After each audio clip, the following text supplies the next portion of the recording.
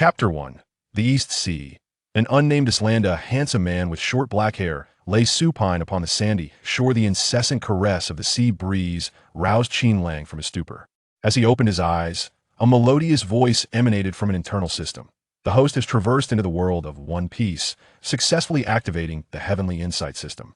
The host has attained maximum comprehension and ultimate modification abilities. Other applications of the Heavenly Insight System are left for the host to explore.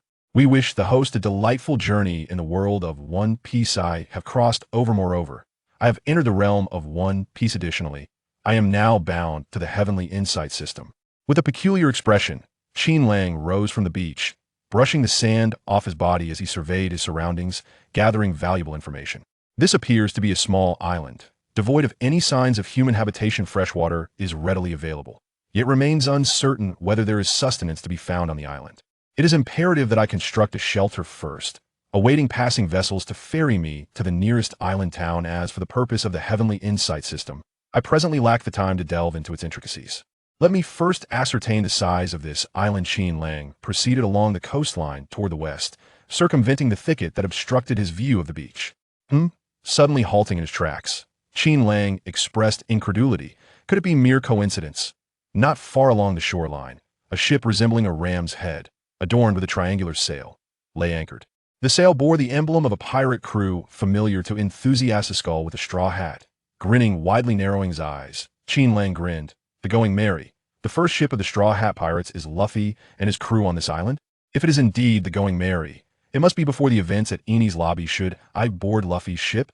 Just as Qin Lang pondered, a cacophony of voices seized his attention.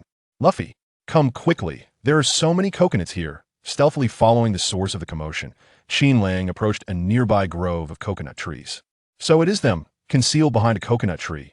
Qin Lang instantly recognized the two exuberant figures dancing beneath the trees. One was a jovial boy wearing a straw hat, bearing a scar beneath his left eye. He was none other than Monkey D. Luffy, affectionately known as Straw Hat, who would later ascend to become one of the four emperors. The other was a man adorned with a light brown scarf, possessing thick curly black hair and prominent lips. He had a strikingly elongated nose. This was Usopp, the sharpshooter of the Straw Hat crew, known by the moniker de Usopp. What a splendid find. Let me gather more. I wonder what delicious dish Sanji will prepare this time. Luffy exclaimed, stretching his arms as he hoisted himself up the coconut tree. Keep it coming, Usopp. He reached out and plucked a large coconut, tossing it to Usopp below. As Qin Lang observed Luffy extending his arm to grasp the coconut tree, the system's voice resonated in his mind. Host observed. User of the human fruit, mythical beast type, Nika form comprehended. Ability to stretch one's body like rubber. Host observed. Individual with the physique of a primary conqueror's Haki. User comprehended. Intermediate conqueror's Haki. Host observed. Individual with the physique of a primary observation Haki. User comprehended. Intermediate observation Haki. Host observed. Individual with the physique of a primary armament Haki. User comprehended. Intermediate armament Haki. Listening to the series of notifications echoing in his mind, Qin Lang's eyes widened in astonishment. Is this the effect of maximum comprehension? Merely gazing at the opponent allows one to acquire their skills. Qin Lang keenly realized that after mastering armament and conqueror's Haki, his body had undergone an epic enhancement. With a mere punch, he could slay a bull stretch. He attempted to extend his hands like Luffy. In the next moment, an astonishing scene unfolded. Whoosh. Qin Lang's hands elongated rapidly, akin to rubber, seizing the coconut at the pinnacle of the tree. After plucking it, they reverted to their normal length. Casting the coconut aside, Qin Lang stared at his hands, unable to suppress a gasp. No need to consume a devil fruit. Merely witnessing another's actions allows one to learn their abilities. This system is rather cunning. Wait. Qin Lang's heart raced. Typically, devil fruit users cannot consume two fruits simultaneously. Unknown reasons lead to their explosive demise. He was not a devil fruit user. Could he wield the powers of two different devil fruits concurrently? Alas, this question would remain unanswered until he encountered a second devil fruit user. Usopp, having secretly tasted the coconut, grew increasingly excited. Luffy, this coconut is delicious. Prepare more. We shouldn't waste the shells. I can use them to create Usopp's special coconut bombs. Danger approaching. Qin Lang jolted from his elation. Alerted by the warning of intermediate observation Haki, he swiftly glanced behind. Usopp, a massive python, 6 meters long and as thick as a barrel, was stealthily advancing towards the oblivious Usopp, cloaked in camouflage just 3 steps behind him. Hiss. The giant serpent opened its gaping maw, lunging at the unsuspecting Usopp. Usopp, Atop the coconut tree, Luffy finally noticed the enormous snake, but it was already too late. Luffy only had time to roar a warning. Watch out behind you. Behind? Usopp turned around in confusion. Help. Usopp's face turned pale as he trembled, watching a gigantic python's gaping maw lunge towards him. Rubber rocket. Two elongated arms struck the serpent's jaw with precision, forcing it to clamp its mouth shut and sending it hurtling away, breathing a sigh of relief. Usopp, overwhelmed with gratitude, exclaimed to Luffy perched in the coconut tree. Thank you so much, Luffy. However, Luffy, jumping down from the tree, scratched his head and grinned foolishly. Usopp, it wasn't me. I didn't manage to save you in time. Usopp gaped in disbelief. Don't joke around. Luffy, if it wasn't you, then who could it be? It was your rubber arms that just knocked the python away and saved me. Usopp, the person who saved you is over there. Luffy pointed towards the coconut tree where Qin Lang was hiding, earnestly stating, thank you for saving my friend. Usopp cowered behind Luffy, trembling. Thank you. Whether you are human or ghost, under the watchful gazes of the two, Qin Lang slowly stepped out from behind the coconut tree, squinting with a smile. You're welcome. As soon as Usopp saw that it was a person, his fear dissipated instantly. He jumped out from behind Luffy, curiously examining Qin Lang's arms. Thank you for saving my life, benefactor. Can your arms also stretch? This is the first time I've seen someone who can stretch their arms like me. Luffy, equally curious, scrutinized Qin Lang's hands. It was indeed the first time he had encountered someone who could extend their arms freely like himself. Under their eager gazes, Qin Lang chuckled and casually elongated his arm, grasping the branch of the coconut tree and drifting closer to Luffy and Usopp. Upon witnessing Qin Lang's extended arm, Luffy's eyes sparkled with excitement. Indeed, your arms can stretch too. Could it be that you also consumed the rubber fruit? Usopp quickly waved his right hand, shaking his head in denial. Impossible. Only one devil fruit ability can exist at a time. He must have eaten a different fruit that allows him to stretch his arms. As the two watched in anticipation, Qin Lang suddenly conceived a mischievous thought. With a smile, he said, I have consumed the talent fruit, which allows me to learn any ability I have witnessed. How could there be such an extraordinary devil fruit? Usopp's eyes widened in disbelief, unable to accept Qin Lang's words, yet Luffy was utterly convinced. An intriguing fruit. With a face full of surprise, Luffy extended his right hand towards Qin Lang, his expression brimming with anticipation as he invited, I am Monkey D. Luffy, a man destined to become the Pirate King. I am in search of companions to join me on this piratical adventure. You seem quite interesting. Would you care to become my ally? Usopp, flustered, tugged at Luffy's arm, whispering urgently, Hey Luffy, you shouldn't so casually recruit strangers into our crew. Qin Lang gazed at Luffy's outstretched hand, remaining silent for a few moments. Then, under Usopp's watchful and fearful gaze, he smiled and grasped Luffy's hand, replying, I look forward to working with you. Captain Luffy joyfully embraced Qin Lang, exclaiming, You are now the 5th member of our crew. Usopp, go inform everyone to prepare a feast. We must celebrate this momentous occasion. On the shores of an unnamed island in the East Sea, Luffy, you clearly promised that we would only explore the island and not cause any trouble. The frantic voice of Nami echoed from the Going Merry. Why? After just a short time, have you brought back a mysterious person, claiming he is the 5th member of our pirate crew? Nami pinched Luffy's rubbery face, pointing angrily at the smiling Qin Lang beside him. You don't even know his name? While he may be handsome, look at his bizarre attire. What if he turns out to be a Navy officer? Do you realize you are a pirate with a bounty of 30 million berries? Do you have any idea how many Navy officers are after your head? What? Luffy's face fell as Nami scolded him, his words slightly muddled. Nami, I don't think he's a bad person. His abilities are intriguing. What's the harm in having him join us? Besides, what's wrong with strange clothing? Usopp's nose is peculiar too. Usopp, caught in the crossfire, waved his right hand and grumbled, Hey. We were talking about him. Why am I being dragged into this? Zoro and Sanji instantly surrounded Qin Lang, their defenses heightened. Just this morning, they'd seen Luffy's bounty notice for 30 million berries, and now, in the afternoon, an unknown individual wished to board their ship. What a peculiar coincidence. As the main combatants of the Straw Hat Pirates, Zoro and Sanji instinctively sensed that this smiling man was not a mere trivial character. Zoro stood silently beside Qin Lang, his hand resting on the hilt of his sword, the Wad Ikamanji, coldly observing Qin Lang's every move. It was as if the slightest hint of aggression from Qin Lang would provoke him to draw his sword without hesitation. Sanji stood rigidly before Qin Lang, his head lowered as he puffed on a cigarette after taking a deep drag from a cigarette. Sanji looked up and slowly said to Qin Lang, My friend, we are truly grateful for your rescue of Usopp. However, your appearance is rather coincidental. Our captain is quite nah. He believes everyone is inherently good, but we are different. If you harbor any ill intentions, I kindly ask you to leave the ship at once in light of your assistance to Usopp. We will not take action against you.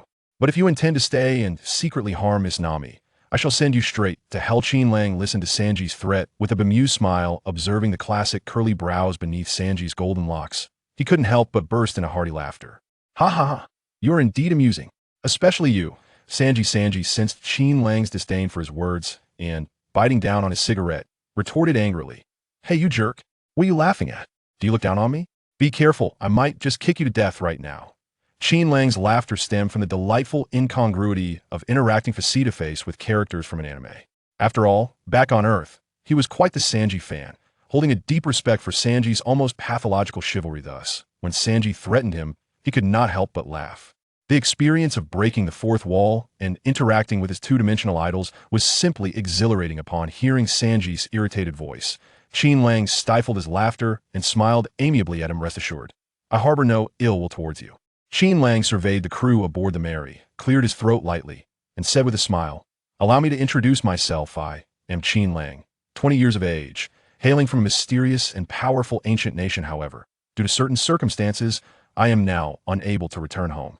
As a wanderer in a foreign land, I possess no particular ambitions, merely seeking engaging experiences by fortuitous chance. Captain Luffy sincerely invited me to join you, and I readily accepted.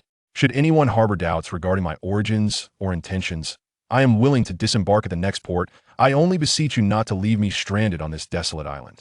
Upon hearing Qin Lang's declaration, Sanji and Zoro instinctively exchanged glances, each sensing a flicker of trust in the other's eyes in the next moment.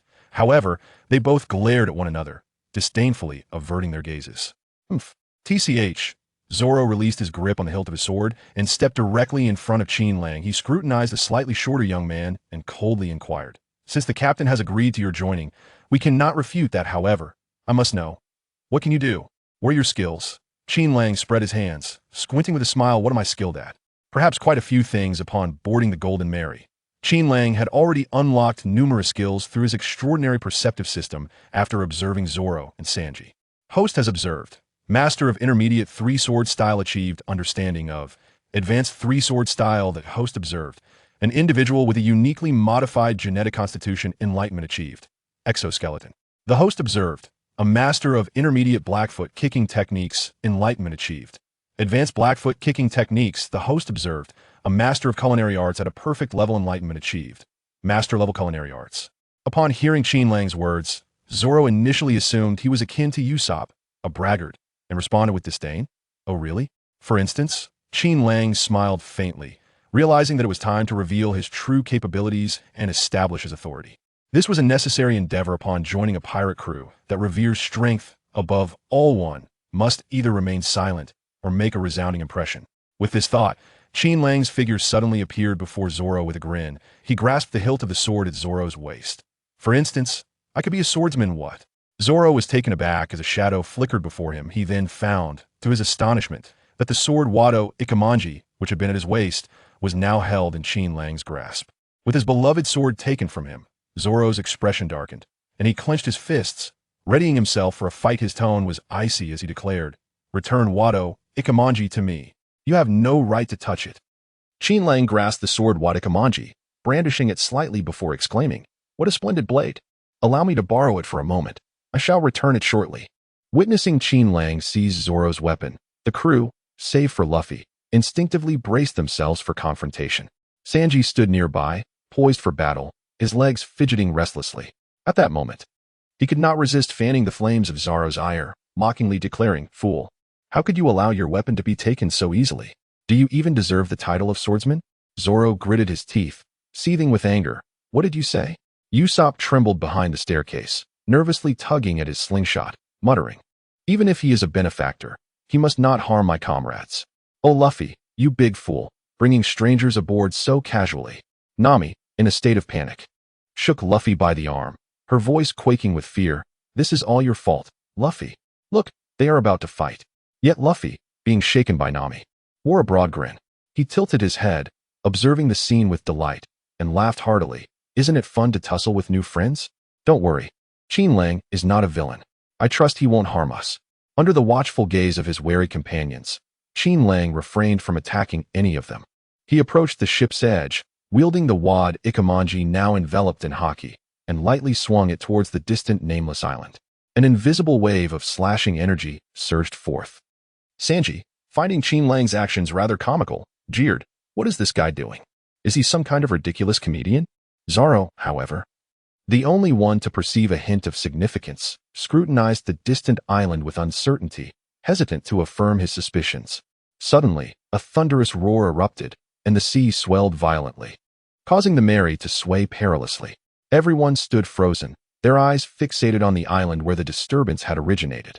In their astonished and fearful expressions, the nameless island silently split into two halves. Water surged into the fissure where the land had once been whole.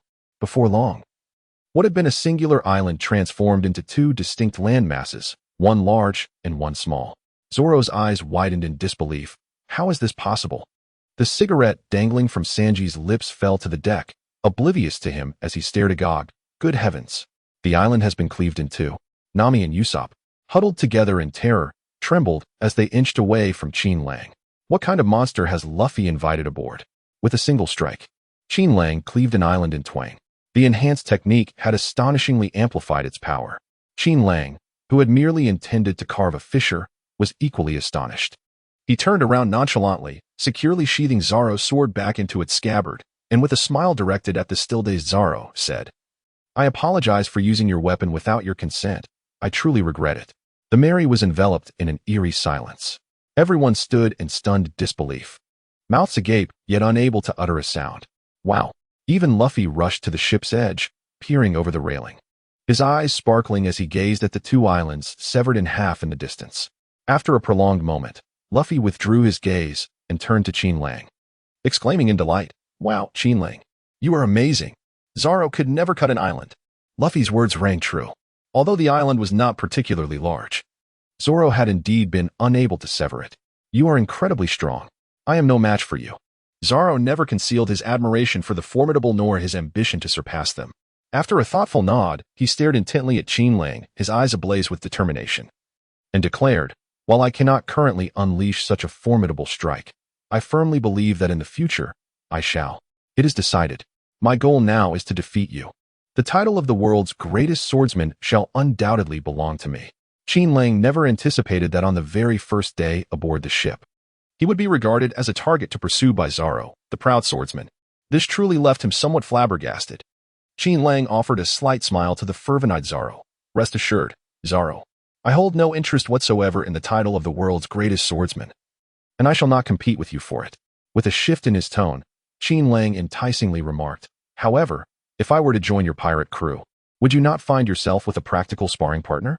Especially one who is entirely unfazed by trouble and readily available for battle at any time and place." Zoro's throat constricted as he felt a surge of excitement.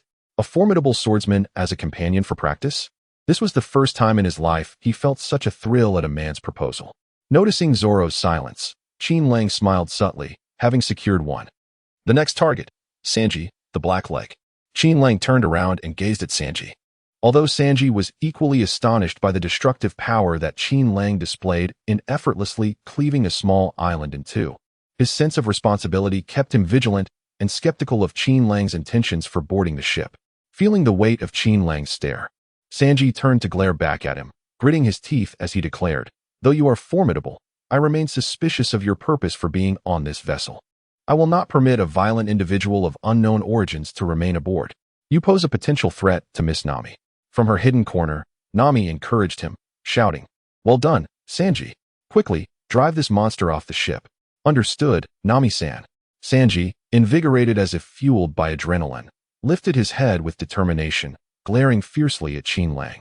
"Hey, did you hear that? Get off the ship at once." Qin Lang said little, merely shifting his feet slightly before vanishing from Sanji's sight with a smile. Sky Walk, modified version, divine concealment. This individual relied solely on his leg technique to elude my vision? Sanji's eyes narrowed. He warily turned his body, searching for any trace of Qin Lang. Astonishingly, he found nothing. The disparity in both leg technique and eyesight was too great. If his opponent wished, he could claim Sanji's life at any moment. A bead of cold sweat appeared on Sanji's forehead. In the next instant, Qin Lang's figure materialized beside him, bowing his head. He spoke in a voice reminiscent of a demon, whispering to Sanji, "Would you like to learn this technique, which allows one to achieve near invisibility through sheer speed? I can teach you." Concealment. Entering the women's bathhouse, witnessing beauties emerge from their baths, a feast for the eyes. Sanji's heart inexplicably raced. He struggled to steady his trembling hand, fumbling to extract a cigarette from the pack, lighting it, and taking a couple of puffs. Gazing at Qin Lang, he clenched his teeth in jealousy and declared, "All right. It's a deal. I temporarily allow you aboard. That scoundrel must have done this before. How infuriating. That is my cherished dream." The mere thought of freely entering the women's bathhouse to watch beauties bathe flushed Sanji's face with color. Even his gaze towards Qin Lang seemed considerably more benevolent. Yet inwardly, Sanji seethed. In 3 days, I shall master the technique of invisibility, and then this scoundrel can take his leave. One brainless swordsman aboard is more than enough. A second swordsman seeking to board? Not a chance. Qin Lang smiled gently, returning a warm smile to his companion. Yet, within, Qin Lang harbored a fierce whisper, "Rest assured. Until you awaken your genetic superpowers and acquire the exoskeleton ability, achieving invisibility will remain beyond your grasp. This vessel is mine." Indeed, Sanji found the allure of mastering invisibility hard to resist. With a mere utterance, Qin Lang effortlessly secured Sanji's endorsement. Upon witnessing Sanji's betrayal, Nami, filled with indignation, hurled a wooden stick at his head, disrupting his reverie steeped in delightful fantasies. "Sanji, you fool. Have you surrendered so easily? Did you not promise to protect me?" Sanji looked up at Nami, a foolish grin spreading across his face, his curling brows dancing animatedly. "Nami-san," he presented an irresistible proposition. "But fear not. I shall still protect you." "Next, Nami." Qin Lang raised his gaze to meet Nami's. How might he win her affection? Should it be through wealth or personal charm? Suddenly, a chime echoed in his mind, heralding the arrival of the insightful system's notification. The host observed, "Mastery of advanced navigation techniques." He comprehended, perfect level nautical skills. Upon hearing the system's prompt, Qin Lang's lips curled into a subtle smile. A solution had presented itself. Nami, noticing the peculiar grin on Qin Lang's face as he gazed at her, felt a sudden stiffness in her heart. In a flurry of panic, she retreated to a corner, her voice trembling. Please, don't come any closer. I'm just a penniless, frail woman." This individual was far more terrifying than Alone. Alone could never nonchalantly slice through an island with a single stroke. "Hey, Qin Lang," Sanji interjected, somewhat irked as he obstructed Qin Lang's line of sight. With an air of indifference, he stated, "Don't think that just because you're on the ship, you can stare at Miss Nami so brazenly. She is not someone of your ilk to be trifled with." Qin Lang shrugged his shoulders and said with a smile, "Rest assured. I harbor no ill intentions towards Miss Nami. I possess a modest understanding of nautical knowledge and may be able to assist Miss Nami in the creation of nautical charts." Nami, surprised, peeked out from the corner and asked with curiosity, "How did you know I am a navigator?" Qin Lang smiled faintly, sensing that such a beautiful lady ought to be a wise navigator. Nami, flattered by the compliment, peeked out slightly and inquired, "How can you prove your knowledge of navigation? If you don't mind, may I borrow a piece of paper and a pen? Please wait a moment while I retrieve them." As Nami went back to fetch the paper and pen, Sanji approached Qin Lang, his tone laced with jealousy. Gritting his teeth, he declared, "Qin Lang, you scoundrel. I will not permit you to entertain any improper thoughts about Miss Nami. If you dare to come near her, I swear I shall roast you and feed you to the sea beasts." Qin Lang smiled silently. Witnessing Qin Lang's lack of response, Sanji, consumed by jealousy, incessantly murmured beside him, "Did you hear that? Miss Nami is an angel. No one is permitted to come near her." Qin Lang disregarded the resentful Sanji. He turned his gaze towards Usopp, who was hiding behind Luffy, using him as a shield, and casually remarked, "Usopp, I too possess a talent for inventing and crafting various weapons. Perhaps we could have an opportunity to discuss and exchange ideas together?" Qin Lang was not deceiving Usopp, for during his initial observation of Luffy and Usopp, the system had indeed provided him with insights.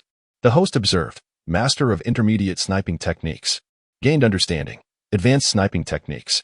The host observed, "Master of basic weapon proficiency. Gained understanding. Intermediate weapon proficiency." The host observed, "Master of basic repair skills. Gained understanding. Intermediate repair skills." However, at that moment, Qin Lang, astonished by Luffy's abilities and domineering presence, overlooked Usopp's capabilities. Although Usopp's skills were not particularly formidable, they were plentiful and significantly augmented the range of Qin Lang's abilities. Upon hearing the mention of weapons and invention, Usopp's eyes sparkled with excitement. Without hesitation, he pushed Luffy aside, puffed out his chest, and proudly declared, "Ahem. Since you are so humbly seeking guidance from me, the great inventor Usopp, I would be more than happy to offer you some pointers during my leisure time." Usopp's favor was effortlessly won. "Good heavens, Mr. Qin Lang, you have perfectly crafted the nautical map of this island without any tools?" Nami exclaimed, holding up the freshly drawn map with the reverence of a treasure. "How did you accomplish this?" "I just measured it, and the precision is impeccable." Like a starry-eyed admirer, Nami approached Qin Lang with a playful demeanor, exclaiming, "Mr. Qin Lang, I wholeheartedly welcome you aboard. Could you teach me the art of hand-drawn cartography? I would be honored to be your apprentice." Qin Lang nodded with a smile, saying, "Certainly. As long as I am free, Miss Nami is always welcome to seek my guidance in mastering the art of navigating charts." "That's wonderful," Nami exclaimed, leaping with joy. She gazed reverently at the island map in her hands and remarked, "Mr. Qin Lang, I shall find a frame to preserve this exquisite map." As Nami went off in search of a frame, Sanji remained behind, casting a seething glare at Qin Lang, his expression twisted with jealousy. He muttered incomprehensible curses under his breath. Observing that Qin Lang had garnered the unanimous approval of the other crew members, Luffy adjusted his straw hat and, embracing Qin Lang with exuberance, joyfully proclaimed, "Friends, to welcome our new companion, we shall host a banquet aboard the Mary tonight." The others aboard the Mary responded with palpable excitement, raising their hands in unison, exclaiming, "A banquet it is." In the realm of anime, Qin Lang often witnesses the jubilant feast celebrated by Luffy and his companions, a spectacle he has long since grown accustomed to. However, experiencing such revelry from the outside provides an entirely different sensation than being immersed within it. Amidst the vibrant and joyous atmosphere, a flicker of excitement unexpectedly ignited within Qin Lang. Yet, he swiftly reigned in his inner exhilaration. The events of the day had been overwhelming, and he required a moment of solitude to reflect upon the extraordinary capabilities of the Enlightenment-defying system. Qin Lang smiled and said, "Captain Luffy, I wish to spend some time in solitude on this island. After all, I have lived here for a while and have developed some feelings for it." Luffy grinned and replied, "Call me Luffy. And don't forget about the feast tonight." As Qin Lang turned to descend from the ship, he paused momentarily, as if struck by a thought. He then faced Zoro and Sanji with a knowing smile, remarking, "By the way, if anyone wishes to find me, I shall be resting in the forest over there." With his hands clasped behind his straw hat, Luffy watched Qin Lang depart the ship, exclaiming cheerfully, "How fortunate. We found another intriguing companion." It was only when Qin Lang vanished into the island's woods that Zoro released his grip on the hilt of his sword, his palms slightly damp with perspiration, and solemnly stated, "Luffy, this man's demeanor is unfathomable. Inviting him aboard our ship may not bode well." Sanji, standing nearby, echoed the seriousness of the moment, saying, "Luffy, though I often clash with this fool of a swordsman, I must concede that his judgment this time is indeed astute. Even now, we remain unaware of where Qin Lang hails from or his intentions. Yet, he seems to possess considerable knowledge about us." Luffy, grinning broadly, laughed heartily. "Zoro, Sanji, I trust my instincts. Qin Lang will surely prove to be a dependable ally." In the depths of the forest, Qin Lang sat cross-legged upon a massive rock. His eyes closed as he reflected upon the myriad gains he had just acquired. The fruit of all, the beast species, the intermediate form of the Nika, the intermediate conqueror's Haki, the intermediate observation Haki, the advanced armament Haki, the master-level three-sword style, the advanced exoskeletal technique, the master-level culinary arts, the perfect navigation skills, the advanced stealth techniques, the intermediate sniping skills, the intermediate proficiency with weapons, and the intermediate repair skills. Whenever he focused his gaze upon an opponent, the system would prioritize and extract the most advantageous combat-related abilities from them. A striking illustration of this was seen in Sanji, from whom he first discerned the exoskeletal ability, followed by the advanced black leg technique, and ultimately the culinary skills. Qin Lang's mind raced as he swiftly summarized the principles of the extraordinary comprehension system. When comparing the current combat prowess of Luffy, Zoro, and Sanji, it became evident that the abilities I had grasped were clearly on a superior level.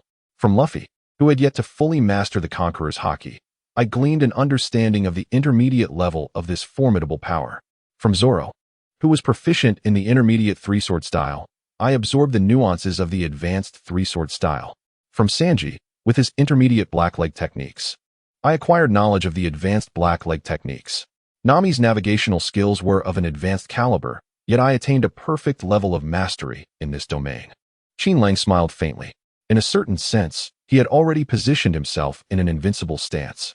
As long as he was under scrutiny, he could wield an ability that surpassed his opponent's by a significant margin. How would they counter this? The pinnacle of comprehension was indeed terrifying. Within this peak understanding lay the capacity to mentally simulate battles, leading to profound insights. He decided to first test the effects of his ultimate enlightenment with the intermediate level of armed Haki. In Qin Lang's mind, the method of utilizing intermediate armed color Haki naturally emerged. At the same time, a miniature, smiling version of Qin Lang appeared within his consciousness. Little Qin Lang wielded two blades in his hands, with another clenched in his mouth, emanating a colorless aura that slowly entwined around the three swords. This was the essence of intermediate armed color entanglement. He began to attain enlightenment as the world within his mind transformed. A group of indistinct foes gradually surrounded little Qin Lang. Undaunted, he skillfully maneuvered the Haki-wrapped blades, employing the advanced three-sword style to contend against the virtual adversaries materializing in his mind. The enemies surrounding him seemed countless, an endless tide that could never be vanquished. Some wielded knives, others relied on fists or feet, and a rare few resorted to slingshots or firearms. These adversaries were imagined by Qin Lang, inspired by Luffy, Zoro, Sanji, and Usopp.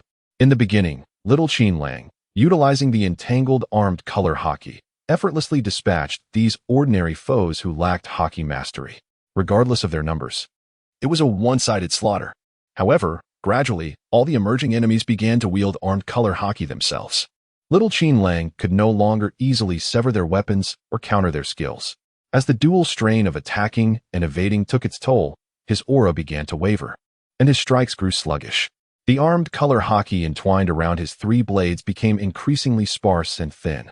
Suddenly, little Qin Lang noticed that the latest foe also bore the same entangled armed color Haki. An idea struck him. He too enveloped himself in intermediate armed color Haki, employing it for defense against the attacks from behind. Indeed, this proved effective, as the adversary's strikes began to lose their potency under the protective veil of Haki. With the full armor of armed color Haki, little Qin Lang restructured his counteroffensive, leading to a resounding defeat for his enemies. Yet, a new crisis soon emerged. More adversaries, fortified with even stronger armed color Haki, appeared. Their Haki was evidently more potent than his, with greater volume and higher density. Before long, he was struck simultaneously by two foes, resulting in his immediate demise. The fallen little Qin Lang transformed into a beam of white light, merging into Qin Lang's consciousness. In the next moment, the battle experience of little Qin flashed vividly within Qin Lang's mind, each scene feeling as if it had occurred in reality. Concurrently, Qin Lang's understanding of armed color Haki deepened significantly. He realized that armed color Haki does not necessitate constant enveloping of the entire body. Instead, the optimal approach lies in the swift release of entanglement precisely when needed. Qin Lang slowly opened his eyes, having gained a deeper understanding of the application of armament Haki. Qin Lang was slightly astonished to discover that within the virtual battlefield of his mind, young Qin Lang had been engaged in relentless combat for several hours. Yet, in the external world, merely 3 seconds had elapsed.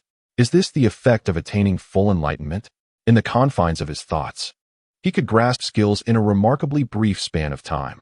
The battles themselves were mere illusions. However, the techniques and experiences acquired from these encounters were undeniably real and tangible. Qin Lang once again closed his eyes, embarking on an endless journey of enlightenment. It was unclear how much time had elapsed when the sound of approaching footsteps resonated behind him. Soon, the footsteps came to a halt not far from Qin Lang. As anticipated, they had arrived. Qin Lang opened his eyes and, rising to his feet, turned to regard the newcomer behind him. With a smile of understanding, he remarked, "The first to arrive is indeed you, Zoro. As expected, your words were intentional." Zoro, donning a green bandana, drew his sword, Wad Ikamanji, and pointed it gently towards Qin Lang. His expression darkened with seriousness as he declared, "Qin Lang, let us engage in a duel. I wish to ascertain the extent of the disparity between us." "I am more than willing to oblige," Qin Lang replied, "but I currently possess no weapon." Please, grant me a moment. Qin Lang wandered through the forest, and with delight, he picked up a branch, roughly the thickness of a pigeon's egg and half a meter long, from the ground. Ah, you shall be the one. Qin Lang gently rubbed his fingers, enveloped in armed color, against the surface of the branch twice, rendering it smooth and pristine. Woo-woo. Qin Lang waved a branch in the air a few times, nodded in satisfaction, and murmured to himself, I shall name you Wooden Life. Qin Lang, with a single hand gripping the renowned blade, Mu Sheng, pointed towards Zoro with a smile, saying, I am ready, let us begin. Qin Lang, that fellow, is even more arrogant than Hawkeye. Are all swordsmen such proud braggarts? At the moment he uttered this, Zoro clearly lacked self-awareness. With a slight twitch at the corner of his eye, Zoro spoke in a low voice. Are you really planning to challenge me with such a mere twig you casually picked up? Qin Lang smiled gently and assured, rest assured. This is a high-quality renowned blade that, with your current prowess, you cannot possibly sever. Zoro gritted his teeth, crouched low to gather strength, and coldly retorted. There must be limits to your disdain for me. Witness as I cleave your renowned blade in two. Should I succeed in slaying you, it shall prove that you are not as formidable as you claim. In response to Zoro's menacing declaration, Qin Lang smiled faintly and said, but what if I remain alive? Zoro replied solemnly, if you survive this, I shall acknowledge you as my comrade. With determination, Zoro thrust his sword forward, executing a diagonal slash from above. One sword style, moonlit slash. As Zoro's strike descended, Qin Lang stood still with a serene smile, unwavering. He observed the blade of Wado Ikemonji slicing through the air towards him, so close that he could perceive his own reflection in the glimmer of the blade. It was at that moment, until now. With a light flick of the wooden life in Qin Lang's hand, it effortlessly met Zoro's blade. Bang! The moment the wooden life made contact with the sword, an immense force erupted, far exceeding Zoro's expectations. The tremendous power transmitted from the wooden branch forced Zoro to be propelled backward. He executed 2 flips in the air before managing to dissipate the force, landing firmly on his feet. Once on the ground, Zoro immediately turned his gaze towards the branch in Qin Lang's hand. How is this possible? He stared in disbelief at the unscathed twig, his heart filled with astonishment. Qin Lang's strength is undeniably formidable. Yet, am I truly incapable of severing even a mere branch that he wields as a weapon? Is our disparity in power truly so vast? I had distinctly promised Luffy that I would not succumb to defeat again until I vanquished Hawkeye and ascended as the world's foremost shipwright. Must I face defeat once more? Qin Lang discerned the confusion that had arisen within Sauron's heart and could not bear to dishearten him. Qin Lang waved the wooden branch in his hand, signaling Zoro not to dwell on the outcome of the contest. This is an unequal battle. I possess combat techniques that you have yet to encounter. He continued. Observe the branch I hold. Has it undergone any transformation? Transformation? Zoro suppressed the confusion that stirred within him as he focused on the stick in Qin Lang's grasp. To his astonishment, he discerned that the wooden stick had, at some point, shifted in hue to a deep black. Zoro pondered silently. Earlier, when Qin Lang had swung it aboard the ship, it too had changed color, resembling the sword Enma. This was a manifestation of Haki, known as armament Haki. Qin Lang retracted the powerful Haki entwined around the wooden stick and then unleashed it once more, demonstrating the transformative process to Zoro. By enveloping the surface of a weapon with armament Haki, one could enhance its strength and resilience. At the very moment when my wooden life made contact with the legendary sword, I cloaked it in armament Haki. Even with a sharp and renowned blade in your possession, you would find it utterly impossible to sever the fragile branch I hold, as you have yet to master this combat technique. As he spoke, Qin Lang squinted. Is defeat merely defined by loss? No. Having one's weapon struck and marred by the enemy is a disgrace for any swordsman. Only by mastering this skill, which can transform any blade into an indomitable black sword that shall never shatter, can one truly claim to have crossed the threshold into the realm of the great swordsman. The black sword. The words of Qin Lang instinctively evoked within Zoro a vivid memory of a striking figure who had once plunged him into despair for the very first time. The weapon wielded by that man was the black blade. Dracul Mihawk. Qin Lang appeared to have discerned Zoro's thoughts as he smiled and remarked, the world's foremost swordsman, Hawkeye, has mastered this technique to an unparalleled degree. Even an ordinary blade in his hands can manifest into an extraordinary black sword.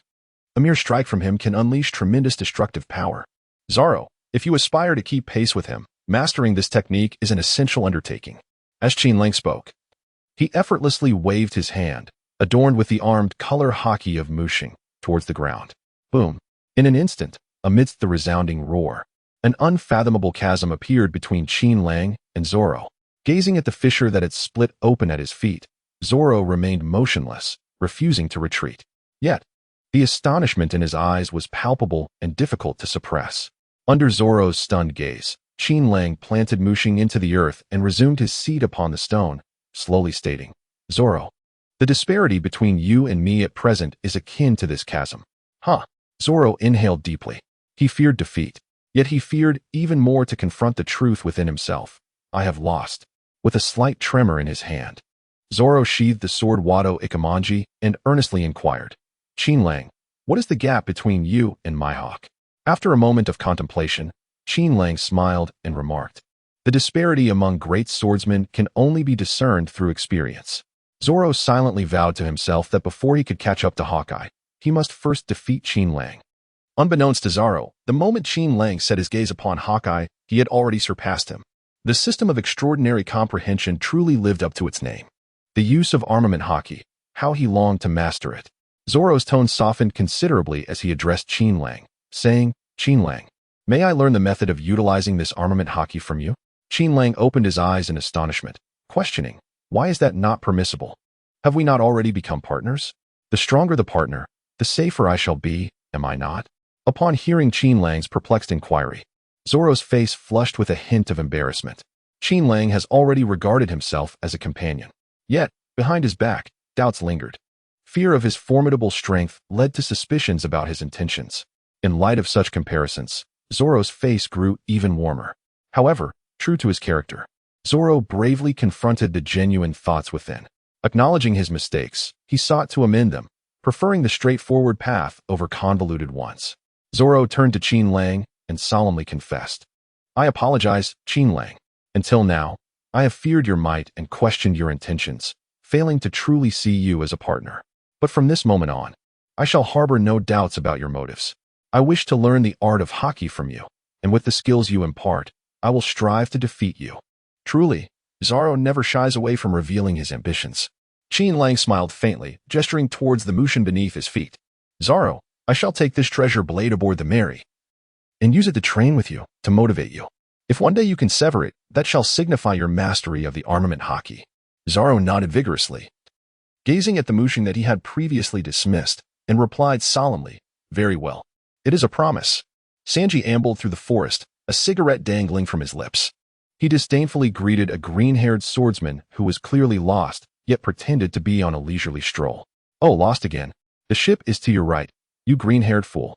The swordsman retorted, "I'm merely taking a walk." Zoro shot Sanji an irritated glare, noticing that Sanji was heading towards the area where Qin Lang was located. He instantly deduced Sanji's purpose for coming to the island. Gripping the hilt of his sword, Zoro sneered, "Are you seeking out Qin Lang?" Sanji glanced at Zoro, exhaling a puff of smoke. "He is hardly a beauty. Why would I seek him? The spices on the ship are running low. I need to forage for some on the island." Zoro was not convinced, dismissing Sanji's claim with a scoff. "You wish to seek out a beating. I want to impede you. After all, it won't be me getting half-beaten to death." It seemed someone had already faced a beating. "Rest assured, I am not you. I wouldn't engage in such foolishness." Sanji scoffed, uninterested in further interaction with the idiotic swordsman, and turned to leave. Zoro glared at Sanji's retreating figure, snorting disdainfully before turning to walk towards his left. "The ship is this way. This time, I am absolutely certain. Is it this way?" Sanji looked around, following a recently formed crevice in the ground. Before long, he spotted a man sitting cross-legged on a rock, eyes closed in meditation. This mysterious individual, was he meditating? Is this the reason for his immense strength, practicing at any moment and in any place? Sanji paused, taking a deep breath of his dwindling cigarette, exhaling the smoke in silence. "Yes, is that you, Sanji?" Thanks to the warning from his observation Haki, Qin Lang had already confirmed the identity of the visitor. Qin Lang kept his eyes closed, still immersed in a state of enlightenment, simulating combat against an imaginary foe using an exoskeleton and the Blackfoot kicking technique. "Ah, it's me." Sanji casually nodded and said, "Qin Lang, as the chef of our crew, I feel it is my duty to know if you have any dietary restrictions." as well as your favorite and least favorite foods. Dietary restrictions? I am not fond of lettuce at all. I have an affinity for all desserts and hold a strong aversion to bitter foods. With his eyes still shut, Qin Lang's lips curled into a slight smile. Indeed. Sanji is a gentle and attentive man. Just as this thought crossed his mind, he heard Sanji suddenly chuckle mischievously. Oh, so you detest that food, do you? Sanji said, rubbing his hands together with a wicked grin. Lettuce is it? Very well. I shall prepare a special lettuce salad for you every single day once you board the ship, and an array of bitter desserts as well. Rest assured, as the sole chef on this vessel, I will take good care of you. Qin Lang's upward curving lips twitched slightly twice. It seems that the conclusion was reached prematurely. The epiphany in Qin Lang's mind concluded the simulated battle. Qin Lang's understanding of exoskeletons and the advanced Blackfoot kick technique has deepened significantly. Among them, the sophisticated Blackfoot kick technique is poised to soon transcend its current limitations, evolving into a flawless form of this martial art. Qin Lang slowly opened his eyes and gazed at Sanji. In an instant, those cold, inhuman eyes immobilized Sanji. This fellow's gaze is chilling. Sanji's body stiffened, and his eyes darted away. In that fleeting moment, he found himself overlapping Qin Lang's figure with that of his two brothers. They all possessed eyes devoid of emotion, almost heartless. Could it be that this individual is also a genetic modification? Gritting his teeth, Sanji summoned his courage and fixed his gaze once more on Qin Lang's eyes.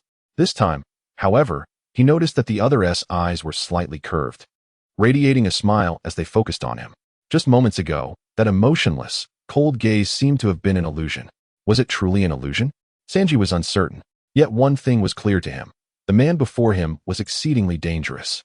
Taking a deep breath, Sanji calmly addressed Qin Lang, saying, regardless of your intentions, please do not harm Miss Nami. Otherwise, I shall pursue you to the ends of the earth. Alas, each of you harbors profound misunderstandings towards me. Qin Lang helplessly shook his head, rising from the stone and stretching his legs. What? Do you wish to spar with me as well? Sanji shook his head, disdainfully retorting. I am nothing like that simple-minded fool of a swordsman. I do not engage in combat lightly. If not for the sake of a beautiful lady's affection, fighting would hold no significance at all. Qin Lang shrugged and chuckled. So, you merely came to repulse me? Sanji turned back with a sneer, leaving behind a triumphant remark. Of course. Remember this. To offend a chef at sea is an exceedingly foolish endeavor. Qin Lang, gazing at Sanji's retreating figure, chuckled. Sanji, in truth, I too possess culinary skills. Sanji, taken aback, turned around and fixed his gaze on Qin Lang. Are you a chef as well? Or do you claim to cook due to that talent of the devil fruit that Luffy spoke of? Talent devil fruit? Qin Lang was momentarily taken aback.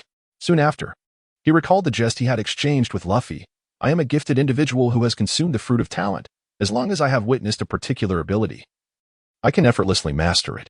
Qin Lang nodded with a smile, acknowledging, indeed, I possess a talent that allows me to learn merely by observation. In truth, to a certain extent, Qin Lang was not being deceitful. He indeed had the ability to grasp concepts through mere observation. However, it was not due to the power of a devil fruit, but rather the extraordinary capabilities of his comprehension system. Nonetheless, in order to assimilate into the group, it is understandable that he would resort to a harmless little white lie. Sanji, with a hint of skepticism, scrutinized Qin Lang, incredulously asking, is there truly a devil fruit so extraordinary that one can learn simply by witnessing it? Do you not believe me? Qin Lang gazed at Sanji, his tone laced with provocation as he remarked, Sanji, shall we engage in a culinary contest at tonight's banquet to determine whose dish is superior? Let Nami serve as the judge. Upon hearing Qin Lang's words, the flames of rivalry ignited within Sanji's heart. He pointed a finger at Qin Lang, gritting his teeth as he declared, Qin Lang, Nami's favorite dish will undoubtedly be crafted by me. Prepare yourself for defeat. Qin Lang smiled and said, very well. Then we shall meet at the banquet this evening. Sanji's heart ignited with a fierce fighting spirit. He turned determinately towards the depths of the island, intent on searching for fresh ingredients. Indeed, the companions of the Straw Hat crew were quite intriguing. Qin Lang watched Sanji leave in a fit of fury, shaking his head with a faint smile. He settled back down on the stone, closing his eyes to attain enlightenment. There were still a few hours until dusk, providing him ample time to refine his skills. In the depths of the island, Sanji was in hot pursuit of a panicked wild boar. Just as he was about to catch it, a familiar figure with green algae-like hair appeared in his peripheral vision. Confused, Sanji thought. This fool clearly told me the direction to the ship, yet he wanders deeper into the island. Doesn't he know the ship should be by the sea? In that moment of distraction, the wild boar made a sharp turn and darted into a hollow in a tree, trembling with fear and refusing to emerge. Sanji crouched at the entrance, shouting into the hollow, "Don't hide in there. I know you're home." Nearby, Zoro, with a grass root in his mouth, looked at the frustrated Sanji and mocked, "Hey, chef, can't even catch food? Do you really think you deserve to be a chef?" As he spoke, Zoro drew his sword, Wad Ikamanji, and swiftly struck twice at the tree. Moments later, the tree, thick enough for 3 people to embrace, was severed in 2, exposing the hollow to their gaze. The wild boar, hiding helplessly inside, looked up at the 2 fearsome figures, their menacing smiles dripping with saliva. The rich, savory aroma of roasted meat wafted across the beach of the unnamed island. The Straw Hat crew, having already set up tables, chairs, and torches, gathered excitedly around a spit of roasted pig and a grill of giant fish. Sanji carefully tended to the pig, rotating it with precision as the juicy meat radiated an enticing golden sheen. In the past, a crowd would have already gathered around the roasted pig. Today, however, the usual companions were clustered around the other grill, leaving Sanji to roast the pig alone, his face etched with resentment. At the other grill, grinning with squinted eyes, was Qin Lang, applying a secret sauce made from honey and herbs onto the fish. The already fragrant fish, upon receiving the special treatment, released an even more intoxicating aroma, further heightening the anticipation of the onlookers. "Smells amazing," Luffy exclaimed, his mouth agape in exaggerated delight. Beside him, Usopp swallowed hard, nervously eyeing Luffy's mouth, worried he might inadvertently fall in. Luffy's eyes widened as he hungrily watched Qin Lang apply the sauce to the fish, urging, "Qin Lang, hurry up. I can't hold back any longer. It smells so good." Usopp, with a mouth full of saliva, murmured and schemed cautiously, "Luffy, you must exercise restraint. After all, we are not yet well acquainted with Qin Lang. What if he has poisoned the food? Allow me to taste it first. And once I confirm it is safe after a hearty meal, you may indulge." "Usopp, you must not speak of Mr. Qin Lang in such a manner," Nami exclaimed, delivering a sharp blow to Usopp's nose. Rubbing his nose in dismay, Usopp protested, "Nami, I am your comrade. Qin Lang is merely a newcomer." Zoro, with a drink in hand, tilted his head back and took a swig, remarking, "It seems our foolish cook has already lost." Amidst the commotion, Qin Lang sprinkled a handful of chili powder, nodding with satisfaction, "It's ready. Everyone, come and eat." "Yay, finally, we can eat." Luffy's eyes sparkled with excitement as he eagerly grabbed a large piece of roasted fish, devouring it ravenously. With stars in his eyes, he exclaimed, "Wow, this is delicious." Just as Usopp was about to savor a piece of fish shimmering with golden hues, Luffy, grinning mischievously, snatched it away. "Luffy, you thief. Prepare for my ultimate move, Chili Star." Enraged, Usopp launched a chili star from his slingshot directly into Luffy's wide-open mouth. Oblivious to the impending explosion, Luffy swallowed both the fish and the chili star. The next moment, the chili star detonated in his mouth. "Ah, it's so spicy. Water, water, water." Luffy's eyes widened as he clutched his throat, his mouth swollen and agape, as if he could breathe fire. This is the consequence of stealing food from Usopp the Great. Usopp gloated, sauntering off to enjoy his roasted fish. Once he tasted the succulent flavor, he couldn't help but open his mouth wide, swaying in delight. What a fragrant roasted fish. It's even better than what Sanji makes. Sanji, who was finishing off the wild boar he was grilling, glared at the smiling Qin Lang, a sense of unease creeping into his heart. That fellow Qin Lang managed to capture the appetites of this unruly bunch with nothing more than a grilled fish. How infuriating. Am I truly destined for unemployment? To his astonishment, Qin Lang possessed remarkable culinary skills. Sanji gritted his teeth as he sprinkled the final spices onto the roasted pig, completing his masterpiece. "Ah, does Nami not enjoy the grilled fish prepared by Qin Lang?" A sudden glimmer of hope lit up Sanji's face. He keenly observed that Nami seemed unimpressed with the grilled fish she held. After merely taking a bite, she sorrowfully set it down. A hint of disappointment etched on her features. Nami did not savor the grilled fish made by Qin Lang. My opportunity has arrived. Sanji felt invigorated, as if fueled by an unseen force. He excitedly presented a beautifully garnished platter of roasted meat, twirling gracefully to Nami's side. With a gentlemanly demeanor, he knelt on one knee, pressed a hand to his chest, and held the platter aloft, declaring, "The most enchanting Miss Nami. This is a special dish of fruit-flavored pig tongue, exquisitely tender and delectable. Please enjoy." Nami, Sanji's words momentarily disrupted her thoughts, pulling her from a cherished memory. She accepted the platter, offering a grateful smile. "Thank you, Sanji." "At your service, Nami," Sanji replied, lifting his gaze, his heart ready to shower her with affection. When suddenly he froze. "Nami, are you crying?" He stared, bewildered, into her beautiful eyes. He instinctively reached out, catching a single tear that had trickled down her cheek. The crystalline droplet glided across his fingers, ultimately falling onto the sand below, lost to the world. Tears. Nami hurriedly wiped at her eyes, sniffling slightly. She donned a radiant smile to mask her earlier vulnerability, exclaiming, "Oh, how annoying. I got chilly in my eyes." At this moment, Nami's heart was in a state of turmoil, filled with complexity. Just after savoring the grilled fish prepared by Qin Lang, memories of Aunt Belmere, no, of Mother Belmere, unconsciously flooded her mind.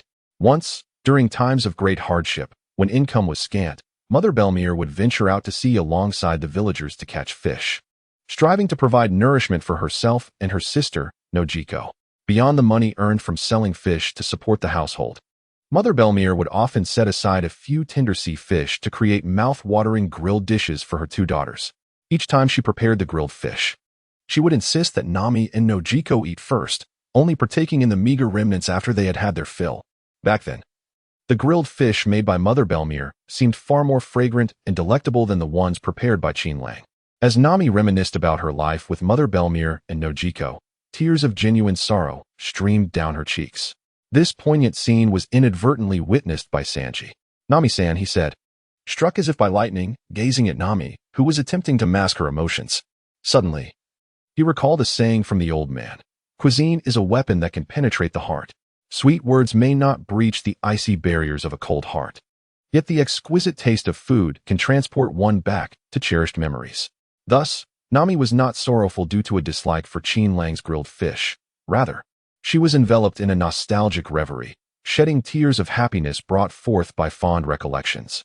Although Nami had yet to taste the grilled meat she had prepared, Sanji realized he had already lost.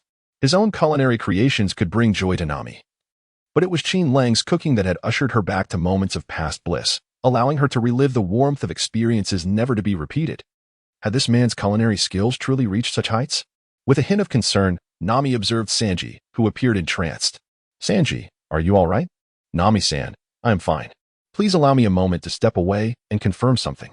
Sanji turned and walked directly to Qin Lang, who was slicing grilled fish for the crowd, and said earnestly, "Qin Lang, I would like to taste the grilled fish you have prepared." Qin Lang smiled faintly as he offered a plate of meticulously prepared grilled fish to Sanji. "Of course, enjoy," he said. In the midst of the astonished gazes from those around them, Sanji closed his eyes and savored the fish. Suddenly, a wooden prosthetic limb struck Sanji squarely in the face, sending him tumbling to the ground.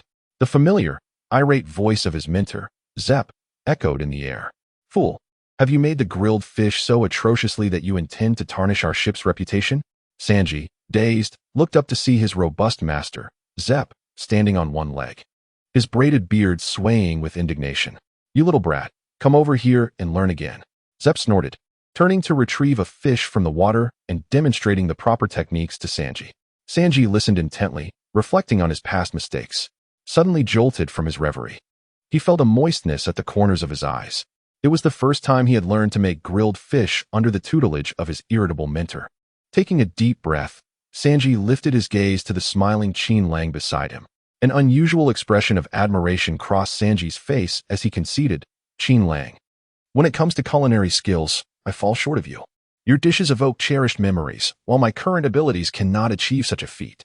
Qin Lang smiled faintly as he picked up 2 bottles of wine from the ground, casually tossing one bottle to Sanji. Sanji caught the wine, momentarily taken aback. Qin Lang tilted the bottle of wine towards Sanji with a smile, exclaiming, "A toast to Chef Zeppeli." Qin Lang's culinary skills are derived from Sanji. When Sanji began preparing the food, the system notification alerted Qin Lang. Host observed, master of perfect culinary arts. Comprehended, master-level culinary skills. Sanji's culinary expertise, in turn, originates from Japu. Therefore, Qin Lang's toast to Chef Japu was not made lightly. After a moment of surprise, Sanji smiled, gently clinking his bottle with Qin Lang's, and cheerfully proclaimed, "A toast to Chef Chapu." At this moment, Luffy had already devoured most of the grilled fish and was beginning to feel full. With a beaming grin, he shouted to the others, "Partners, today, we have a new member joining us." The others enthusiastically responded with loud cheers.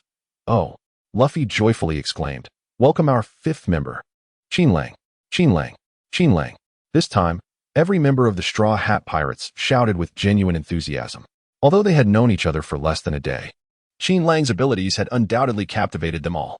Almost everyone felt completely overshadowed by Qin Lang's prowess in their respective fields. Although Usopp did not challenge Qin Lang to a shooting contest, as a clever individual, he was fully aware that his tricks would be no match for someone who had decisively overpowered both Zoro and Sanji. As a coward, he wholeheartedly welcomed Qin Lang's addition to the crew, knowing that with such a powerful ally, he could safely embark on Usopp's grand adventures. Luffy, needless to say, was utterly enchanted by the intriguing new companion in Qin Lang. Whether it was Qin Lang's demonstration of the same abilities as his own, the powers of the gum-gum fruit, Zoro's swordsmanship, or Sanji's kicking techniques, Luffy raised a pig leg high and laughed heartily. "We are becoming more like a real pirate crew. Cheers to Qin Lang." Zoro pursed his lips and raised his glass, smiling. "Cheers to Qin Lang." Nami, shedding her girlhood reserve, laughed heartily while lifting her bottle. "Cheers to Mr. Qin Lang."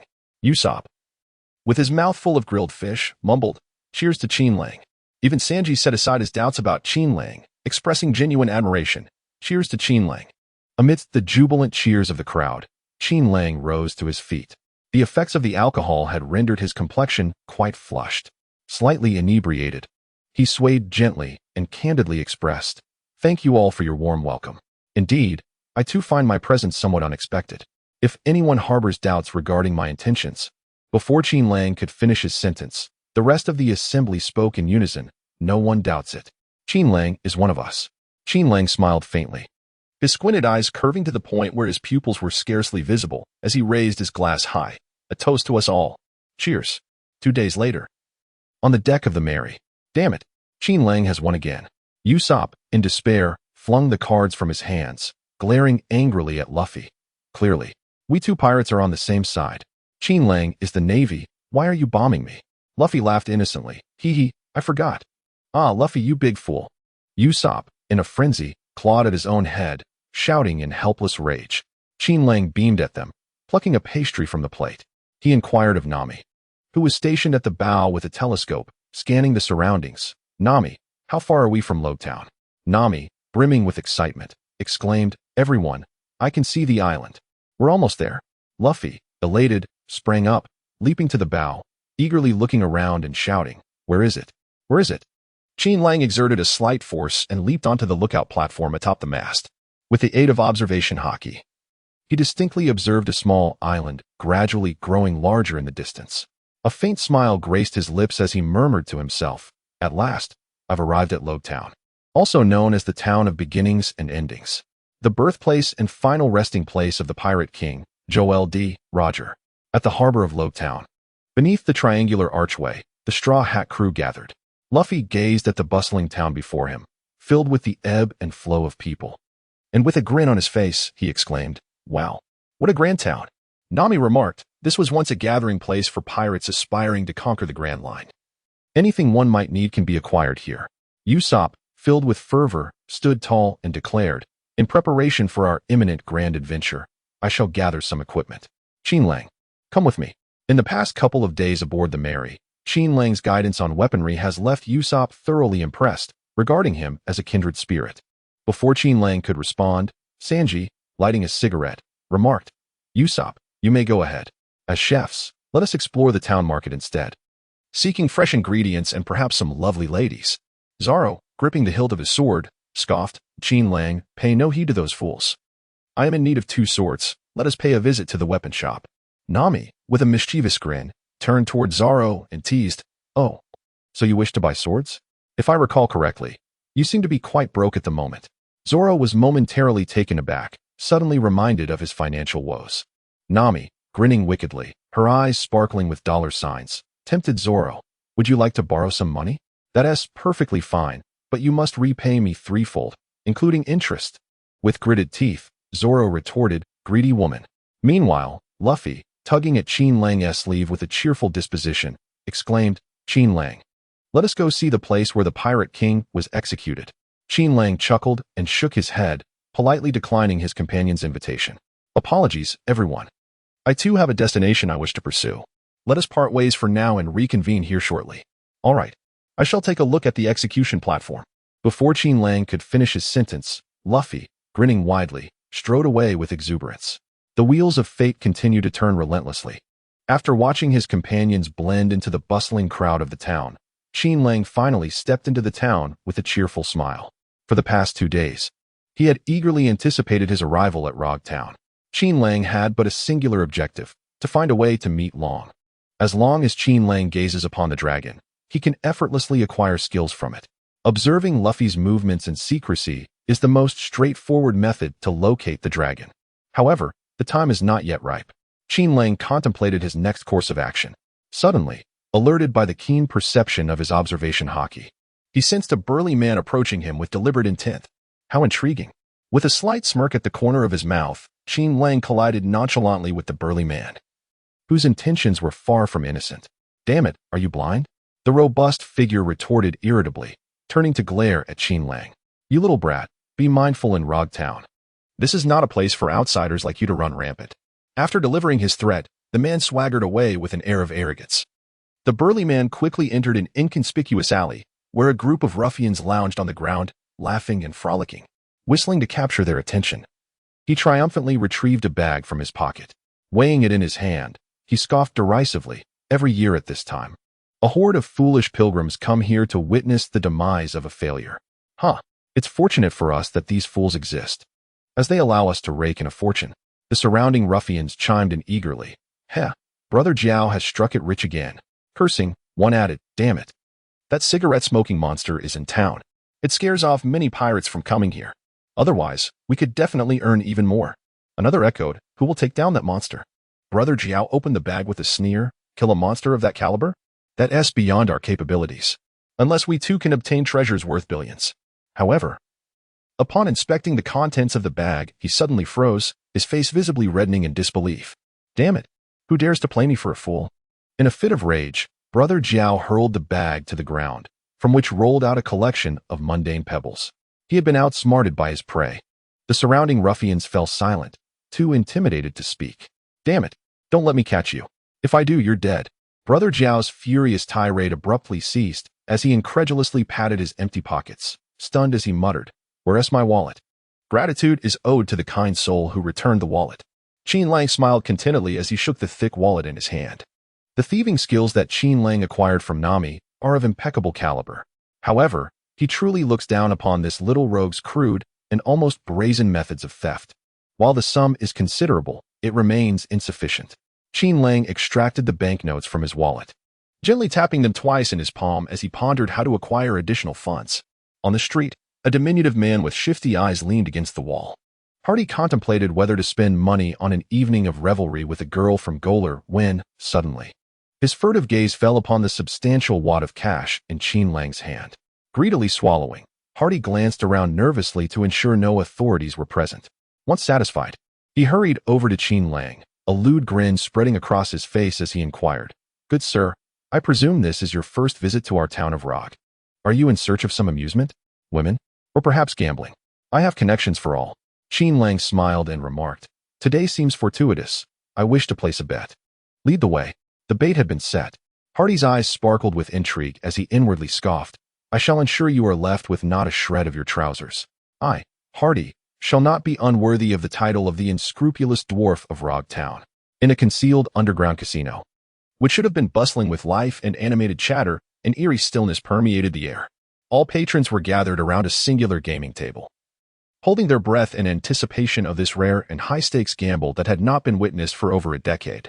"Sir, please place your wager." The slender, youthful dealer, clad in revealing attire, trembled slightly as she gazed at the enigmatic gambler before her, a figure who had participated in numerous games without ever tasting defeat. Qin Lang smiled as he crouched opposite the dealer, a towering pile of golden and silver chips laid before him. Time had nearly slipped away, and this was the final hand. Qin Lang overturned the stack of chips, delightfully propping his feet up, and with a beaming smile declared, "All in." 6 sixes. Upon hearing his opponent's all-in declaration, the female dealer's expression turned grave. Cold beads of sweat began to trickle down her forehead. Once placed, the bet is final. She discreetly cast a glance at the pale-faced boss amidst the crowd. With a hesitant nod from him, she gritted her teeth and lifted the lid of the dice cup. Indeed, it was 6 sixes. 6 sixes. Had I known, I would have joined in. The surrounding crowd erupted in jubilation. The gamblers, as if witnessing the birth of a miracle, cheered excitedly. Another win. How many consecutive victories had it been? 48. My goodness. This is the first time I've seen so many chips. Surely, that amounts to 100 million Bailey. Among the throng, the casino owner's back was already drenched in sweat. If the big boss were to discover that such a substantial sum had been lost in his establishment, his life would undoubtedly be at stake. Recalling the 2 subordinates who had been silently taken down earlier, the owner understood that this matter was beyond his capacity to resolve. He immediately signaled the female dealer to keep this disruptive individual in check, while he swiftly departed to a secluded area to make a call. The device he used bore a skull logo with a slashed smile. After apprising the situation, the voice on the other end coldly admonished, "Fool, do you still need me to instruct you? Eliminate this oblivious pest and reclaim what is rightfully ours. But be cautious, do not act within the casino. If he proves too formidable and your subordinates cannot contain him, let him leave unhindered, but ensure his likeness is captured and disseminated. Once their vessel reaches our territory, we will have someone take care of him." "Yes, my lord." "Understood," the casino owner replied submissively. After ending the call, he promptly ordered his men to assemble and secure all underground exits. They would await the departure of this reckless scoundrel to reclaim the wagered fortune. 100 million Bailey would provide Qin Lang with ample means to pursue his desires. "Thank you for bringing me here. It has allowed me to amass such wealth." Qin Lang, carrying 2 bags filled with 100 million Bailey, expressed his gratitude to the trembling figure of the short-statured Hardy, who was cowering in the corner. Before turning away with effortless elegance, I. Hardy's face turned ashen as he collapsed to the ground, utterly humiliated. He had intended to wait here, anticipating that Qin Lang would exhaust his fortune so he could claim his own cut from the casino. However, it dawned on Hardy that he was doomed. What he had thought was a lamb for the slaughter turned out to be a merciless wolf, ready to devour him without a second thought. "I never wish to see this fool again." The casino owner, exuding impatience, waved his hand dismissively at the surrounding bodyguards, unwilling to spare Hardy another glance. In silence, 2 burly men dragged Hardy away. Qin Lang, with 2 bags of money in hand, walked blissfully down the corridor. He had previously been anxious about his inability to purchase anything, but that concern had now dissipated. Suddenly, at the exit of the corridor, a group of gangsters armed with knives and guns surged forth. Qin Lang halted his steps and turned around, only to find that the path he had traversed was now obstructed by a group of ill-intentioned individuals. Indeed, in any casino of the world, it is impossible to allow gamblers to leave with their winnings unchallenged. Qin Lang mused to himself with a smile. In the next moment, his figure vanished from the spot. The members of the gang, caught off guard, were bewildered to discover their target had disappeared. The 2 factions exchanged incredulous glances. "Where is he? Has he vanished?" "Quickly, inform the boss. The target is gone." With a resounding thud, the boss slammed his hand on the table in frustration, commanding fiercely, "Send personnel to the docks. Find him. No one can disrupt our Don Quixote family's casino and walk away unscathed. Rest assured, esteemed guest, I shall arrange for your purchased goods to be delivered to the ship immediately." The owner of the refrigerator store beamed, bowing respectfully as he ushered Qin Lang out of the shop. After watching Qin Lang enter the adjacent kitchenware store, the refrigerator store owner returned to his shop to arrange for the large, lockable refrigerator Qin Lang had purchased to be packaged and transported to the docks. Before long, the owner of the kitchenware store, also beaming with joy, graciously escorted Qin Lang out. "Generous customer, we will send your order to the docks right away." As Qin Lang took a few steps away from the kitchenware store, he fortuitously encountered Usopp, who was burdened with a large bag of items and wore a somewhat troubled expression. Qin Lang called out with a cheerful smile, "Usopp, where are you headed?" "Qin Lang, you're just wandering around here.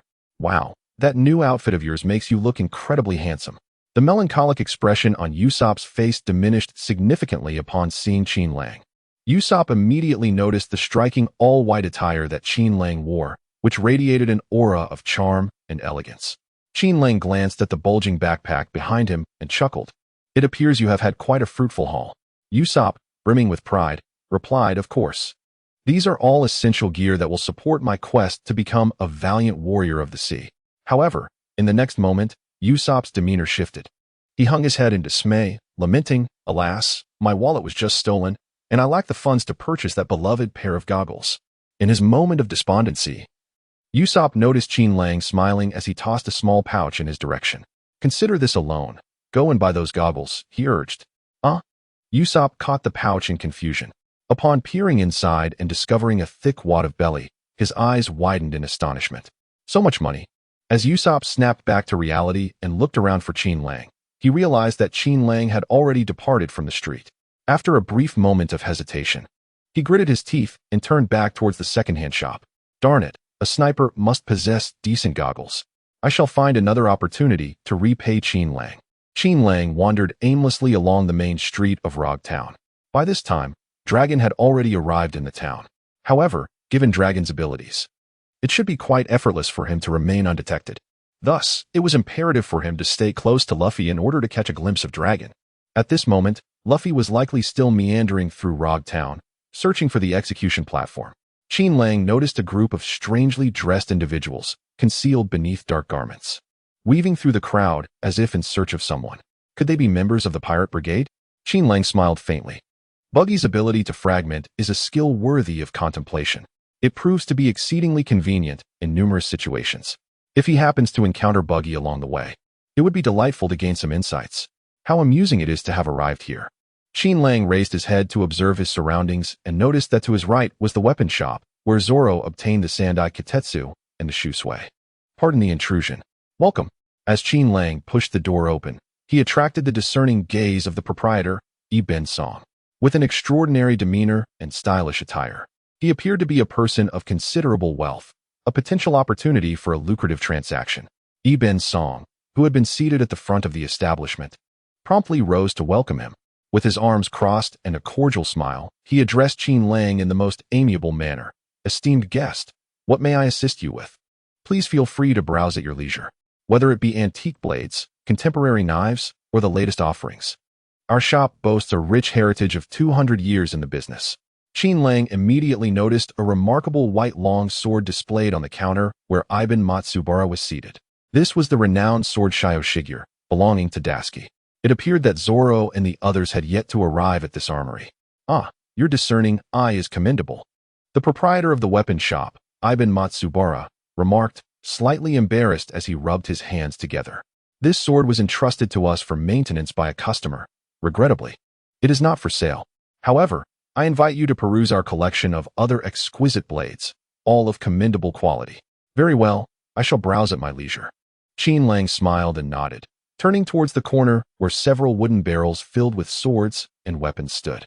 Ben Song hurriedly followed behind him and whispered, esteemed guest, the weapons placed in the barrels are relatively of inferior quality. You might prefer to examine those displayed on the walls of our establishment instead. This sword. As a renowned swordsman, Qin Lang was irresistibly drawn to a blade emanating an ethereal aura of lethal intent from within a barrel. With a firm grip, he seized the weapon and scrutinized it intently. Indeed, it was the infamous third generation of the cursed demon sword, Goeitai. Esteemed guest, this sword is rather perilous. Perhaps you should consider a different one, said Ibn Song, his expression slightly distressed. He had not anticipated that this patron's discerning eye would so readily identify the most troublesome weapon in the shop. Qin Lang gently unsheathed the Sandai Goeitai. With a swift motion, a flash of silver gleamed, revealing its sharp edge and emanating an aura of coldness. The Sandai Goeitai indeed lived up to its reputation as a treasured blade. Esteemed guest, he remarked, behold this exquisite sword. Crafted by a renowned master from the South China Sea. Its exterior is stunningly beautiful, and the blade is as delicate as a cicada's wing. Perfectly suited for someone of your noble stature. Although Ibn Song was eager to sell the Sandai Goeitai, he was, after all, a man of integrity and did not wish to part with such a blade, rumored to bring misfortune to one who was unaware of its dark history. Thus, he earnestly attempted to dissuade Qin Lang, seeking to divert his attention to other precious swords. Qin Lang sensed the goodwill of Ibn Song and smiled as he remarked.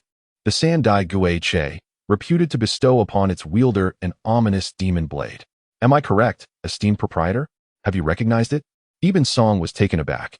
He had not anticipated that the other party would possess such profound knowledge regarding the origins of this blade. Qin Lang smiled faintly and said, "Boss, I shall choose this one. How much does it cost?" The pine tree took a deep breath and declined, saying, "I apologize, esteemed customer, but this knife is not for sale." Qin Lang grasped the third-generation Guiche, tilting his head in perplexity. Why? Ibn Song crossed his arms, his expression grave. The Guiche lineage consists solely of cursed swords. Every renowned swordsman who has wielded a Guiche has met with an untimely demise. To this day, there is not a single swordsman left who dares to employ the Guiche. Even those who, unknowingly and inadvertently, have used it have all perished after their fateful encounter.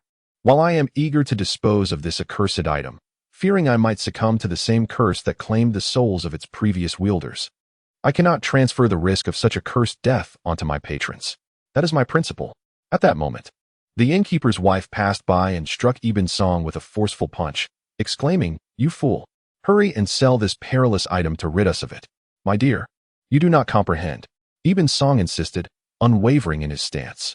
"I do not wish for you to encounter any unforeseen misfortune after purchasing this cursed sword. That would be tantamount to my own hand in your demise." What a responsible proprietor he is.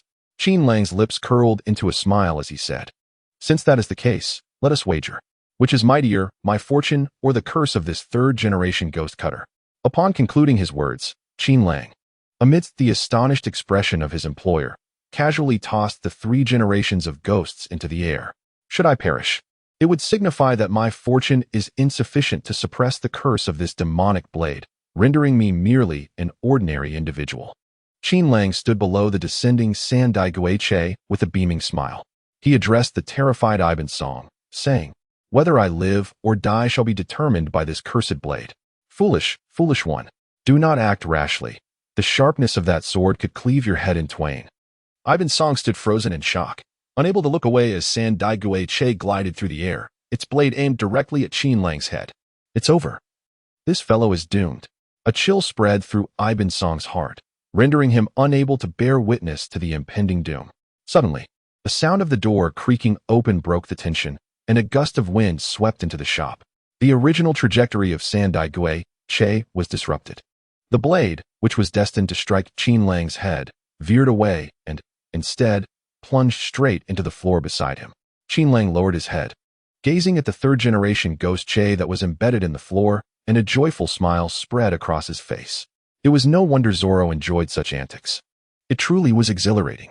Ibn Song sat on the ground, panting and trembling as he looked up at the grinning Qin Lang. "Why, you actually survived?" Behind Qin Lang, the 2 individuals who entered through the door were also startled by the recent scene. Dasky stood at the entrance, too frightened to step inside. Zoran quickly approached Qin Lang, observing him as he drew the third-generation Guiche from the ground, and furrowed his brow, inquiring, "Qin Lang, what were you just doing?"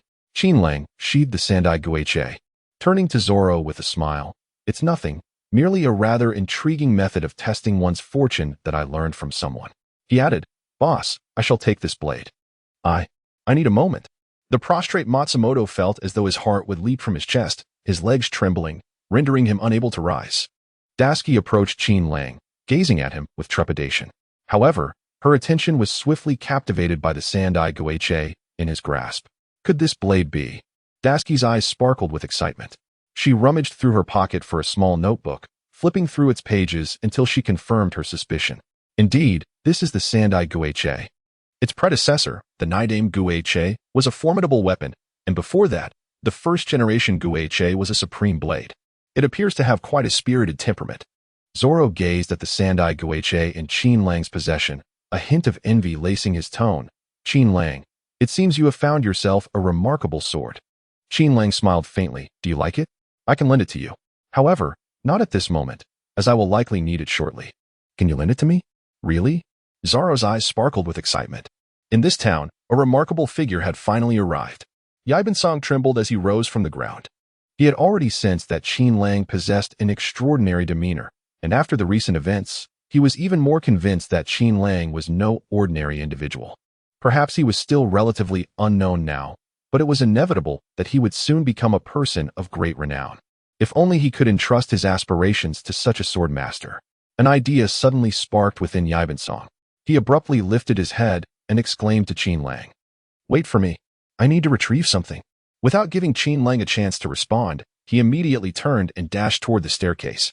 Before long, Yaibensong returned to the first floor, drenched in sweat, cradling a sword in his arms.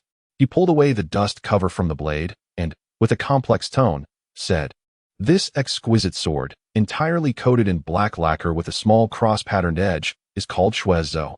It is the finest sword in my shop." Zoro gazed eagerly at Shuezo, itching to feel the weight of the blade in his hands. The shopkeeper's wife chuckled softly beside them. "You, who are usually so stingy, are actually offering your heirloom for free. Did you not claim that this sword embodies your life's dreams? Entrusting one's dreams to a worthy man is nothing to scoff at." Yaibensong lifted his gaze to Qin Lang and said with admiration, "Take both the 3 generations of Guiche and Shuezo. I have not seen a sword master with such spirit in a long time. As the saying goes, a fine sword is gifted to a hero. I wish you the best of luck.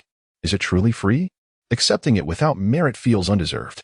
With a gentle smile gracing the corners of Qin Lang's mouth, he tossed a bag brimming with money onto the proprietor's counter and remarked, "Consider this a token of my gratitude. Rest assured, I shall cherish these 2 swords dearly, and I will not allow the rusty fruit to bring ruin upon Shui." With that, Zoro and Qin Lang exited the weapons shop. Qin Lang entrusted Snow Walk to Zoro, cradling the 3rd-generation ghost slash in his hands, and smiled at Zoro. "Zoro, I can lend you these 2 swords for the time being, so there's no need for you to rush into purchasing other blades. You can take Snow Walk for now. I will require the 3rd-generation ghost slash shortly." Zoro, caressing Snow Walk, hesitated slightly. "If you lend me both swords, what will you use?" Qin Lang smiled gently, saying, "Whether I use a branch or a knife, the effect remains the same. At this moment, it is precisely the stage where you need to wield a knife to nurture your combat spirit. A fine blade can lead you to grasp the true essence of a swordsman ahead of time." Zoro secured his sword, Snow, at his right waist, pondering. "The true essence of a swordsman, you say?" At the port, a group of unfortunate pirates was completely captured by the Navy. Truly, the colonel was formidable, swiftly dealing with Luffy and his crew. Hearing the praises from his subordinates, Smoker, with 2 cigars clenched between his teeth, sneered, "Are your eyes merely decorative? How could such a character possibly be Luffy?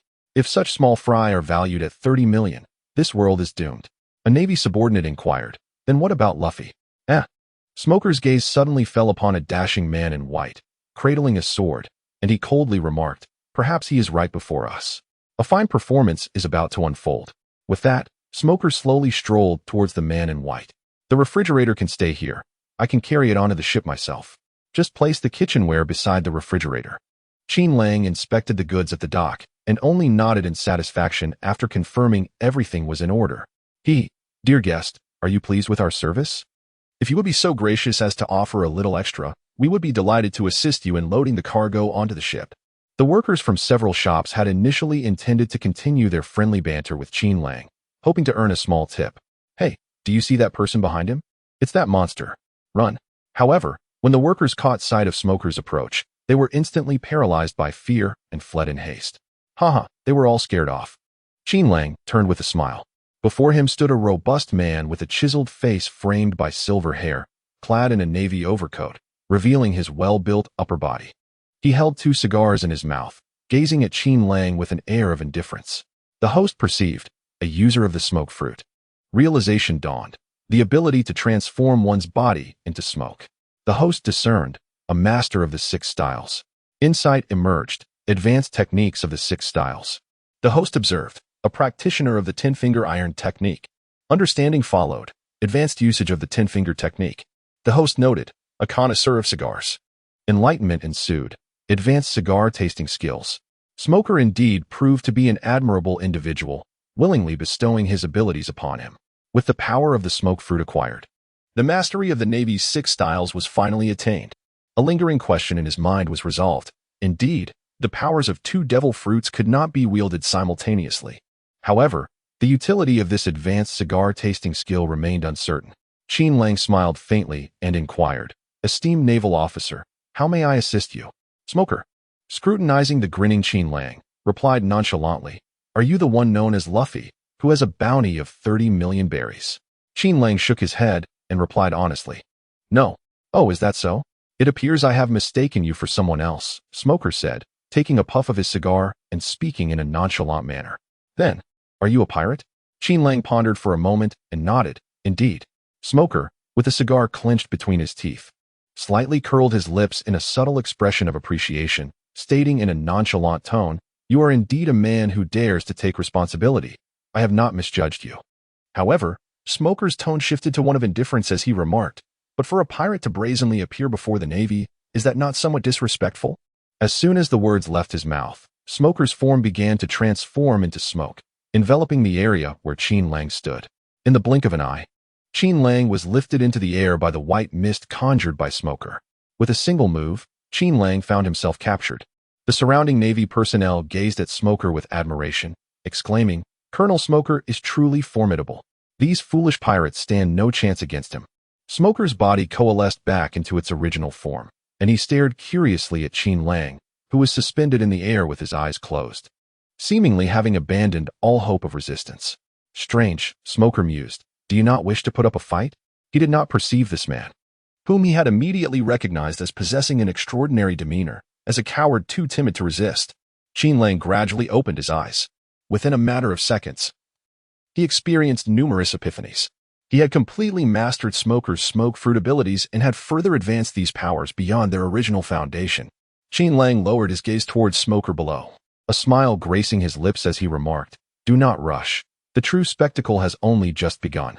In the next moment, amidst Smoker's astonished expression, Qin Lang too transformed into a wisp of smoke. However, in contrast to Smoker's white vapor, his smoke bore a distinct hue. Qin Lang transformed into an incredibly dense cloud of pitch-black smoke.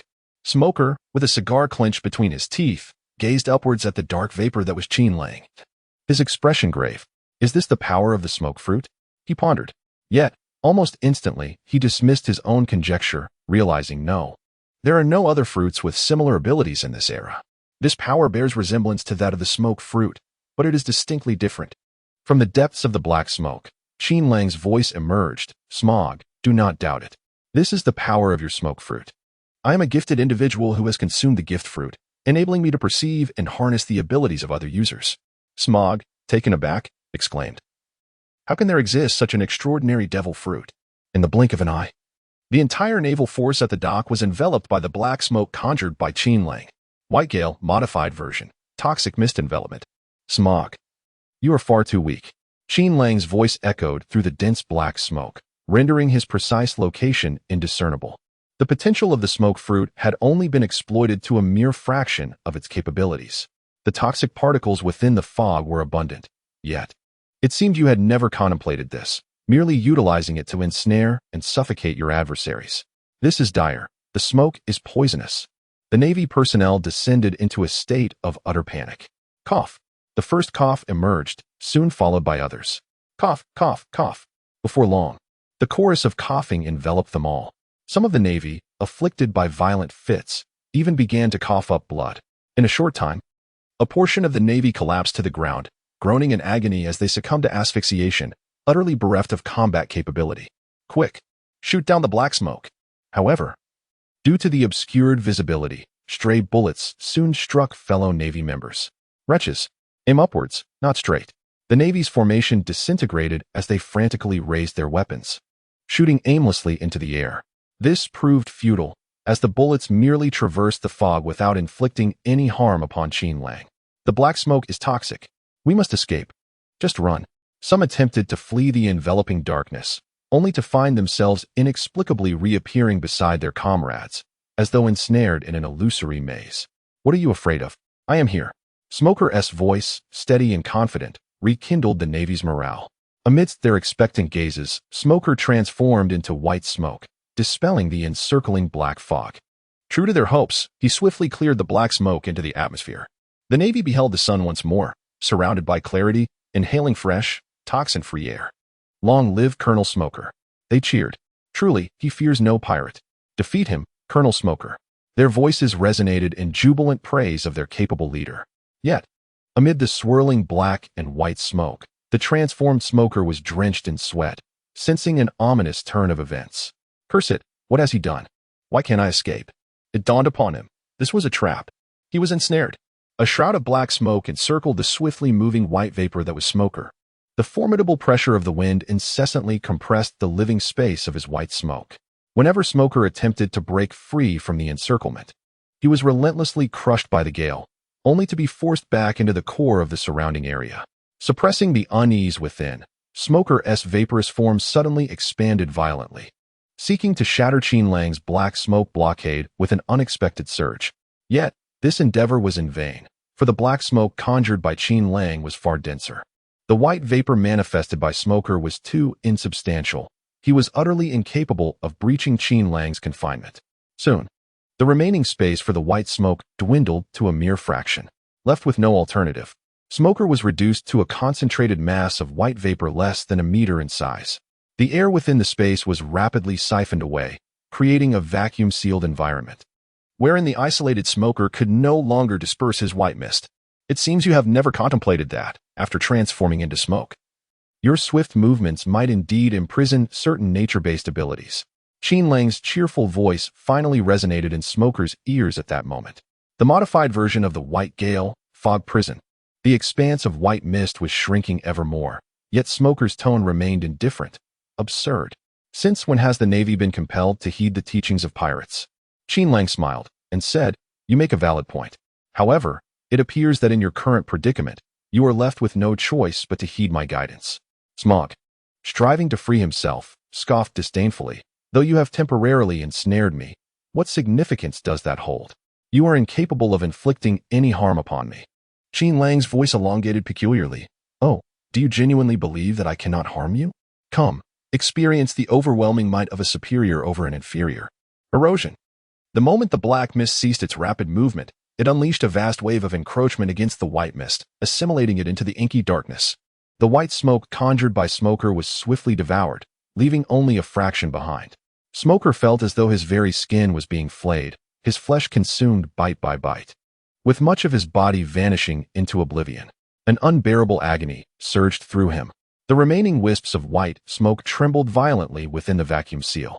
It hurts. It truly hurts. The pain is unbearable. At last, Smoker could no longer suppress the torment of his devoured form. He bellowed in anguish. Damn it. It hurts so much. It really hurts. His hoarse cries echoed above the harbor. Upon hearing Smoker's wails, the Navy personnel exchanged incredulous glances, unable to fathom the reality of the situation. Some sailors, in disbelief, questioned, Am I imagining things? Did I just hear Colonel Smoker wailing in despair? I heard it too, another replied. The Navy had never before witnessed such a pained lament from Colonel Smoker, a man who had never known the meaning of suffering. A melodious voice floated through the air as Qin Lang remarked with a hint of amusement, My apologies. This is my first practical application of this technique, and I was unaware of the extent of the pain it would inflict upon you. As a gesture of goodwill, I shall spare you this time. Smoker keenly noticed the surrounding black smoke beginning to dissipate and spread outward. How infuriating, such arrogance. Enduring the searing agony coursing through his body, Smoker seized the moment to break free from the shroud of darkness. His form, now transmuted into white smoke, regained its liberty, re-emerging into the open air. The white vapor drifted downward, gradually coalescing into a humanoid shape. As Smoker reformed, he stumbled slightly, ultimately failing to steady himself. His body swayed precariously before he sank to one knee upon the ground. Tremors coursed through him as he struggled to catch his breath, panting heavily. Though his body bore no visible wounds, Smoker was acutely aware of the restorative effects brought on by his elemental transformation. Moments ago, under the onslaught of that inky mist, a significant portion of his smoky form had been eroded. This left Smoker in a state of bewilderment. He had transformed into smoke.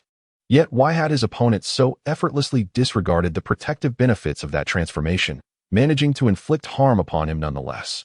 As Qin Lang materialized from the swirling black smoke, he stood opposite Smoker, a sly smile gracing his face as he inquired, Are you all right?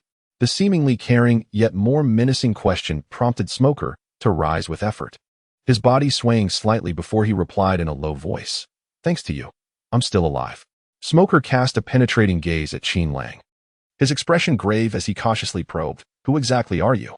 A powerhouse like you cannot possibly be a nameless novice. Are you a hidden force of one of the four emperors, or perhaps a clandestine agent of some nation? Such formidable strength, rivaling that of the warlords, could not have appeared here by mere coincidence. Is something momentous about to transpire in Logtown? A foreboding sense of unease lingered in Smoker's heart. Before the eyes of the gathered navy, Smoker had only engaged briefly with this grinning white-clad pirate before succumbing, utterly powerless against him. The enigmatic white-clad pirate had maintained a relentless pressure over Smoker throughout their encounter. The Navy personnel behind Smoker gazed in trepidation at the smiling Qin Lang, recognizing him as a creature even more formidable than their commander. Such extraordinary combat prowess seemed reserved for those notorious figures with bounties exceeding 100 million.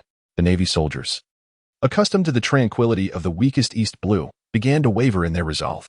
A trembling Navy officer, brandishing a long sword, stammered, "Captain, we should retreat to the naval base and report to headquarters. They can send reinforcements. Are you suggesting I flee?" Smoker turned to face the trembling officer, whose visage was painted with fear. He spoke in a deep, resonant tone. "When have you ever seen me retreat? If you are truly frightened, feel free to leave. I will not hold it against you." The officer, trembling uncontrollably, wrestled against the instinct to flee, standing his ground with great difficulty, unwilling to abandon his post. Qin Lang gazed at Smoker with a smile and remarked, "Now that you are aware of the chasm that lies between us, do you still intend to remain?" Smoker, gripping his formidable jetty tightly, pointed it towards Qin Lang and declared solemnly, "It is my duty to safeguard the tranquility of Logtown. Your presence heralds the end of peace for Greentown. I cannot allow a perilous individual like you to roam freely here. I would not hesitate to stake my life in this defense." With a subtle smile playing upon his lips, Qin Lang uttered words that left Smoker utterly perplexed. "Indeed. He truly is my favorite character among the Navy. Congratulations, your demeanor has garnered my acknowledgement. Conversely, it is unfortunate that your demeanor has gained my recognition as well. You are woefully inadequate, Smoker. In the arena of battle, weakness is an original sin. You are incapable of protecting others, and you cannot even safeguard yourself. Your current strength is wholly insufficient to uphold your convictions. Allow me to shatter your beliefs, crush your pride, and immerse you in genuine despair. True justice should emerge from the fertile soil of despair." Under the watchful gaze of the assembled Navy and Smoker, Qin Lang once more transformed into a swirling mass of black smoke. This time, however, the black smoke ascended into the heavens. The clouds above were assimilated and eroded by the dark haze, which expanded at a visibly rapid pace. Within mere minutes, the entire sea surrounding Logtown was enveloped in darkness. With his sheer willpower, Qin Lang has utterly transformed the environment of Rogtown. Such a feat is remarkable. In this pitch-black abyss, the glow of the cigar clenched between Smoker's lips stands out conspicuously. He drifts like a wisp of white smoke in the air, gazing at the swirling, roiling black clouds above, bitterly reflecting, "So this is the true power of the smoke fruit." The Navy soldiers, in a state of disarray, look up at the ominous clouds, eager to strike at Qin Lang, yet utterly perplexed about how to proceed. The residents of Rogtown begin to light their lamps. Curious townsfolk emerge from their homes, gazing skyward in bewilderment. Logically, this sudden onset of darkness should be associated with a storm, yet there is not a whisper of wind. The proprietor of the weapon shop, Ibn Song, ignites a kerosene lamp indoors. He gazes out at the heavy, oppressive sky, uttering a curse. Damn this weather, changing on a whim. Now there will be no customers. With time on his hands, he returns to the counter, retrieves a hefty parcel, and unzips it atop the counter. What a fortune! The shop is filled with panicked exclamations and the sound of stools toppling over. "Smoker, do you still have the confidence to strike at me?" The voice of Qin Lang resonated through the air, echoing like a thunderous roar. "Come forth, let me witness your sense of justice." A colossal hand of black smoke gathered in the sky, looming like a mountain, and slowly advanced towards Smoker suspended in midair. Justice never retreats. Under the watchful gaze of his subordinates, Smoker stood undaunted, bracing himself to confront the immense hand that obscured the sun, relying on his smoke form. He felt unafraid of ordinary strikes, intending to traverse through Qin Lang's smoky hand. Yet, in the next moment, a layer of black, armed Haki enveloped Qin Lang's gigantic hand. A voice tinged with amusement emerged from Qin Lang. "Smoker, the smoke can indeed obscure the Haki." The white mist, a modified version of the Vajra palm, revealed that this fellow could wield Haki as well. Gritting his teeth, Smoker reinforced his jit with Haki and attempted to push back against the colossal palm of his opponent. However, the result was disheartening. Smoker's Haki was simply too feeble. Even with his jit bolstered by Haki, it was akin to a mere fly, effortlessly swatted away upon contact with the Buddha's hand. Refusing to concede defeat, Smoker shot forth another plume of white smoke and soared back into the fray, circling the enormous Buddha palm, striking it from above and below. Yet, all his efforts proved futile. He could only watch helplessly as the massive Vajra palm descended towards the dock, crushing the unsuspecting naval soldiers beneath it. Damn it! Focus on me. Run, you fools! Smoker shouted in anguish, propelling himself downwards to shield those beneath the impending doom of the Haki-imbued palm. With hands enveloped in Haki, he strained to hold it aloft, desperately seeking to buy his subordinates a chance to escape. Yet, this act was as futile as an ant attempting to shake a tree. The Buddha palm, cloaked in Haki, showed no signs of halting. Curse it, it's my fault. If I hadn't stubbornly pursued this pirate, my subordinates wouldn't have to sacrifice themselves in vain. He lamented. He was right. His strength was insufficient to uphold his sense of justice. His ideals were utterly fragile. Under the gaze of Smoker's self-reproach and the despairing stares of the Navy, the Buddha palm hovered ominously above their heads. Qin Lang merely needed to press down gently. Aside from Smoker, the remaining Navy personnel who had yet to escape would be ground into a pulp. Yet, Qin Lang chose to relinquish his armed color Haki, allowing the vanishing Buddha palm to dissipate and transform once more into a vast expanse of black smoke. The voice of Qin Lang resonated through the air. I have demonstrated the myriad possibilities of the smoke fruit, and I hope that when we meet again, you will possess the strength to uphold your justice and vanquish your foes. The black smoke that had enveloped the sky began to dissipate gradually, allowing the sunlight to emerge once more. In the darkness, just moments ago, Qin Lang silently transported all the supplies procured at the dock onto the Golden Mary. A plume of black smoke, trailing a dark wake, descended towards the execution platform.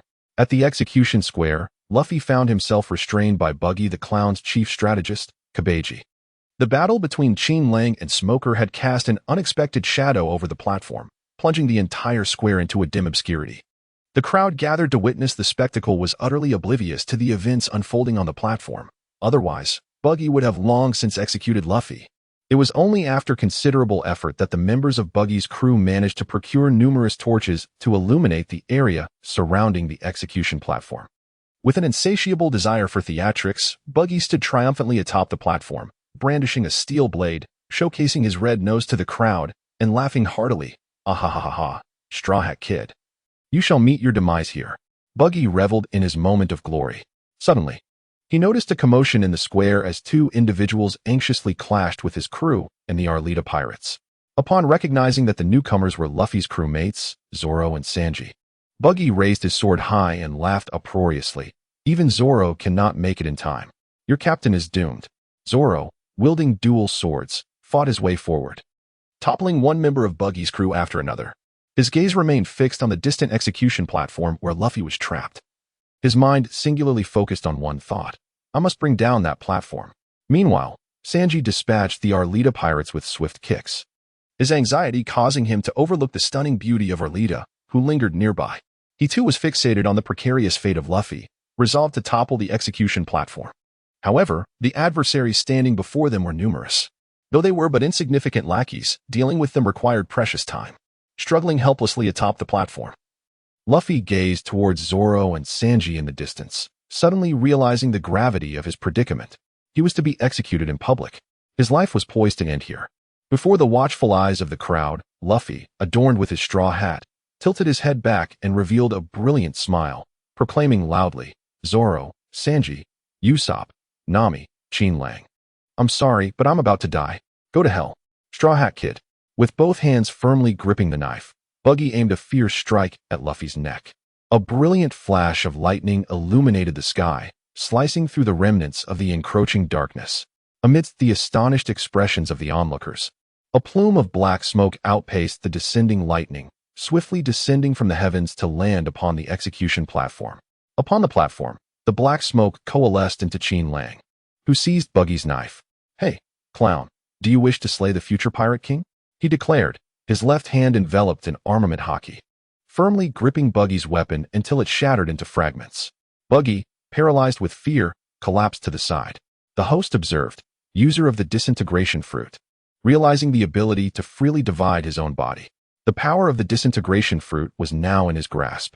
Qin Lang gazed upward at the lightning that cleaved through the sky, a faint smile gracing his lips.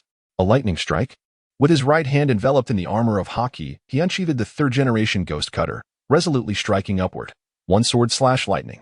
A terrifying black sword chi erupted from the third-generation ghost cutter, hurtling toward the bolt of lightning. To the astonishment of the onlookers, Qin Lang severed the lightning in midair. The force of his strike did not dissipate after cleaving through the thunderbolt. Instead, it surged majestically into the heavens, slicing through the ominous clouds above. The dark, tumultuous clouds were rent asunder, revealing a patch of clear blue sky. The sunlight poured down, illuminating Qin Lang and casting him in an aura of a chosen one.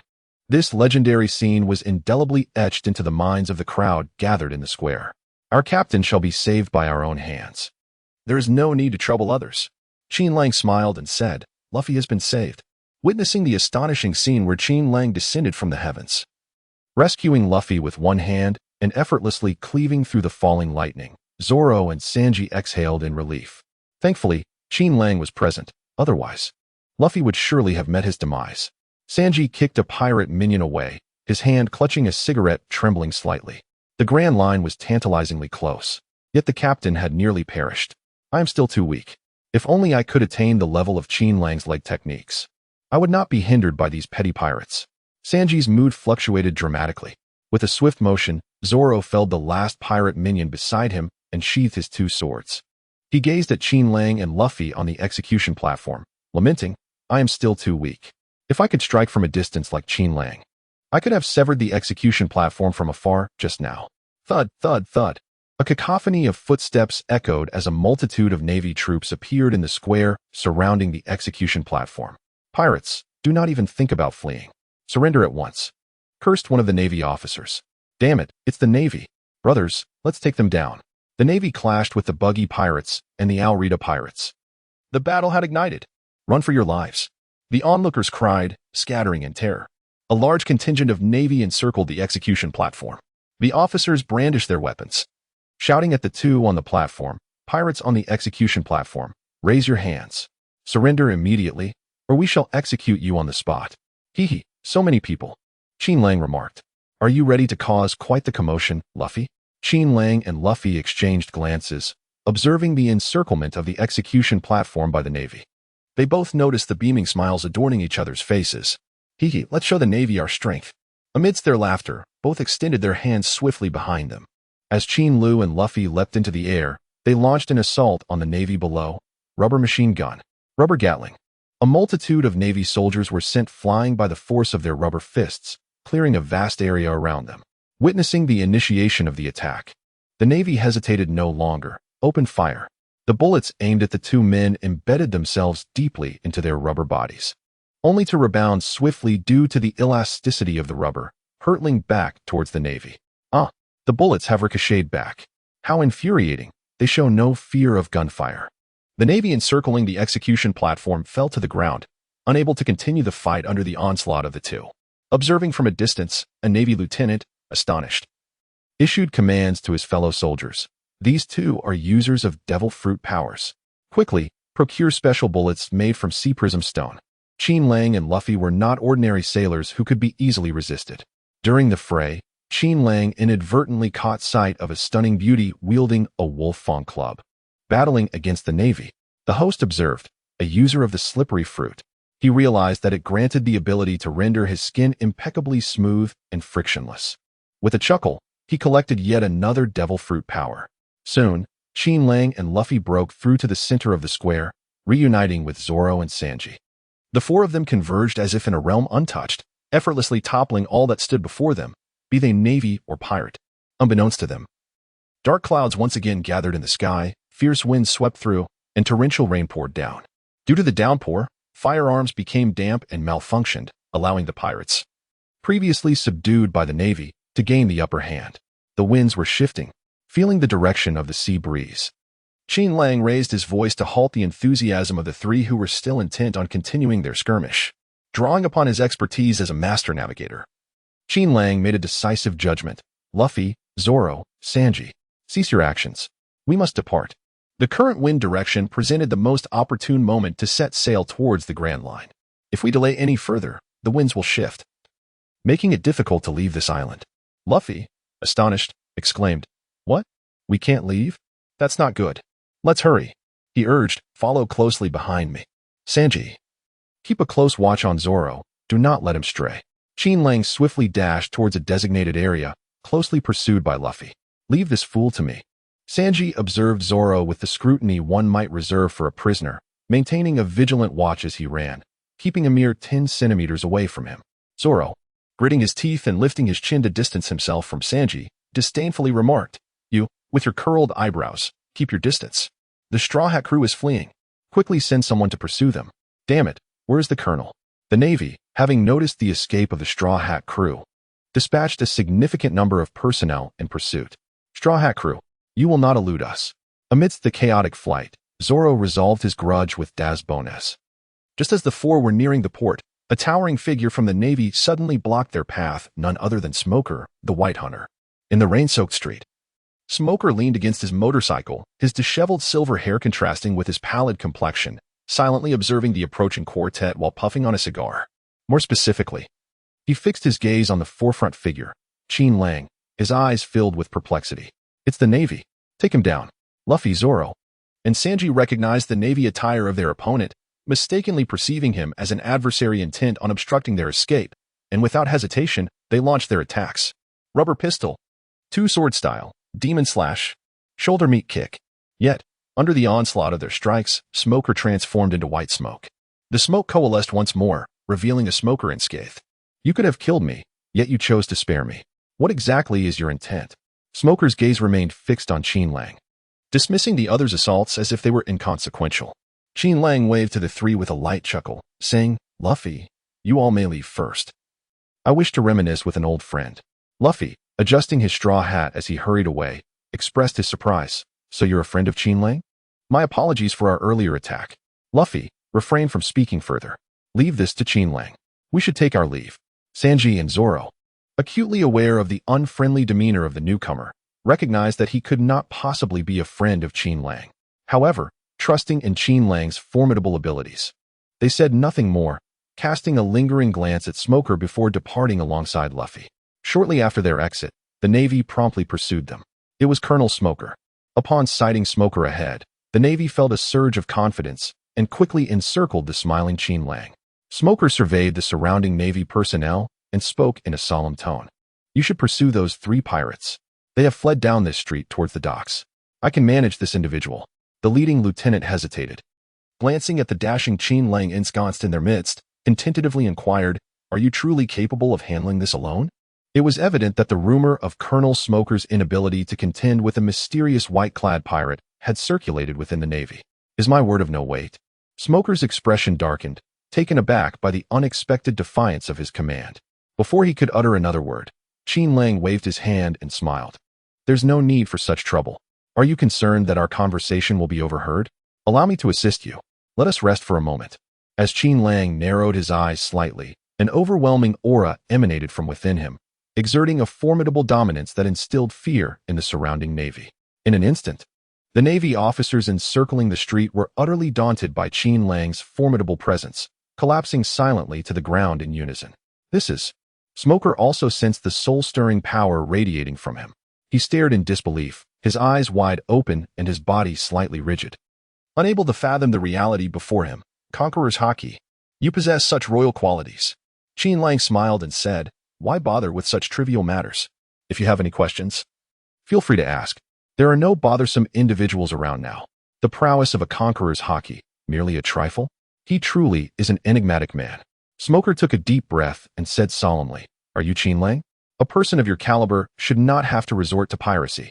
Just now, you clearly had the capability to eliminate us all, yet you chose not to harm a single Navy officer. I dare say, you do not wish to stand against the Navy. Perhaps due to some fortuitous circumstances, you felt compelled to join a pirate crew, but that is of little consequence. Now, I would like to extend an invitation on behalf of the Navy for you to join us. With your abilities and qualifications, your future in the Navy would be exceptionally bright, and it would only be a matter of time before you become an admiral. You invite me to join the Navy?" Qin Lang was taken aback by Smoker's words. He had expected the other party to inquire about the so-called devil fruit instead. Do you think my rank is insufficient? Smoker mistakenly believed that Qin Lang was looking down on him, deeming him unworthy of extending such an invitation. Smoker retrieved a din-din mushi from his pocket and spoke in a low voice, then let an admiral from Navy headquarters personally assure you. Wouldn't that be more persuasive than my words? In Smoker's hand, the spiraled din-din mushi opened its mouth, and a languid voice emerged. Is this Qin Lang? I am Akiji. On behalf of the Navy, I invite you to join us. May I ask for your agreement? Akiji, the current admiral of Navy headquarters, renowned as one of the absolute powerhouses of the world government, to receive a personal invitation from such a prominent figure. To be invited to join the Navy by someone of your stature, I must admit, is quite overwhelming for someone as obscure as myself. Qin Lang smiled. But it was merely a fleeting smile. Under Smoker's astonished gaze, Qin Lang shook his head gently and declined. I apologize, Admiral Akiji. Even with your invitation, I have no intention of joining the Navy. The transponder snail maintained its expressionless demeanor as Akiji's languid voice echoed. What a pity. I have never witnessed Smoker valuing someone so highly, especially when that individual is a pirate. After conversing with Qin Lang, Akiji comfortably addressed Smoker. All right, Smoker. I have completed the task you entrusted to me. I shall return to my slumber now. The transponder snail lowered its head, signifying that Akiji had ended the call. Smoker stored the transponder snail away and looked at Qin Lang in confusion. Do you truly wish to be a universally despised pirate rather than uphold justice as a member of the Navy? Qin Lang chuckled.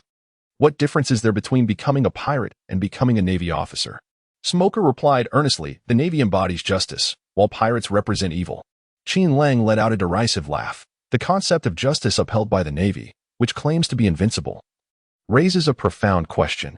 Is this justice representative of the masses or merely that of a select few? You are well aware of the answer. Does the Navy, which operates under the guise of justice while engaging in dubious deeds, truly exist? I am certain you have encountered pirates who embody a sense of justice as well. Why then, should one's occupation be the measure of their nobility? Smoker, with a complex expression, replied, at the very least. The world necessitates a force like the Navy to safeguard the rights of the majority. The tides of the world are shifting, Smoker. The Navy cannot quell the hearts of the people. Only those who genuinely prioritize their well-being can guide their inclinations. Qin Lang reflected as he brushed past Smoker, leaving behind a single phrase. Go forth and uphold the justice within your heart. I hope that when we meet again, you will not be so feeble. Unbeknownst to Smoker, Qin Lang wore a peculiar smile as he turned his back. Perhaps, one day in the future, I shall find use for you. Perhaps, you will choose to join my ranks and embrace my convictions. I will. Smoker did not hinder Qin Lang. He watched as Qin Lang strolled down the street, disappearing into the distance. Smoker was acutely aware that alone, he could never impede the man before him. If it were Akiji, perhaps he could succeed. If only he possessed Akiji's strength. The ember of Smoker's cigar flickered ominously, reflecting the tumultuous emotions within him. Qin Lang was indeed a man not easily fathomed. A deep voice, imbued with a peculiar charm, interrupted Smoker's contemplation. White Hunter. Smoker abruptly turned, his hands transforming into smoke as he launched a punch backward. To his surprise, an unusual gust of wind erupted from behind, sweeping away the smoke that constituted his form. Having arrived at the docks, Qin Lang distinctly sensed the abnormality in the wind behind him. He swiftly turned, gazing toward the now invisible street, his voice tinged with amusement. Dragon. You truly are hiding from me. Monkey D. Dragon. The world government has long sought your head, hasn't he it? He beheld the man behind him, clad in a dark green coat, with tattoos adorning his left cheek and lacking eyebrows. Smoker, perplexed, inquired, why are you here? Lightning cleaved through the ominous clouds, illuminating the face of the most fearsome man in the world, who grinned widely as he replied, I have come to send a man off to sea, for I know your presence will hinder him here. Contemplating Dragon's words, Smoker questioned, is it Qin Lang? Dragon did not answer, but instead chuckled to himself. Go and discover this world. It awaits our answers. Upon hearing Dragon's words, Smoker's unease intensified. What is the true connection between Qin Lang and the dragon? When he finally emerged from his reverie and looked towards the dragon again, he discovered that it had already vanished without a trace. How did I end up lying on the ground? He pondered. Hey, why are you all lying on the ground? The Navy personnel, who had been momentarily stunned by Qin Lang's overwhelming presence, began to regain consciousness. With a dazed expression, he rose from the ground and called out to the others sprawled on the floor. Once all the Navy members had awakened, Smoker walked towards the port. He gazed at the ship gradually receding into the storm, now barely visible, and with a serious expression, issued a command. Prepare the ships. The vessel carrying that straw hat brat is setting sail for the Grand Line. I too shall embark on the Grand Line. His subordinates were taken aback. But Colonel, this island falls under your jurisdiction. If superiors inquire, Smoker coldly interjected. Inform them that they cannot command me. On board the Going Merry. Qin Lang was the last to return to the ship. The crowd erupted in joyous cheers, having successfully evaded the clutches of the Navy. Look at that light, exclaimed Nami. Standing at the bow, her face alight with happiness. It is the guiding beacon. The entrance to the Grand Line lies at the end of that light. Luffy leaped with excitement. Hee, is the Grand Line just ahead? Usopp clung to the ship's mast, casting a fearful glance at the tumultuous waves surrounding the Mary, muttering, with such fierce winds and waves, we shouldn't be out here in this storm. The others paid him no mind, their hearts brimming with hope and confidence as they gazed at the beam of light. Qin Lang cheerfully proposed, since everyone is so enthusiastic, let us hold a launching ceremony to celebrate the imminent voyage of the Mary. Sounds great.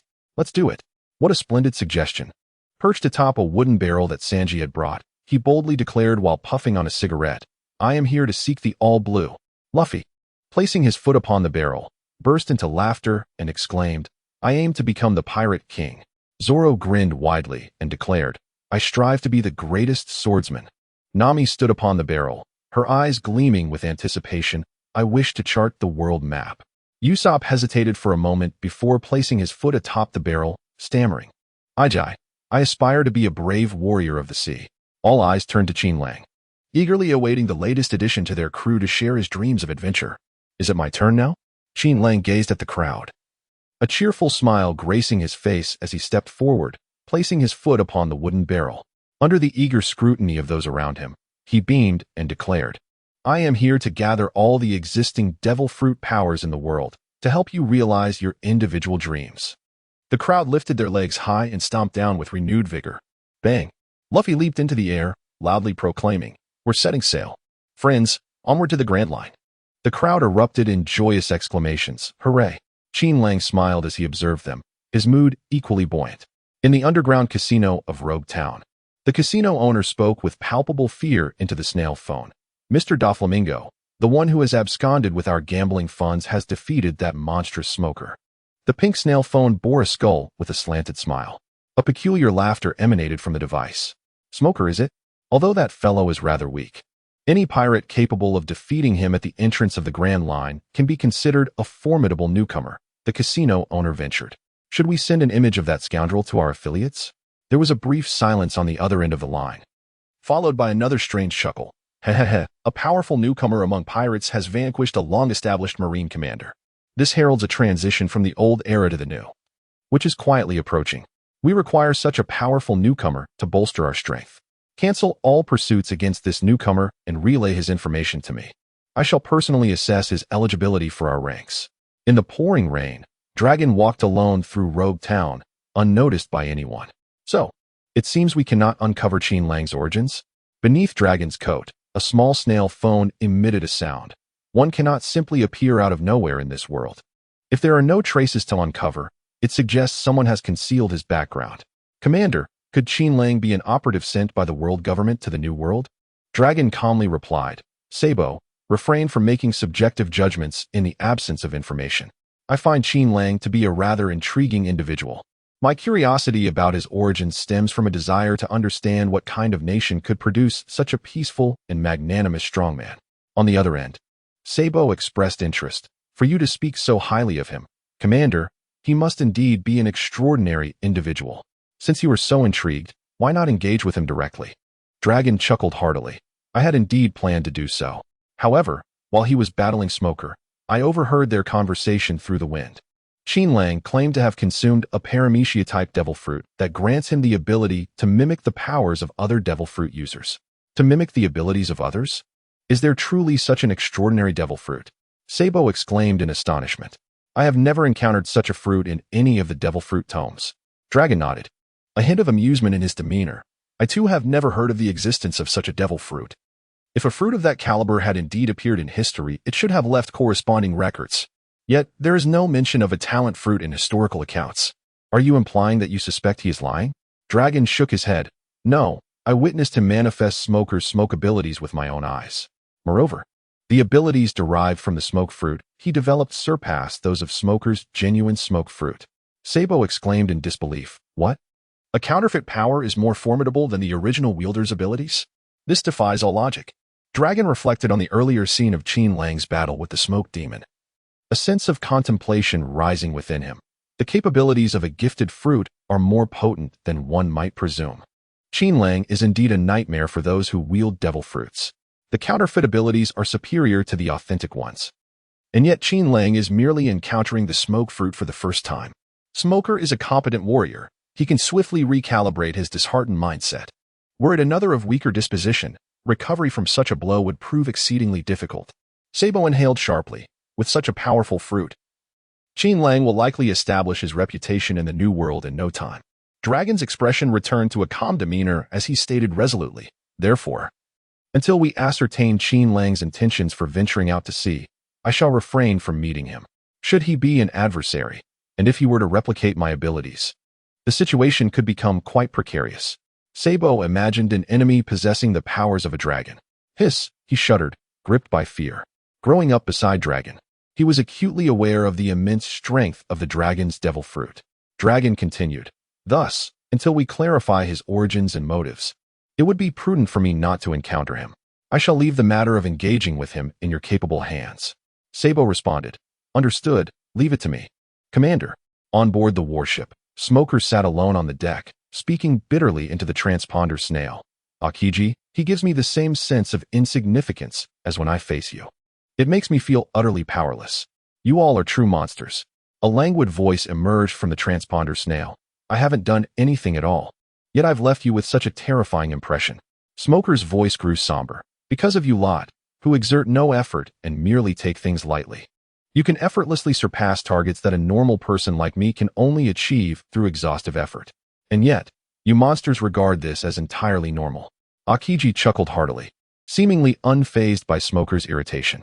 He removed his eye patch, sat up, and laughed uproariously. This rookie pirate has frightened you so much. He must indeed be quite capable. Smoker, his tone growing more irritable, retorted, You cannot possibly comprehend the emotions I felt at that moment. If you could experience the sensation of being utterly crushed by someone who has just encountered your abilities, after years of your own development, you would not find this amusing. Taking a deep breath to regain his composure, Smoker calmly stated, That feeling of defeat and helplessness is one I do not wish to endure again. I have been at ease for far too long. I require constant battles to invigorate my understanding of fresh combat techniques. The next time I encounter Qin Lang, I shall certainly not allow myself to be toyed with as I am now, manipulated by his smoke fruit abilities.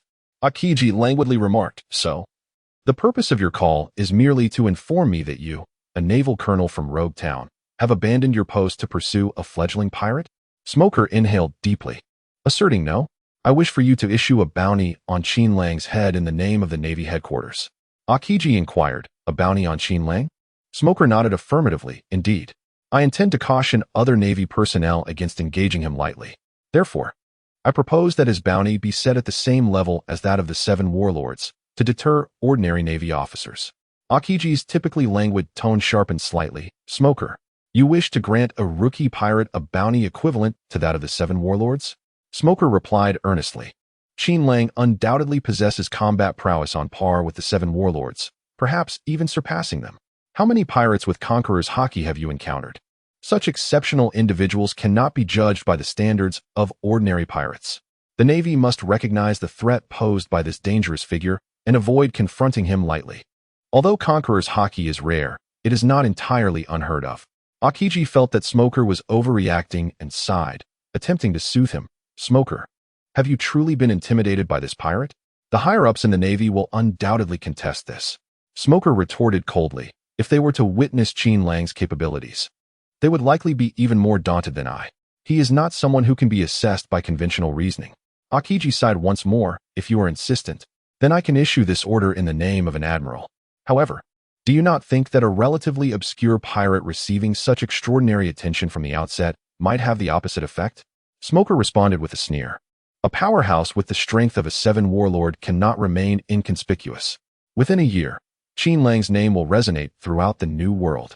I am merely hastening the dissemination of his name, ensuring the Navy recognizes him.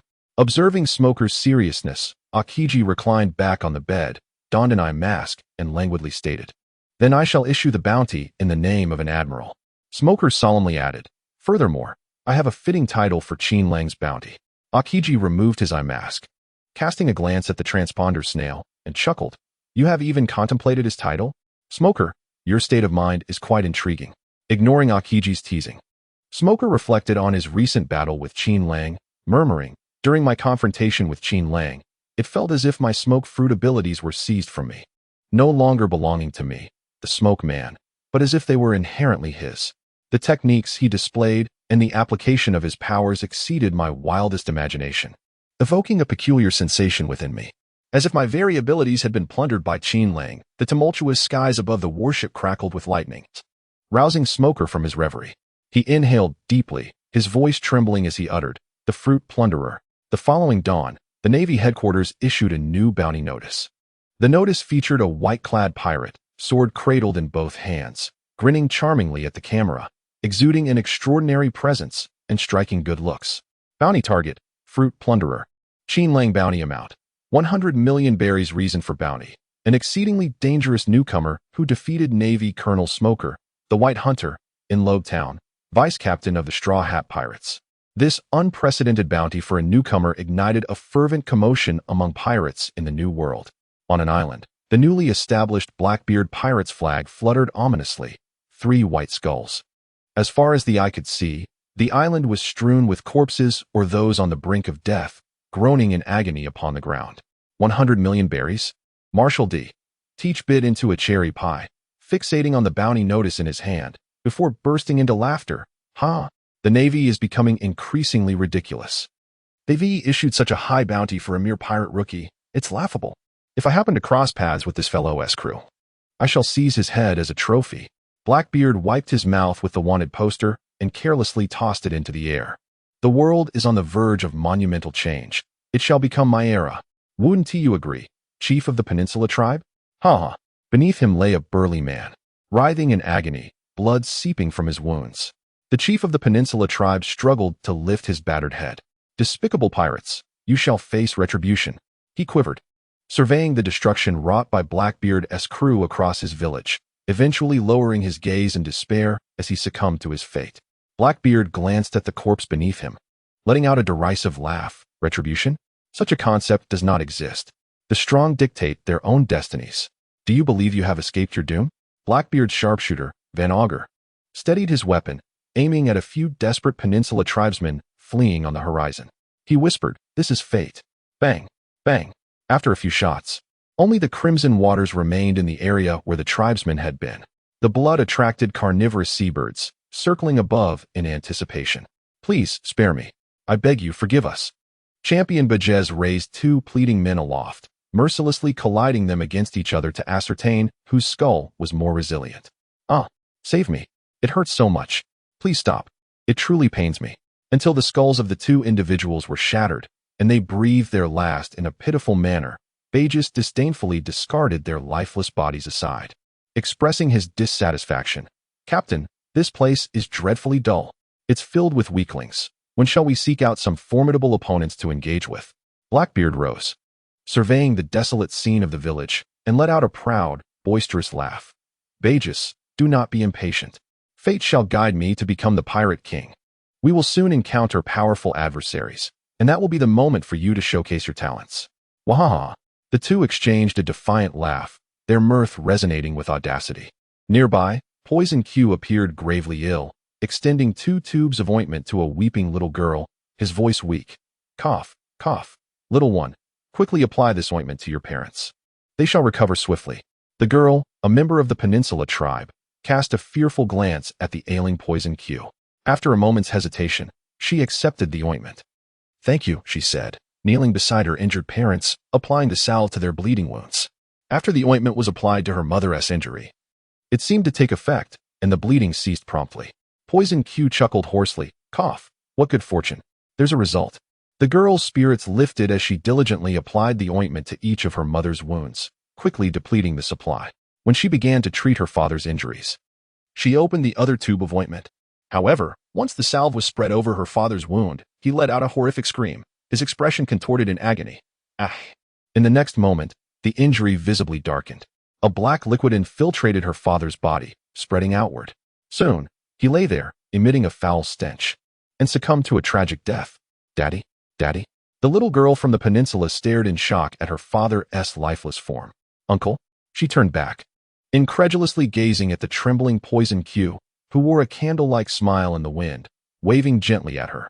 Cough. Farewell, unfortunate little one. It was then that the girl noticed her own hands, which had touched the ointment, turning as black as her father's corpse, the dark hue rapidly spreading. Daddy, Mommy. The little girl writhed in agony, collapsing to the ground. She convulsed violently and soon transformed into another foul, lifeless body. Beside the girl's corpse lay her mother, who had long since drawn her last breath. The ointment contained toxic substances as well. However, compared to the insidious toxicity of the latter ointment, its venom manifests itself devoid of agony. Thus, when the phrase fortunate is uttered by Poison Q, it signifies that the demise of the adversary was devoid of suffering. Nothing more. The Golden Mary echoed with the astonished shouts of the crowd. Qin Lang, you have been placed under a bounty. Wow, am I seeing this correctly? The bounty on Qin Lang is even higher than that of Luffy. 100 million berries. 100 million berries. How could it be so much? Luffy, seated at the bow of the ship, held the bounty notice with a look of grievance, using his finger to point at the zeros. 5, 6, 7, 8 zeros. After counting several times, he reluctantly exclaimed, Qin Lang, you have been rewarded with a bounty of 100 million berries. I too wish to be sought after for such a sum. Qin Lang, please tell me how to achieve this. In the central area of the Mary, Usopp had encircled a yellow caution tape. This place had been deemed the most perilous zone aboard the ship by Usopp and Nami. During the day, both kept their distance from it, for it was frequented by a martial enthusiast. I have been wanted. How intriguing. While engaging in practice with Zoro in the hazardous area, Qin Lang took a moment to cheerfully reassure the envious captain.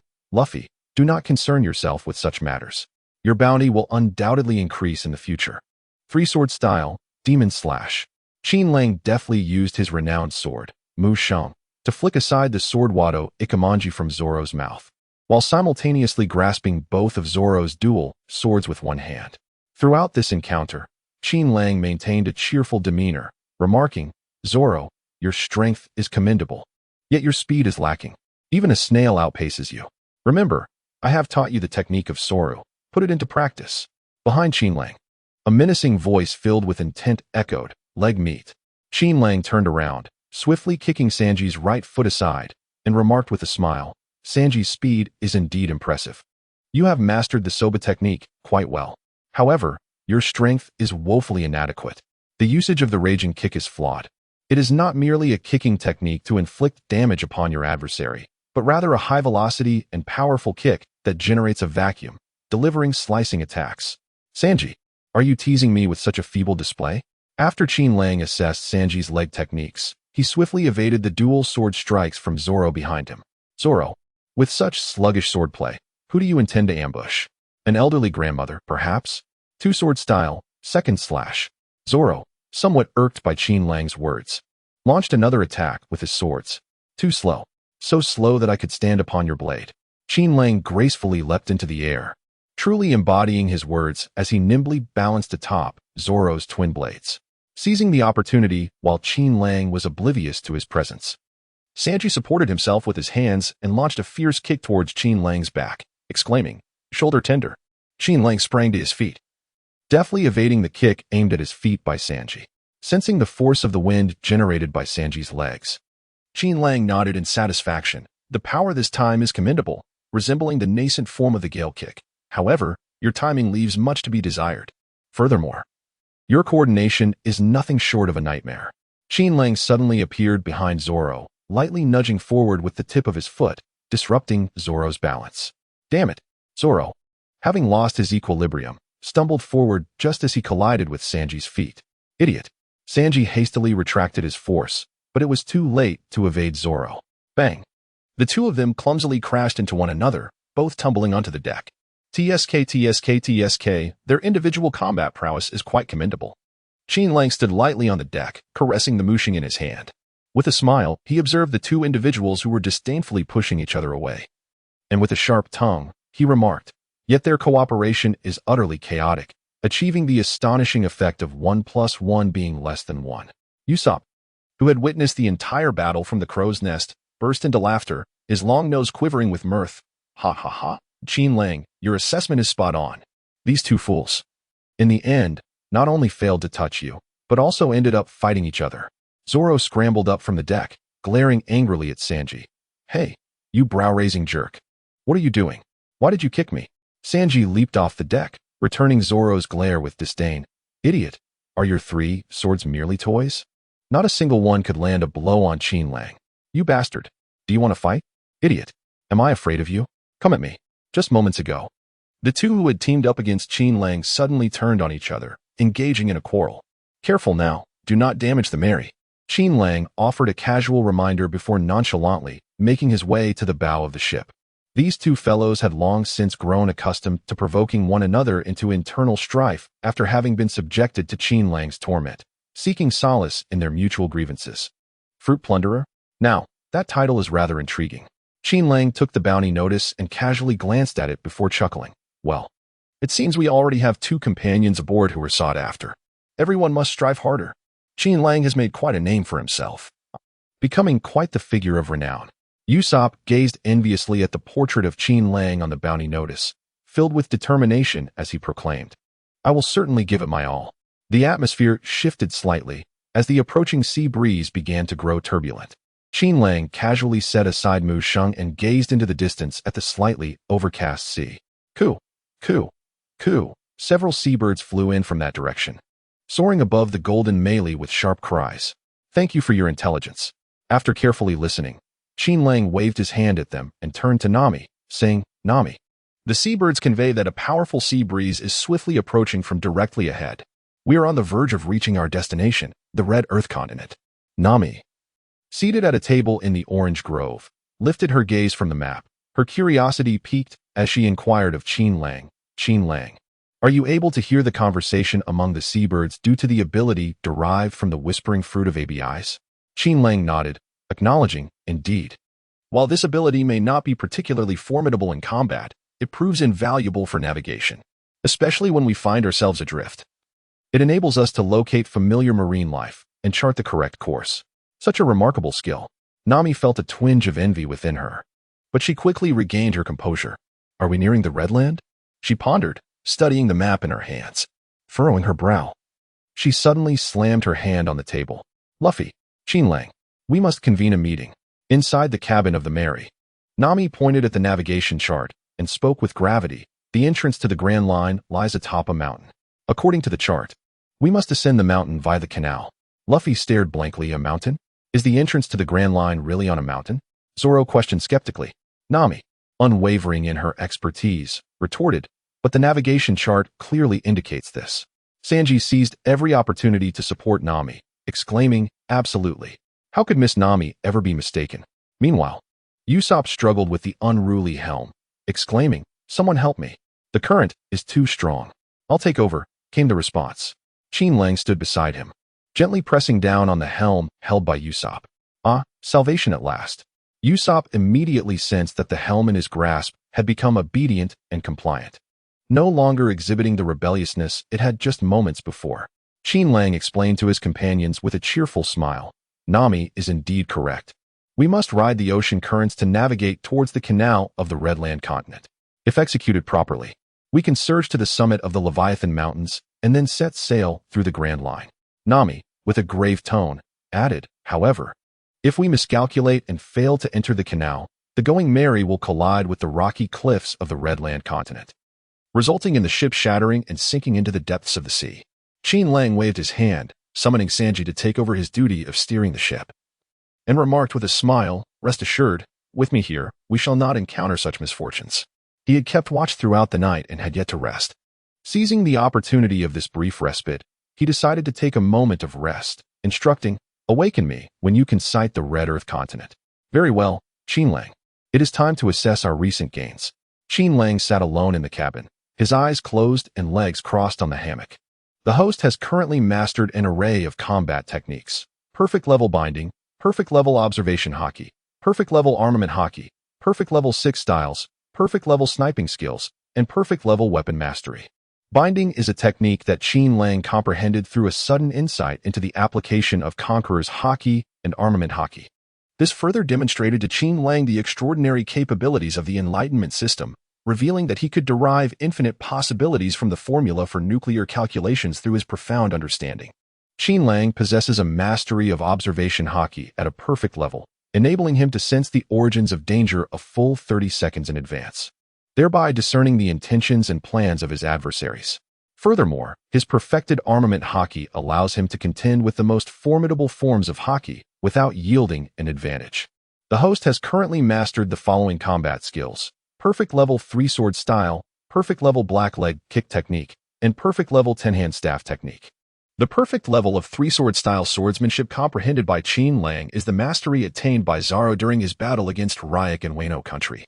The exquisite mastery of the perfect level black leg technique, as understood by Qin Lang, is an art of kicking that Sanji has yet to grasp, even during his time in Wano. In terms of utilizing the shit technique, Qin Lang could undoubtedly serve as a mentor to the smoke guy. The host has attained the following life skills: master level culinary arts, perfect level repair techniques, perfect level navigation skills, perfect level cigar appreciation, perfect level thievery, and perfect level gambling prowess. Additionally, he has acquired a unique physique, perfect level Conqueror's Haki, and Qin Lang's modified exoskeleton. Qin Lang's unparalleled Conqueror's Haki has reached a level where he can precisely target the intimidation of an individual amidst a crowd. In the fleeting moment of passing by Qin Lang, even formidable beings like Kizaru would, if caught off guard, find themselves momentarily overwhelmed, losing their capacity for thought. The exoskeleton, revised, is a result of Qin Lang's epiphany during simulated combat. After utilizing Sanji's exoskeleton, he discerned certain adverse effects inherent within it. In a moment of profound realization, Qin Lang made several modifications to the exoskeleton, rendering it more compatible with his physical attributes. What followed was Qin Lang's most significant acquisition, the Devil Fruit. The host has currently amassed the abilities of the following Devil Fruits: Human Fruit, Mythical Zoan Type, Nika Form, 70, Smoke Fruit, 70, Shatter Fruit, 70, Slip Fruit, 70, Whisper Fruit, 70, and Scythe Fruit, 70. In recent days, Qin Lang's cultivation has propelled the development progress of all Devil Fruits to a remarkable 70%. However, upon reaching this threshold, the advancement of the abilities of the Devil Fruits has encountered a formidable bottleneck. The power derived from Qin Lang's realization of the Human Fruit, Mythical Zoan Type, Nika Form, has reached a remarkable 70% development, surpassing the might of Luffy's 4th gear, the Muscle Balloon. However, there are no signs of awakening the Nika Form. It is evident that the extraordinary comprehension system imposes certain limitations on the understanding of Devil Fruits. At present, Qin Lang has yet to fulfill the conditions necessary to fully develop the abilities of the Devil Fruit to 100% and achieve awakening. Qin Lang harbored a conjecture. It was likely due to the limited number of Devil Fruits he had encountered thus far. In the world of One Piece, there existed hundreds of varieties of Devil Fruits. Perhaps, once Qin Lang managed to collect more than half of these fruits, he could achieve a complete mastery of their powers. Alternatively, should he gaze upon an individual who had fully developed the abilities of a Devil Fruit, he too would correspondingly attain a complete mastery of the development process. In the realm of One Piece, the number of individuals capable of fully realizing the potential of a Devil Fruit was exceedingly rare. In the distance, the towering mountain appeared to be the red line. Qin Lang slowly opened his eyes, and through the observation of the Conqueror's Haki, he sensed that the Red Earth continent lay not far ahead of the ship. The surrounding currents had become increasingly turbulent and complex, prompting Luffy to begin lowering the sails. Soon, a voice of astonishment erupted from the deck. "Hey, I see an incredible mountain. It's so enormous. Qin Lang, hurry up. We have arrived at the Red Earth continent." Usopp joyfully dashed into the cabin, exclaiming to Qin Lang, "Wow, what a towering peak. Come and see. I'm coming." Qin Lang, with a beaming smile, opened the door and joined Usopp on the deck. Amidst the ferocious sea winds, a towering mountain loomed into the clouds. resembling a colossal beast that obstructed the path of the Mary. In stark contrast, the Mary appeared as insignificant as a mere insect, feeble and powerless, poised to be engulfed by the waves stirred by the beast's thunderous snores. At last, they had arrived at the Red Earth continent. Ah! The sheer force of the Mary's descent sent a rush of adrenaline through Nami and Usopp, their hearts racing. The speed was overwhelming. In a state of panic, they gazed ahead at the canal shrouded in mist, with no end in sight. Luffy, perched atop the figurehead of the Mary, clutched his straw hat and joyfully shouted, "Let us go, Mary." Charge towards the Grand Line. Qin Lang gazed at the slightly anxious Nami with a warm smile, reassuring her, "Rest assured, with me here, you shall not encounter any trouble." Under Qin Lang's comforting words, Nami's initial tension gradually transformed into a sense of joy. Qin Lang is remarkably dependable. This is the conviction he instilled in Nami shortly after boarding. Although Nami has witnessed the formidable prowess of Luffy, Zoro, and Sanji, in comparison to Qin Lang's steady reliability, the trio appears as mere children, utterly untrustworthy. The merry-go plunged into the mist, obscuring the surroundings. What is that wall ahead? It was only after breaking through the fog that the crew aboard the merry-go realized with astonishment that at the end of the canal they were traversing lay not the boundless expanse of the Grand Line, but rather an enormous, foreboding wall. How could the end of the canal be a wall? Nami's face drained of color. We're doomed this time. Given the current descent rate of the merry-go, they would likely collide with that wall in approximately 2 minutes. A collision with such a massive barrier would undoubtedly shatter the merry-go to pieces, resulting in destruction and loss of life. Do not panic. Qin Lang stood serenely at the bow of the ship, gazing at the colossal figure before him. It was not merely a wall, but an enormous whale, the largest island in the world, known as Laboon. A whale? Gasped the crowd in astonishment. Such a massive creature. Could it possibly be a sea king? Recalling their recent encounter with a sea king, the group felt a chill of trepidation, collectively swallowing hard. Had it not been for Qin Lang's ability to utilize the smoke fruit to hurl the entire vessel from the jaws of the Sea King back into the ocean, they might have already met their demise. Luffy's eyes sparkled with excitement. "Let it join our crew," he exclaimed. Nami, struck by Luffy's audacity, slapped the back of his head and stammered, "Luffy, we could crash into it and die, and you still wish to invite it to join us? What on earth are you thinking?" "Nami, do not worry. We shall be fine," Qin Lang reassured her. Qin Lang waved his hand, and his body transformed into a plume of black smoke, enveloping the entire Golden Mary. The crew aboard the ship felt a slight tremor in the vessel, only to be astounded as they witnessed the Mary, lifted by Qin Lang's dark fog, rise gracefully from the surface of the canal, transforming into a soaring airship. A voice emerged from the billowing smoke, resonating with enthusiasm. "Luffy, unfurl the sails. The Mary is ready for takeoff." A hearty laugh followed. "Ah, the Mary has taken flight." Filled with exhilaration, Luffy leapt into action, extending his arms to unfurl the sails. The Mary, akin to a bird graced with wings, deftly navigated through the air, soaring gracefully beneath the ethereal support of Qin Lang's smoky form, skillfully evading the colossal whale, Laboon, that loomed ahead, ultimately landing safely beyond the formidable creature. From the swirling black smoke, Qin Lang materialized into human form. He lifted his gaze to the little Laboon before him, observing the myriad scars adorning its head, and communicated with it through the whispering fruit. "Laboon, can you hear my voice?" A young and somewhat naive voice echoed in Qin Lang's mind, filled with curiosity. Who are you?"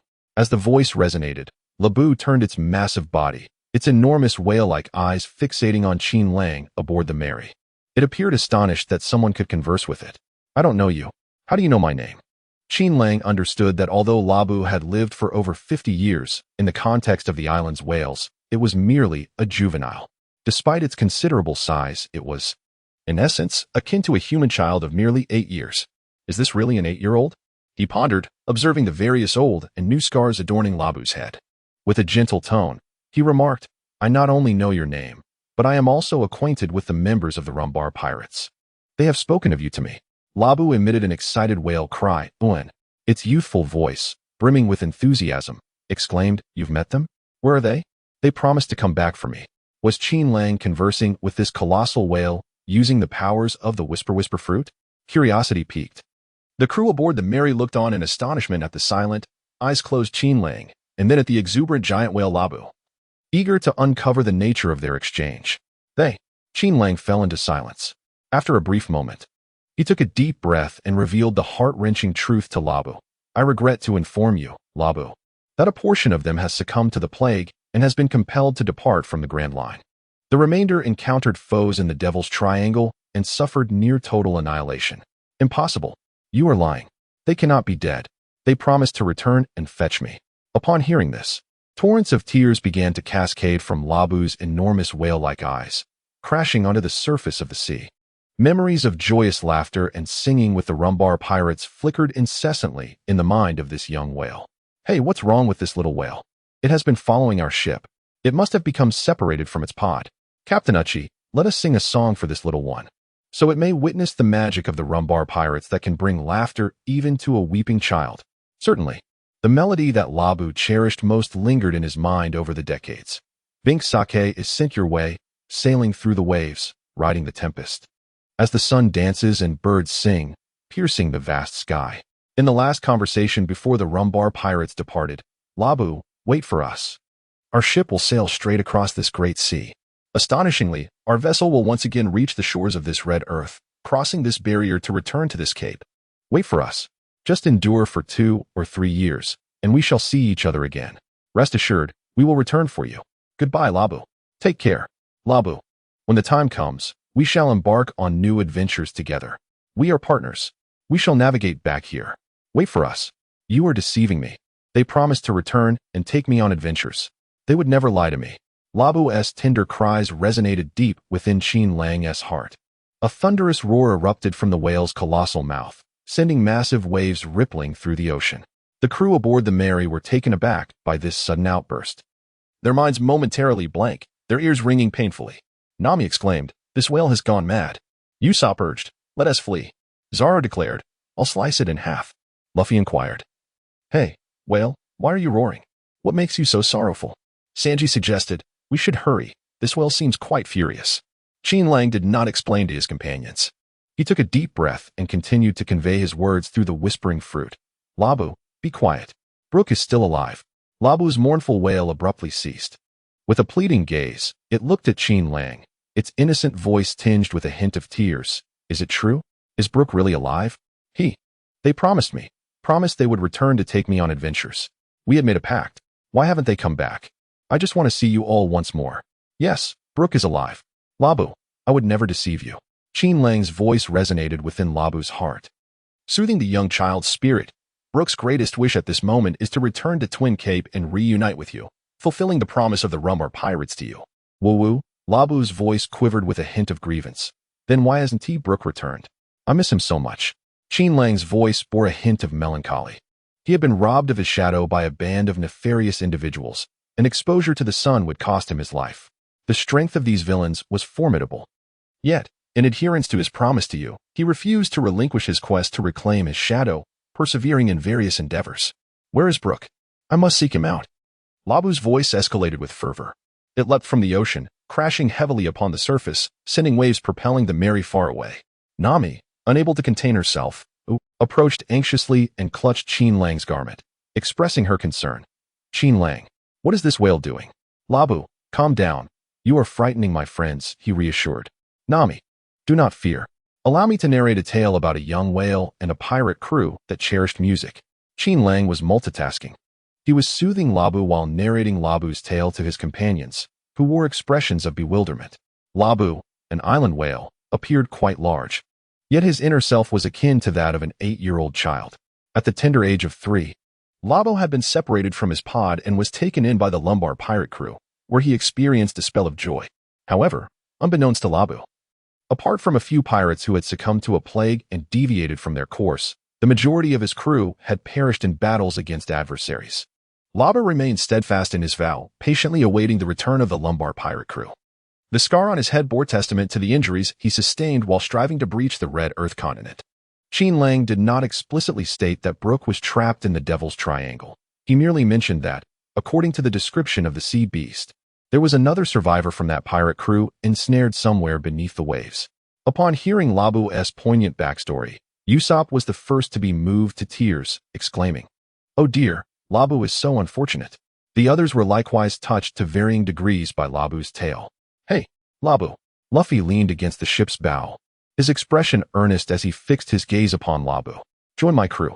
Let us journey together on the Grand Line and search for your living companion. Laboon blinked his large eyes, seemingly stirred by Luffy's offer. Nami, irked, slapped Luffy lightly. Hey, Luffy, didn't you hear what Qin Lang said? With such a massive island whale like Laboon on the Grand Line, it is highly likely that he will attract the attention of other sea kings and could very well meet his demise in the ocean.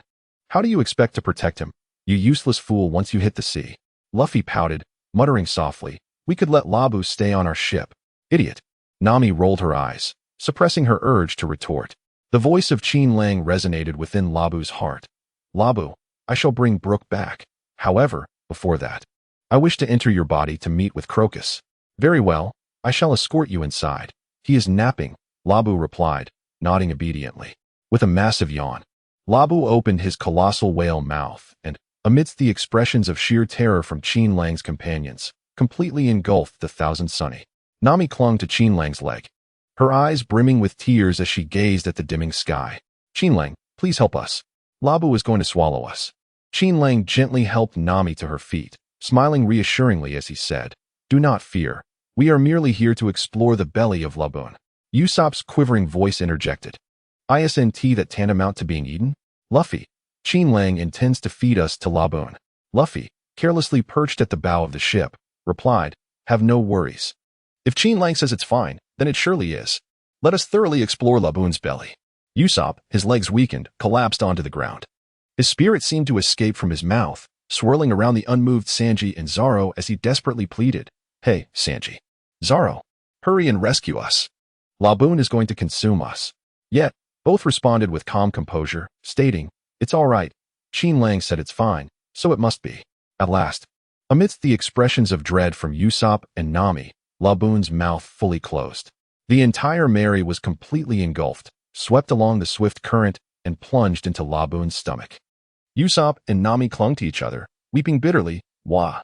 We have been devoured by Laboon.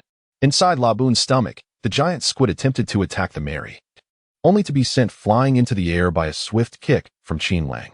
Qin Lang transformed into a swirling mass of black mist, holding the descending giant squid aloft. Nami wrinkled her nose, casting a pitiful glance at the ethereal Qin Lang above, her voice tinged with a charming, tearful whine as she lamented, woo-woo, Qin Lang is so unreliable. I have had enough of your reckless antics. I long to return home. Gazing at the immobile seascape surrounding them, Usopp quipped, are we dreaming? How can there be a sky inside a whale's belly? There are seabirds and clouds. Zoro pointed at the island, adding, and there are islands within the whale's belly too. The voice of Qin Lang resonated from above. This is indeed the stomach of Laboon, albeit modified by someone. The purpose of these alterations was to facilitate the internal healing of Laboon, who frequently sustains injuries from collisions with the bedrock of the Crimson Earth. Qin Lang transformed into a cloud of dark smoke, placing the great king octopus upon the so-called small island. He retracted the smoke, reassembling into human form, and approached the door of the modest cabin. Qin Lang gently rapped on the door. Elder Crocus, may I have a moment of your time? Before long, the door creaked open. A figure, aged yet still robust, emerged from within. With a hairstyle reminiscent of a saffron flower, Crocus donned his glasses with an air of authority. He scrutinized Qin Lang with a piercing gaze before letting out a disdainful snort. Humph. Crocus's expression was decidedly grim. The palpable aura of menace caused those aboard the Mary to hold their breath instinctively, bracing themselves for a confrontation. However, to their surprise, Crocus suddenly yawned indifferently and remarked, it's quite rare to have visitors. The group collectively slumped in disbelief. Usopp's feeble voice broke the silence. So he is not just a fierce and unreasonable old man after all. Qin Lang understood that Crocus was a person who appeared cold on the outside, but had a warm heart within. He spoke gently, Senior Crocus, my uninvited visit may seem discourteous. I beg your forgiveness. Senior, you say? Crocus cast a glance at Qin Lang. He then turned and walked towards the coconut tree, settling into a beach chair. Picking up a newspaper, he perused it with indifference, remarking, most pirates are nothing more than rude, barbaric scoundrels. Rarely do I encounter someone as refined and cultured as yourself. Do you know me? Qin Lang gazed at Crocus with a smile, remarking, of course. You are the ship's doctor of the former Roger pirates, and you have also made a promise to the Rumbar pirates. taking care of the lighthouse keeper at Twin Cape for decades. Upon hearing Qin Lang's words, Crocus's expression remained unchanged, yet his gaze drifted nostalgically towards the newspaper before him.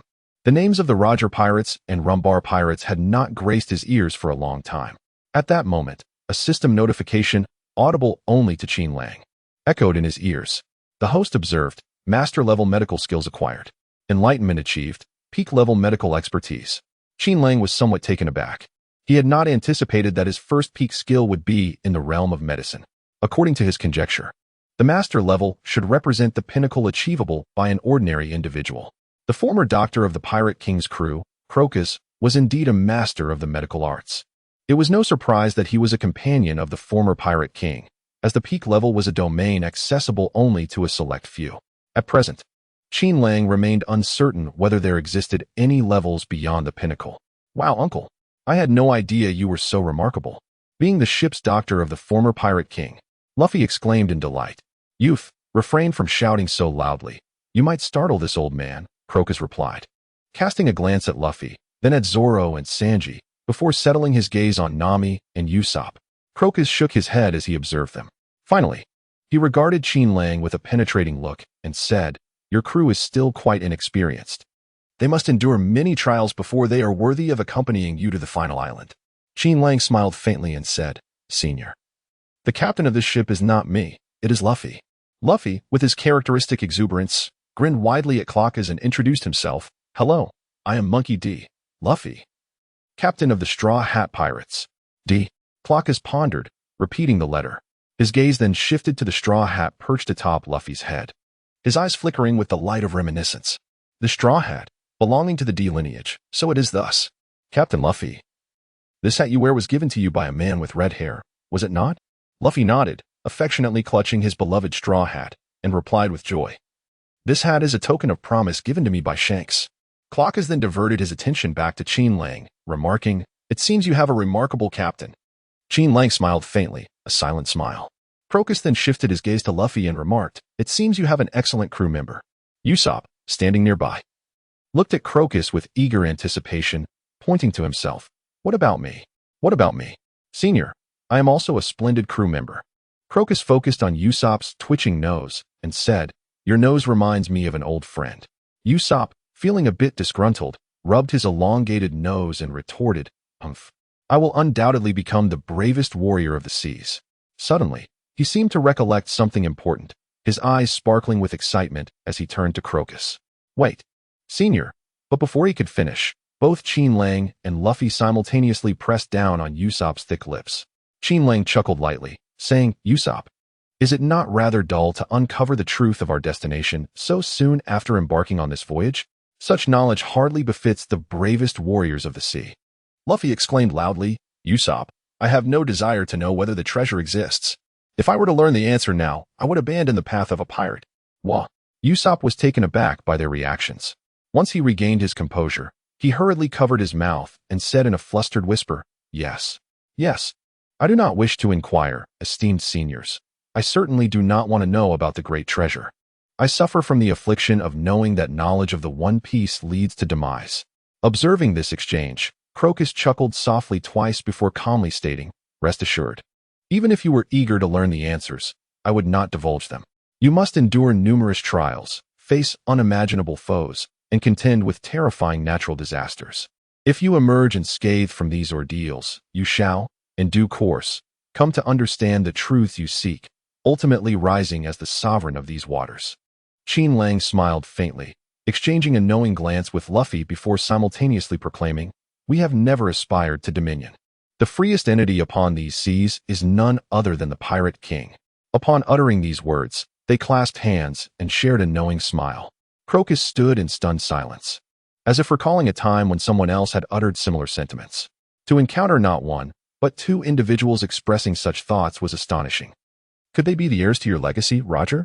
Crocus gazed at Qin Lang and Luffy with a sense of wistfulness before rising from his beach chair, stating, Since you have grasped this truth, there is little more for me to convey. The door over there could be accessed through Laboon's stomach. Suddenly, the entire belly of the sea began to tremble violently, causing the merry-go and the island vessel where Crocus stood to sway perilously with the waves. Crocus steadied himself and exclaimed anxiously, This is not good. Laboon is beginning to batter against the red line. Its thoughts are becoming chaotic again. I must administer a tranquilizer. Crocus contemplated leaping into the sea to provide Laboon with the calming agent, when he heard Qin Lang's voice resonate in his mind. Do not panic, senior. I will soothe Laboon. You? How do you intend to accomplish that? Crocus questioned, skepticism evident in his thoughts. It's quite simple. The whispering fruit has been developed to a level of 70, its effects far surpassing those of the original user, ABIs. It is noteworthy that this 70% development is on par with Luffy's Gear 4th, the muscle balloon. Qin Lang is now capable of engaging in profound inner dialogues with sentient beings, even possessing the ability to induce hypnotic alterations in thought processes. Frequently, these creatures find themselves unable to discern whether the voices echoing in their minds originate from their own consciousness or if they are being subtly influenced by an invading adversary, altering their thoughts insidiously. Qin Lang gazed intently at the undulating sea of gastric acid, closing his eyes. Within the depths of Labu's psyche, amidst the chaotic and deteriorating gray-black despair, emerged a creature, possessing Qin Lang's head yet embodying a white octopoid spider, a grotesque fusion of man and arachnid. Silently, it hung inverted, a pristine thread of silk trailing behind it. It opened its eyes and began to crawl into the surrounding dark gray expanse, leaving a lengthy trail of ethereal silk in its wake. The Soul Weaver, transformed from Qin Lang, can silently infiltrate the depths of the target's heart. With imperceptible strands of mental silk, he weaves a web within the target's psyche. He may also mend the emotional wounds of the other, healing their spirit, liberating them from the shackles of psychological pain. Alternatively, he can implant subtle traps of mental silk, leading the target to unknowingly alter their convictions, rendering them prey to the Soul Weaver's designs, to be utilized at his will. In no time, the dark and desolate regions of Lab's inner self are woven into a tapestry by the Soul Weaver incarnate as Qin Lang. The once gray areas, concealed by the mending of the dark fragments, are revitalized once more. The passage of time within the mind feels protracted, yet in reality, less than 2 seconds have elapsed. This phenomenon correlates with the difficulty of breaching the mental defenses of the target invaded by Qin Lang. For an innocent being like Lab, such an incursion is but a fleeting moment. Crocus, yet to question Qin Lang, is astonished to observe that the acid sea has ceased its tumultuous movements, leaving only residual waves swaying gently. Remarkably, Lab has indeed halted its collision with the Red Earth continent. Crocus, having lived alongside Lab for so long, is acutely aware of the immense challenge involved in restoring calm to the colossal island whale once it has lost its reason. Regarding Qin Lang's miraculous act of closing his eyes and reopening them to soothe Kabu, Crocus can only stare in astonishment, rendered speechless by the spectacle. Qin Lang gazed at the gaping, bewildered Crocus and smiled gently. Senior, I am pleased to report that Labu has calmed down. The ability of the devil fruit? Crocus effortlessly deduced the answer, although this did not reflect the actual truth. Qin Lang nodded. This is the ability of the whispering fruit. It can soothe the pain within and heal wounds that remain unhealed in the heart. Crocus replied with a hint of regret. It seems that this is not a power suited for battle. Qin Lang chuckled softly, choosing silence over words. It was Luffy, however, who boldly proclaimed, Qin Lang is a gifted individual who has consumed a devil fruit, enabling him to replicate the abilities of any fruit he has encountered. Crocus was taken aback by Luffy's assertion. What? How could such a formidable devil fruit exist? Having spent many years by the side of the Pirate King, Roger, Crocus considered himself well-versed in the world of pirates, yet he had never witnessed a devil fruit as powerful as this. Usopp, draping an arm around Qin Lang's shoulders, proudly patted him and exclaimed, So what do you think? Qin Lang is incredibly strong. He is our vice-captain. The notion of Qin Lang being the vice-captain was accepted without dispute by the others, who seemed to have grown accustomed to his esteemed position. Although Luffy had never explicitly declared Qin Lang as vice-captain, it was as if everyone had already recognized him as such. This was largely due to Qin Lang's extraordinary prowess. He was not only formidable in combat, but also possessed an exceptional intellect, with knowledge that spanned the entirety of the crew's needs. Each member on board could progress and gain new insights under Qin Lang's mentorship. Among them, Zoro and Sanji were particularly influenced by his guidance, while Luffy received relatively little direction from him. Qin Lang merely imparted to Luffy the methods of utilizing the Conqueror's Haki, as well as the applications of observation Haki and armament Haki. Zoro had previously inquired privately of Qin Lang why he had not offered guidance on the development of their captain Luffy's devil fruit abilities. Qin Lang's response was that Luffy is not the type suited for tedious study. He is a combat genius. As long as he continuously battles formidable foes, honing his will and experiencing life and death, Luffy will inevitably grow powerful. Although I can impart similar insights to Luffy, such training is not beneficial. I would intentionally allow him an escape route at critical moments. If Luffy becomes accustomed to the idea that there is always a way out in life or death battles, he may lose the conviction to fight fiercely when confronted with true strength. This poses a grave risk. Luffy had no objections to this, often enthusiastically seeking Qin Lang to attempt rubber fusion techniques. Crocus marveled, "I never expected you to consume such a formidable devil fruit. It seems that soon I shall read about you in the newspapers." Usopp proudly displayed Qin Lang's bounty notice, exclaiming, "Qin Lang has a bounty of 100 million berries." 100 million? It appears you have made quite a name for yourself, Crocus replied dismissively. To an old pirate like Crocus, such a bounty seemed rather meager. He had faced opponents with far higher bounties on multiple occasions. What Crocus did not realize was that 100 million berries was merely Qin Lang's initial bounty, an unprecedentedly high sum. Suddenly, the door above Laboon's stomach was kicked open, and two oddly dressed individuals in green attire leaped forth, brandishing individual launchers. "You old fool. This gigantic whale is doomed this time. You cannot stop us." The pair looked down arrogantly at those in the gastric sea, glaring menacingly at Crocus. "Watch us create a massive hole in its stomach. Mr. Nine, are you ready?" A woman with a light blue high ponytail and peculiar suspenders raised her cannon, aiming at the area above Laboon's stomach. "Miss Wednesday, I am ready." Next to her, a man adorned in green, wearing a crown with a mustache resembling the number 9, also lifted his cannon, directing it at the same target. "Stop, you two scoundrels. I will not allow you to lay a finger on Laboon." Crocus shouted furiously, his small, bespectacled eyes filled with rage. "Die, gigantic whale." The woman with the light blue ponytail scoffed, disregarding Crocus's threats, and began the countdown. 3, 2, 1. Fire. "All right, baby. Fire." Boom. 2 cannonballs were launched, swiftly ascending towards the apex of Labu's stomach. Once the projectiles detonated within Labu's frail belly, even if he were to survive, he would likely be left on the brink of death, gasping for breath. "You shameless scoundrels." Crocus leapt high in an attempt to intercept the cannonballs with his own body. Alas, age had diminished his physical capabilities. Despite foreseeing the direction of the impending attack, he was a moment too slow, narrowly missing the cannonballs as they soared past him. He could only watch helplessly in midair as the 2 projectiles climbed higher, aiming for the summit of Labu's stomach. "Mr. 9, we are on the verge of successfully slaying this whale. Miss Wednesday, let us brace ourselves for the triumphant explosion." The 2 reveled in their anticipation, watching as the cannonballs drew ever closer to Labu's belly, eagerly envisioning the colossal island whale's demise and its potential to provide sustenance for their town of Whiskey Peak for 3 to 4 years. However, a curious sensation engulfed them. It seemed that the cannonballs were not ascending but rather descending rapidly, heading straight for the platforms upon which they stood.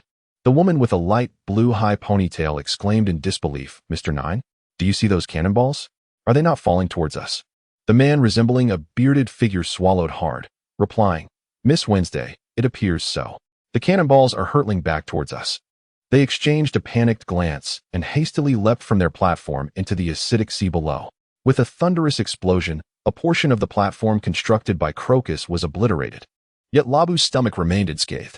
The 2 desperate souls plunged into the caustic waters, holding their breath as they struggled to surface, their garments beginning to corrode from the acidic liquid. They rushed to ascend the soft ladder lowered from a nearby ship, only to find themselves immediately surrounded by a group of menacing pirates upon reaching the deck. "Hey, what do you want? Stay away from us. Miss Wednesday, they appear to be pirates." The duo stood back to back, apprehensively eyeing Luffy and his crew, who were moved by Labu's past. Just moments prior, Labu had narrowly escaped a treacherous ambush by these 2 deceitful individuals, unable to await the arrival of the Baroque Works members.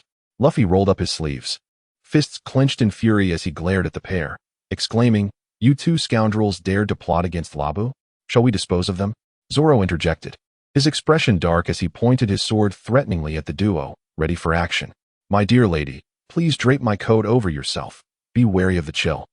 Sanji gallantly offered his outerwear to the woman with the light blue ponytail.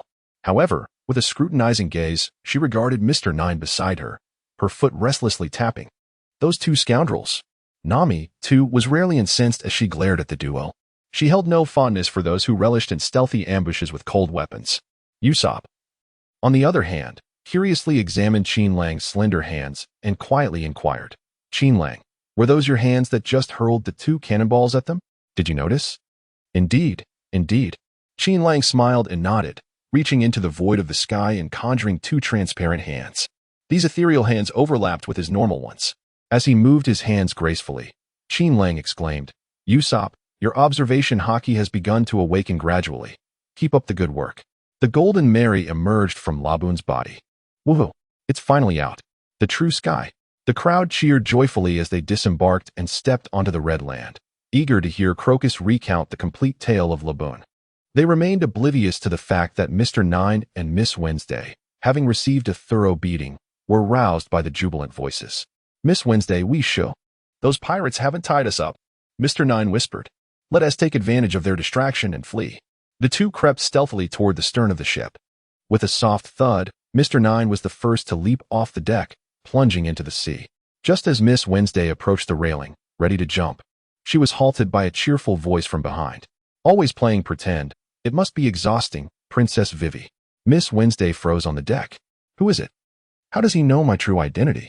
Vivi thought, turning around to find Qin Lang leaning against the wall, grinning at her. Her mind raced. It's him. The one who has been smiling the entire time among those pirates. He is undoubtedly a scoundrel.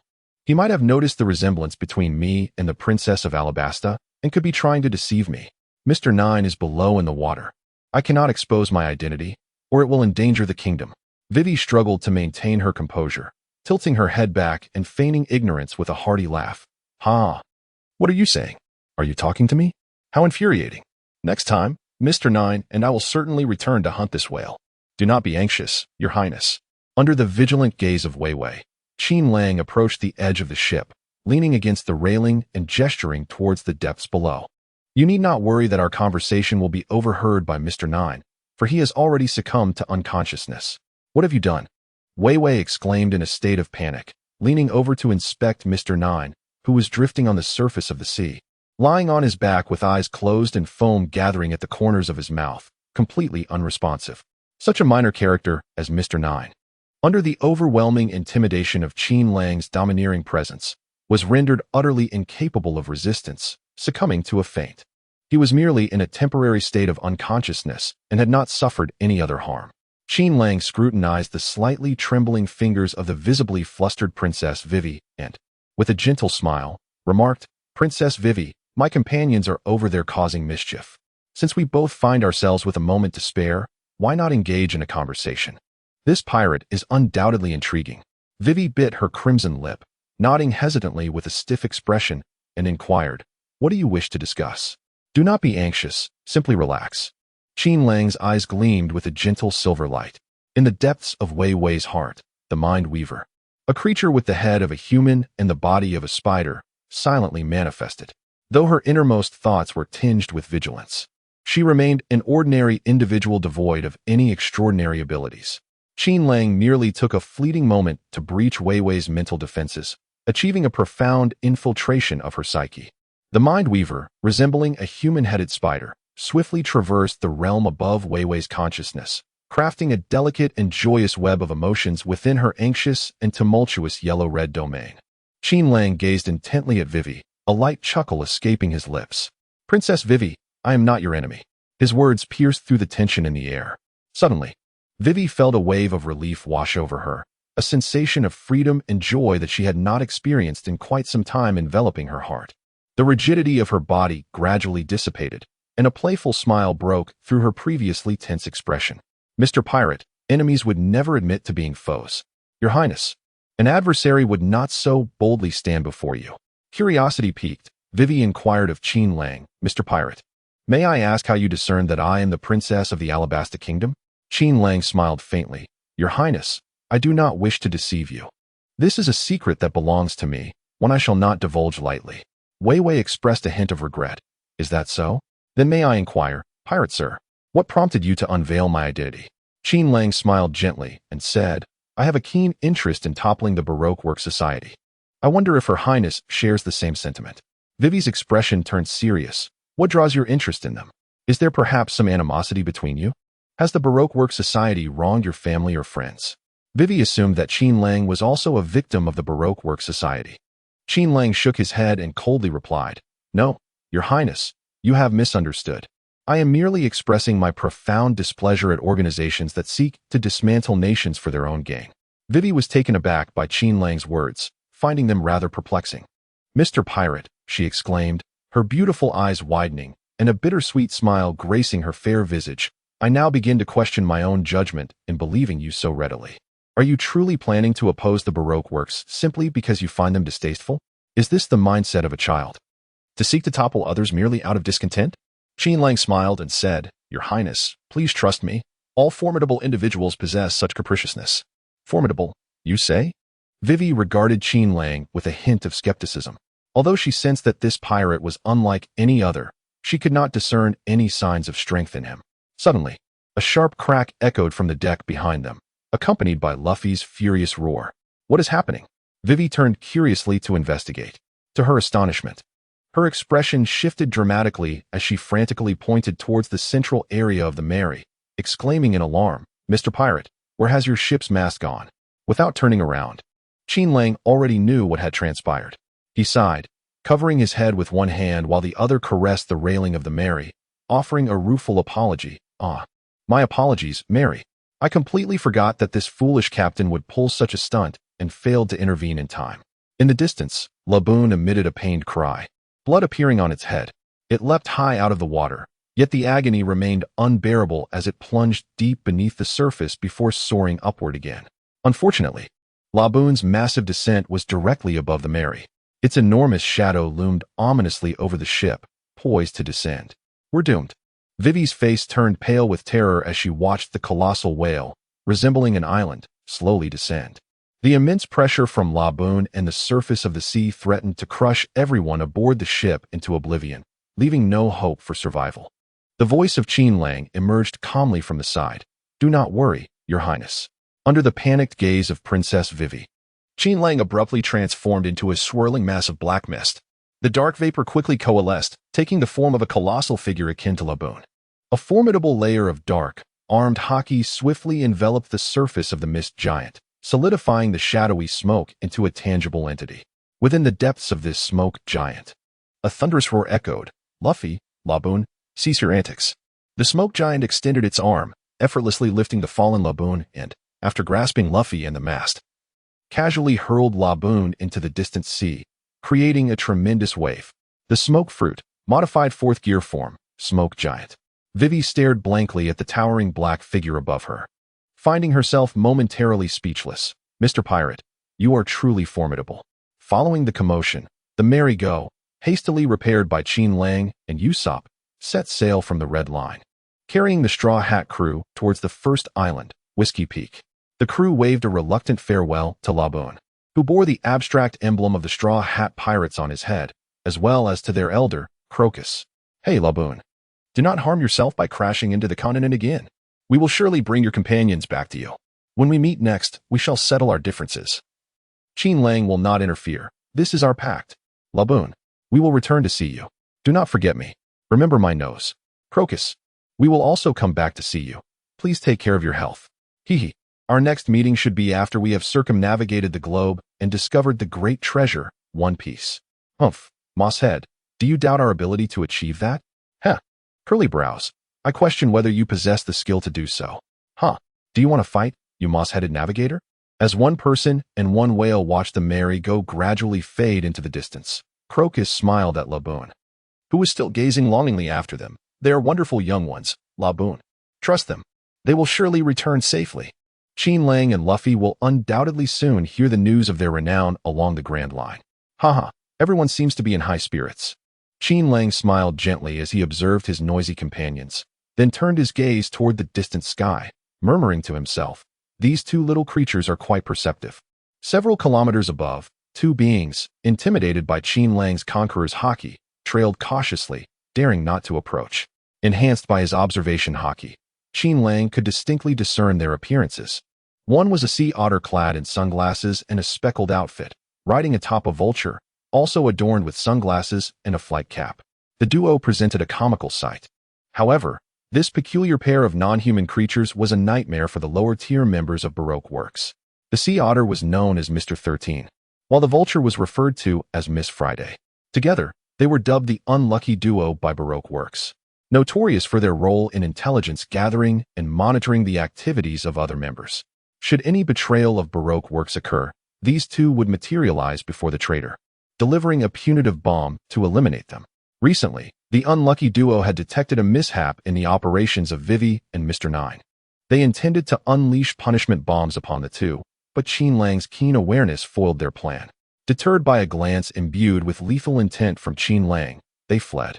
Though they sought opportunities to continue their assault, they were struck with fear upon witnessing Qin Lang brandishing a massive Labrador, prompting them to retreat in terror. Now, the Unlucky Duo, intimidated by Qin Lang, could only follow from a distance, gathering information on this formidable adversary. Ignoring the two inconsequential individuals, Qin Lang turned and led the group into the cabin, where he began to unveil Vivi's lineage. Meanwhile, the unfortunate Mr. 9 lay unconscious on the deck. "So, you are a princess? How peculiar. You look just like an ordinary person," Luffy remarked with curiosity, tilting his head as he scrutinized Vivi. "That's nonsense," Nami retorted, delivering a playful punch to Luffy's head. "A princess is still a person."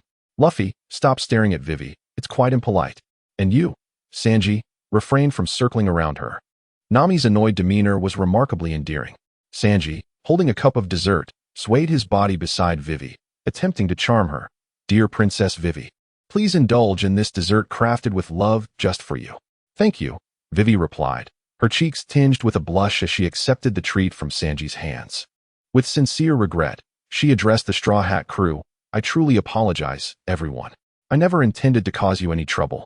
However, upon infiltrating the Baroque works, I was compelled to fulfill the mission assigned by my employer. Hunting down Laboon was never my intention."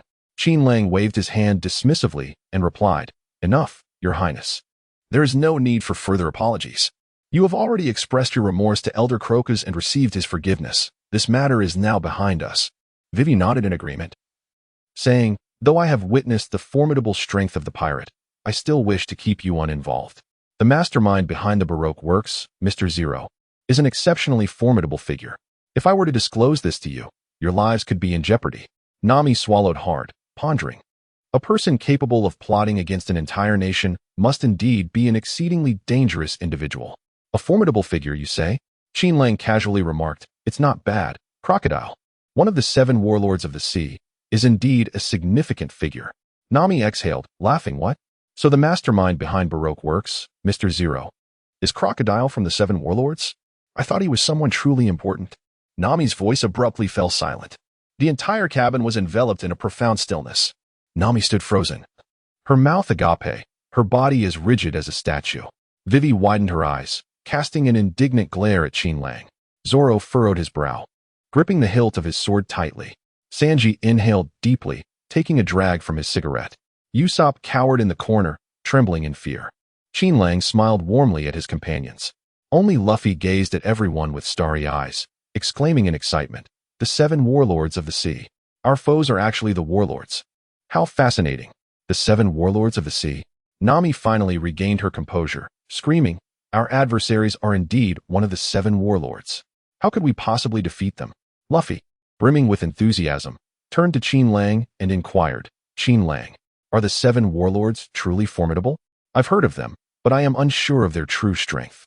Qin Lang pondered for a moment before smiling and remarking, "Indeed formidable. The 7 warlords of the sea are universally acknowledged by the world government as great pirates.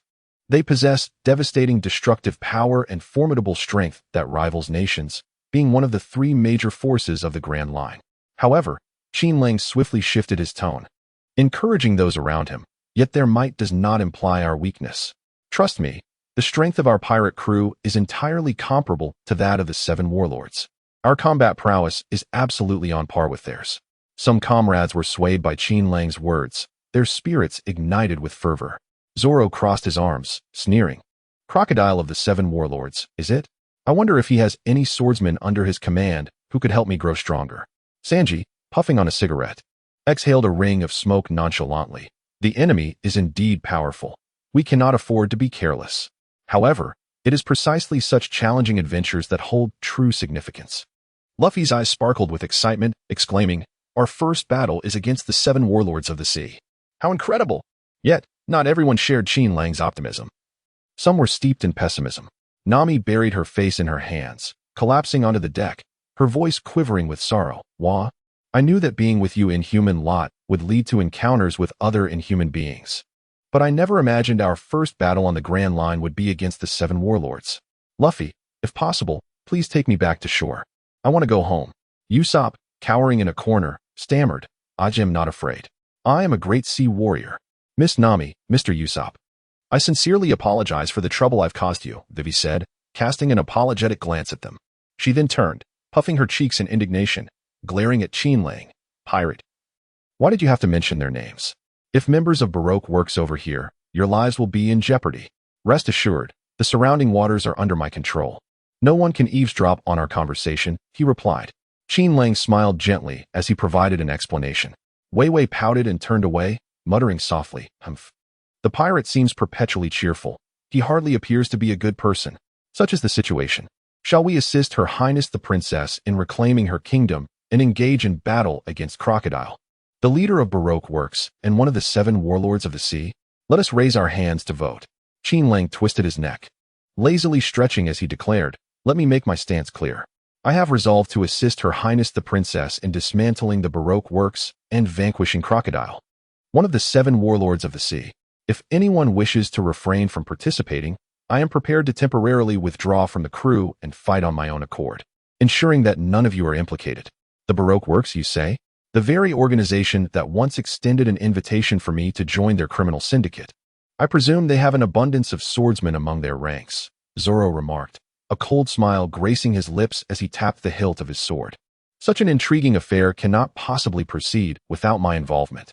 Luffy, brimming with excitement, raised his hand and exclaimed, "Haha, I concur.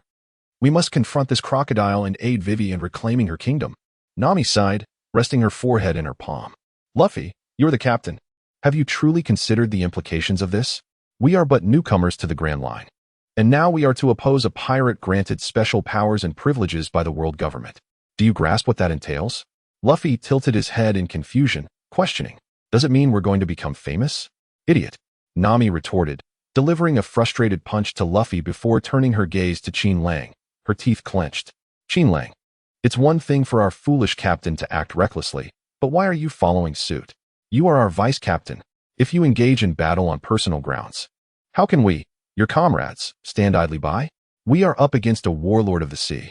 While you may possess remarkable strength, what about Usopp and me? We are merely ordinary individuals."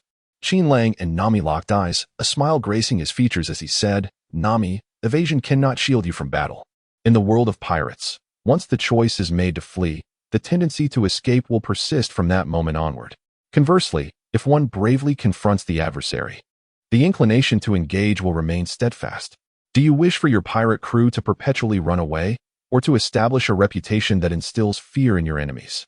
Nami clenched her teeth and replied, "I understand the logic behind your words, but we have only just embarked on the Grand Line.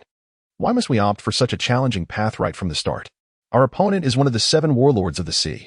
Qin Lang smiled and said, "The opponent is merely one of the 7 warlords of the sea, not all 7. Our captain's ambition is to become the Pirate King. Engaging in battle with such a foe is quite ordinary, wouldn't you agree, Luffy?" "Uh-huh." Luffy nodded enthusiastically, his head bobbing as if entranced. "That's right. We will definitely win. Nami, have faith in our comrade's strength." Luffy has never shied away from combat. Rather, he yearns for the thrill of confronting formidable adversaries. Not to mention, the opponent is one of the infamous 7 warlords, renowned across the seas. "I'm utterly exasperated with all of you fools." Nami groaned, her hands tangled in her hair, overwhelmed by the reckless fighters around her. "Miss Nami makes a valid point," Sanji remarked coolly, puffing on his cigarette as he contemplated. "If the enemy is a criminal organization with thousands of members, recklessly opposing them could indeed endanger Miss Nami." Nami looked at Sanji with gratitude, touched by his concern. "Sanji, you are indeed dependable. In the next moment, Sanji raised his head, his expression transforming as he hurried over to Vivi's side. His cheeks flushed and pouted. But for the sake of rescuing Princess Vivi's kingdom, what is a little danger? Do not fear, Miss Nami. I shall ensure your safety and that of Princess Vivi. If the Baroque works wish to harm you, they must first step over my corpse. You absolute fool. I wish to step over your corpse right now. In a moment of astonishment from Vivi, Nami delivered a swift kick to Sanji's face, leaving a deep imprint. As Nami pressed her foot against Sanji's face, she retorted angrily. I can't deal with you lot anymore. Do as you wish. Usopp and I will never agree to this. Usopp's voice timidly interjected from the side, Nami. I actually agree to help Vivi. Usopp, you rascal. Nami's face flushed crimson, and after a moment, she glared at Vivi, speaking through gritted teeth. Vivi, you are a princess, right? If you can offer me 10 billion berries as payment, we will decide to assist you in reclaiming your kingdom. Vivi paused for a moment before shaking her head. I'm sorry, Miss Nami, but that is impossible. I am immensely grateful that you have not only forgiven my previous mistakes but also intend to help me. However, the Alabasta Kingdom is currently embroiled in civil war, and years of drought have rendered this nation exceedingly impoverished. The treasury lacks sufficient funds to pay your reward. Is it possible for a kingdom to be so destitute that it cannot even afford 10 billion berries? Nami furrowed her brow, sighing. Does this mean we must work for free? Vivi weakly raised her head to look at Nami and softly said, Miss Nami. I personally have 500,000 berries in savings. Observing Vivi's pale face filled with shame, Nami's heart softened. She gently stroked Vivi's light blue hair and sighed. Vivi, the former princess has now become an undercover agent. You must have endured so much suffering. Do not worry. I shall disregard the matter of compensation. We will certainly assist you in reclaiming your homeland. Vivi bit her lip, her voice choked with emotion as she shook her head. Thank you all. However, I cannot drag you into this perilous quagmire. Crocodile is exceedingly dangerous. Vivi, Nami embraced her, interrupting the words left unspoken. Have you not already witnessed Qin Lang's prowess? It will be fine. We will surely help you defeat the Baroque works, and that crocodile. Qin Lang can vanquish him with just a finger. At this, Nami turned to glare at Qin Lang with an unfriendly expression, gritting her teeth. Am I not right? Qin Lang? Qin Lang smiled and said, Indeed, Nami is right. I could defeat him with just a single finger. Humph. Nami turned back with satisfaction, fixing her gaze on the visibly moved Vivi, and earnestly reassured her, Do not worry. Although we are merely 6 in number, 5 of us are incredibly formidable.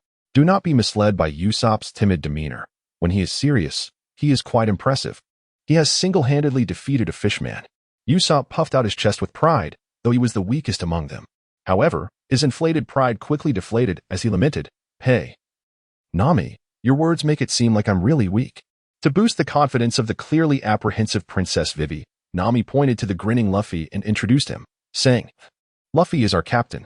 Despite his silly appearance, he has vanquished formidable foes like the fishman Arlong, who sought to dominate the East Sea, the notorious Admiral Click of the Navy, the cunning pirate Captain Kuro, and the troublesome Navy axe-wielder, Monka. He is a powerful pirate with a bounty of 30 million berries.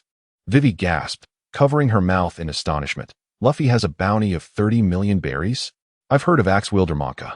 He is said to be an overwhelming force as a Navy colonel in the East Sea. Luffy, you were able to defeat such a formidable opponent? Luffy chuckled foolishly. The uncle with the axe. I wonder what he is up to now.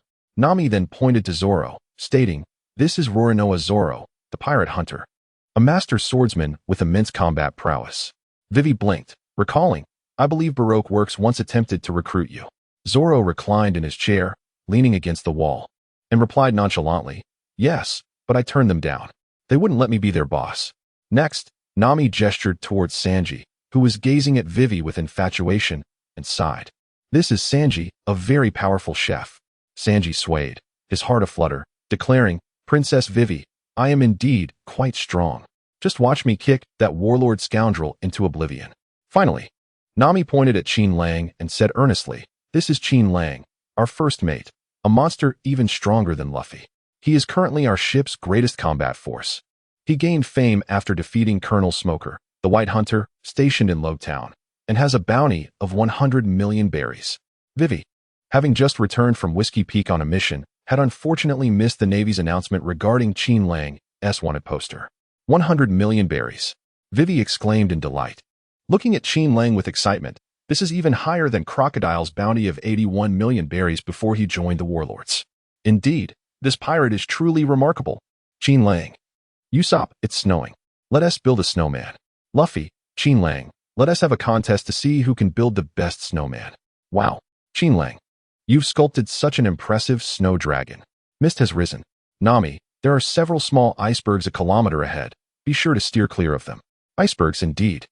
It is fortunate that Qin Lang can observe in advance, otherwise, we would surely collide with them. Luffy, Usopp, stop your snowball fight and take the helm. Preparing to evade the icebergs. Nami, the wind direction is about to change. Just ahead lies the storm zone. A fierce wind. Such a strong gust. Lower the sails quickly. Thankfully, we had already stowed the sails. Otherwise, they would have torn apart. Nami, have you forgotten to check the log pointer? The ship's course has shifted. Remarkably. The ship's direction has indeed deviated. The winds and waves remain unchanged, yet the Mary has strayed from the path indicated by the compass. Sanji. Swiftly turn the ship 180 degrees. Hurry. Understood. Miss Nami. Zoro. Wake up and get to work. ZZA. You too, come help us. Miss Wednesday. This woman truly knows how to delegate. Mr. 9. Let us endure for now. Once we return to Whiskey Peak, we shall properly punish them. Do not whisper here. Get to work. Yes, boss. In just half a day, Nami received a thorough lesson from the Grand Line. At last, tranquility returned, and the sea was momentarily calm. Bring it on. Whether it be fierce winds, blizzards, or thick fog, I shall not cower. Standing at the bow of the Going Merry, Nami vigilantly surveyed the slightly fog-laden waters ahead. The Grand Line is indeed formidable. The nautical knowledge acquired in the East Blue has proven utterly ineffective here. Truly, this is the most challenging and perilous sea. In a moment of idleness, Nami cast a sideways glance at the smiling Qin Lang. Feeling immensely grateful, it is a blessing to have Qin Lang here. Otherwise, faced with such a complex maritime situation, I would surely be overwhelmed. The Mary would have inevitably suffered damage from the icebergs, unlike now, where we have emerged unscathed. The Mary has navigated this capricious and unpredictable sea without a scratch. Qin Lang gazed at the tense Nami beside him and chuckled. Nami, relax. Our initial journey has come to a close. Nami's eyes sparkled with excitement. Have we reached the first island? Indeed, ahead lies Cactus Island. Upon learning of their imminent arrival at the first island, the companions gathered on the deck. They stared in awe at the island gradually coming into view, exclaiming in delight, "Oh wow, is this the first island we've reached in the Grand Line? Is this truly Cactus Island? Hiki, look at all those enormous cacti. So many thorns." Vivi and Mr. 9, sporting a distinctive mustache, simultaneously leaped onto the ship's railing. "Thank you for bringing us back, darlings." Facing the crowd, they knelt with one knee, striking a peculiar pose, while grinning mischievously, they added, "Now, we bid you farewell. Bye-bye, baby." With that, they both leaned back and jumped into the sea, swiftly swimming towards Whiskey Peak. Aboard the Going Merry, Sanji lamented, "Princess Vivi's swimming style is so graceful." Nami let out a sigh of relief. Phew. Thankfully, Vivi's acting skills are exceptional. Her companion didn't detect anything. Hee. Qin Lang smiled without uttering a word. A girl capable of concealing her identity as a princess within a criminal organization for an extended period undoubtedly possesses exceptional acting skills. After everyone decided to assist Vivi, they conferred with her and meticulously devised their forthcoming strategy. Vivi pretended to be captured again by Qin Lang and his associates alongside Mr. 9, who, upon realizing that his compass was missing, conferred with Vivi. Together, they implored Qin Lang and the others to escort them to Cactus Island. Upon returning to Cactus Island's Whiskey Peak, Vivi would proceed according to the plan. They would feign a failed mission, using deception to obscure communication with Whiskey Peak while continuing to seek irrefutable evidence of Crocodile's sinister intentions against the Kingdom of Alabasta. Vivi, through her activities within the Baroque works, uncovered faint traces. Yet these circumstantial evidences were insufficient to discredit Crocodile as heroic persona or to alleviate the anger of the Alabasta citizens, nor to dispel their misconceptions regarding the king. More substantial evidence was imperative to substantiate Vivi's claims. Once the irrefutable proof was obtained, Qin Lang, Luffy, and the others would promptly escort Vivi back to the Kingdom of Alabasta to expose the heinous acts of the Shichibukai, Crocodile. However, plans often succumb to unforeseen changes. "Dear Princess, The unfolding of events may soon take an unexpected turn. Qin Lang sighed deeply within. The Golden Mary sailed toward Cactus Island, the port of Whiskey Peak. Oh, the great adventurers. Welcome to your arrival.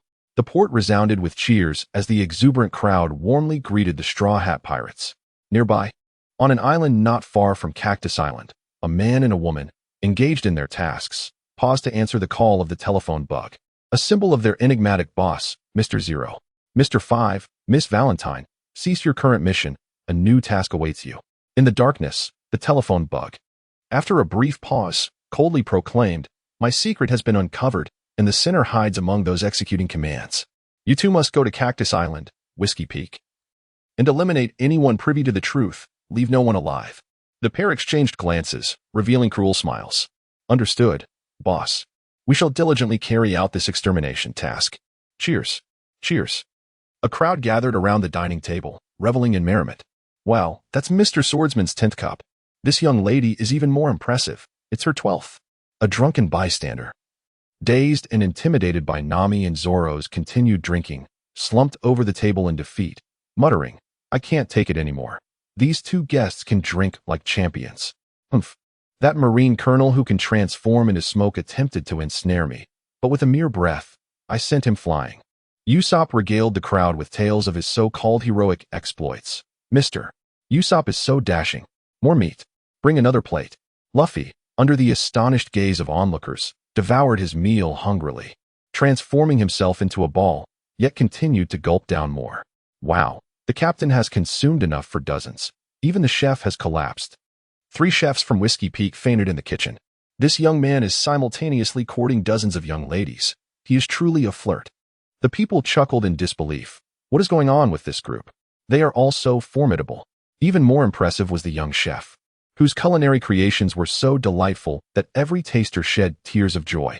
Surrounding the kitchen, the residents of Whiskey Peak gazed with admiration at Qin Lang, who was expertly preparing meals, their eyes filled with respect. Wah! I have never tasted such exquisite food. I am so happy. Delicious. Truly delicious. Oh, how wonderful it would be to enjoy such delightful meals every day. Ah, I seem to glimpse paradise, where my mother smiles down upon me. Mother, I am coming. Hey, someone quick. This fellow has blissfully fainted after taking a bite of food. Hurry, give him a chili to rouse him. How handsome. A group of youthful and elegantly dressed nuns gathered at the kitchen door, gazing at Qin Lang with unabashed admiration. Chef, your culinary creations are simply exquisite. Could you teach us? Chef, might you come to my room tonight to instruct me in the art of cooking? Could you take my hand and show me how to chop vegetables? I'm afraid I have no free time this evening. Stealing a moment, Qin Lang smiled gently at the nuns surrounding the doorway, his charming grin stirring their hearts even more. Qin Lang speaks the truth. Every night, he engages in profound enlightenment through the enlightenment reversal system, reflecting upon his battles with various foes until dawn breaks. Without turning back, Qin Lang deftly diced the ingredients suspended in the air with his knife, and with a gentle smile, declared, the secret to crafting delicious food lies solely in the passion with which one prepares it. This single statement left all the nuns spellbound, their eyes shimmering with admiration. Wow, the chef is so charming. Among them, the most enchanting nun swayed her alluring figure as she approached the kitchen. Leaning against Qin Lang, she wrapped her arms around his neck and boldly confessed, young man, I believe I have fallen for you. Could you prepare a dish infused with love for me? Madam, I implore you to maintain your decorum. Qin Lang offered a subtle smile, skillfully evading the alluring advances of the nun. As he turned, he meticulously arranged 10 warm plates, each brimming with delectable dishes, and remarked, the chef is at your service. Please hold on for just a moment. The playful charm of the young chef amused the nun, who, undeterred by his retreat, cast a flirtatious glance his way. Casually adjusting her habit, she revealed the enticing black stockings beneath, her breathless allure capturing Qin Lang's attention. Chef, she purred, I am quite famished. I yearn to devour you. Why not abandon the cooking and accompany me to a delightful place? The other nuns at the entrance exuded their own captivating charms, inadvertently showcasing their alluring figures beneath the austere black and white attire. Under the collective seduction of the nuns, Qin Lang found himself swallowing hard. But I still have to cook, he protested. There are plenty of chefs in Whiskey Town, yet none as dashing as you. One of the nuns responded, her delicate fingers entwining with Qin Lang's, playfully tracing his palm. with her fiery red lips brushing against his ear. She whispered in a husky tone, "Come, chef, let us seek solace in the church-esque confessional, allowing God to cleanse our sinful bodies." At the mention of bodies, the alluring nun purposefully pressed her bosom against Qin Lang's chest. "Very well," he conceded. Qin Lang found himself irresistibly captivated by the enchanting sisterhood before him. He licked his lips, pausing from his bustling tasks, and excitedly ventured out of the kitchen, surrounded by a throng of nuns who rivaled succubi in allure, making their way towards a secluded edifice. Alas, this young man has likely fallen into the clutches of those sorceresses, and his prospects appear grim. It is a pity that such delectable cuisine may no longer grace his palate. The residents of Whiskey Town, gathered at the outskirts of the kitchen, gazed mournfully at Qin Lang as he was whisked away by the nuns. Despite being a pirate, one cannot deny the exquisite nature of the dishes he crafted. If circumstances allowed, these pirate hunters masquerading as townsfolk would wish to spare his life. Ideally, they would bind the young chef with iron chains in the kitchen, ensuring he would continue to prepare meals for them. Regrettably, this culinary maestro seems to be a formidable pirate. The mayor, Iglarboy, also known as Mr. 8, resolved to avoid direct confrontation. He commanded the sorceresses to collectively seduce him, aiming to incapacitate and eliminate him while he was entranced by their beauty and unsuspecting. Those who had savored Qin Lang's creations drooled as they observed others still indulging, their gazes filled with avarice. "Hey, don't come over here. I'm nearly finished," one warned. "I caution you, infighting contravenes company policy." The remaining diners, wary of their covetous companions, distanced themselves, devouring the remnants of their meals with fervor. The rest could only watch in dismay as this rare delicacy was consumed before their eyes. Remarkably, one young lady had downed her 15th glass of wine. "Impressive," they exclaimed. "More meat. Bring me 3 more plates." The revelry within the room continued unabated, with Luffy and his companions blissfully oblivious to the unfolding drama. Qin Lang had already departed from the dwelling, making his way to the secluded church in Whiskey Town, the very stronghold of the pirate-hunting witches. Beneath the fragmented half-moon, a sacred moonlight enveloped Whiskey Town. The lights in the rooms had long been extinguished, rendering the entire town engulfed in an eerie silence. "May you have sweet dreams, brave adventurers." On Cactus Rock, the mayor of Whiskey Town, Agrabo, stood under the moonlight, hands clasped behind his back, gazing down at the expanse of cacti while softly murmuring, "Tonight, the dancing Cactus Rock under the moonlight is indeed beautiful. The melody of death gradually ascends the adventurers' bodies, plunging them into the abyss of dreams." "Mr. 8, you truly possess the soul of a poet." Mr. 7 suddenly appeared atop the roof, teasing the mayor below. Beside Mr. 7 sat Vivi, codenamed Miss Wednesday. "It's you too." Mr. 8 turned with a stern expression. He inadvertently locked eyes with Vivi, who gently nodded, signaling that she was unscathed. "Your Highness, I am relieved nothing has transpired." Mr. 8 sighed inwardly. At that moment, the door behind him creaked open, revealing Miss Monday, a statuesque figure clad in a nun's habit. "That girl can truly hold her liquor." Miss Monday's delicate voice stood in stark contrast to her robust physique. With a casual motion, she discarded her nun's attire, exposing her brawny form. "Had I not tampered with her drink, she would likely still be causing a ruckus," she complained, cradling her slightly inebriated head, her neck cracking audibly as she turned. "Mr. 8, they are merely 6 seemingly weak little brats. We could have easily apprehended them at the port. Why host a banquet to feed them? Our town is already struggling for sustenance. I suspected Mr. 9 and his companion would fail. I never expected them to bring back whale meat." "Hey, that's rather excessive," Mr. 9 protested defiantly, only to be met with a disdainful glance from Miss Monday. "Humph, weak men have no right to converse with me." The mutual disdain between these two individuals would likely remain unrecognized, as they would one day unite in marriage in Whiskey Town, eventually welcoming a son and forming a blissful family of bounty hunters. To judge the strength of this group of pirates based solely on their appearance is an utterly foolish endeavor, Mr. 8 declared gravely, pulling 2 wanted posters from his pocket. "If we truly engage in a confrontation at the port, it is likely that the entire bounty hunter community of Whiskey Town would be annihilated by this pirate crew." "What?" The 3 were taken aback by Mr. 8's proclamation. 30 million berries. They gazed incredulously at the wanted poster in Mr. 8's hand, depicting the grinning face of Luffy. In unison, they exclaimed, "This foolish fellow? A pirate worth 30 million berries? How could that be possible?" Indeed, they seemed so utterly ordinary. Vivi portrayed her shock convincingly, appearing nothing like someone privy to the truth. Miss Monday, somewhat shaken, brushed her pink short hair and remarked, "How embarrassing. We nearly brought disaster upon the town." "Humph. Is this what astonishes you?" Mr. 8, with a grim expression, set aside Luffy's wanted poster to reveal another, featuring Qin Lang, clad in white and wielding a sword. With a striking bounty. He pointed to Qin Lang's reward amount, speaking in a somber tone. "We nearly faced off against a pirate with a bounty of 100 million berries. If that pirate named Luffy could defeat all the bounty hunters of Whiskey Peak, then the pirate known as Qin Lang would surely reduce the entire Cactus Island to ruins, completely barren. 100 million berries." The trio stared, dumbfounded. Beads of sweat trickling down as they regarded Qin Lang's smiling visage, as if witnessing a living demon. As bounty hunters who captured pirates for monetary gain, they were acutely aware of what a 100 million berry bounty entailed. My goodness. Miss Monday could no longer maintain her balance and collapsed to her knees. She gazed up at Mr. 8, who held Qin Lang's wanted poster. Her masculine features twitched uncontrollably, and she trembled with fear. Why would such a monster with a bounty of 100 million appear at the entrance of the Grand Line? That is not a question for us to ponder. Mr. 8 tucked away the wanted poster, wiping the cold sweat from his brow. Fortunately, we received this pirate crew's wanted notice in advance. The combat prowess of this new pirate crew is astonishing, far beyond the capabilities of the trashy pirate crews we can handle. I have ordered the witches to seduce that monster and intoxicate him with the strongest liquor of Whiskey Peak. When he is caught off guard, the witches will stab him in his vital points. If all goes well, we shall soon receive their notification." No sooner had he finished speaking than a brilliant red firework erupted from the distant cactus rock, bursting in the sky to reveal the image of fiery red lips. The witches had succeeded.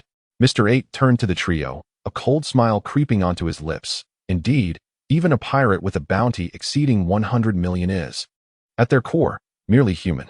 They can still be slain by a blade. Is Mr. Pirate dead? After a moment of tension, Vivi relaxed once more. Impossible, Mr. Pirate cannot be the sort to indulge in carnal pleasures. There must be some undisclosed circumstances at play. Mr. 8, thanks to your foresight, we would surely have perished by now. Miss Monday exhaled heavily, rising from the ground and uncertainly gesturing towards the house behind her. So, what about the remaining companions of that monster? Have they all been slain? With over 100 monsters, capturing them alive was utterly beyond our capabilities. Mr. 8 replied indifferently. Humph, if we kill them, the bounty will decrease by 30%. The world government desires to publicly execute them, while they are still in slumber. We must seize them alive. Suddenly, a voice filled with mirth echoed from above the four. I apologize for interrupting your conversation. May I inquire? Who exactly is this monster you speak of? And might I request that you refrain from disturbing my companions? They are all quite fatigued from the day's voyage. Who is it? The four jumped in startled unison, turning to gaze incredulously at the top of the loft. There, a solitary figure sat beneath the waning moon, clutching a sword in one hand, a chilling smile etched upon his face. It was none other than the three-sword-style pirate hunter, Zoro. This is bad. The door swung open, and two fully armed bounty hunters rushed out in a flurry, reporting to the four outside, Mr. 8, Miss Monday, at some point. That man with the three swords has escaped from the house. Vivi nodded, her gaze fixed on Zoro above. Indeed, he is right there. As expected, Zoro was no ordinary pirate. He had managed to stealthily emerge from the room filled with bounty hunters without arousing a single soul. With the assistance of this formidable group, I should be able to defeat Crocodile. After returning, Vivi, along with Mr. 9, went to the confessional room to pen an apology letter to their elusive boss, Mr. 0, hoping for his forgiveness. During this time, there was no opportunity for her to privately converse with Mr. 8, the captain of the guard. Thus Mr. 8 remained oblivious to the fact that Vivi had already reached an understanding with the Straw Hat Pirates. This powerful pirate crew had become allies of Princess Vivi. He regarded them as a troublesome pirate crew, relentlessly striving to eradicate them. Mr. 8 glared at Zoro atop the loft, gritting his teeth. Should you not be thoroughly inebriated and fast asleep by now? You've been misled, Zoro retorted with a smirk. As a swordsman, I can assure you I will never be taken down by careless fools like you. Rising to his feet, he raised his sword with his left hand, pointing it at the throng of bounty hunters gathering below, dismissively stating, Only a little over 100 bounty hunters? Well, I suppose that will suffice. Allow me to be your adversary. I am the criminal organization, Baroque Works, specializing in hunting inexperienced young pirates at the entrance of the Grand Line. The over 100 bounty hunters below were taken aback. Oh no, could this guy be sent by Crocodile to eliminate the princess? Mr. 8's expression shifted dramatically, his eyes widening in terror as he gazed at Zoro beneath the waning moon. How do you know the name of our organization? He demanded, looking down at the crowd. Zoro flashed a grin and replied, do not concern yourselves with such trivial matters. I am already aware of your identities as members of Baroque Works and have uncovered your secrets. You have violated your own code. So I implore you to make every effort to eliminate me. Mr. 8's countenance darkened as he sneered, Humph, you arrogant fool. It seems another gravestone shall be added atop Cactus Rock. It was revealed that the towering, cactus-like spikes scattered across the landscape served as tombstones for the pirates slain by Baroque Works. Over the years, countless novice pirates had met their demise here, their remains interred within the shadows of Cactus Rock. This town, once a vibrant haven for pirates by day, transformed into a graveyard that claimed their lives by night. Zoro fixed his unwavering gaze upon the more than 100 bounty hunters below, a hint of amusement flickering within him. The irony was not lost on him. Once a relentless hunter of pirates, he now found himself in the position of prey. Yet, these thoughts were inconsequential. He hoped these bounty hunters possessed formidable strength and were not too feeble. It was time to test the prowess of the swordsmanship he had honed under Qin Lang's tutelage. Engaging in battle with Qin Lang had left him unable to gauge the true extent of his own growth. Qin Lang resembled an unfathomable ocean, where no matter the extent of his own strength, he would be effortlessly engulfed by the opponent, rendering any measure of their limits impossible. Come, let us see how much my swordsmanship has matured, Zoro declared, brimming with combat fervor. Eliminate him, Mr. 8 commanded with a sweeping gesture towards the bounty hunters behind him. The sound of gunfire echoed relentlessly. Yet, in the next moment, all the bounty hunters were taken aback. Where had he gone? The loft lay empty beneath the waning moon, devoid of any trace of the figure who had just stood there. It was as if Zoro had been a collective mirage. The bounty hunters scoured their surroundings, and soon, someone in the crowd exclaimed, "He is among us." Having gradually mastered the technique of sorrow, Zoro gripped his swords and grinned. Heh, let the battle commence. A throng encircled him, all aiming their firearms in unison. Zoro attuned himself to the flow of air around him, the labored breaths of the bounty hunters, and the sound of bullets being discharged from their guns. Was this what Qin Lang referred to as sensing the essence of all things? Regrettably, his observation Haki was not yet honed enough to predict the trajectory of the bullets like Qin Lang, preventing him from evading them. In a flash, Zoro vanished from his position. Bullets struck the bounty hunters across from him, and several fell to the ground, victims of their own comrades' fire. Mr. 8, exasperated, slapped his face. Fools, you've shot your own. Where did that swordsman disappear to? Find him quickly. Above, beneath the waning moon, a wisp of black smoke blended inconspicuously with the clouds. Qin Lang, transformed into smoke, drifted lazily through the air. With his arms crossed behind his head, he peered down at Zoro, who was reveling in the fray, chuckling softly. That Zoro fellow seems to be having quite the fun. Ah, they arrived rather swiftly. Qin Lang felt a stir within his heart as he lifted his gaze toward the distant harbor. There, two figures were making their way slowly toward Cactus Rock and Whiskey Town. As Qin Lang focused on these individuals, a notification from the system resonated in his mind. The host observed, the user of the explosion fruit. He comprehended, the ability to cause any part of oneself to explode. The host observed, the user of the weight fruit. He understood, the capacity to freely manipulate one's weight between 1 kilogram and 10,000 kilograms. The powers of the explosion fruit and the weight fruit are indeed fascinating. Qin Lang floated in the air with his eyes closed, eagerly engaging his intuitive system to attain enlightenment. Within the realm of virtual combat, he explored the abilities of 2 demon fruits. A few minutes later, Qin Lang opened his eyes. Simultaneously, he dispelled the effects of the smoke fruit, coalescing into a human form, effortlessly suspended in midair. This was the capability of the gravity weight fruit. The wielder of this fruit can, at their lightest, weigh a mere 1,000 grams, equivalent to the weight of 2 ordinary bottles of mineral water. Strictly speaking, Qin Lang was subtly descending. However, as he descended, he employed the moonwalk technique to gently tread upon the air, subsequently rising once more under the influence of the wind. Was Zoro truly having such a splendid time that he wished not to be interrupted by these two? Perfect, I shall join in the fun as well. Qin Lang cast a glance at Zoro, who was still exuberantly engaging with the 113 pirate hunters, before turning to gracefully stride through the air towards Mr. 5 and Miss Valentine's direction. In just a few moments, Qin Lang leisurely made his way to hover above Mr. 5 and Miss Valentine's location. Qin Lang, with his hands tucked into his pockets, gazed down at the two oblivious individuals beneath him, and in an instant, he augmented his own weight to an astonishing 10 tons. Tonal descent. As Qin Lang's body plummeted swiftly downwards, he harnessed the explosive power of his fruit just moments before making contact with the ground, generating a tremendous blast that counteracted the force of gravity. In an instant, a torrent of deep crimson flames erupted from his being, with hints of deep green luminescence flickering within the fiery depths. Hellfire. A resounding explosion reverberated across the entire Whiskey Peak. What was that explosion? Even Zoro, who was engaged in a fierce battle with 100 bounty hunters, instinctively turned his gaze towards the source of the sound. This is my chance. One of the bounty hunters seized the moment and swung a blade towards Zoro's head, only to miss entirely. With a swift technique, Zoro appeared behind the hunter, his expression impassive as he struck with his sword against the hunter's back. Zoro adhered to a philosophy of survival of the fittest when dealing with these blood-stained bounty hunters. Showing no mercy, he would only temper his strikes against children and women, opting to incapacitate them with the blunt side of his blade. Although Qin Lang had not made an appearance, the sound he had created was unmistakable.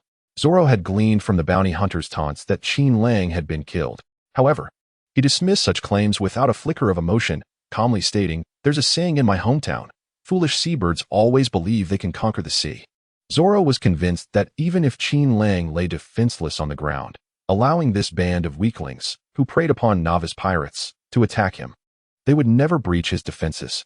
What is that sound? The immense roar startled Nami, who was secretly searching for treasures hidden by the bounty hunters. The beautiful thief rolled her eyes in dissatisfaction, glancing at the worthless items before her, grumbling, "What kind of bounty hunter's lair is this? It's filled with nothing of value. How disappointing." Meanwhile, Luffy, transformed into a round ball, continued to snore peacefully. Usopp lay in Sanji's arms, mumbling in his sleep. "I kicked a whale the size of an island." Sanji, holding Usopp's hand, also spoke in his dreams, "My beautiful lady, would you marry me? Miss Valentine's Day, be cautious." Mr. 5 warily observed the massive pit before him, filled with flames and swirling dust. "Mr. 5, doesn't this pit's effect resemble your abilities?" Behind him, Miss Valentine's Day, adorned with a yellow and blue striped umbrella, curiously peered into the fiery, dust-laden abyss. Mr. 5 shook his head awkwardly. "My snot cannon cannot create such a widespread explosion. However, given enough time, I too could achieve something similar." As the smoke gradually dissipated, the two individuals finally discerned a handsome young man clad in an immaculate white outfit, standing in the center of the pit, gazing at them with a cheerful smile. Qin Lang, with a smile that belied the tension in the air, addressed the two wary individuals. "Oh, what a coincidence. Are you also here for a leisurely stroll?" With a hearty laugh, he added, "Handsome fellow. Are you claiming to be out for a walk after descending from the sky to ambush us?" Miss Valentine's Day chuckled derisively, her expression dripping with disdain as she retorted, "Are you feeling frightened?" Mr. 5, fixing a cold stare upon Qin Lang, demanded, "Who are you, and what brings you here at such a late hour?" Qin Lang disregarded Mr. 5's pressing inquiries, smiling warmly at the popular Miss Valentine's Day amidst the crowd. "The long night stretches ahead, and sleep eludes me. How serendipitous that this charming lady finds herself awake as well. How about we take a stroll and enjoy the moonlight together?" "Hey, Miss Valentine's Day," captivated by Qin Lang's handsome smile illuminated by the embers, felt a sudden flush of color on her cheeks. She tilted her head defiantly and exclaimed, "You were quite impolite, inviting me so boldly on our first meeting. Are we well acquainted?" "Scoundrel." Mr. 5, feeling a surge of inexplicable anger at being ignored and witnessing flirtation between his partner and the charming stranger, thought to himself, "Humph. Since you have seen us in the midst of our mission, do not expect to leave here alive."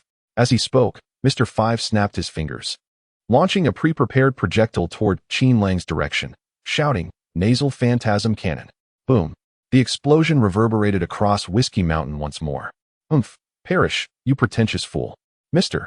5 watched the fiery chaos with satisfaction and scoffed, "Daring to attack us? That recent explosion in this area must have been triggered by the landmines you planted. You are likely unaware that I am impervious to harm from explosions. Is this how it ends? Truly a feeble individual." Miss Valentine's Day gazed regretfully at the blazing explosion, slightly disappointed. "What a pity, this smiling fellow is quite handsome. Suddenly, the flames before them dwindled rapidly, revealing an unscathed Qin Lang standing before them. This, Mr. Fi's eyes widened in disbelief, his brown sunglasses askew, his black dreadlocks trembling with astonishment. How could this be? My nasal phantasm cannon had no effect? Indeed. It had an effect. Your attack succeeded in grossing me out. Qin Lang smiled faintly, his hand gathering and condensing into a fireball the size of a fist, which he casually tossed into the air. With a resounding whoosh, the immense flames erupted in the sky, sending a wave of heat that brought a slight warmth to the surroundings. Impossible. Mr. Five could hardly believe that his abilities were ineffective against Qin Lang. He once again reached up to extract a booger, intending to employ the same tactic to launch an assault on Qin Lang. Damn it, where did he go? Upon realizing that Qin Lang had vanished from his sight, Mr. Five began to frantically search around, seeking any trace of him. After several rounds of searching, Miss Valentine, who was originally behind him, also vanished without a trace. You scoundrel, don't touch my hand. It was only when Mr. Five heard Miss Valentine's rebellious voice from above that he looked up to discover that both individuals who had disappeared were now floating in the air. Suspended in the sky, Qin Lang held Miss Valentine's wrist with one hand, and the two appeared as if they were a young couple, strolling gracefully in midair. You scoundrel, let me go. Miss Valentine gritted her teeth, struggling to free herself from Qin Lang's grasp. He chuckled, I apologize for the rudeness. Qin Lang gazed intently at Miss Valentine's face, which was tinged with a mixture of anger and embarrassment, and with a smile, he remarked, Please forgive my unintentional actions upon encountering such a stunning beauty as yourself. How infuriating. Are you mocking us? Miss Valentine, what on earth are you doing? Use your devil fruit powers to crush this scoundrel. Mr. Five's face turned a deep shade of fury as he lifted his gaze to shout at Miss Valentine. Feeling like a fool being toyed with by Qin Lang, and an inexplicable sensation akin to being a minotaur washed over him, Miss Valentine sensed the hidden disdain in Qin Lang's flirtatious demeanor. As someone who prided herself on her strength, this feeling of contempt incited her wrath. She repressed any lingering fondness for Qin Lang, gripping his hand tightly and glaring at him with her large, dark eyes, declaring indignantly, Do you enjoy holding my hand? Humph. Let me show you this. 100,000 kilograms of pressure. The once ethereal Miss Valentine suddenly bore the weight of 2 adult elephants, each weighing 10 tons. She clutched Qin Lang's hand firmly and forcefully propelled him towards the ground. Bang! The tremendous impact caused the earth to fracture extensively, dust swirling in the air. Amidst the dust, Miss Valentine unfurled her parasol, effortlessly rising from Qin Lang's form. She turned around, her anger palpable as she glared at the figure lying beneath her, exclaiming triumphantly, Ha ha ha! You underestimated me, you scoundrel. You've been reduced to a pulp. Yet, to her astonishment, the seemingly lifeless figure slowly sat up from the ground. After brushing off the dust, he stood up unscathed, as if nothing had transpired. Still wearing that infuriatingly cheerful expression as he surveyed her, teasingly remarking, My dear, we have barely just met, and yet you are so eager to fall into my embrace. How can you be completely unharmed? Miss Valentine stuttered in disbelief, unable to comprehend the sight before her. Never had any target survived under her immense pressure of 10,000 kilograms. Yet, this bizarrely smiling scoundrel remained unscathed. Suddenly, a realization dawned upon Miss Valentine. Pointing at Qin Lang, her confidence surged as she exclaimed, I understand now. You too are a devil fruit user. That is how you managed to endure my assault. Hee. Qin Lang cast a subtle smile at Miss Valentine's Day, a smile that spoke volumes in its silence. It all made sense now. Mr. Five, slow to grasp the situation, nodded in realization. No wonder this fellow is so peculiar. It turns out he too possesses the powers of a devil fruit. Acknowledging that their opponent shared this remarkable ability, Mr. Five and Miss Valentine's Day tempered their dismissive attitudes. They reformed their battle stance, now taking Qin Lang, this formidable adversary, with the seriousness he warranted. Their earlier carelessness was a lesson learned. They would not face defeat again. Mr. Five, with fresh nasal matter in hand, whispered to Miss Valentine's Day behind him. Miss Valentine's Day, when the moment is right, strike decisively at his head. We are unaware of what devil fruit this fellow has consumed or the unique abilities he wields. Therefore, I shall target his body and unleash an explosion. Exercise caution to avoid any harm to yourself. Miss Valentine's Day blinked confidently and replied, Understood. Are they really going to bombard me with nasal matter again? Qin Lang cast a disdainful glance at the nasal mucus in Mr. Five's hand, and with a helpless smile, remarked, Mr. 5. I am genuinely curious about what you have endured to misallocate the skill tree of the bomb fruit to such a degree. A fantasy cannon made of nasal mucus. Mr. 5 let out a cold snort, propelling the mucus towards Qin Lang's vicinity, and another explosion ensued. The bomb fruit is not meant to be utilized in this manner. Qin Lang had long since vanished from that place, now appearing in the sky. Qin Lang held several pebbles in his hand and casually tossed them down towards Mr. 5, remarking, Sweat is undeniably a part of your body, and skin flakes can ignite just the same. Why is it that you only resort to launching boogers? Although Mr. 5 was oblivious to Qin Lang's intentions behind the pebble throwing, he skillfully dodged the stones with decisive agility. Bang! Bang! The pebbles collided with the ground, producing a series of explosive sounds that enveloped Mr. 5 in a cloud of smoke. How amusing. Mr. 5 emerged unscathed from the haze, fixing his gaze on Qin Lang with a smug expression. What is this? It seems you possess a power akin to mine. There is no way I shall be defeated. I am the explosion man, impervious to the damage of explosions. Mr. 5, I happen to know another individual who excels in explosive abilities. And he often utters a rather amusing catchphrase. Qin Lang deftly sidestepped in midair, gracefully evading the leg whip of Miss Valentine's Day that swept towards him. And with a smile, remarked, In truth, the blood coursing through Mr. 5's veins serves as a far superior explosive. Its potency far exceeds that of your mere nasal discharge. Enough of this nonsense. Mr. 5, though perplexed, sensed the impending danger and bellowed, Miss Valentine's Day, move aside. I intend to unleash the full explosive power of my nasal cannon against him. I have just inscribed an explosive array upon the ground using my blood. Qin Lang tilted his head, revealing the faint traces of blood on his hand for Mr. 5 to see. He then turned and embraced Miss Valentine's Day, who had seemingly leaped into his arms, and with a swift moonwalk, ascended into the sky, laughing heartily. Mr. 5, come and experience the true allure of an explosion. An explosion is art. What on earth are you doing? Mr. 5 exclaimed, his eyes wide with fear, feeling every hair on his body stand on end. In the next moment, the blood-stained array that Qin Lang had inscribed on the ground detonated. Boom! A tremendous explosion erupted from the blood mark, each blood molecule contracting before rapidly expanding with astonishing force. Boom! Boom! A dazzling light flickered across the night sky, eclipsing the moonlight and enveloping the entirety of Whiskey Peak. Thunder! Thunder! Bring in the laundry! Usopp, roused from his slumber, mumbled in confusion. Keep it down. Usopp. Sanji frantically surveyed the surroundings and noticed that the house was empty, with dishes having been knocked to the floor. I need to pee. Luffy sleepily pushed open the door and, after relieving himself, curiously gazed at the bright sky over the harbor, exclaiming, Wow, the sky over there is so bright. Having already defeated most of the bounty hunters, Zoro contentedly sheathed his sword, Enma, and stood beside Luffy, gazing at the flames in the harbor, casually remarking, it must be Qin Lang's doing. I wonder what he's experimenting with. Suddenly, Luffy woke up, looking at the bounty hunters sprawled on the ground in astonishment. What happened to them? Oh, I knocked them out. Just then, Zoro sensed a punch coming from behind and swiftly dodged. To his surprise, it was Luffy who had thrown the punch. Zoro, how could you knock out these kind-hearted folks who welcomed us so warmly? Luffy exclaimed, extending his arm in indignation, glaring at Zoro. Idiot Captain, Zoro retorted, rolling his eyes. Don't you remember? Vivi said all the people here are bounty hunters. They were about to attack us, so I had to take them down. Oh right. They are the enemy. Luffy finally realized, scratching his head and chuckling foolishly, they were just so welcoming that I completely forgot. Zoro sighed. Glancing at Usopp and Sanji who had just emerged from the door, we have a special situation. The captain of the guard suspects that the warlord Crocodile has discovered Vivi's identity.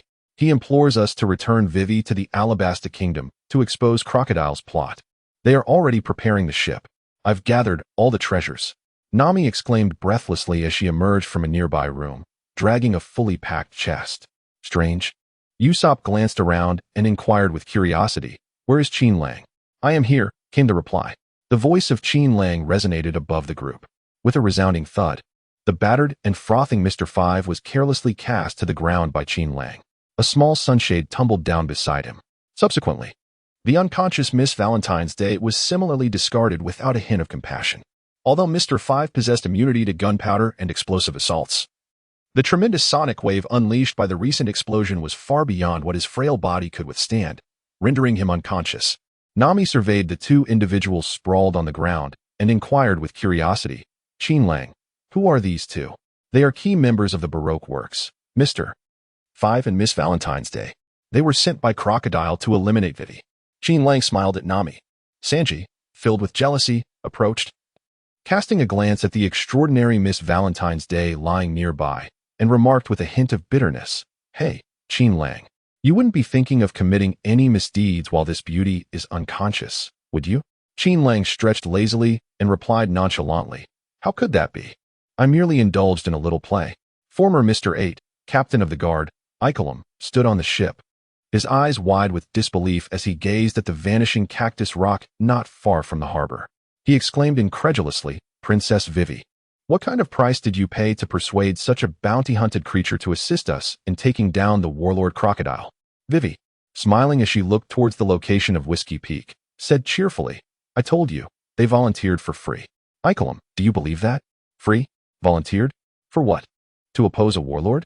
Ikelam was left utterly speechless. Vivi chuckled sweetly. Mr. Pirate is indeed a rather willful powerhouse. At Cactus Island, in the harbor of Whiskey Peak, huff, huff, Zoro rested his head on his arms, soundly asleep against a wooden post. Sanji, animated, flitted around the two ladies. "Gah!" The curious black duck observed Sanji with interest. "What? Mr. 5 and Miss Valentine's Day have already arrived at Whiskey Peak?" Upon hearing this from Nami, Ikelam began to panic, looking around anxiously. "Where are they now? Have you two already encountered them?" Noticing Ikelam's distress, Nami asked, puzzled, "What's the matter? Are they really that strong?" "Qin Lang has already taken them both down and tossed them onto Whiskey Peak, alongside your former bounty hunter subordinates." "Phew, thank goodness you are here." Ikelam felt his tension ease. He recalled the formidable partner of the pirate before him, the creature with a bounty of 100 million berries. "Oh, since they are now on our side, they should not be referred to as a creature, but rather as a mighty individual." Ikelam cautiously inquired of Nami, "Where is that mighty individual now?" Nami glanced towards the area where the Going Merry was docked and replied, "Qin Lang, Luffy, and Usopp went to start the Merry.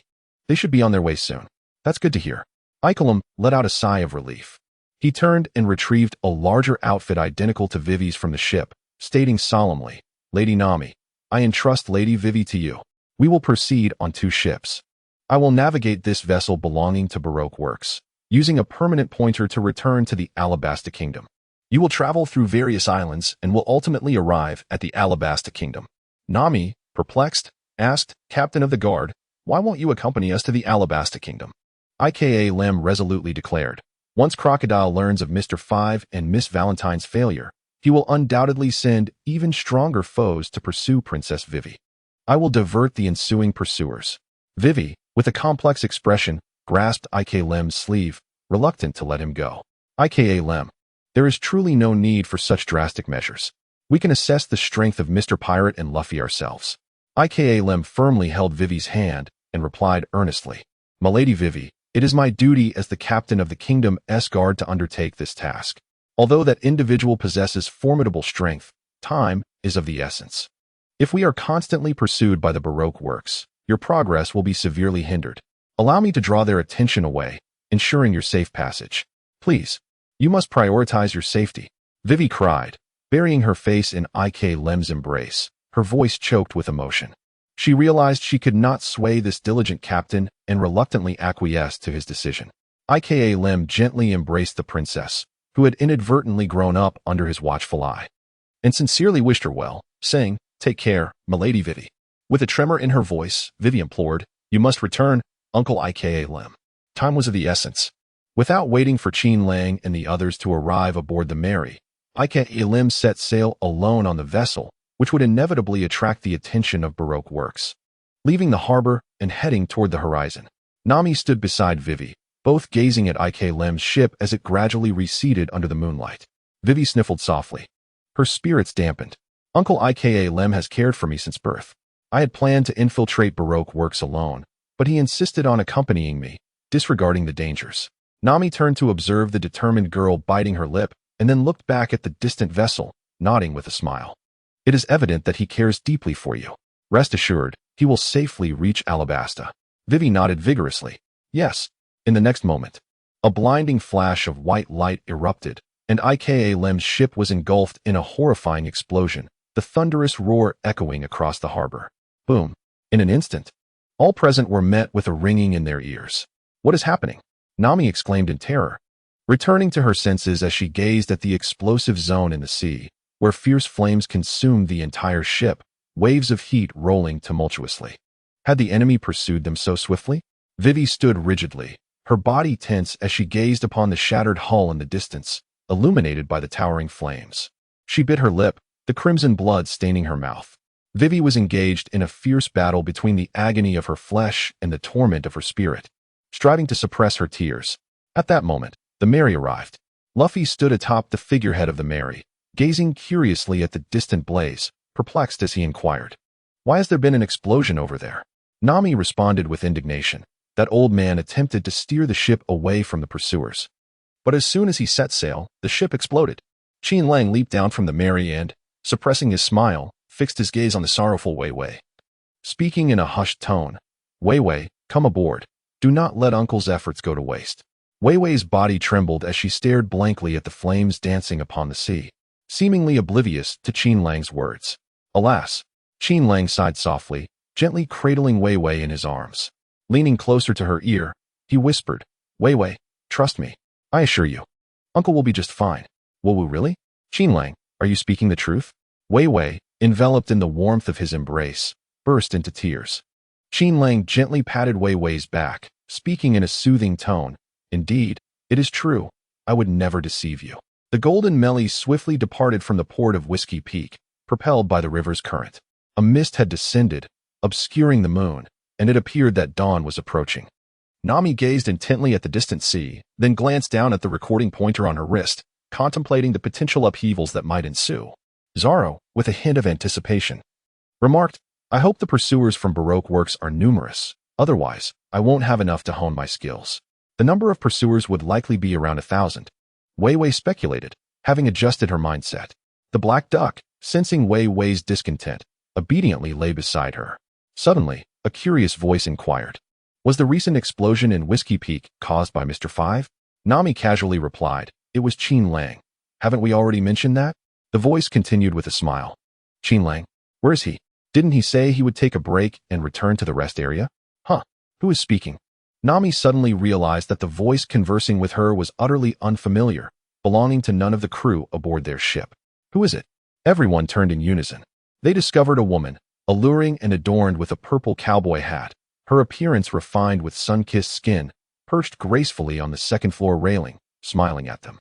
In response to their wariness, she offered a slight smile and softly praised, "A fine ship, a commendable pirate crew." Zoro promptly gripped the hilt of his sword, his demeanor serious. "Who are you?" Sanji, with an infatuated expression, extended his arms. "What a beautiful big sister." Wei Wei, clenching her teeth in alarm, exclaimed, "It's you, Miss Wednesday." The intelligent and alluring woman smiled slightly, resting her chin on her hand, and elegantly remarked, "I just saw Mr. 8 over there." Wei Wei's eyes widened in fury. "So it was you who blew up Ikarim's ship." Miss All Sunday. Nami, eyeing the woman warily, whispered, "What number is Miss All Sunday's partner?" Wei Wei gritted her teeth. "He is the partner of Mr. Zero, the boss." Nami's face fell in shock. "This woman is actually the partner of Shichibukai Crocodile?" Miss All Sunday, Robin, smiled cheerfully and said, "Ah, so you all know Mr. Zero's identity now? It seems you are all marked for Mr. Zero's hit list." Nami, belatedly covering her mouth in fear, stammered, "Wah, we don't know anything." Wei Wei glared at Robin, wishing she could pierce her with a deadly gaze, and indignantly declared, "I only learned the boss's identity because I was following the one who knew it." Robin maintained her expression, smiling as she said, "To be precise, it was I who actively allowed you to follow me. I had known about such matters long ago. I presume it was you who informed Crocodile of my true identity, which led me to discover it, right?" With a slight closure of her eyes, Robin continued to smile. "You are correct. What is your ultimate objective?"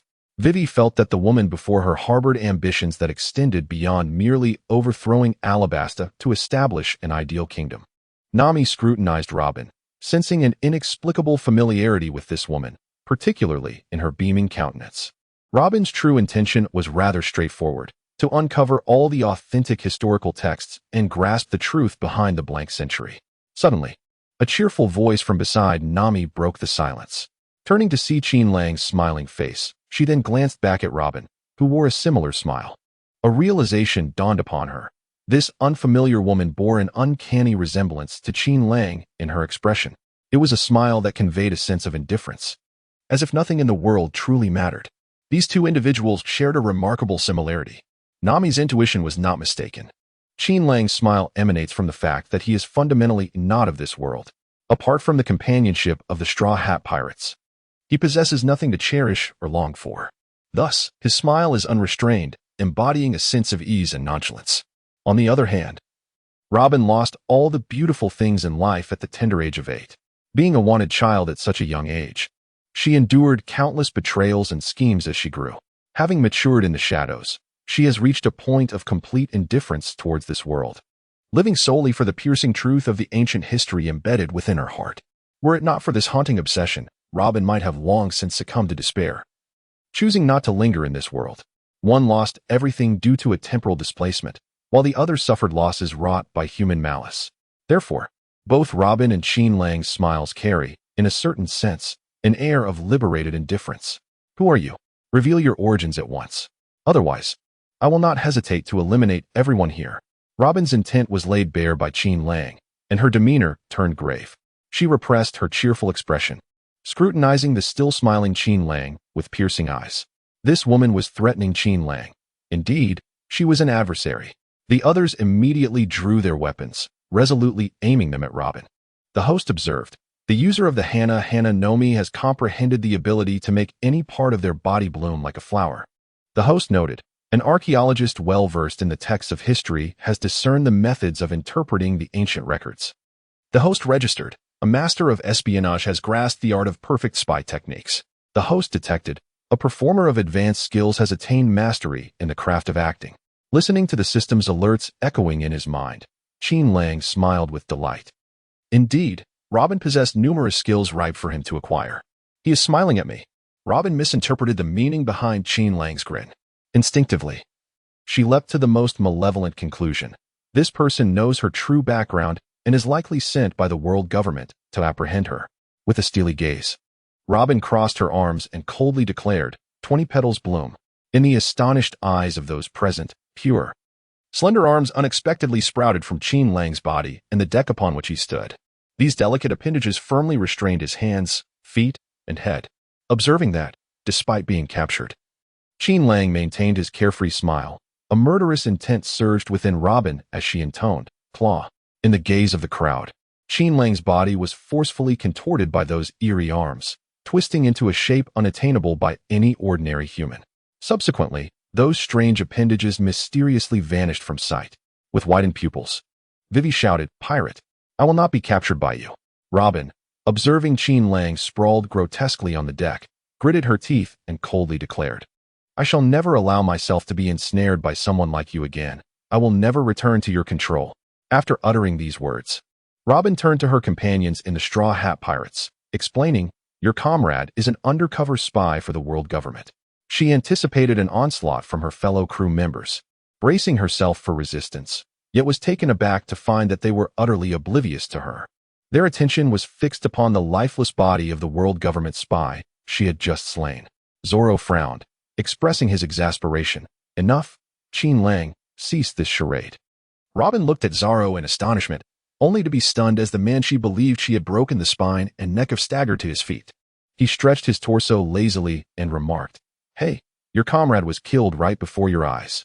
Why are you so indifferent?" "Umph, how could such minor injuries possibly slay you?" Zoro scoffed. With a clever grin, Luffy burst into laughter, exclaiming, "Indeed, Qin Lang, you utilized the powers of my gum-gum fruit." A rubber man is utterly unfazed by the attacks from earlier. Truly, the captain is remarkably astute. Qin Lang cast an appreciative glance at Luffy, then turned to the perplexed Robin with a smile, saying, "Miss Robin, you have misunderstood one thing. I am not a member of the world government, merely a humble pirate. The captain of the Straw Hat Pirates is Monkey D. Luffy." Robin gazed at the dashing Qin Lang, recalling the wanted poster she had received a few days prior, which indeed featured him. The new pirate, with a bounty of 100 million berries. The vice captain of the Straw Hat Pirates, the fruit plunderer, Qin Lang? Qin Lang gracefully inclined his head, smilingly stating, "Indeed, it is I. I sincerely apologize for my earlier impetuous behavior." Robin adjusted her breathing, refraining from inquiring how Qin Lang was aware of her identity.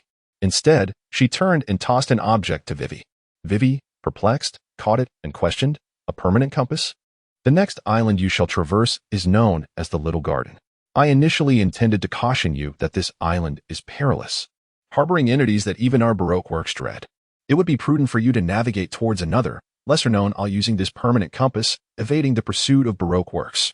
However, it appears you possess the capability to enter the Little Garden, confront Baroque works, and emerge alive." Miss Vivi. Vivi clenched her teeth, her gaze fixed on the permanent compass, her thoughts a tumultuous sea. The woman before her, was she an ally or an adversary? She had indeed slain Icolum, yet she expressed concern over their ability to survive the Little Garden. "Ah, you are the captain of this vessel, Monkey D. Luffy, are you not?" Robin disregarded Vivi's inner turmoil and turned her attention to Luffy, who remained oblivious to the unfolding events. Without anyone noticing, Luffy's hat flew into Robin's hands, and she gently placed it atop her own cowboy hat. "Oh ho ho." Qin Lang stood by, a sly smile gracing his lips as he observed the scene unfold. "Oh, Robin, having donned this peculiar hat imbued with strange enchantment, you are inevitably destined to board this pirate vessel." Luffy's eyes widened in indignation as he exclaimed, "Hey, don't mess with my hat. Give it back to me at once." A faint smile graced Qin Lang's lips as he subtly gestured with his fingers. In the next instant, the straw hat perched upon Robin's cowboy hat miraculously levitated and spun gracefully before soaring back onto Luffy's head. Luffy, treating the hat as a precious treasure, firmly secured it atop his head and exhaled with relief, casting a disgruntled glance at Robin, exclaiming, "Hey, don't mess with my hat. It's my prized possession." In contrast, Robin stared in astonishment at Qin Lang, who stood nearby. She had observed a fleeting arm extending from her shoulder, which had deftly returned the straw hat to Luffy's head. The arm vanished as quickly as it had appeared, leaving behind only a solitary red petal drifting through the air, gradually fading from view. This was clearly an ability unique to her Nami. Could it be that this is the reason why Qin Lang, the vice captain of the Straw Hat Pirates, is dubbed the Fruit Thief? He possesses the capability to utilize the powers of other ability users? Robin's analytical prowess proved to be exceptional, as she swiftly deduced the situation at hand. "Forgive my clumsiness," she remarked. Qin Lang leaned against the mast, smiling as he gazed directly at Robin. "Hee. What a surprising man," Robin thought, taking a deep breath. She had lost count of how many times this man had astonished her. Suddenly, Vivi noticed that the permanent pointer in her hand was missing. Humph. Luffy had taken the pointer, crushing it in his hand as he glared at Robin, disgruntled. "Hey. The one who killed the curly-haired uncle. The course of the Mary is none of your concern. You need not dictate our path." Robin turned to face Luffy for a moment and, with a gentle smile gracing her lips, replied, "Is that so? How unfortunate. I do not harbor any ill will towards you. Perhaps we shall meet again." "Do not let us meet again. I detest you," Luffy retorted, sticking his tongue out at Robin. Rising to her feet, Robin gracefully approached the edge of the Mary, pausing briefly to glance at everyone. Hee. She cast a significant look at Qin Lang and Luffy before leaping into the sea. Did she just jump into the water? Could it be a suicide? The crew rushed to the ship's edge, peering down. To their astonishment, they saw Robin landing atop the shell of a massive turtle. "Let us go, Bachi." The enormous turtle, sporting a cowboy hat, began to swim away with Robin in tow, gliding slowly into the distance. "Damn it. Why are you all just standing there watching her leave? That woman is the one who killed Vivi's comrade." Nami chastised her companions, vividly illustrating the concept of complacency. Luffy, having received a punch from the fierce Nami, fell to the ground, dispiritedly stating, "She seems rather reasonable." Zoro, enduring Nami's blows to his head, provided his insight. "That woman has shown no hostility towards us, except when she spoke of her goals in front of Qin Lang." Sanji, feeling the force of Nami's affection-fueled punches, exclaimed, "Miss Nami. She is an intelligent and beautiful older sister. How could I ever lay a hand on her?"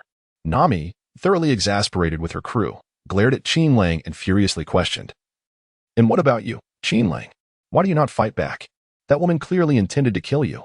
Qin Lang stretched languidly, yawning as he turned towards the cabin, languidly remarking, It's merely a little girl's temper tantrum. How could I possibly care? I shall take a nap. Call for me if anything arises. He sighed, utterly exhausted. Nami approached Vivi, exhaling deeply and lamenting, alas, a group of unreliable individuals. Usopp, ignored by Nami, stood to the side, feeling disheveled in the wind. He felt insignificant, lacking even the chance to be scolded by her. Caw! Black Duck flapped its wings reassuringly against Usopp, indicating that it too had escaped reprimand. Usopp felt even more disheartened. Luffy shouted excitedly, "Is the next island called Little Garden? It sounds quite intriguing." "Haha, Sanji, I'm hungry." Usopp perked up. "Sanji, I'm hungry too." Sanji retorted, "I'll go cook now." Thankfully, Qin Lang bought a locked refrigerator for me. Otherwise, the food on the ship would have been devoured by you lot long ago. Zoro lay asleep on the deck, a bubble of snot forming at the tip of his nose. Luffy and Usopp, with mischievous grins, crept over and pricked it with a needle, waking the slumbering Zoro. "You two rascals!" An irate Zoro shouted, brandishing his sword as he chased after them. Vivi, feeling embarrassed, whispered to Nami, "Is it always this lively on your ship?" Nami rolled her eyes, muttering, "You have yet to witness Qin Lang battling Zoro and Sanji during the day." With Usopp cheering from above and Luffy shouting encouragement from the side, none of these fellows are reassuring. Vivi smiled, feeling envious as she remarked, "The atmosphere on your ship is truly delightful." 2 days later, Sanji emerged from the kitchen, puzzled as he asked, "Qin Lang, haven't you caught any fish yet?" Qin Lang turned around, gesturing towards an empty bucket nearby, and with a wry smile remarked, "All the bait for fishing has been entirely devoured by our dear captain." Sanji, puzzled, inquired, "Then what are you using to fish now?" "This." Qin Lang lifted the fishing rod, revealing the bait hidden beneath the water, which was bound tightly around the four emperors Luffy. Upon being brought to the surface, Luffy, in a state of panic, spotted Sanji and exclaimed, "Sanji, help me." "I see." Sanji replied, observing the bait rolling its eyes and sputtering water. He nonchalantly shrugged and said, "Then you should keep trying. Call me once you've reeled it in." Qin Lang emitted a soft grunt, then cast aside the costly bait, patiently awaiting the fish to bite. He paid no heed to the bubbling surface of the water, nor to the muffled cries for help. Gurgle, help. Ugh, me. Woe is me. Never again. Gurgle, gurgle, the bait. Qin Lang appeared to punish Luffy for consuming the fishing bait, yet in truth, he was fortifying Luffy's resilience against seawater. While all devil fruit users succumb to weakness upon contact with seawater or sea prism stone, disparities exist among them. Those with a stronger resistance to seawater can still employ a certain degree of physical prowess even when ensnared by sea prism stone, thereby avoiding complete incapacitation and being easily dispatched by lesser foes. However, Luffy lacked such training. Once he came into contact with seawater or sea prism stone, he became utterly powerless, incapable of utilizing any martial skills. To his astonishment, Luffy actually managed to lure a fish. Suddenly, Qin Lang's expression sharpened, and he swiftly yanked Luffy from the sea. The feeble Luffy was hoisted up and crashed heavily onto the deck. With a mighty splash, a colossal dolphin, easily 5 or 6 times the size of the Mary, followed suit, enticed by Luffy, the formidable bait, leaping exuberantly from the ocean's depths. Chiwa! The dolphin momentarily hovered in the air before plummeting towards the sea below. The Mary had no time to evade, positioned directly beneath the dolphin's descent. "We're doomed." Usopp, manning the helm, was rendered nearly speechless with terror. "Oh, little one, must you be so mischievous?" Anticipating this very scene, Qin Lang transformed into a swirling mass of black mist, morphing into a giant of smoke to embrace the playful behemoth, effortlessly tossing it into the distant waters. "Our captain cannot be your meal. Seek sustenance elsewhere. Off you go." The dolphin spun in circles before being flung away, submerging into the depths only to resurface, its large head peering at Luffy on the Mary. With a reluctant chew-chew, it vanished into the deep blue. Shivering, Luffy climbed to his feet on the deck, exclaiming, "Cold, cold, cold. I think I'm freezing to death. Qin Lang, I'm so hungry." Qin Lang cast a helpless glance at Luffy. What could he do about the captain he had chosen? Regardless of how foolish his choice may seem, he must indulge him. With a sigh of resignation, he decided to prepare a grilled fish for him. As Qin Lang approached the ship's edge, he perceived the overwhelming aura of dominance. Casually, he unleashed 2 blades of wind into the sea. Before long, several colossal swordfish, cleaved in twain, began to surface. "Oh wow, Qin Lang, you are truly remarkable." exclaimed Luffy, his eyes sparkling with admiration. Luffy had become well acquainted with Qin Lang's temperament, realizing that flattery made it difficult for him to decline. Thus, he had transformed into the leader of a praise group, showering Qin Lang with compliments from dawn till dusk, eagerly anticipating more sustenance from him. Qin Lang extended his arm to retrieve the catch from the Mary, subsequently tossing several knife fish into the air. He then switched his explosive fruit abilities, releasing tiny fragments of skin to roast the fish with flames. Before long, the knife fish emanated an enticing aroma, falling into Luffy's embrace.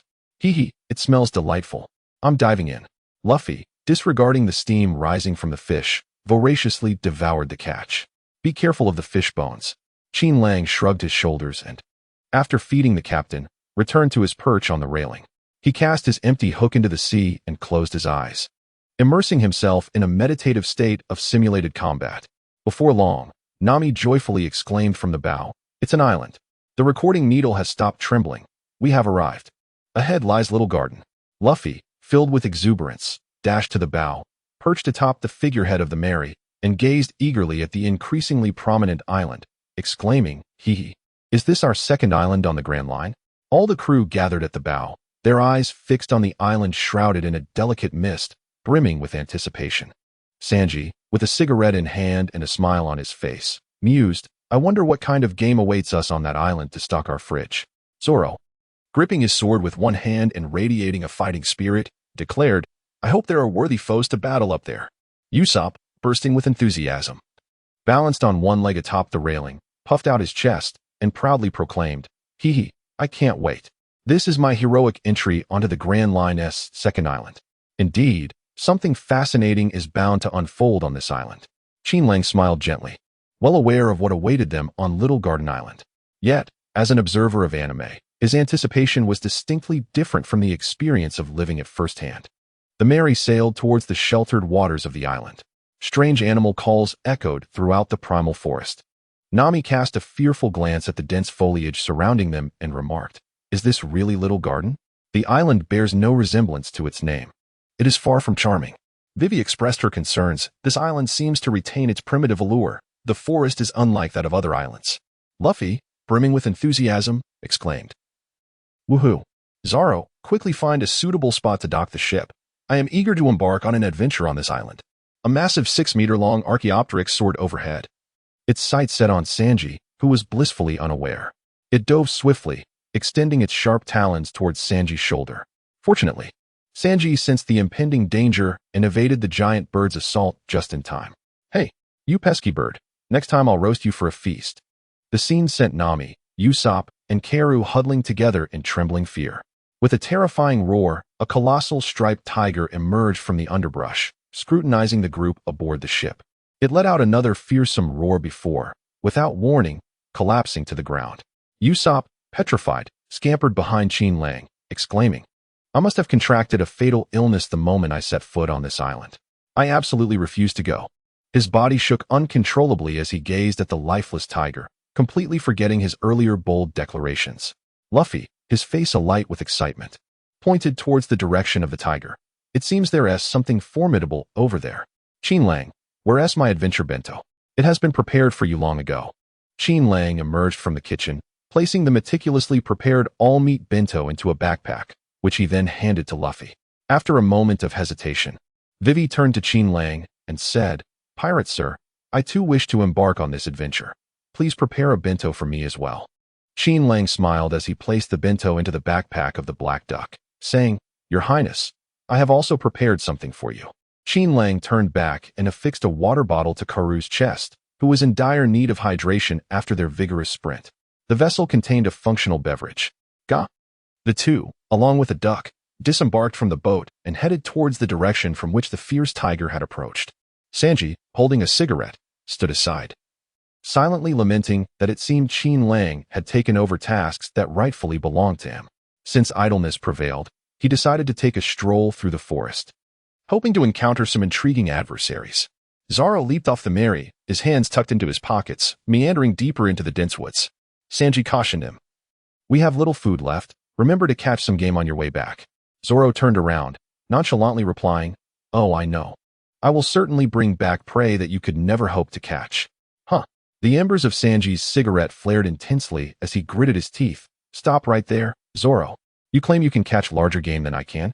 With his hands still in his pockets, Zoro smirked coolly, of course. Sanji returned the smirk with disdain, declaring, Then let us have a hunting competition. We shall see who brings back the larger, heavier catch, yielding more meat. It will undoubtedly be mine. I am certain I will win this contest. Qin Lang stood to the side, a smile playing on his lips as he remarked, What an intriguing competition. Why not let me join? The two simultaneously turned around and resolutely declared, No, you are not permitted to participate in this contest, Qin Lang. The pair then diverged, one to the left and the other to the right, in search of their ideal prey. Qin Lang shifted his body slightly, intending to disembark and enjoy some leisure. Nami and Usopp exchanged glances, suddenly realizing that if Qin Lang were to leave the Mary, their safety would be jeopardized. Qin Lang, Nami and Usopp exclaimed as they simultaneously clutched his legs, gazing up at him with tear-filled eyes. You must stay on the ship to ensure our safety. With a resigned sigh, Qin Lang replied, Very well, I shall remain aboard. Qin Lang gazed at the two individuals clinging to his legs, scratching his head in embarrassment. Feeling rather helpless, he too yearned to visit the island and revel in its wonders. Kawawa, do you have any wine?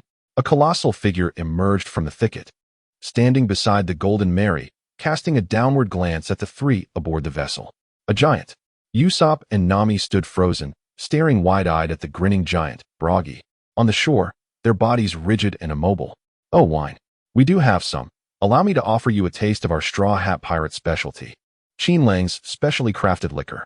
Qin Lang stood before the two, a smile gracing his face as he responded to the giant's inquiry. Although he was aware of the giant's amiable nature, he could not shake the feeling that this was merely a figment of the animated world.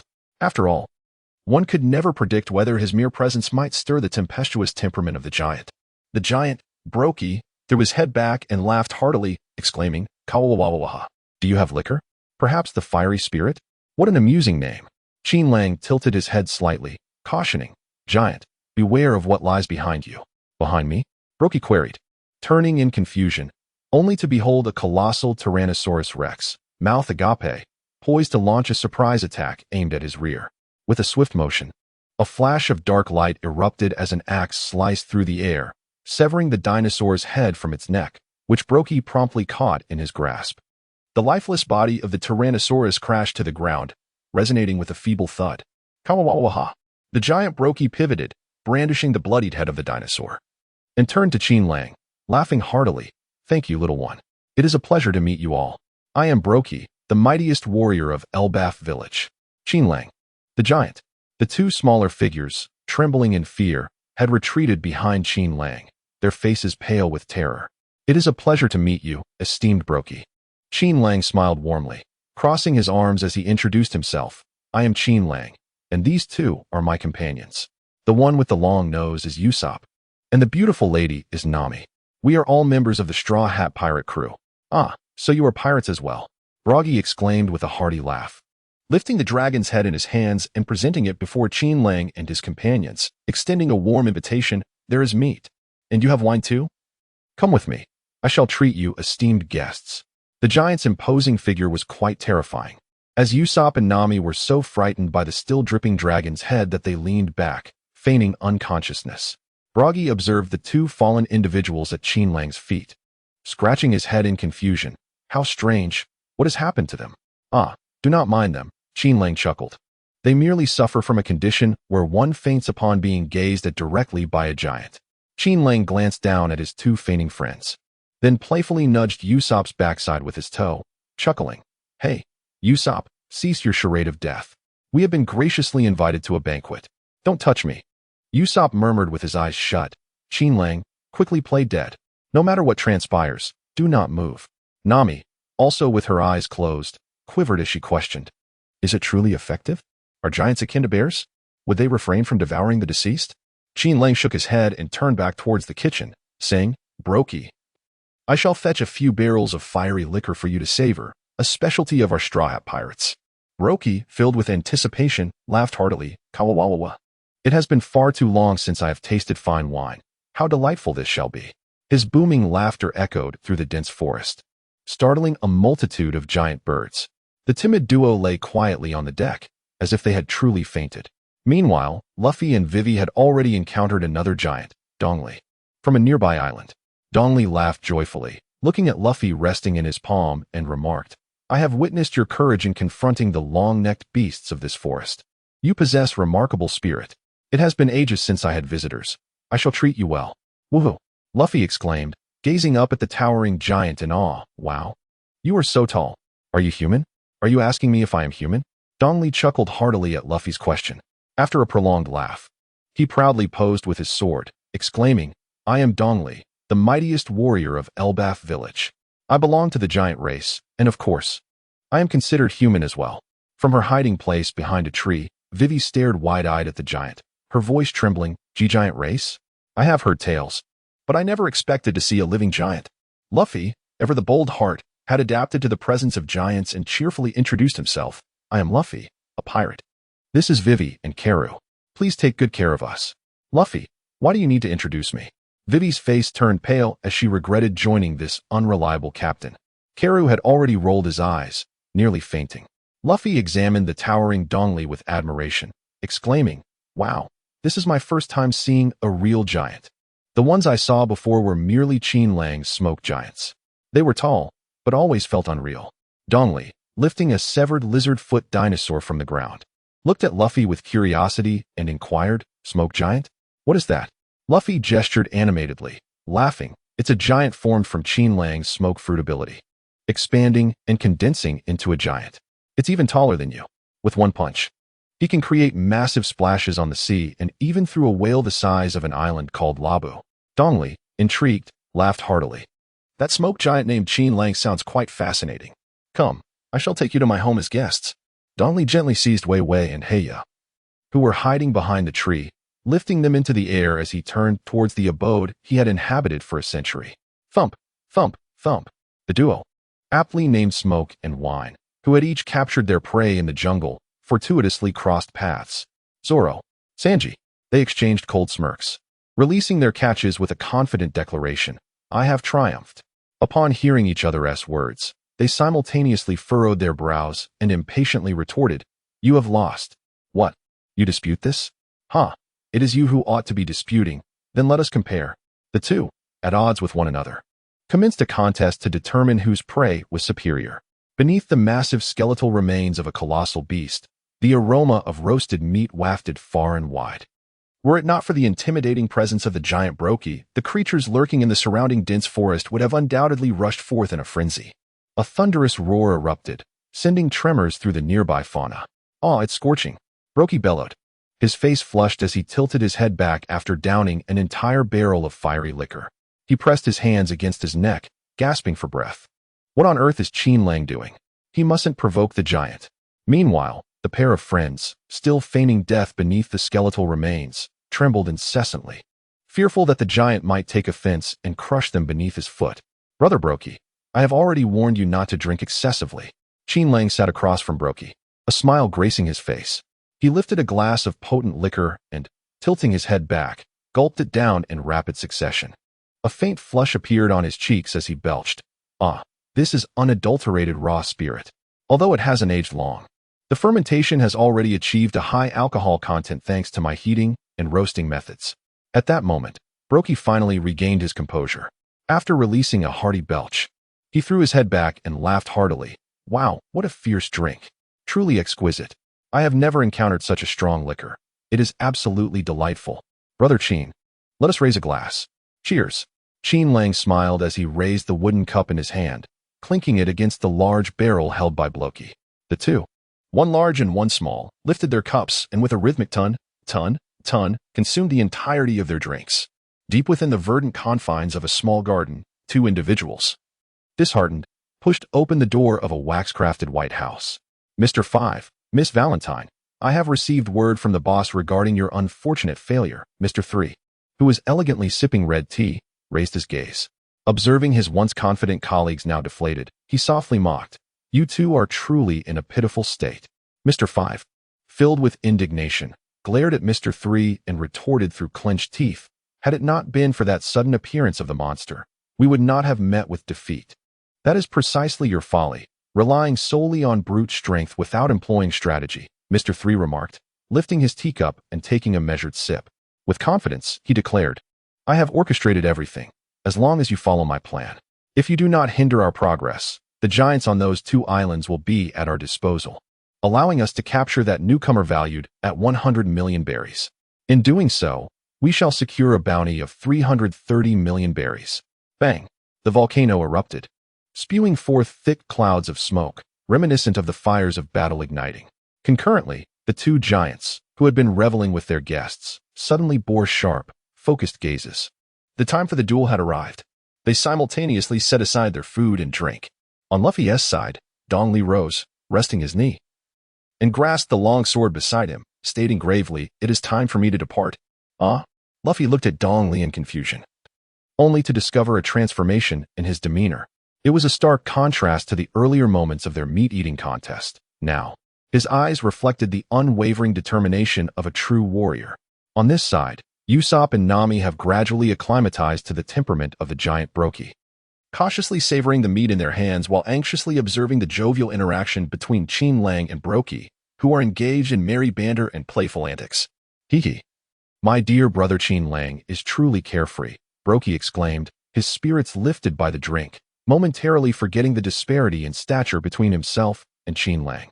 With a jovial chuckle, he playfully delivered a punch to Qin Lang. Fortunately, Qin Lang's robust physique withstood Brokey's blow without any harm. However, the atmosphere shifted abruptly with the sound of a volcanic eruption. Brokey's face, once flushed with merriment, turned serious as he exclaimed, Qin Lang, I must step away for a moment.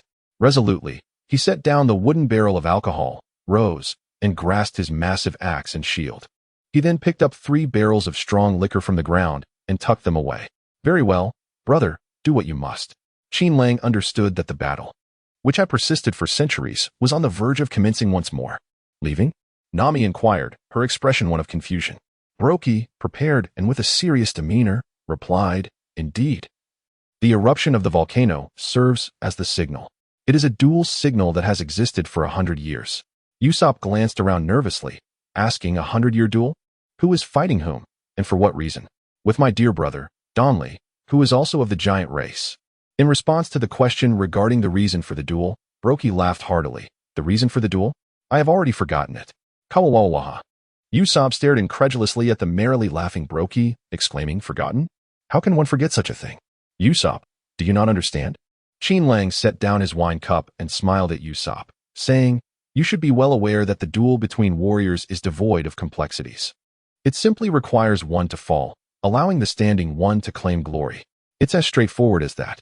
Brokey cast an appreciative glance at Qin Lang and laughed heartily. Indeed.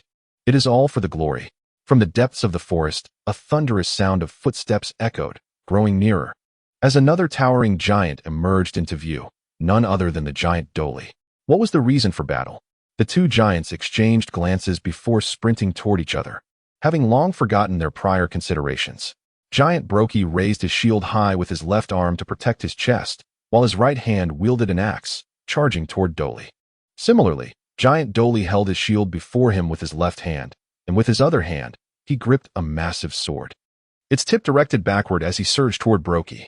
In that very instant, Brokey's colossal axe met Doli's shield with a resounding clash. While Doli's great sword was parried by Brokey's shield, the impact unleashed a cascade of shockwaves, reverberating through the surroundings, causing some frail creatures to be struck down. Their eardrums shattered as they fell to the ground, howling in agony. The 2 giants grinned widely and proclaimed, The 466th battle begins. I'm impressed. This is incredible. Luffy exclaimed, knocked to the ground by the shockwave, gazing up at the 2 titans. The fierce confrontation between the giants left an indelible mark on Luffy's mind.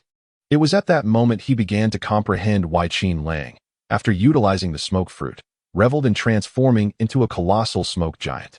Although it appeared cumbersome, the giant's combat was refreshingly straightforward and valiant, igniting a fervor within the onlooker.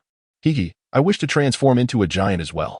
Luffy suddenly yearned to devise a technique that would allow him to become a giant and battle alongside Qin Lang's smoke giant. He pondered whether they too would embody the same grandeur of these 2 giant warriors. How magnificent! Usopp gazed in awe at the 2 giants. unhesitatingly targeting each other's vulnerabilities. Some deep-seated nerve within him stirred, awakening gradually. Nami looked perplexed at the two giants locked in combat, questioning, "Isn't this just a troublesome fight? What is so captivating about it? We might as well take this opportunity to escape back to the ship." Qin Lang, reeking of alcohol, stood beside Nami and chuckled. "Nami, this is the most unadulterated battle between men. You wouldn't comprehend." Usopp, filled with empathy, exclaimed with fervor, "Indeed. It is as if both of these individuals bear a banner named warrior upon their chests. Should one retreat or suffer defeat, that banner will be severed and drift away, never to be reclaimed. For these two, it represents something more significant than life itself." Nami, with her adorable head tilted in curiosity, questioned, "Usopp, what are you talking about?" Usopp gazed at the two giants who had commenced their bare-handed combat, lost in his own reverie, and his tone grew increasingly impassioned, undoubtedly. "This is an honorable duel fought by warriors for their own prestige. This is the embodiment of the bravest and most authentic sea warriors I aspire to be like, men endowed with a profound sense of honor." "He." Qin Lang interrupted Usopp's reverie, inquiring with an unusual tone, "Usopp, what would you do if someone sought to disrupt the sacred honor duel between these two individuals, rendering their battle unjust?" Usopp widened his eyes, filled with fury, and exclaimed, "If anyone attempts to tarnish the duel of these two great warriors, I shall not let them escape. I would risk everything to prevent the desecration of this magnificent and sacred contest." "Well said. I have indulged too much. I must excuse myself for a moment." Qin Lang waved his hand and staggered into the dense forest. "Two foolish oafs." Miss Valentine silently soared to the side of Brokey while the two giants were obliviously laughing, and uncorked a vial containing the blood of Mr. Five, pouring it into a barrel of wine. The blood mingled with the wine, corrupting the barrel into a potential explosive under the command of Mr. Five. How cunningly nefarious Mr. 3's scheme is. From a distance, Mr. Five observed Miss Wednesday's stealthy return after successfully executing the plan, contemplating the devious plot designed by Mr. 3. By introducing explosives into the drink of the giants, injuring one of them, the balance between the two would be disrupted, inevitably leading to a decisive duel. The surviving giant would come to realize that it was the tainted drink that had caused the calamity, fostering a deep-seated grudge against the pirate crew of that abominable creature. Thus, driving a wedge between the giants and the monster, we would ultimately reap the benefits. He suddenly chuckled coldly to himself, however treacherous the scheme. "I shall employ it if it brings harm to that vile creature. You likely never anticipated that I learned this method of detonation through blood from you. With this newfound capability, my strength shall amplify, making me even more suited for assassination. Once others unwittingly consume the liquid laced with my blood, they shall find no escape from the fate of being blasted to oblivion." Clap, clap, clap. Applause erupted from the side, accompanied by praises. "Well done, Mr. Five. Congratulations on mastering the art of gaining strength from your adversaries. You have qualified to take center stage." "You. It's you," Mr. Five exclaimed in shock, turning around to find the very monster that had haunted his dreams for days, brazenly standing behind him. Miss Valentine descended from the sky, landing with a fierce glare directed at Qin Lang. "You scoundrel!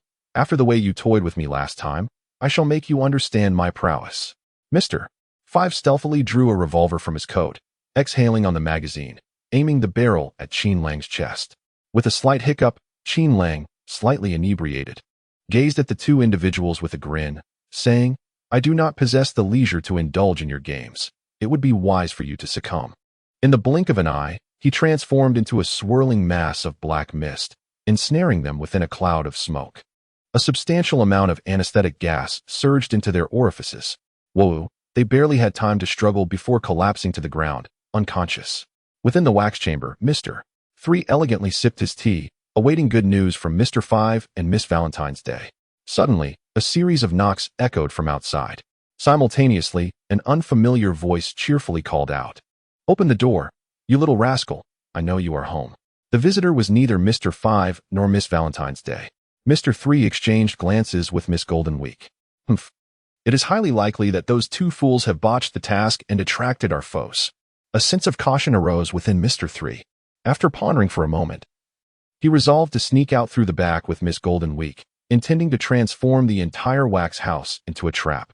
"Miss Golden Week, let us," he began, only to be interrupted as he lifted his gaze, and nearly dropped his jaw at the sight before him. In his moment of contemplation, Miss Golden Week had already approached the door and swung it open. Well, the door has indeed opened. Outside stood Qin Lang, grinning as he waved. "Hi, Miss Golden Week." "Little rascal, how do you do?" the host observed, master of advanced hypnosis, having grasped the art of perfect-level hypnotic techniques. The host observed, user of the wax fruit, having acquired the ability to generate copious amounts of waxy mucus from his own body. The host observed, master of advanced painting skills, having comprehended perfect-level painting techniques.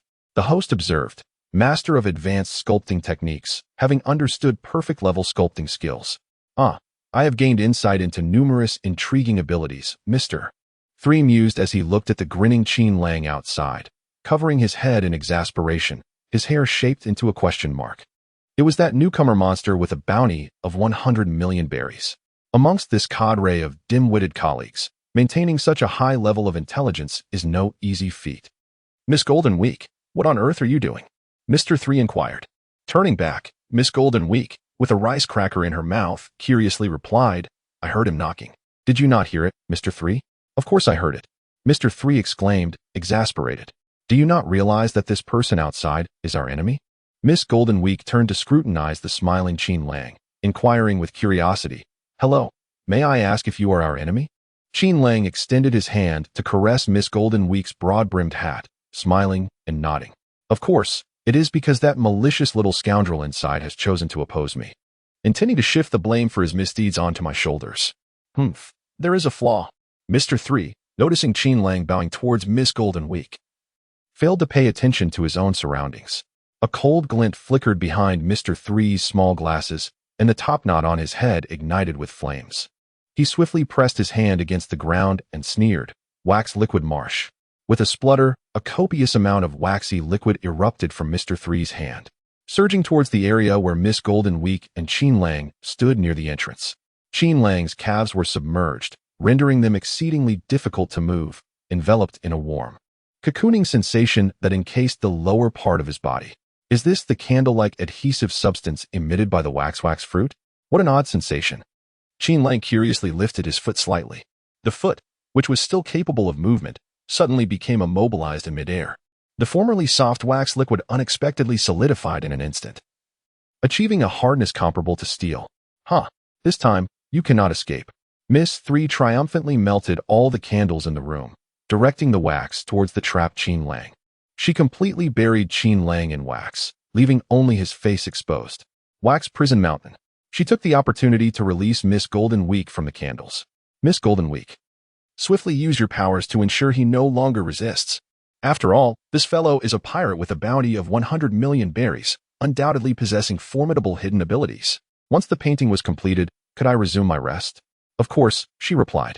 Miss Golden Week calmly approached Qin Lang, straining to rise on tiptoe, and painted yellow-green patterns on his face with her brush. Friends of yellow-green.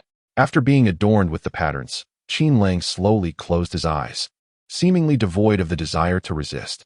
Anyone or anything touched by Miss Golden Week's yellow-green hue would become exceedingly friendly towards her, losing the will to oppose. A monster worth 100 million berries has been so effortlessly subdued by us," Mr. 3 exclaimed in ecstatic disbelief as he observed Qin Lang's surrender. "Indeed. Only cunning schemes hold absolute power, and I, with my ingenuity, am an overwhelmingly formidable force." Miss Golden Week chose to ignore Mr. 3, who was lost in self-admiration. She turned and approached the unconscious Miss Valentine's Day and Mr. 5, assessing their condition. Is this the new pirate worth 100 million berries? I heard that our boss, Mr. Zero, intended to personally recruit this individual." Mr. 3 stood before Qin Lang, admiring this bounty star, now a prized possession. A smile crept across Mr. 3's face, his topknot swaying like a dog's tail. He mused to himself, what a so-called new pirate with a navy bounty exceeding 100 million. They are merely losers beneath my feet. I can employ countless methods beyond mere combat to vanquish my foes. Suddenly, a faint cracking sound interrupted Mr. 3's raucous laughter. What is that noise? He looked up in astonishment at Qin Lang. Unbeknownst to him, the wax mountain encasing Qin Lang had developed several fine cracks, from which tiny wax flakes began to fall, gently landing on Mr. 3's face. "Oh, little pauper, are you smiling?" Qin Lang opened his eyes and casually moved, freeing himself from the constraints of the Candle Mountain. Emerging from its shadow, with a thundering crash, the Candle Mountain collapsed. As the immense wax blocks were about to fall upon him, they transformed back into liquid wax. Coalescing together, this molten wax was reshaped, forming a magnificent throne of wax that elevated Qin Lang high above. The powers of the wax fruit proved to be indeed fascinating. Qin Lang, perched elegantly on the candle throne with his legs crossed, curiously gazed down at the exclamation mark-shaped top knot atop Mr. Three's head. With a squint of contemplation, he inquired, "How do you manipulate your hair into such forms? Have you perhaps applied hair wax?" "Ah, indeed, wax is still wax." This revelation left Mr. Three staggering back a few steps, incredulously pointing at Qin Lang. "Are you suggesting that you possess the powers of the wax fruit? But I am the one who has consumed the wax fruit and transformed into a candle person." Qin Lang rose from the throne, resembling a noble king gazing down upon the humble commoner, casting his disdainful glance upon Mr. Three. The overwhelming presence of Qin Lang's conqueror's Haki unfolded silently. Miss Golden Week was caught off guard, collapsing helplessly to the ground. Was this the power of a devil fruit? The surrounding forest fell into an eerie silence, with all creatures trembling and bowing in reverence, expressing their submission. Qin Lang gazed down at Mr. Three with a smile, saying, My apologies. Any fruit ability that has been observed by me is already mine." Under the imposing aura of Conqueror's Haki, Mr. Three completely lost his will to resist. He knelt before the candle throne, frothing at the mouth, his eyes vacant, utterly subservient. In his dazed state, Mr. Three recalled a certain fact. This creature was indeed known as the Fruit Pillager. Truly, there are only names that are miscalled, but no nicknames that are misgiven. The title of Fruit Pillager was well earned. It appeared that in this world, there truly exist individuals beyond the reach of cunning strategies. Mr. Three was defeated, and throughout the encounter, Qin Lang had not laid a finger on him. Within the newly reformed candle chamber, the atmosphere was decidedly peculiar. Miss Golden Week sat nearby with the sunbae, curiously observing the strange scene before her. "Lord Qin Lang, please have some tea. This is the finest Earl Grey, accompanied by delicate biscuits. I beg your pardon for the simplicity of the afternoon tea." Mr. Three stood respectfully before Qin Lang, carefully pouring the tea, his words laced with flattery and trepidation. Qin Lang sat gracefully in the main seat, a smile playing on his lips as he regarded Mr. Three, who was acting as a servant. "Mr. Three, your attitude has certainly changed quite rapidly. Weren't you just planning to blame the giant's injuries on me?" Aye. Mr. Three trembled in fear, bowing down and quaking as he addressed Qin Lang. "My Lord Qin Lang, it was my ignorance that offended you earlier. All the blame rests with me. I implore your forgiveness for my rudeness and beseech you for a chance to atone." Mr. Five, ensnared by the flickering candlelight in the center of the room, shot a disdainful glance at Mr. Three. "What a disgraceful fool you are, to show such deference to an enemy, and you still call yourself Mr. Three?" He had not witnessed the recent battle and thus found Mr. Three's behavior both contemptible and perplexing. Mr. Five could not fathom how the once proud and confident Mr. Three had devolved into a mere sycophant devoid of dignity. "Mr. Three, we shall report your actions to the boss, and your doom is sealed." Miss Valentine's Day looked at Mr. Three with evident disdain as well. Upon hearing Mr. Five's words, the kneeling Mr. Three turned around. Gritting his teeth, he coldly rebuked, "Silence, you fools. It pains me to explain this to individuals of your intellect. The fundamental truth you must grasp is that the strength of the esteemed gentleman before you far surpasses that of the cowardly Mr. Zero, who hides in the shadows. If you harbor fear and respect for Mr. Zero, it is only fitting that you extend the same courtesy to Lord Qin Lang. This is the bare minimum of wisdom a weakling should possess in the presence of a stronger foe." Upon hearing Mr. Three's words, Mr. Five and Miss Valentine's Day fell silent, realizing that there was merit in his argument. Indeed, the man before them had effortlessly subdued both of them twice. Yet, why did they still feel that they had merely been careless?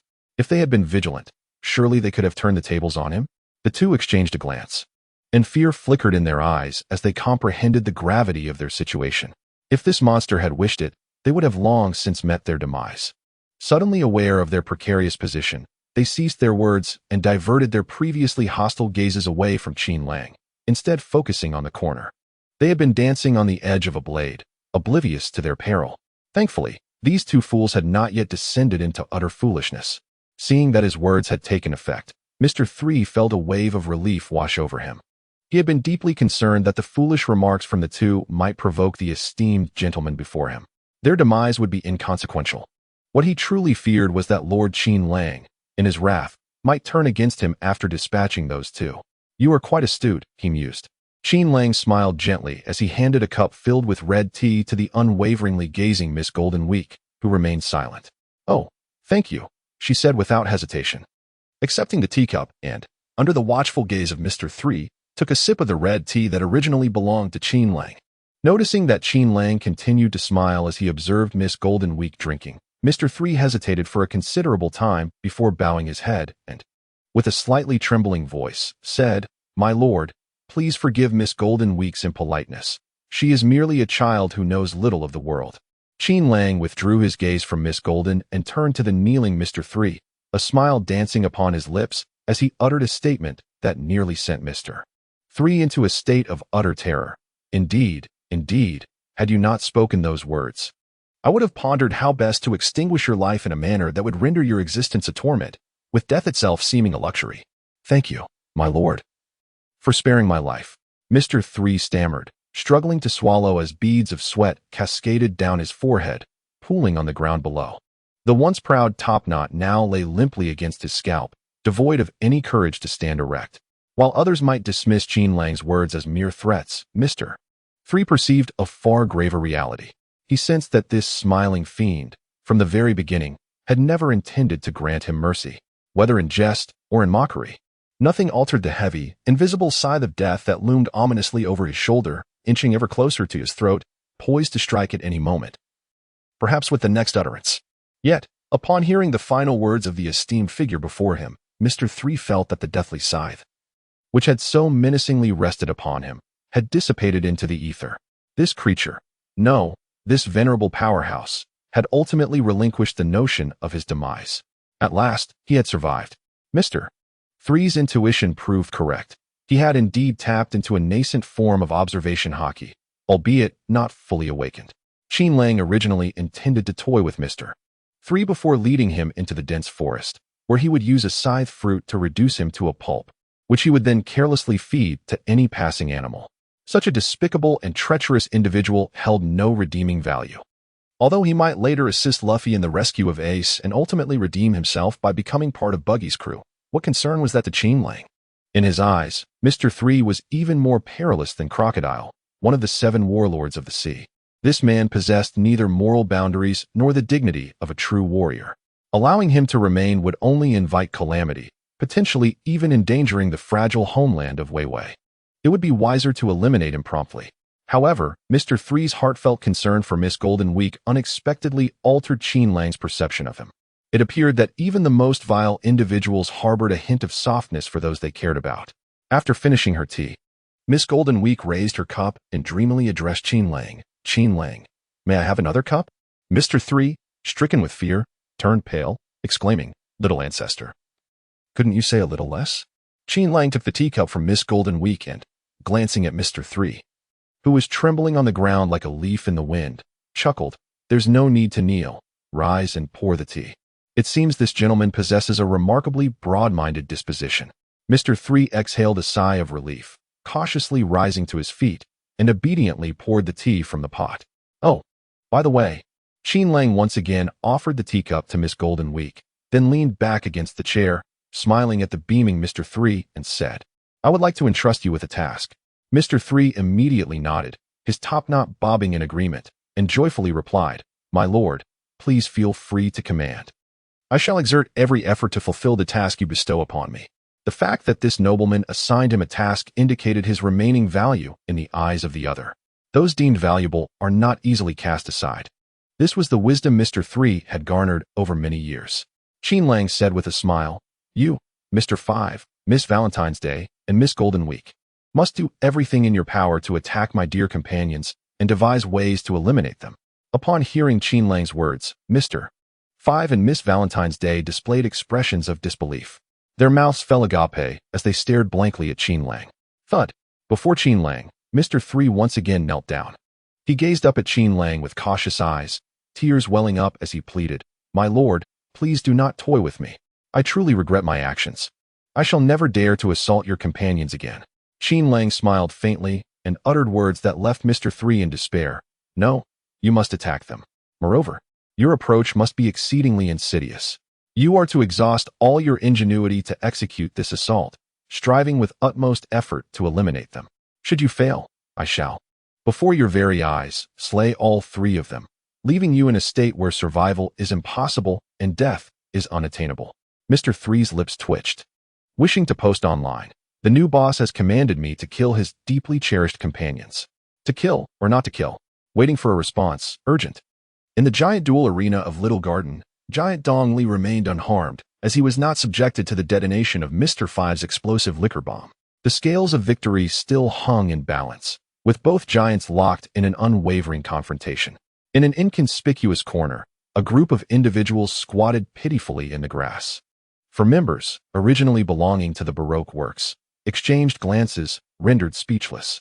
According to the usual script, they ought to have executed the orders of their boss, Mr. Zero, by eliminating Luffy and his companions along with Princess Wei Wei in the Little Garden. Yet, inexplicably, a new boss had emerged. Whether to feel fortunate or resigned was uncertain. But the decree from this new boss was also to eliminate Luffy's group. However, as the first mate of the ship, is it truly right to command others to slay one's own comrades? The 4 pondered, their heads aching at the absurdity of such orders. Miss Valentine's Day quietly suggested. That fellow mentioned he had planted invisible bombs within us. Once we leave Little Garden, the bombs would detonate automatically. Is there any truth to this?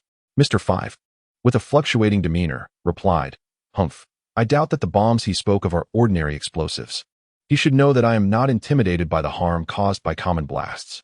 After a fruitless discussion, their gaze shifted to Mr. 3, inquiring, Mr. 3, you are quite the strategist. What do you think we should do now? What should we do?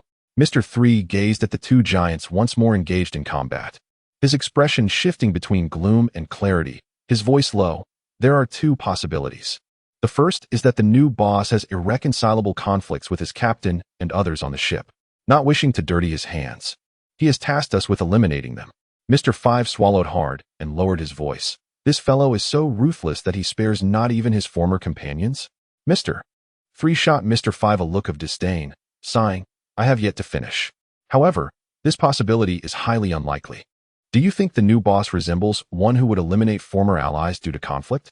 Mr. 5 initially wished to speak, but hesitated, ultimately refraining from voicing his thoughts. Mr. 3's top knot swayed slightly as he continued.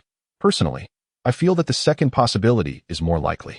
The new boss believes that we are incapable of eliminating his companions. Rather, he is merely utilizing our assassinations to hone their skills. Miss Valentine, holding a small parasol that floated delicately in the air, exclaimed indignantly, What a revelation. We are merely being used as sharpening stones. Mr. 3 took a deep breath, reminding himself to remain grounded. It was not a matter of his intellect, but rather the foolishness of these 2. He remarked, You should consider yourself fortunate. If we were to truly kill the boss's companions, do you think you would escape unscathed? Indeed, the 2 simpletons fell silent once more. Amidst the relentless clash of the giant's weapons, Mr. 3 resolved firmly. The 3-shaped top knot on his head stood erect, igniting with determination. I shall act as instructed by that esteemed individual. I will strive to eliminate them. Given that the master has provided us with insights into his companions' vulnerabilities, we shall exploit those weaknesses. He turned to Mr. 5 and Miss Valentine, gritting his teeth. You 2 must comply with the boss's orders. Kidnap the navigator aboard the ship and provoke that long-nosed fellow. Miss Goldenweek, accompany me to the forest to set traps for the other 2 wandering in the woods. As for that straw hat captain, Luffy, we shall address him last. Miss Goldenweek pointed at the giant, her expression blank. What about that giant? Mr. 3, unfazed, replied. The new boss has stated that we need not worry about the giant. He will personally handle them. Oh, very well then. Mr. 3 and Miss Goldenweek ventured into the thicket. Left behind, Mr. 5 and Miss Valentine exchanged glances, since it was his command for us to eliminate his companions. If we were to succeed, he could hardly blame us. Humph, I shall unleash all the frustrations he has bestowed upon me upon his companions, Miss Valentine declared angrily. The foolish duo stormed off, intent on finding the long-nosed fellow and the navigator. All their frustrations would be directed at his companions. Qin Lang reclined languidly in the armchair within the candlelit room, casually tossing a small delicacy into his mouth. Het per Usopp. Encountering a woman like Miss Valentine's who holds grudges, he completely overlooked the reason behind it all. The ability to eavesdrop on the inner thoughts of others stemmed from Qin Lang's development of the Whispering Fruit, specifically its modified second-tier capability, Mind Stalker. Qin Lang fragmented his mental energy, infiltrating the consciousness of his target to delve into their thoughts. For those unacquainted with observation Haki and armament Haki, this ability is exceedingly insidious. They remain oblivious to the presence of a lurking observer within their minds, subject to surveillance without their knowledge. Conversely, for those capable of detecting with observation Haki and purging Qin Lang's mental fragments with armament Haki, this skill appears rather redundant. However, a notable advantage is that this ability imposes no upper limit. As long as Qin Lang possesses sufficient mental energy, he can generate countless fragments, embedding himself within the hearts of innumerable targets. Regrettably, the effective range of this ability is confined to the size of an ordinary island. Were it possible to eavesdrop without regard for distance, any passerby could potentially become Qin Lang's informant. In such a case, he would emerge as the most formidable information gatherer, rivaling the presence of Professor X from the X-Men. Sanji truly lives up to his reputation as a master of stealth. Approaching this way with a directness that is unmistakable, Qin Lang extended his arm, transforming it into a wispy gray mist that permeated the surrounding dense forest, concealing the candlelit abode. Not far off, a faint veil of fog began to rise among the trees. Sanji halted, his brows momentarily furrowing in surprise. Oh, has it started to fog? He mused. Never mind, I shall retrace my steps. The mist made it difficult to discern direction, and he had no desire to become lost like that hapless navigator. Scanning his surroundings, he adjusted his course, resuming his search for prey that could surpass the green-haired navigator's ineptitude. It was peculiar. Why was it so challenging to find suitable quarry? Quite vexing indeed. Achoo! A certain navigator, burdened by the weight of a massive rhinoceros carcass, surveyed his surroundings with a puzzled expression. Strange, I feel as though I've been here before. This vine-covered tree looks oddly familiar. Suddenly, Zoro noticed a familiar silhouette behind a nearby tree. Nami. His heart surged with joy as he hoisted the heavy prey and made his way toward her. Nami, what are you doing here? It's quite dangerous. Yet, Zoro remained oblivious to the two pairs of murderous eyes lurking in the shadows, fixated on him. Nami, why do you keep your head bowed? Upon reaching the wax figure of Nami, Zoro was taken aback when the figure suddenly transformed into a viscous white liquid, surging toward him. Humph, I knew you weren't Nami. You must be an assassin sent by Baroque works. In that instant, as the wax figure morphed, Zoro discarded his prey and, with a swift motion, wielded his blades to cleave the advancing liquid into 8 parts. However, to his astonishment, the severed liquid seemed unaffected. Damn it! In a moment of desperation, Zoro executed a swift retreat using the Soru technique, but he was a heartbeat too late. Portions of the waxy substance enveloped his hands and weapons, binding them tightly and dulling their once sharp edges. Just as Zoro attempted to shake off the viscous material, he realized it had solidified completely, turning as hard as steel. Glaring at the wax on his hands, he muttered, "What the hell is this stuff?" A sinister chuckle echoed from the depths of the forest. Hee hee. The wax has secured your hands, rendering your weapons ineffective. Within the waxen abode, the whimsical Qin Lang reclined in a candlelit rocking chair, contentedly nibbling on cookies. His eyes closed as he chuckled. Oh, is Zoro the first to engage with Baroque works? How delightful, how delightful. Ha. You truly are a formidable opponent. Mr. 3 has donned a suit of armor crafted from wax, enveloping his entire being, standing defiantly before Zoro like a colossal automaton. This is Mr. 3's ultimate weapon, the Candle Champion Cup. Opposite Mr. 3, Zoro has unleashed his full might, drawing all 3 blades. The wax that once adorned his swords, the Snow Walk and the Sandai Kitetsu, has long since been severed. With the wad Ikemonji clenched between his teeth, Zoro gazes coolly at Mr. 3, a subtle smirk gracing his lips. Likewise, you are quite impressive. Resilient against my strikes, indeed. I shall transform you into a wax statue. The master of the 3-sword style. Though Mr. 3 spoke boldly, he secretly acknowledged the challenge he faced. This 3-sword style swordsman proved to be remarkably formidable. He effortlessly discerned Mr. 3's true form among numerous candle clones. Moreover, his speed was astonishingly swift. Had it not been for Mr. 3's Candle Champion Cup, which allowed him to recover his defenses after enduring the onslaught of the 3-sword technique, he would have undoubtedly been reduced to mere fragments by this adept swordsman. As he contemplated this, Mr. 3 gradually understood why the new boss so nonchalantly permitted the four of them to exhaust their efforts in eliminating his ally. This individual was clearly not someone who could be vanquished through sheer determination. The new boss was likely acutely aware of this fact, hence his indifference towards their futile struggle. Regrettably, Mr. 3 remained oblivious to the treacherous schemes of the original storyline, where the cunning swordsman, armed with his bizarre wax fruit abilities, had dealt a significant blow to Zoro, who had yet to master the observation Haki. Poor Zoro had not even had the chance to confront Mr. 3 directly before being ambushed and captured, alongside Vivi and Nami, ensnared within an oversized candle service, nearly transformed into living wax figures. This scenario included the iconic moment where Zoro attempted to sever his own legs in desperation.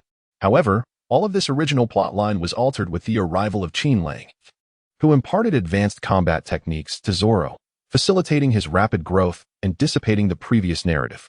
Feeling belittled, Mr. 3 chuckled bitterly, a flicker of resentment igniting within him. Why did this man earn the new boss's attention while he was merely a tool for honing his skills? If given the chance, he too yearned for the new boss's recognition. After being defeated by Qin Lang without even a touch, Mr. 3 found himself utterly captivated by him, both physically and mentally. Mr. 3, being well-versed in the ways of the world, understood that a pirate of the new boss's caliber had not yet made a name for himself simply because he had only recently set sail. Given time, his fame would undoubtedly spread across the seas, instilling fear in all. If possible, he truly wished to align himself with the new boss, to genuinely become one of his subordinates and carve out a legacy, rather than lingering at the entrance of the Grand Line, perpetually engaged in petty assassination work. Alas, it appeared the new boss held him in low regard. With this thought, Mr. 3's combat style underwent a sudden transformation. He abandoned the previous head-on approach he had used against Zoro and began to employ more intricate tactics. Zoro's strike effortlessly shattered Mr. 3's Candle Champion Cup. In the next moment, the broken shards of candle wax coalesced in the air, forming a prison that ensnared Zoro within its confines. Candle prison. Zoro sneered disdainfully. In my sparring with Qin Lang, I have already mastered the ability to sever steel. How could I possibly fear a mere candle, slightly harder than steel? His eyes blazed with burning combat spirit as he unleashed his three-sword style. Three-sword style, Demon Slash. The candles trapped by Zoro were shattered into countless fragments, which fell to the ground and onto Zoro himself, breaking the confines of the prison. Mr. 3 appeared momentarily dumbfounded, standing not far from Zoro, trembling as he stammered, You actually broke the candle prison so quickly." With a smile, Qin Lang observed through Miss Golden Week's perspective, Mr. 3 certainly possesses a nimble mind. The game is over. Zoro's breath locked onto Mr. 3, his eyes narrowing slightly as he charged forward. Three-sword style, Demon Slash, Double Strike. The blade shimmered. Zoro's three swords descended simultaneously, severing a tree smeared with red paint, causing it to crash to the ground. "Did I actually strike incorrectly?" Zoro exclaimed in astonishment, realizing he had not aimed at Mr. 3 but, under some strange influence, had struck the tree beside him instead. Mr. 3 grinned widely, exposing his pearly white teeth as he laughed. "Indeed, cunning is more suited to me. As a three-sword swordsman, you, ensnared by Miss Golden Week's color trap, can no longer strike me." From the nearby dense forest, Miss Golden Week, hidden behind a tree, remarked expressionlessly, the color blend of laughing yellow, combined with the bullfighting red. Her color trap hypnotized opponents through the use of colors, proving effective against those with simpler minds. Zoro had not anticipated that he too fell within that category. Turning to Mr. 3, Zoro frowned in confusion. "Is this the girl's ability? How strange. When did I fall for it? She never even approached me." Mr. 3 smirked triumphantly. "I had Miss Golden Week apply laughing yellow to my armor in advance. Just now, when you severed my candle trophy, your sword became coated with the paint. And while you broke the candle prison, Miss Golden Week took the opportunity to smear bullfighting red on the nearby trees. Now, you can only strike at those trees marked with bullfighting red and cannot harm me." As Mr. 3 spoke, he solidified candle wax into two long spears and wickedly hurled them at Zoro. Zoro sidestepped, dismissing the color trap. "Watch me send you flying." With a chilling gaze, he unleashed his three-sword style once more, aiming at Mr. 3's body. But in the next moment, Zoro's three swords involuntarily swung toward the tree behind him. Cleaving the innocent trunk into several pieces, and leaving his back wide open to Mr. 3. Die. Mr. 3, without the slightest hesitation, conjured several spears once more, relentlessly hurling them towards Zoro's back. Zoro swiftly employed the technique of Soru, evading Mr. 3's flying spear assault. He sheathed his sword, Wado Ikamanji, with a scowl. Damn it! He exclaimed, gripping Sandai Kitetsu with one hand, furrowing his brow as he attempted to strike at Mr. 3 again. Yet each time, he found himself forced to redirect his attack, cleaving instead towards a tree adorned with Miss Goldenweek's pre-painted bullfighting red.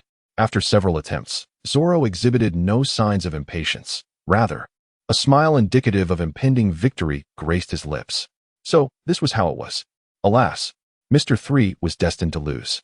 Meanwhile, Qin Lang sighed, rising from his rocking chair and leisurely exiting the wax room. Indeed, Zoro was progressing at a remarkable pace. The effort to hone Zoro's skills using Mr. 3 and Miss Goldenweek was proving insufficient. After Qin Lang's guidance in mastering the Busashoka Haki, Kinbunshika Haki, and the Marine's 6 styles, Zoro's combat prowess had far surpassed his former self, eclipsing his abilities during the typical narrative in the small garden.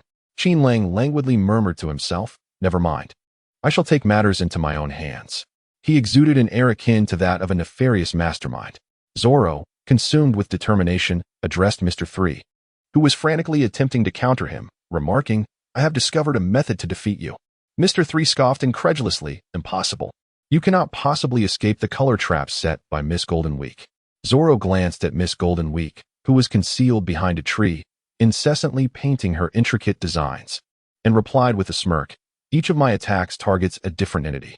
It seems that once I sever the tree adorned with her paint, the efficacy of her ability dissipates. Hence, she must continually apply new targets." With a flourish, Zoro sheathed the Sandai Kitetsu, gripping the hilt with one hand, bending slightly to assume a stance for a draw, and grinned menacingly. "This implies I can regard the surrounding trees as foes. If I can eliminate them all in a single breath, victory shall be mine." Mr. 3, sensing the mounting intensity of Zoro's aura, contemplated the latter strategy. Did he intend to annihilate all the painted targets in one fell swoop? "I shall not allow you the time to charge your attack," he exclaimed, conjuring several candle spears and hurling them at Zoro. Yet, in an instant, Zoro vanished from sight.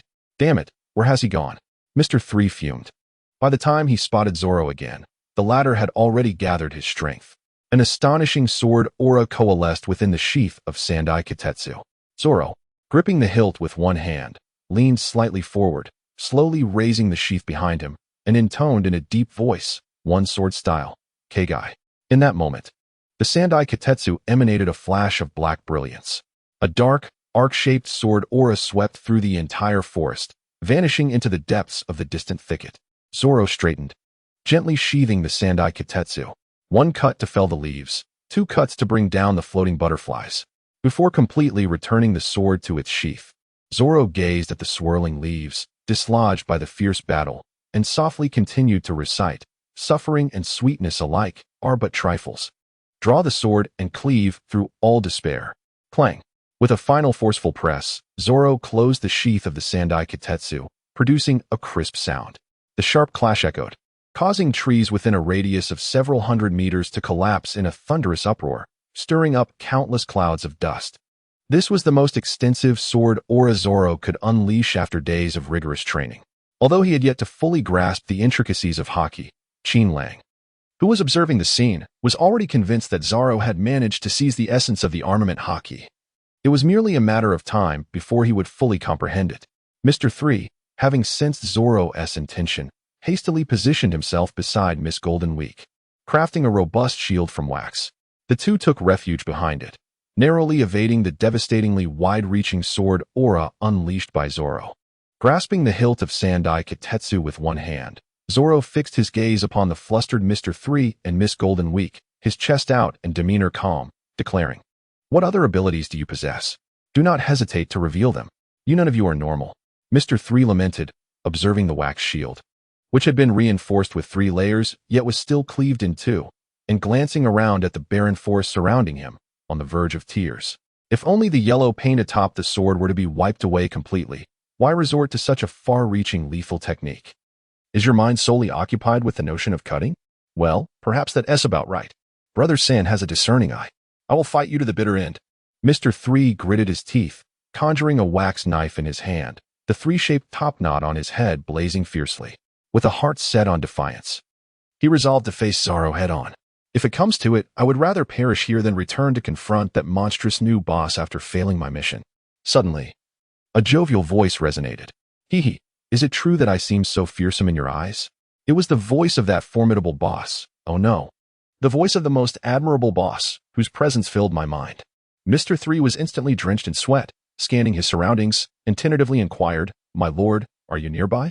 Qin Lang's voice was amiable as he remarked, You need only to express what you wish to convey in your heart. There is no necessity to articulate it aloud.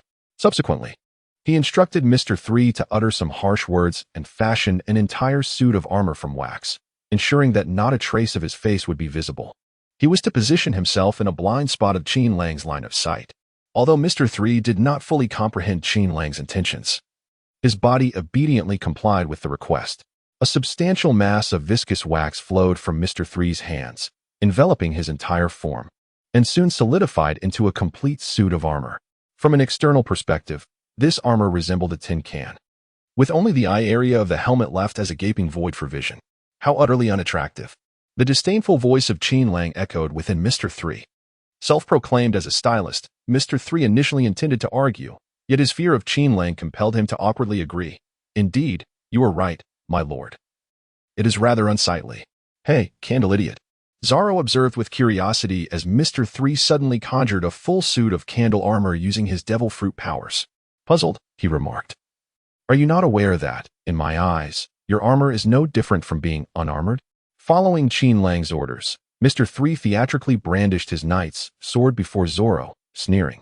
Soon, you shall comprehend the purpose of my armor. With that, Mr. 3 unexpectedly hid behind a nearby stone, leaving Zoro without a line of sight. Have you had enough of this charade? Zoro regarded the comical candle figure hiding behind the stone as if it were a clown, frowning in disdain. You are truly a dull opponent. In the next moment, the figure clad in candle armor stepped out from behind the stone once more, remaining silent. With a crack, the candle-armored knight gripped his waxen knight's sword, its tip pointed directly at Zoro. He approached Zoro step by step, unabashedly. Finally abandoning your despicable tactics to confront me directly? Zoro smirked coldly at the advancing candle knight, just as I wish. Let us settle this. With a clash, both swords were drawn simultaneously. Zoro stepped forward, wielding his two swords, Shusui in his right hand and Sandai Kitetsu in his left, both aimed at the increasingly close candle knight. Grinning sinisterly, Candle Man, here I come. Whoosh. Zoro vanished from his position. In the next instant, he appeared before the candle-armored knight, executing a dual strike aimed at the knight's chest and neck. Two-sword style, two slashes, flash. The blades moved rapidly, producing a piercing sound that resonated ominously. The candle knight seemed unable to keep pace with Zoro's movements. Just as the two blades were about to strike his armor, he belatedly stepped back, raising his black knight's sword to gradually parry Zoro's dual blades. Clang. The collision of Zoro's swords with the knight's sword produced a minimal sound, yet Zoro felt a tremor reverberate through his entire body, nearly losing his beloved swords to the ground. How is this possible? Zoro's expression stiffened, astonished. Was his strength truly so formidable moments ago? The candle knight remained silent, slowly pushing his knight's sword forward, pressing down gradually towards Zoro's head. Zoro's muscles began to bulge as strength surged throughout his body, laboriously pushing back against the knight's sword that pressed down upon his head. In the next instant, the knight's sword unleashed a greater force, sending Zoro flying away. He was forced to somersault through the air several times before landing on his feet. Even then, an unrelenting power continued to assail him, and Zoro drove his twin swords into the ground, carving a long trench in the earth. Black sword? Zoro slowly rose to his feet, locking his gaze onto the black long sword held by the candle armor knight. Sheathing his twin blades, he chuckled lightly. Haki of armament? It seems you were concealing your true prowess from the start. He untied the headband from his wrist, placing it upon his head with a firm tug. Wonderful, truly wonderful. I have long awaited the opportunity to battle a warrior of your caliber. With a renewed fervor, Zoro drew his twin swords once more, his aura intensifying significantly. The fiery gleam in his eyes, hidden beneath the deep green headband, radiated with passion as he gazed at the candle armor knight. I sincerely thank you for your presence, he declared, pausing momentarily before his voice transformed into a resolute tone. Only through such a challenge can I find myself in a predicament of insurmountable foes, thus achieving my transformation. To comprehend the Haki of armament and ascend to a higher echelon of strength, the Candle Armor Knight subtly tilted his helmet, seemingly disdainful of Zoro's words. Only Haki of armament can conquer Haki of armament. Zoro bent slightly, biting down on his third sword, the Dowie Wenzi, as he began to spin his twin blades, murmuring, "So, when I defeat you, it will signify that I have grasped the Haki of armament and become the swordsman who wields the black sword," as Qin Lang described. With a swift motion, Zoro vanished from his spot, his voice echoing in the air, three-sword style, oath of the 3,000 worlds. Simultaneously, the Candle Armor Knight leaped into the air, raising his knightly sword to meet Zoro's onslaught. Three-sword style, oath of the 3,000 worlds. Zoro engaged in a fervent clash with the Candle Armored Knight, their blades whirling through the air in a brief, yet intense confrontation. Countless wind blades, forged from the edges of his swords, struck relentlessly against the knight's armor, shattering fragments of wax and dismantling the protective layers that concealed the figure hidden within. As Zoro's 3,000 worlds technique relentlessly assailed the knight, the Candle-Armored Knight maintained his composure, steadily lifting his longsword, which glided effortlessly across Zoro's chest. Subsequently, they brushed past one another, landing on the forest floor, a gentle breeze caressing the chaotic remnants of their battle. The Candle-Armored Knight and Zoro stood back to back, motionless. Zoro retained the stance of his three-sword style, though his expression was ghostly pale, as if he were not of this world.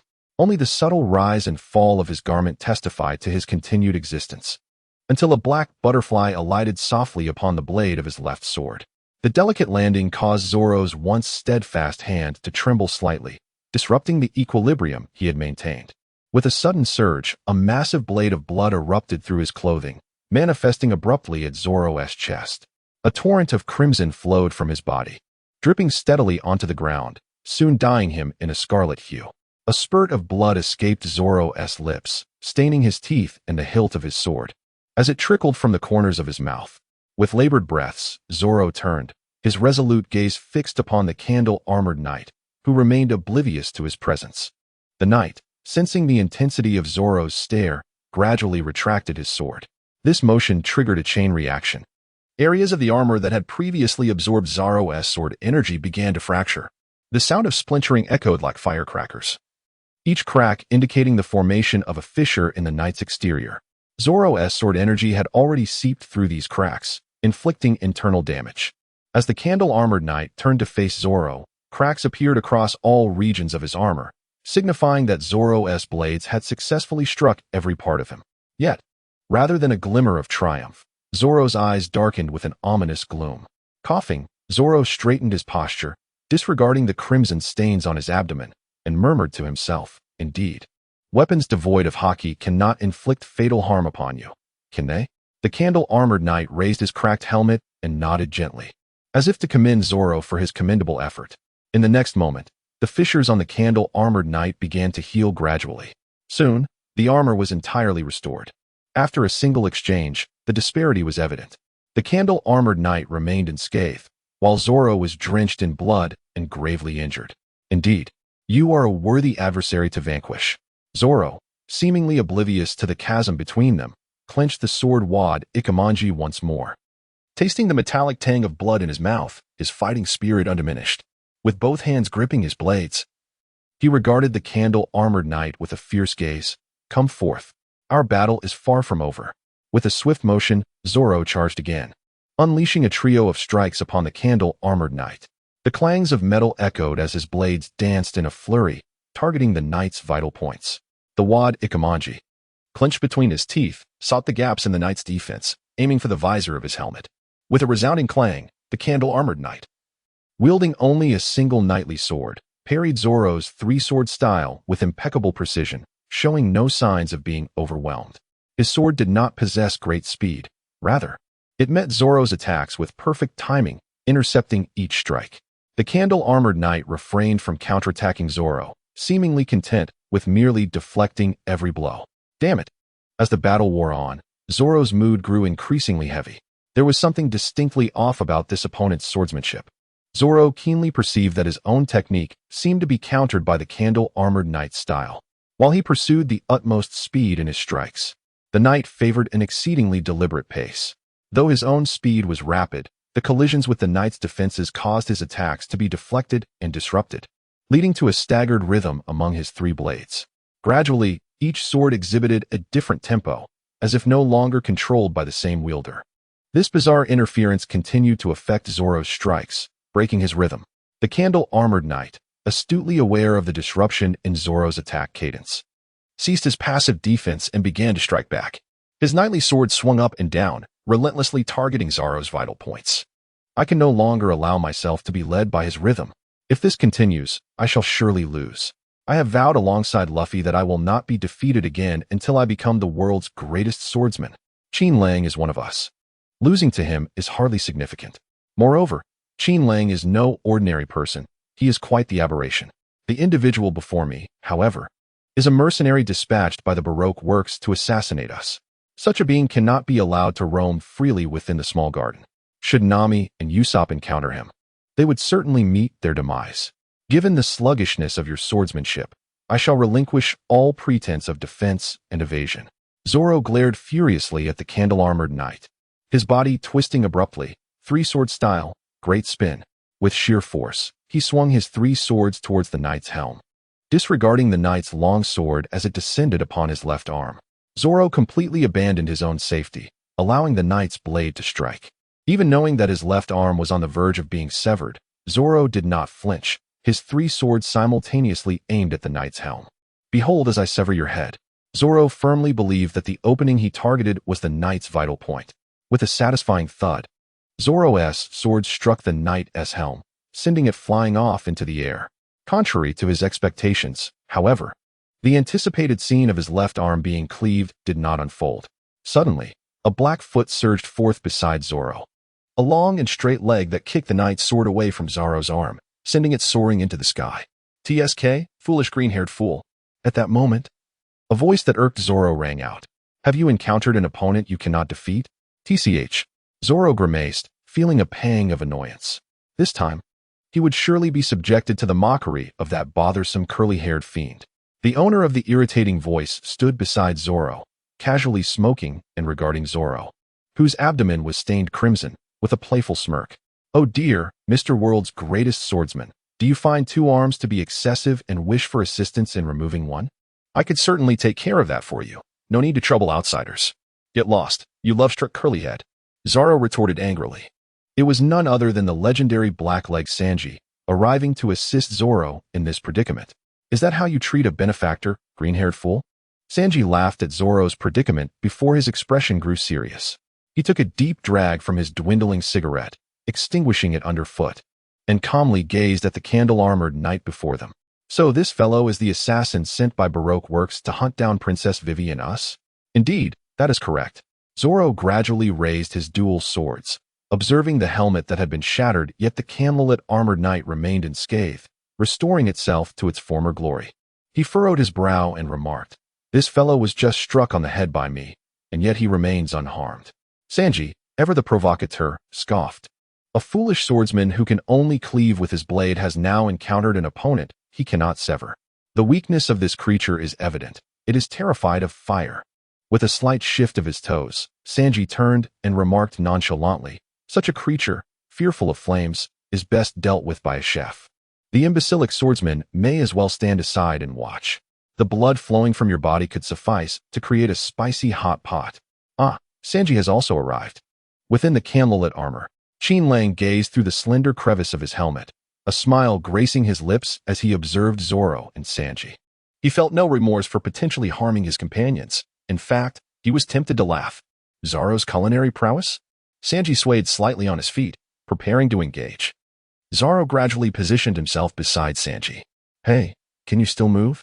Sanji shot Zoro a sidelong glance, frowning as he replied, if you can't move, don't force it. Step aside and watch how I defeat this fellow hiding behind the candle armor. I'll let you observe. Zoro's resilience was nothing short of astounding. Within this brief moment, the ghastly wound on his chest had miraculously ceased to bleed. Though pale, Zoro remained steadfast, declaring, rest assured, I won't fall before vanquishing this foe. As you wish. If you perish, I shall raise a toast at your grave, Sanji retorted, then focused entirely on Qin Lang, concealed behind the candle armor, stating, I'll launch a frontal assault. Zoro, wielding his dual blades, cautioned in a slightly hoarse voice, be careful. His swordsmanship counters quick attacks. Counters quick attacks? Sanji raised an eyebrow, already vanishing from sight. Perhaps your speed simply isn't sufficient. Under Qin Lang's tutelage, Sanji had mastered the technique of shaving. His speed was still slightly superior to Zoro's. Without even glancing, Qin Lang instinctively twisted and executed an upward slash with the Candle Knight's sword, clashing with Sanji's descending kick in midair. Rough fragments. Failing to land a hit, Sanji swiftly transitioned, lifting his foot to deliver a powerful kick to Qin Lang's chest, exclaiming, chest meat. With a swift downward slash of his knight's longsword, Qin Lang intercepted Sanji's foot just as it was about to strike the camelot armor. Sanji quickly withdrew his foot, vanishing from Qin Lang's front, only to reappear at his side. Pork belly. Engaging in combat with Sanji felt akin to placing an order at a restaurant, as his opponent incessantly rattled off names of dishes. If this continued, Qin Lang mused, he might very well find himself famished. Inside the armor, Qin Lang wore a cheerful smile, as if amusing a child, leisurely parrying Sanji's attack with his knight's longsword just as Sanji was about to land a blow. Indeed, the green-haired fellow was not mistaken. This guy's swordsmanship was remarkably adept at countering swift assaults. Sanji moved a few meters away from Qin Lang, his feet radiating a crimson glow, enthusiastically declaring, consider yourself unfortunate. Allow me to showcase my newly acquired technique, the Gale Kick, which I have dubbed the Hot Pot Culinary series. Inside the armor, Qin Lang couldn't help but chuckle. Hot Pot Culinary? What is he cooking up? Zoro's spicy blood stew. Fiery noodle soup. Sanji pirouette on one foot, unleashing a searing vacuum slash towards Qin Lang's vicinity. It appeared that Sanji had been concealing his true prowess during their battles. Qin Lang Xiao gazed with keen interest at the swiftly approaching assault. Instead of evading, he raised the knight's long sword, enveloped in the aura of armament Haki, and positioned it defiantly before his chest, bracing himself to absorb the blow. Bang! The vacuum slash collided with the knight's sword imbued with armament Haki. The knight's longsword in Qin Lang's grasp remained unchanged, yet the strike that collided with it erupted upon contact, unleashing an astonishing wave of heat. With a single blow, the candle armor adorning Qin Lang's body was scorched, resulting in several fist-sized cavities. A deluge of wax splattered onto the ground around him. A fusion of the demonic wind foot and the storm foot? Indeed, a stroke of ingenuity. Now it belongs to me. Qin Lang lowered his gaze to the rejuvenating wax armor, a smile increasingly gracing his lips. He felt a sense of satisfaction akin to that of a parent whose mischievous child has finally matured. However, it was still insufficient.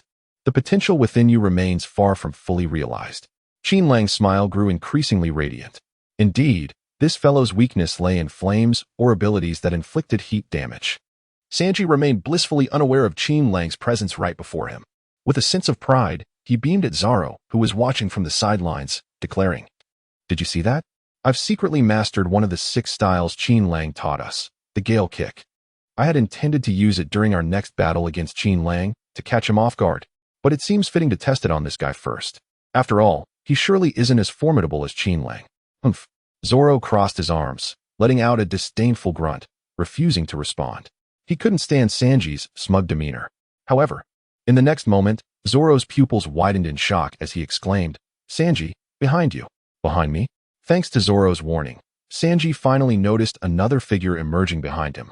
Identical to the Candle Armor Knight. The only distinction was the weapon it wielded, a beheading sword. With a swift motion, it raised the sword high and aimed a merciless strike at Sanji's head.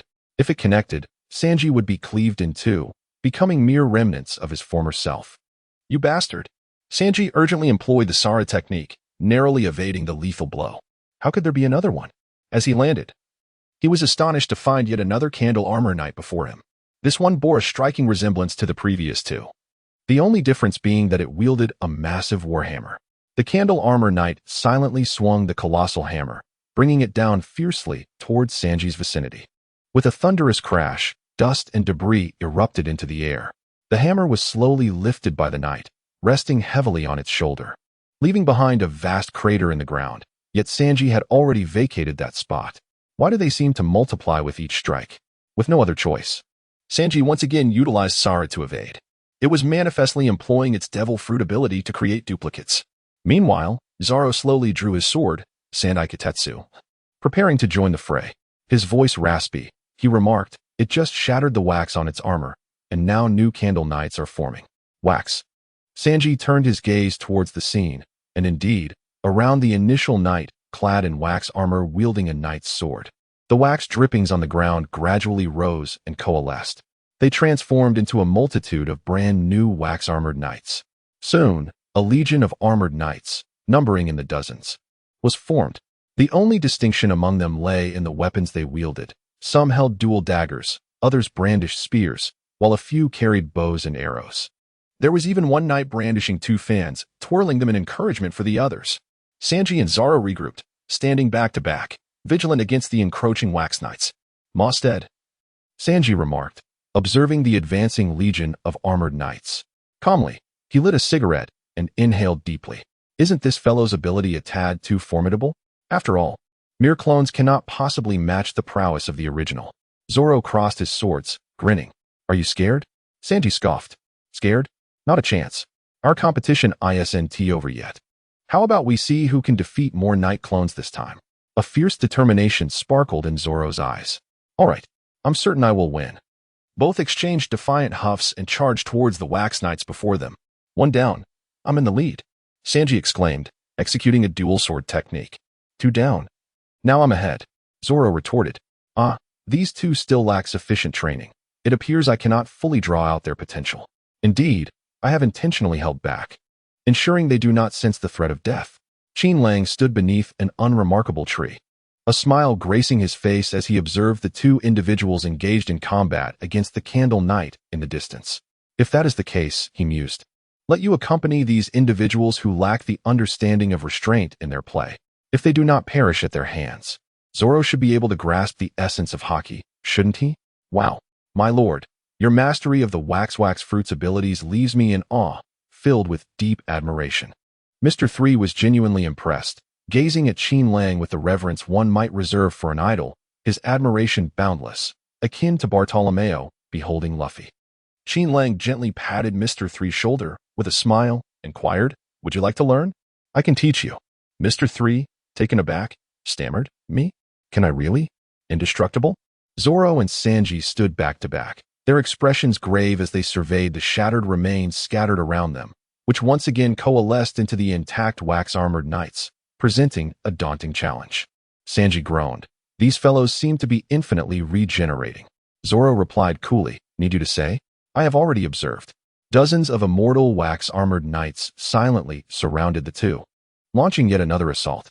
In a dense thicket of a small garden, Usopp, his face smeared with dirt, found himself pinned beneath a strikingly beautiful woman. His treasure pouch lay scattered not far from him. "Let me go? Or when my companions arrive, they won't spare you." Usopp's face was flushed and swollen beneath Miss Valentine's weight. The peculiar woman's body grew heavier, and Usopp felt his senses fading. Even breathing became increasingly laborious. "I'm going to be crushed." In a panic, he called out to the two giants still engaged in battle, shouting into the distance, "Bragi, Dory, come save us. Qin Lang, come help me. Where have you gone?" Miss Valentine, seated atop Usopp, playfully tapped his long nose with a small umbrella, laughing triumphantly. No one will come to your rescue. Just stay here and await your demise." "Am I going to die?" Usopp gasped, his breathing growing more labored. His mind was a tumult of confusion, intermittently berating Qin Lang, Luffy, Zoro, and Sanji for their absence, while also pondering ways to survive this woman's grip. If only I possessed the abilities of Qin Lang or Luffy, I wouldn't be in this predicament. For the first time, Usopp truly grasped the significance of strength in the perilous adventures of pirates. In the woods, Nami fled in a panic, repeatedly calling out, "Qin Lang, Luffy, where are you? The Baroque Works assassins are on my tail." She occasionally glanced back nervously, observing the explosive-haired assassin, Mr. 5, casually trailing her with hands in his pockets. The moment he noticed Nami had halted her frantic escape, he would hurl a nose booger towards her, causing an explosion to urge her onward. Mr. 5 closely followed Nami, coldly taunting, "Run, go ahead and run. Let us see how long you can keep this up. When you can no longer run, That will be the moment you meet your end at my hands. You'll regret this, she retorted defiantly. Nami, drenched in sweat and gritting her teeth, continued to run, panting heavily. How infuriating it was that Qin Lang, Luffy, Zoro, and Sanji were nowhere to be found. Why is it that when we need you the most, you are absent from our sides? Huh. Usopp must still be alive, right? Usopp, I will seek out Qin Lang and the others to rescue you. You must hold on. Just a moment ago, Usopp had pretended to surrender to save Nami from the clutches of Mr. Five, cleverly orchestrating a ruse that successfully liberated her. However, unexpectedly, as they were escaping, Miss Valentine suddenly descended from above, forcefully pinning Usopp to the ground. If it weren't for me, Usopp would have long since fled. Tears welled up in Nami's bright eyes. She could not cry. Tears would resolve nothing. I must quickly find Qin Lang and the others. Resolutely stifling her tears, Nami gritted her teeth and pressed forward, calling out desperately. Nami, strive to survive. Unbeknownst to her, a figure stood atop a towering tree nearby. That figure was none other than Qin Lang.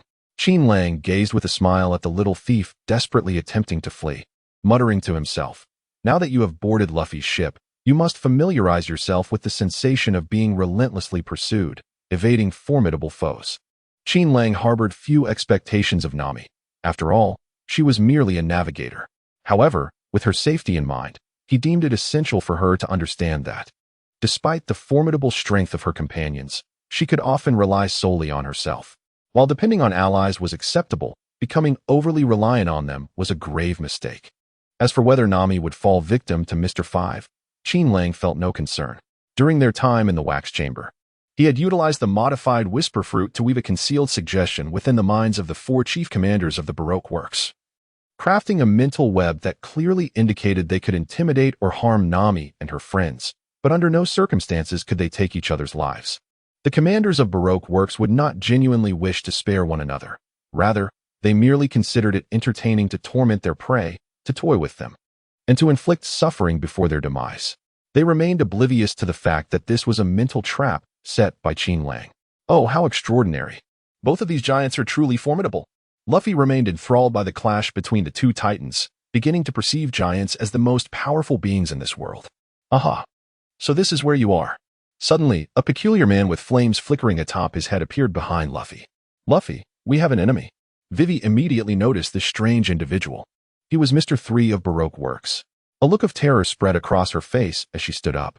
Mr. 3 regarded Vivi with a perplexed expression. You recognize me? Vivi pointed at the tufts of hair on Mr. 3's head, declaring, your hair has betrayed you.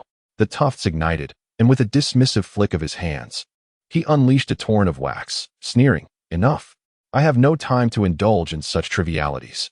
Since the new boss has instructed me to capture you, I shall give it my all. Are you prepared to be caught? Huh, is he the enemy? Luffy interposed himself in front of Vivi, curiously examining Mr. 3. What a strange fellow. A top-tier wax sculptor. With a flourish, Mr. 3 sent forth wax liquid, conjuring a multitude of bizarre wax figures within the forest. Creak, creak. One of the wax figures stirred, stepping toward Luffy and throwing a punch at him. Ha ha ha, how amusing. The wax figure has come to life. Rubber pistol. Luffy laughed heartily, extending his hand backward before swiftly retracting it, his fist colliding with that of the wax figure. Bang! In that moment, the 2 combatants were evenly matched, neither yielding an inch. Suddenly, an invisible pressure emanated fiercely from the waxen figure before them. Ugh! The once jovial Luffy's eyes glazed over, rolling back in his head. With a thud, he collapsed weakly towards the waxen being, only to be seized by the throat and lifted slowly into the air. The so-called Chosen One, the destined hero? How absurd. The life of the Chosen One rests firmly in my grasp. If I were to extinguish Luffy's life, would there be no one left to save this world? Concealed behind the wax facade, Qin Lang observed the slumbering figure of the young man he held, and remarked coolly, Luffy, you make for a commendable captain, yet you fall short of being a competent leader. After uttering these words, Qin Lang carelessly tossed Luffy aside, letting him crumple beneath a nearby tree. He paid no heed to Vivi and the swiftly retreating Black Duck, who were equally dazed, and strode forward with purpose. Qin Lang took a few steps forward, lifting his gaze to the 2 titans still engaged in battle. A bizarre and terrifying smile spread across his waxen face. At last, I shall experience the formidable might of the combined strike of these 2 giants, and behold the power it wields. A primal and unrestrained bloodlust surged within Qin Lang. His mastery of the Conqueror's Haki in full force, enveloping the entire garden in an aura of intimidation. Who goes there? The two giants halted simultaneously, their weapons drawn, casting wary glances toward the eerie wax figure in the distance, emanating a chilling presence. Fear not, for I am merely an adversary. Qin Lang altered the structure of his throat, producing a raspy and unpleasant voice. I have a small request, and I hope that both of you, mighty captains, will oblige. Dongli, the giant swordsman, pointed at Qin Lang and inquired warily, what is it? The eerie wax figure suddenly vanished from sight, only to reappear before the two giants in an instant. It let out a hoarse chuckle. He, it's a trivial matter. I simply wish to either kill you both or be killed by you. Kill you. The wax figure had not finished speaking when a colossal axe descended from above, crashing down towards its form. Die, you strange creature. Red Ghost Brokey swung his axe with all his might, aiming to cleave the foe in one decisive blow. Crack. The warriors of Elbaf village can ambush as well. To everyone's astonishment, the wax figure merely raised its right hand and effortlessly caught Brokey's full force strike with a single hand. How is this possible? Brokey was greatly stunned. This diminutive wax figure had restrained his utmost effort with ease. Giant strength? The wax figure's head turned mechanically. Its cracked waxen face gazed at Brokey, who was desperately pulling back his axe, veins bulging in his neck, yet unable to reclaim it. The figure let out a raspy and eerie chuckle. Hee, is that all? Come, become a creature like me, succumb to the waxy erosion. Hiss, hiss, hiss.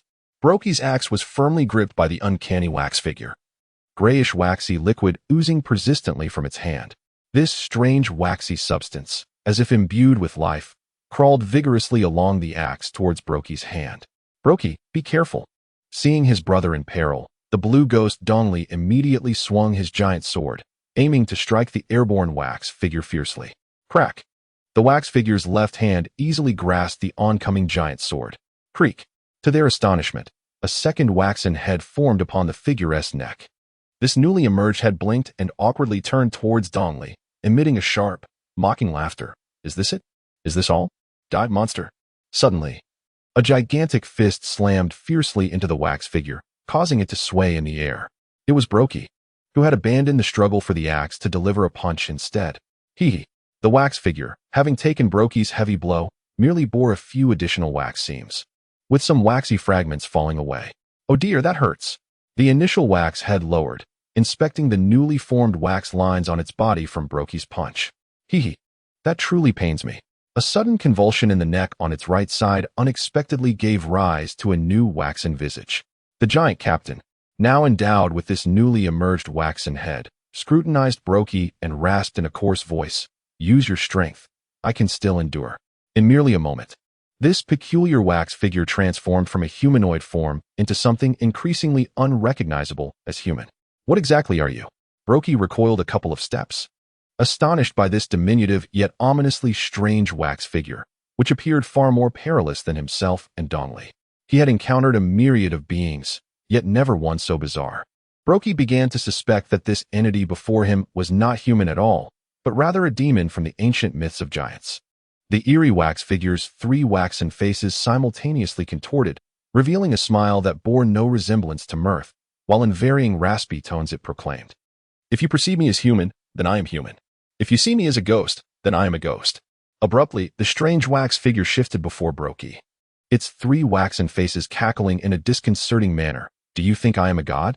Brokey's heart momentarily ceased its rhythm. Though he had never watched a horror film, he could only imagine that his current state mirrored that of a protagonist confronted by a ghoul. Alongside his fear surged an inexplicable anger. Rising from the depths of his being, Brokey seethed, You dare to mock an honorable warrior. Clenching his fists in fury, he struck vehemently at the peculiar wax figure, declaring, The warriors of Elbaf village fear nothing. Bang!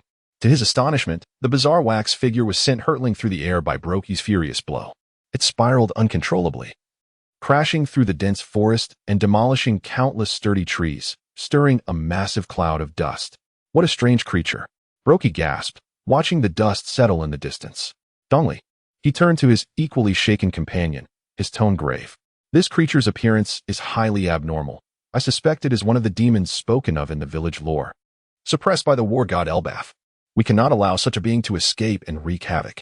It is our duty to uphold the mission of the war god Elbaf and subdue it. I understand.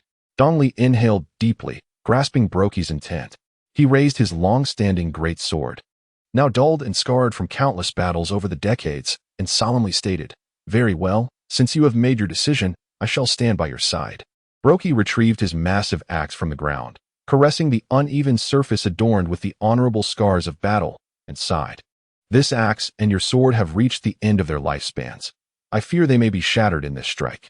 Dong Li tightened his grip on the great sword, casting his gaze toward a distant figure gradually ascending and returning their way. "Are you reluctant?" The monstrous entity has charged forth. "Indeed. It is an old companion that has accompanied me for centuries." Brokey, grasping his colossal axe, gazes intently at the intact, returning wax figure and solemnly states, "However, if this is the fate orchestrated by the god of war, Elbaf, then I shall not lament the loss of it.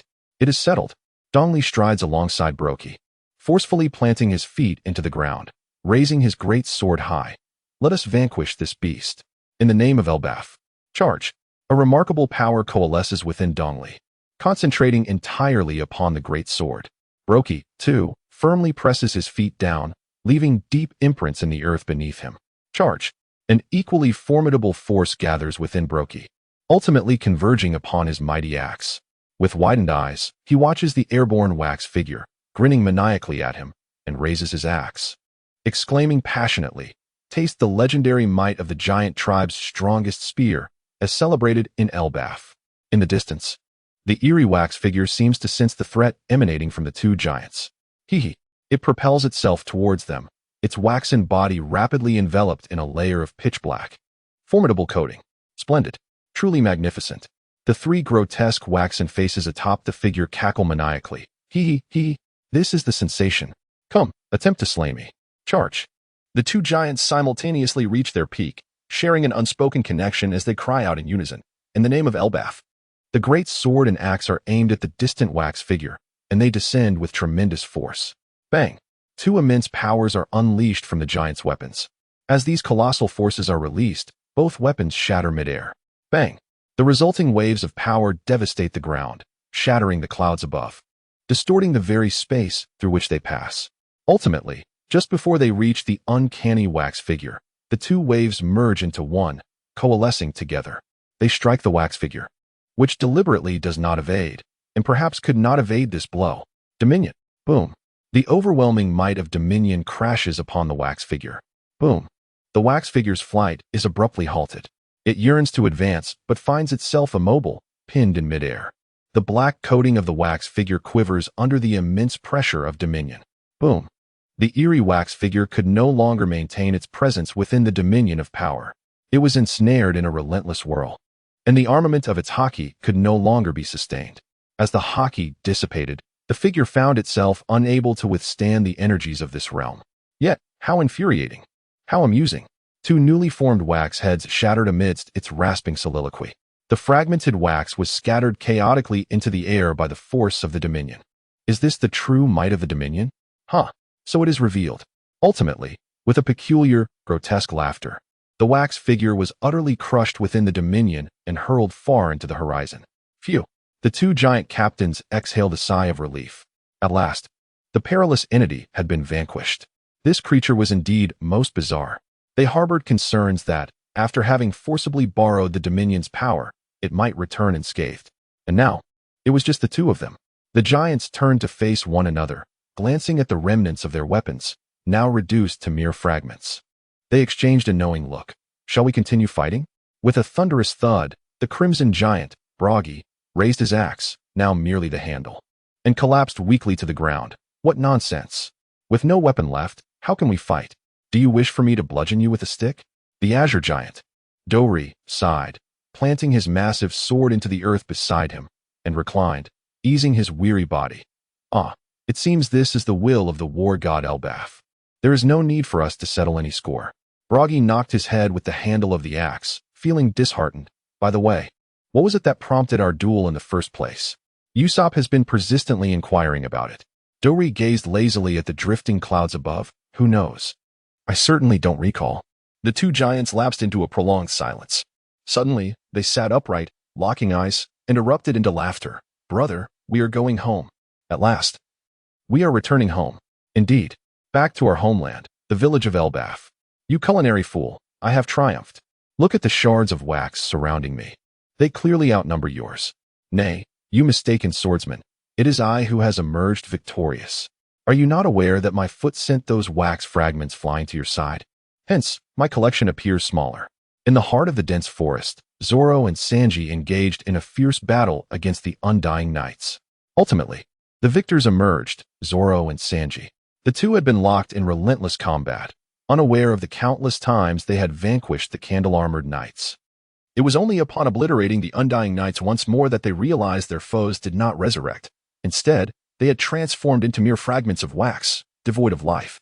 Huh, you won, Zoro exclaimed, his eyes wide as he gritted his teeth, disregarding the wound on his chest, which, though ceased from bleeding, had yet to fully heal. With indignation, he declared, let us piece together these remnants and see whether the scars on these wax fragments were from kicks or slashes. Sanji, with a cigarette dangling from his lips, equally incensed, retorted, fine, let us assemble them and compare. Thus, the two began to assemble the wax pieces strewn about. Huh, I've completed a foot. Zoro laughed. Hee, I've fashioned the lower half. Suddenly, an irate figure loomed behind them. Are you two seriously playing with toys here? Without a second thought, the figure lunged forward and struck both of them on the head with a powerful punch. Who? Zoro and Sanji, caught off guard, winced and turned to find it was Nami. Not far behind her lay Usopp, gasping for breath with his tongue outstretched. Zoro, Sanji. Nami glared at them with clenched fists. Seething, I searched for you both for ages, only to find you two hiding here playing a puzzle game? Upon seeing Nami, Sanji's face brightened as he circled around her, exclaiming, Miss Nami, you look even more beautiful after just a short time apart. Nami? Zoro questioned, bewildered. Weren't you and Usopp too afraid to leave the ship? Saying you'd stay aboard? Nami, her teeth clenched, glared at them. I wanted to. But Qin Lang encountered a giant who insisted on treating us to a meal. That is not the point. The crucial matter is that there are assassins from Baroque works on this island. Zoro and Sanji exchanged glances and pointed to the wax fragments at their feet. We've already encountered them. These are their remains. These are the assassins from Baroque works? Nami scrutinized the wax pieces with skepticism, eyeing the two of them. You're not trying to concoct an excuse to evade my wrath, are you? Sanji replied earnestly. How could we, Miss Nami? I would never lie to you, even if it cost me my life. This green-haired fool stumbled upon the assassins sent by Baroque works, and his life was at stake. I merely passed by and saved him. Zoro scoffed. I hardly require your assistance. Sanji let out a cold chuckle. Indeed. Had it not been for my intervention, someone would have forever remained a dual wielder. Bang. Nami, with a decisive punch, interjected, no arguing. Let us discuss this calmly. Behind the three, Usopp lay despondently on the ground, trembling as he extended a hand. I believe I can still be saved. Suddenly, Luffy opened his eyes to find Qin Lang seated beside him, smiling as he conversed with Vivi.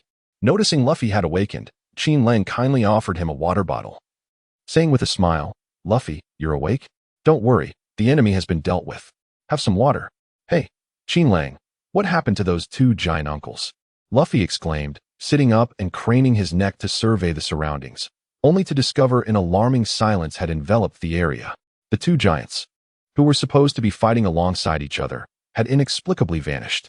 Qin Lang pointed towards the distant seaside, a smile gracing his face as he remarked, they have determined the victor and decided to cease their battle. They have begun to fell trees to construct a raft for their departure. Who emerged victorious? Luffy inquired, his eyes gleaming with excitement as he gazed at Qin Lang. Both of them had achieved an unparalleled record of 73 for 168 consecutive victories in a century of combat, earning the admiration of the war god Elbaf. Luffy reclined on the ground, exuberantly exclaiming, the kingdom of S is truly magnificent. Those two colossal uncles are exceptionally formidable. Qin Lang nodded, rising to his feet and shaking off the pristine, unblemished fabric of his attire. With a smile, he remarked, it is time for us to embark once more. From the assassin of the Baroque workshop, who had pursued him to the small garden, I discovered this. Upon recognizing the object in Qin Lang's hand, Wei Wei exclaimed in astonishment, is that the eternal compass? Luffy sprang up with exuberance, exclaiming, then we need not remain here for a full year. Qin Lang smiled and nodded. We can journey to Vivi's homeland, the kingdom of Alabasta. Aboard the Golden Mary, Qin Lang, along with Luffy and his companions, stood at the stern of the Mary, bidding a reluctant farewell to the two giants on the shore. Hey, farewell, giant uncles. Masters, we will meet again. We shall certainly come to Elbaf to find you. When that time comes, let us celebrate together. Brothers, when we next meet, let us indulge in a hearty drink. Suddenly, the group noticed a change in the expressions of the giants Dory and Bragi, who were shouting something loudly. Beware of the island monster. Confused, the crew exchanged bewildered glances, pondering the giant's warning. Abruptly, a massive wave surged forth from the sea before the Golden Mary, revealing a colossal goldfish, its mouth gaping wide, slowly rising to block their path. What an enormous goldfish! The crew gasped, staring in astonishment at the behemoth. Usopp trembled, gazing at the gigantic creature, stammering, I feel like I've seen this enormous goldfish somewhere before. How can we possibly drive it away? We can't evade it. Should we turn back to the island? Zoro, anxious, unsheathed his sword, while Sanji leaped onto the railing. And Luffy stretched out his arm, equally tense. It's all right, let us keep moving forward. At some point, Qin Lang found himself alone on the prow of the Mary. With a reassuring smile, he comforted the crew. Do not worry, continue onward. Nami collapsed against the railing, her voice trembling. But if we go forward, we will be eaten. Qin Lang smiled gently and said, Trust me. Is that so? Luffy, easing his tense emotions, cheerfully commanded, Since Qin Lang has said so, let us proceed forward. Although the others on the ship remained filled with trepidation, they chose to place their faith in Qin Lang. There was no other reason but the fact that since his boarding, Qin Lang had never uttered empty words. Roar. The enormous mouth of the colossal goldfish, resembling a vast harbor, engulfed the Mary. As the prey was swallowed, the gigantic fish slowly closed its mouth and began to sink gradually. The Mary continued its straight course, surrounded by an impenetrable darkness, rendering the environment invisible. It is quite dark. We need some light. Standing atop the Mary's figurehead, Qin Lang took a step back with a smile. In an instant, he was enveloped in the armor of Haki, wielding the renowned sword Mushing in his right hand. After a brief moment of gathering strength, he forcefully swung it forward. Qin Lang softly uttered, God of Domination. With a resounding boom, a jet of black light, crackling with thunder, shot forth. It effortlessly evaporated the head of the colossal goldfish, soaring into the sky. Could it be that Qin Lang vanquished such a gigantic creature with a single strike? Astonishing. The spectators aboard the ship, although prepared for the spectacle, were nonetheless awestruck by Qin Lang's demonstration of prowess. They had anticipated that he would merely create a gap sufficient for the Mary to escape. Little did they expect that with just one blow, Qin Lang would obliterate the entire head of the massive island goldfish. As the Mary basked in sunlight once more, Luffy, fist clenched in joy, laughed exuberantly. Onward, Mary. Let us forge ahead. What a pity that such a grand fish head could not be savored in a simple steam preparation. Qin Lang, filled with regret, leaped down from the ram's head of the Mary, casually tossing Mushing into a nearby corner. Ah! Usopp screamed as he rushed forward, clinging to Qin Lang's left arm. With admiration in his eyes, he exclaimed, Qin Lang, you are my idol. Hee hee hee. Luffy joined in, wrapping himself around Qin Lang's right arm. His eyes sparkled with excitement as he laughed heartily. Ha! This technique is incredible. Qin Lang, may I learn it too? Qin Lang smiled and said, Of course. But the learning process may be somewhat painful. The others were equally astonished as Qin Lang effortlessly decapitated a goldfish, slightly smaller than Laboon, with a single strike. Nami collapsed onto the deck, pounding her chest, and sighed deeply, joyfully exclaiming, My goodness, you scared me to death. I thought I was destined to be fish food. I was so frightened that I felt a heat rising within me. The power of the pirate is truly terrifying. Vivi trembled beside Nami, tightly gripping her eternal compass. Her quivering voice revealed her own anxiety. Though she had faith in Qin Lang, the primal fear of being devoured was inescapable. Compared to the pirate, I am merely a princess of a small nation. Vivi gazed at the smiling Qin Lang with admiration, feeling a twinge of inferiority. I cannot dwell on such thoughts. The most pressing matter is to thwart the schemes of the warlord of the sea, Crocodile, and save Alabasta from impending chaos. She took a deep breath, striving to forget her discomfort, and turned to comfort the terrified black duck, which was convulsing in fear. Is this the power of the Overlord? What a formidable attack! Zoro crossed his arms, gazing at the distant, still-flying energy projectile of Conqueror S. Haki, sighing wistfully. Qin Lang has grown even stronger. Indeed, Sanji remarked, standing nearby. exhaling a puff of smoke and empathizing. He is truly an unfathomable man. The energy body of Conqueror S. Haki emitted a piercing sound as it soared. After vaporizing the entire head of the goldfish, it continued its relentless ascent, carving a long, terrifying black fissure in the sky.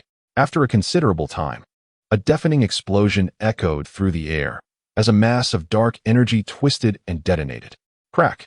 The immense shockwave unleashed countless gales. Even the Mary, situated far from the explosion, was not spared from the fallout. The powerful sea winds abruptly propelled the ship's sails, nearly pushing the Mary back to Little Garden. Fortunately, Qin Lang had forewarned everyone, and the Mary had already retracted its sails. Wow! Look up at the sky. The crew aboard the ship gazed upward, jaws agape. My goodness! Has Qin Lang obliterated that section of the sky? The distant heavens had been transformed into a vast black void. The clouds had vanished, replaced by blinding lightning flashing in chaotic succession. After more than 10 minutes, the sky in the distance began to return to normal. Drip, drip, drip. A light rain began to fall above the Mary. Boom. Soon, ominous clouds gathered in the sky, and the initial gentle drizzle transformed into a torrential downpour. The members of the Straw Hat Pirates busily hoisted the sails again, and under the force of the fierce winds, the speed of the Going Mary surged. Inspired by Qin Lang's formidable presence, the crew's earlier trepidation, born from the perilous encounter on the island, dissipated, restoring their confidence. Luffy exclaimed, standing on the deck, mimicking the motion Qin Lang had just demonstrated. My head exploded. Usopp exaggeratedly imitated the fish's head bursting, then collapsed onto the deck, pretending to be lifeless, occasionally twitching for effect. Qin Lang, acting as the audience, grinned and reminded, Luffy, we have departed from Little Garden. Shall we make a declaration of our voyage? Oh right. I almost forgot, Luffy exclaimed, his eyes sparkling. He turned, leaped onto the figurehead of the Going Mary. Hee. With one hand securing his straw hat against the wind, he raised the other triumphantly into the air. Luffy grinned at his crewmates, declaring, set sail, everyone. Our next destination is Vivi's hometown. The crew of the Straw Hat Pirates waved their arms exuberantly, responding loudly to their captain. Hooray! Was the Sea King vanquished so effortlessly? At the shore of Little Garden, two giants remained in a state of shock, still processing the recent events. They stared, dumbfounded, at the enormous corpse of the golden fish as the Going Mary sailed away with nonchalance. Only one strike? The giants turned to gaze at the colossal fish. Its entire head evaporated, crimson blood staining the surrounding waters, gradually sinking beneath the waves. Dongli and Broggy exchanged silent glances, speechless for a long moment. Eventually, Broggy scratched his head and murmured, Hey, Dongli, didn't that move just now resemble our Conqueror's Haki? Dongli nodded. Indeed, quite similar, but with greater power. If I am not mistaken, that must be an energy manifestation of Conqueror's Haki. Conqueror's Haki? Does he possess the same potential as those intriguing pirates we previously encountered? Broggy recalled the figures of several members of the Straw Hat Pirates, harboring a vague suspicion. Dongli, who do you think in their crew could unleash such overwhelming power? Unexpectedly, among them, there exists someone with such royal potential. Could it be? Dongli reflected on the brief encounters with the Straw Hat Pirates, uncertainly focusing his gaze on one individual. The two giants looked at each other and simultaneously said, That smiling fellow. Qin Lang, my dear brother. Long ago, a group of formidable giants, known as the Giant Soldier Pirates, roamed the vast seas. Among them, the two most powerful leaders were the Red Demon, Broggy, and the Blue Demon, Dory. Their strength was unmatched, and none could rival them upon the waters. However, it was the innocent words of a young girl that ultimately brought their adventurous saga to a halt. After a successful hunt, they captured immense sea creatures. Basking in their pride, the girl leaned over the railing, her curiosity piqued, and inquired, Both prey are quite large, but which of you has captured the larger one? The two giants exchanged glances, a competitive spirit igniting within them. In the garden, they aligned their colossal catches, only to discover they were nearly identical in size. Behold, Broggy. My catch appears to be slightly larger. Nonsense. Mine is 3 centimeters bigger than yours.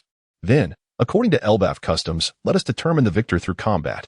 The crew of giants could not intervene in the duel between their captains and retreated to Elbaf village, awaiting the outcome of the clash.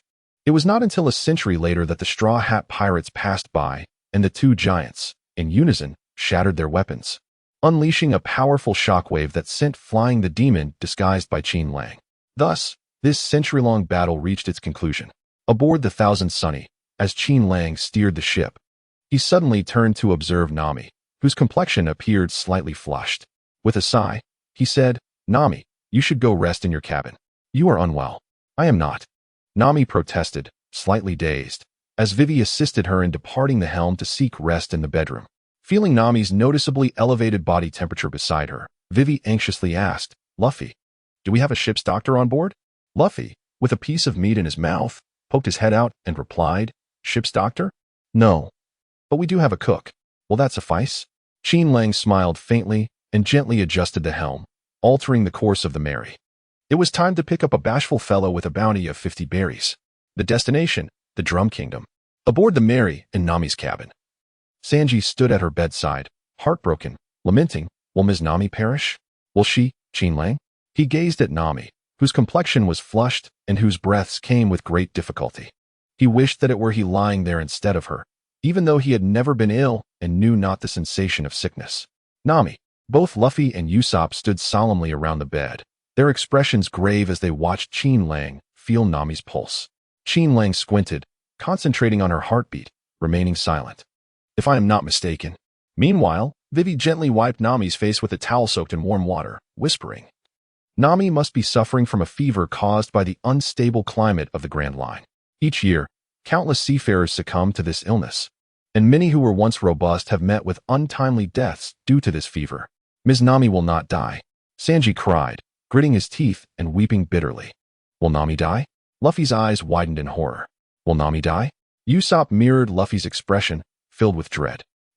The three of them, in a state of panic, lamented their distress. "Do not worry." Qin Lang's calm voice pierced through their terror. "It is not a fever." His words were like a calming anchor, allowing the three to exhale in relief.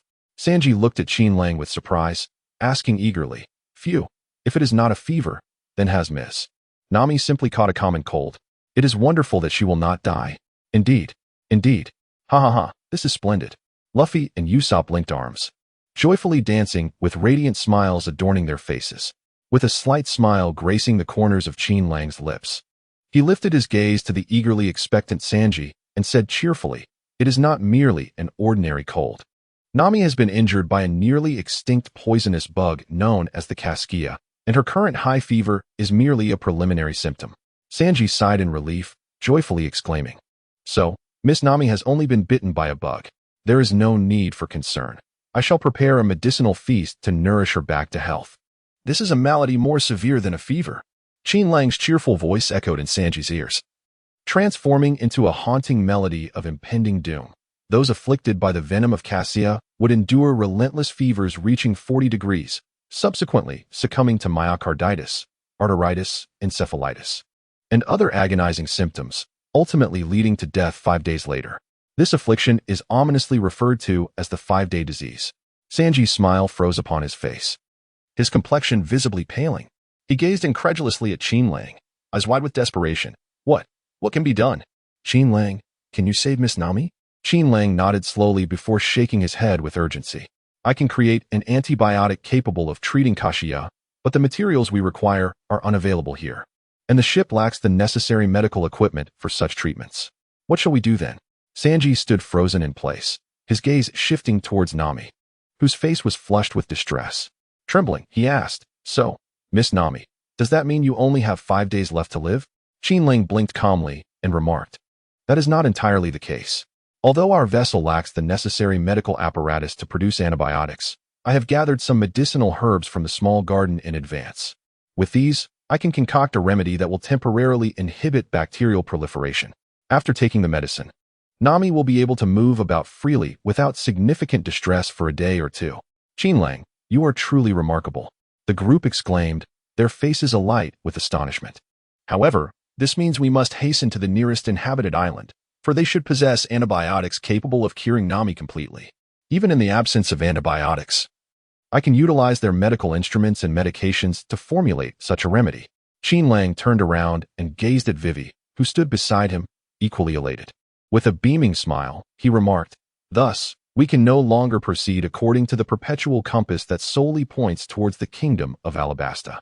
We must alter our course and head towards the nearby inhabited islands." In an instant, Vivi comprehended the significance of Qin Lang's words. Without hesitation, she affirmed, "Absolutely. I support the change in direction to seek out the nearby islands to cure Nami's ailment.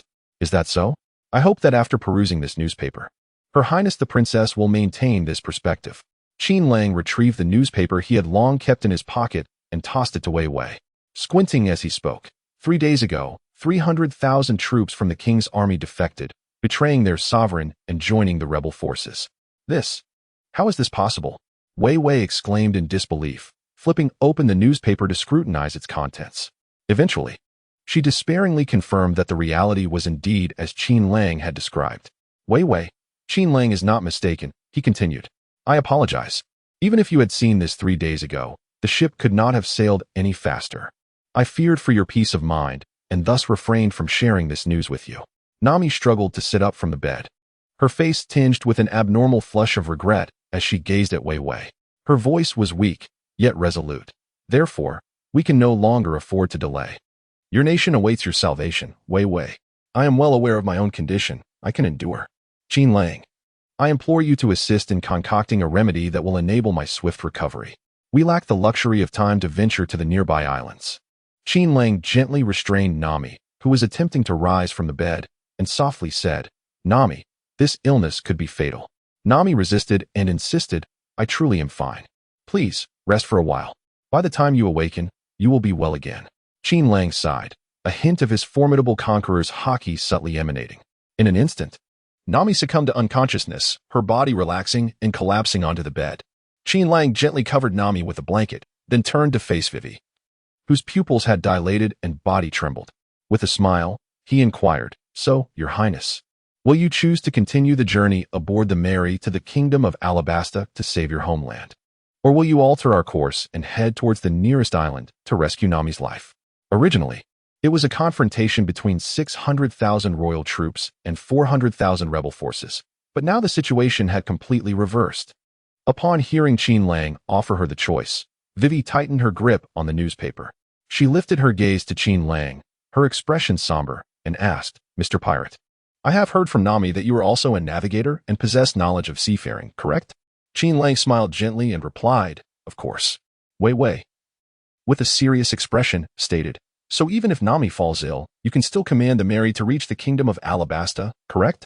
Qin Lang maintained his smile, continuing to beam as he replied, "Of course." However, the expressions of Luffy, Usopp, and Sanji had noticeably shifted. Usopp regarded Vivi with uncertainty, glancing back at the unconscious Nami on the bed. Luffy's demeanor turned serious, his fists slowly clenching. Sanji's expression had grown distinctly indifferent, coldly observing Vivi, the princess to whom he had once been so attentive. He cast a bewildered glance at Qin Lang, unable to fathom that he would abandon his comrades in such a manner.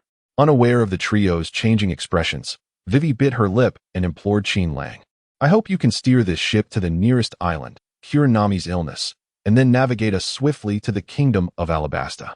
Luffy and his companions were momentarily taken aback, but then their tension gradually eased, the peculiar emotions on their faces completely dissipating. As he looked at the anxious Vivi, Qin Lang rose and walked towards the door, smiling as he said, "Certainly. Relax. Finding the nearest island is not a daunting task. My navigational skills are sufficient to teach Nami."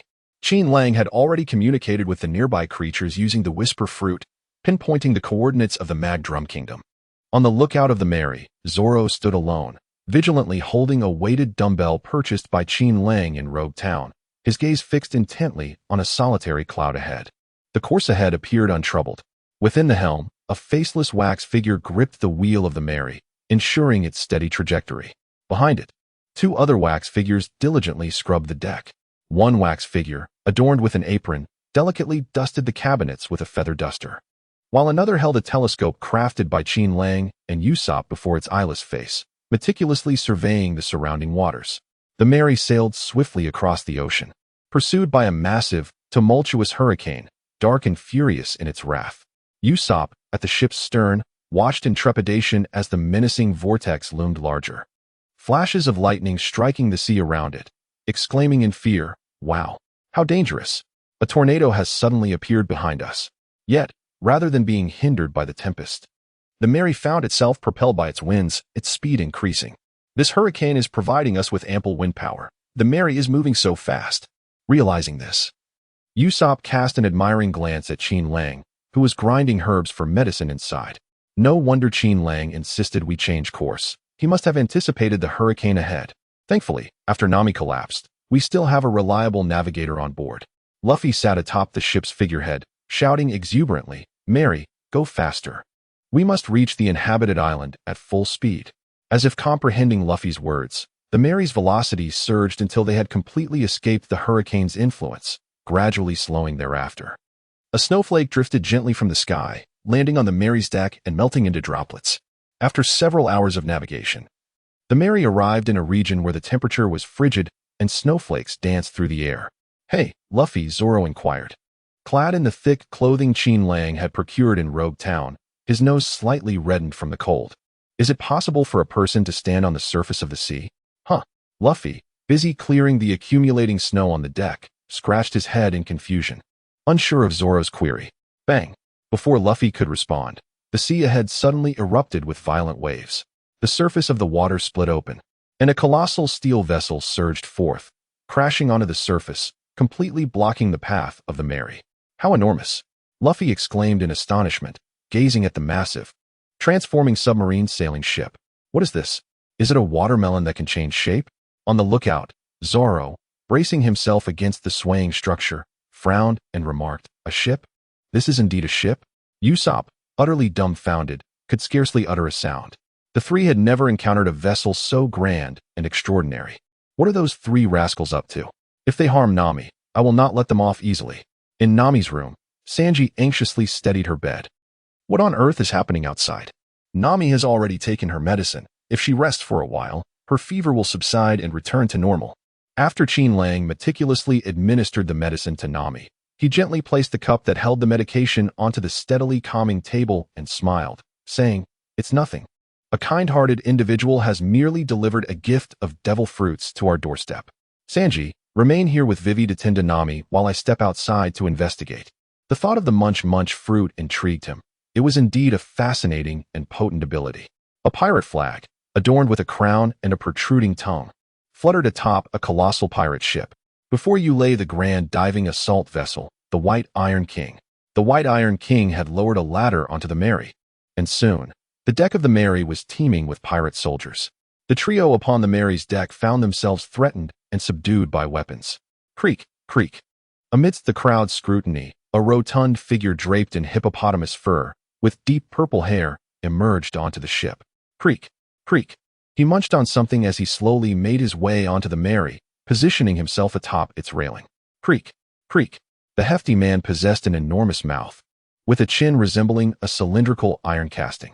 "Kneel," a pirate soldier admonished beside Luffy and his companions. "Lord Wapol is the king of the Drum Kingdom. You ought to kneel." "King? What is that?" None of the three paid heed. Instead, they curiously observed Wapol, who was fervently chewing on something. It appeared to be quite delectable. Luffy, captivated by the sight, couldn't help but salivate.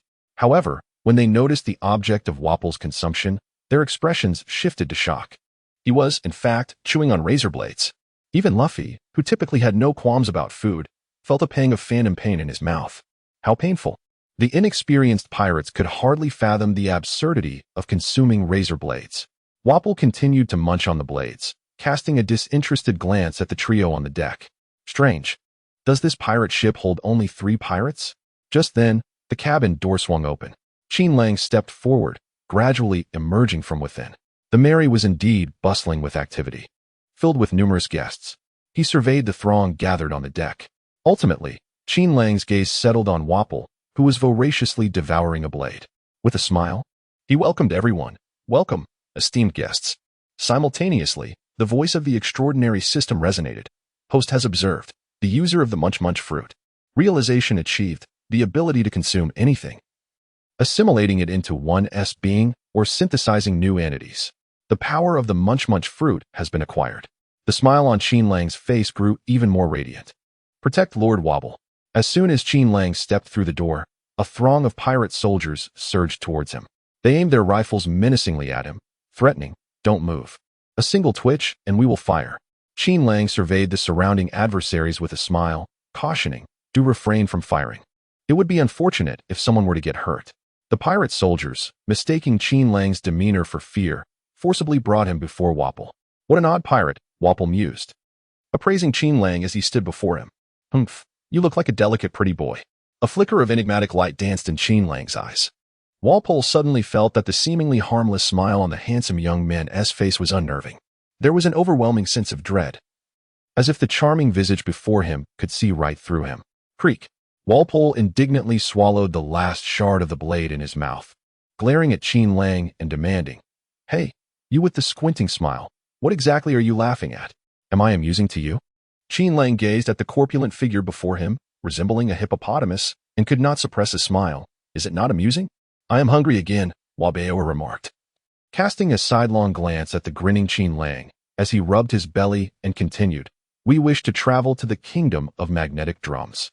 I wonder if you possess a permanent pointer or a record pointer that could guide us there." Qin Lang fixed his gaze upon Wapol, a smile playing on his lips as he remarked, "We possess nothing of that sort, nor have we ever set foot in your country." From the second floor, Luffy voiced his displeasure towards Wapol, exclaiming, "Are you done yet? If so, hurry back. We are in a rush and have no time to indulge you." Wapol, with an air of indifference, shrugged his shoulders and replied, "If you have nothing of value, then it must come to this. Your treasures, including this very ship, now belong to me. Moreover, I am quite famished and cannot resist the urge to eat something." Suddenly, Wapol's mouth widened ominously as he ferociously lunged at Qin Lang, who had been smiling all along.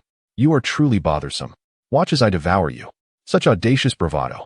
Qin Lang smiled as he gazed at the enormous mouth approaching him. When Wapol thought he could finally close his mouth and swallow Qin Lang, he was horrified to discover that his mouth could not close no matter what.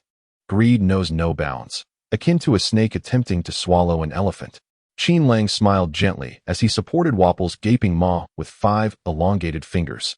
With his other hand, he reached behind him, continuously extending and transforming it into a colossal tennis racket.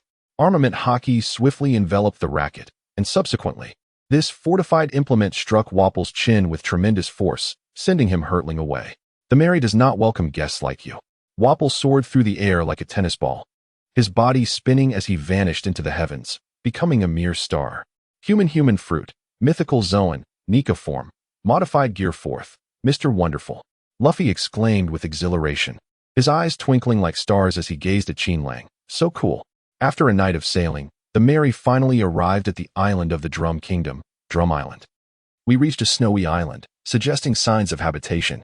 The melodious voice of Qin Lang resonated from the helm, echoing throughout the Mary. An island. Inhabited. Nami's ailment has found a remedy. The previously listless crew was suddenly invigorated. Clad in thick cotton clothing, they excitedly gathered on the deck, their curiosity piqued by the northern scenery of the Drum Kingdom. "Wow, look at all this snow on the island. I feel so fortunate." Only Luffy remained in his scant attire, donning merely a red tank top and shorts, with open-toed sandals adorning his feet. He sat cheerfully atop the figurehead of the Mary, his eyes gleaming with excitement as he surveyed the snow-laden island. "Hey, Luffy, aren't you cold?" Usopp, shivering despite his heavy clothing, inquired of Luffy. "Cold?" Luffy blinked, glancing around at the icy, snow-covered surroundings, then at his companions bundled in thick garments. Even Black Duck was swathed in a warm scarf. "Oh, right." Luffy suddenly realized something. Whoosh. In an instant, his complexion paled visibly. He crossed his arms, shaking uncontrollably as he exclaimed, "It's freezing. I'm going to freeze to death." The crew couldn't help but be astounded. Just how long was Luffy's reflex arc? "You should go change," someone suggested. Qin Lang tossed a set of cotton clothing to Luffy, who shivered. "I'm freezing to death." Trembling, Luffy hurried back to the cabin to change. The feeling of health was truly delightful. Nami, her complexion restored to normal, stood on the deck, exhaling warm breaths and smiling sweetly. She stretched her hands into the air, relishing the fresh atmosphere. Although her nose felt a bit cold, this invigorating chill was far superior to the warmth of lying in bed. Sanji, ever considerate, approached Nami with a cup of hot milk, saying, "Miss Nami, this is a nutritious drink I specially prepared for you. Please enjoy." "Thank you, Sanji." Nami smiled sweetly at him. That sugary smile, rich in sweetness, sent Sanji soaring into the air, overwhelmed with joy. Qin Lang, sipping his milk tea, looked up at Sanji, who was descending with a foolish grin, and remarked with a smile, "Well done. If he receives a few more of such sweet blows, Sanji might just master the moonwalk. Stop. You are not welcome here. Wicked pirates. Before the Mary could come to a complete halt, numerous figures suddenly surged from both shores. So many people. The crew aboard the Mary was startled. This is as far as you go, pirates. The men, clad in heavy clothing and armed with firearms, aimed at the crew of the Mary. In the distance, cannons turned to target the ship. Listen well, pirates. Among the crowd, a robust man clad in a thick green coat, with a weapon slung across his back, stepped forward. With a serious expression, he looked down at the Straw Hat crew and coldly commanded, "Leave this place immediately." The host observed, "User of the bulbul fruit." In its bison form, realization dawned. The ability to transform into a bison, possessing a massive physique, great strength, and formidable power.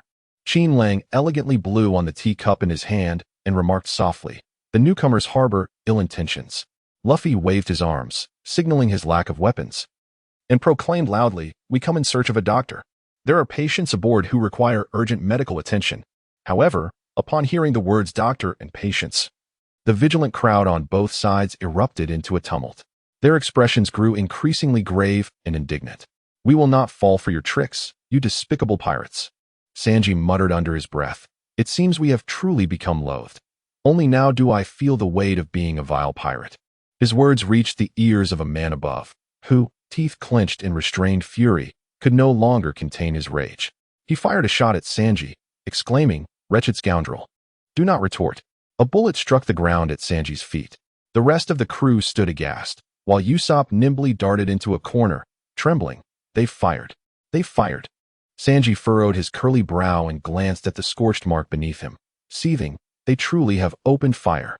It seems you are prepared for battle, you ruffians." He made to charge ashore, but was urgently halted by Vivi. She grasped him firmly, imploring, "Wait, Sanji, you must think of Nami. The pirates intend to attack us." The man who had fired, now completely unrestrained, aimed directly at Vivi, who was attempting to restrain Sanji, and fired again. Bang! Another gunshot echoed. Thud! With that shot, Vivi collapsed onto the deck of the Mary. The crew aboard the Mary was plunged into shock, their gazes fixed on Vivi lying on the deck. Luffy shouted in fury. "Vivi!" Seeing her unresponsive, he glared at the increasingly tense crowd on either side, bellowing, "How dare you harm our comrade?" This declaration, akin to a war cry, instantly heightened the alertness of both groups. Zoro, cold and collected, bent slightly, gripping the hilt of his sword. Sanji stood protectively alongside Nami. Usopp promptly drew his slingshot, trembling as he surveyed the surrounding adversaries. Only Qin Lang remained composed, elegantly holding his unfinished milk tea, nonchalantly raising his cup, and gently blowing away the steam. "The pirates are preparing to engage us. Get ready for battle. Heed Mr. Dalton's command." All members of the Coastal Guard immediately readied their rifles, aiming at the individuals aboard the Mary, awaiting the command from the man in the thick green attire to unleash a volley of fire. "Pirates, it is not too late to retreat now." Dalton gazed at Luffy with a serious expression, caught in a predicament. He had no intention of engaging in battle with the pirates aboard this vessel. However, many in his crew had suffered under Wapol's reign and had endured several pirate attacks. Their psychological defenses had reached a breaking point. They could no longer tolerate the pirates encroaching upon their beleaguered land, even if they were merely inquiring without any overt threats. Wait. At that moment, Vivi managed to rise with great difficulty from the deck. "Luffy, hold on. My injuries are minor. It's just a scrape on my arm." She rushed towards Luffy, who was poised to confront the burly man with the gun, striving to appear unfazed. "Think about Nami's illness. We cannot afford to oppose them." Nami gritted her teeth and shook her head. "My illness is of no consequence." "Vivi, are you all right? Do you need to be bandaged?" Vivi shook her head, forcing a smile onto her pale face.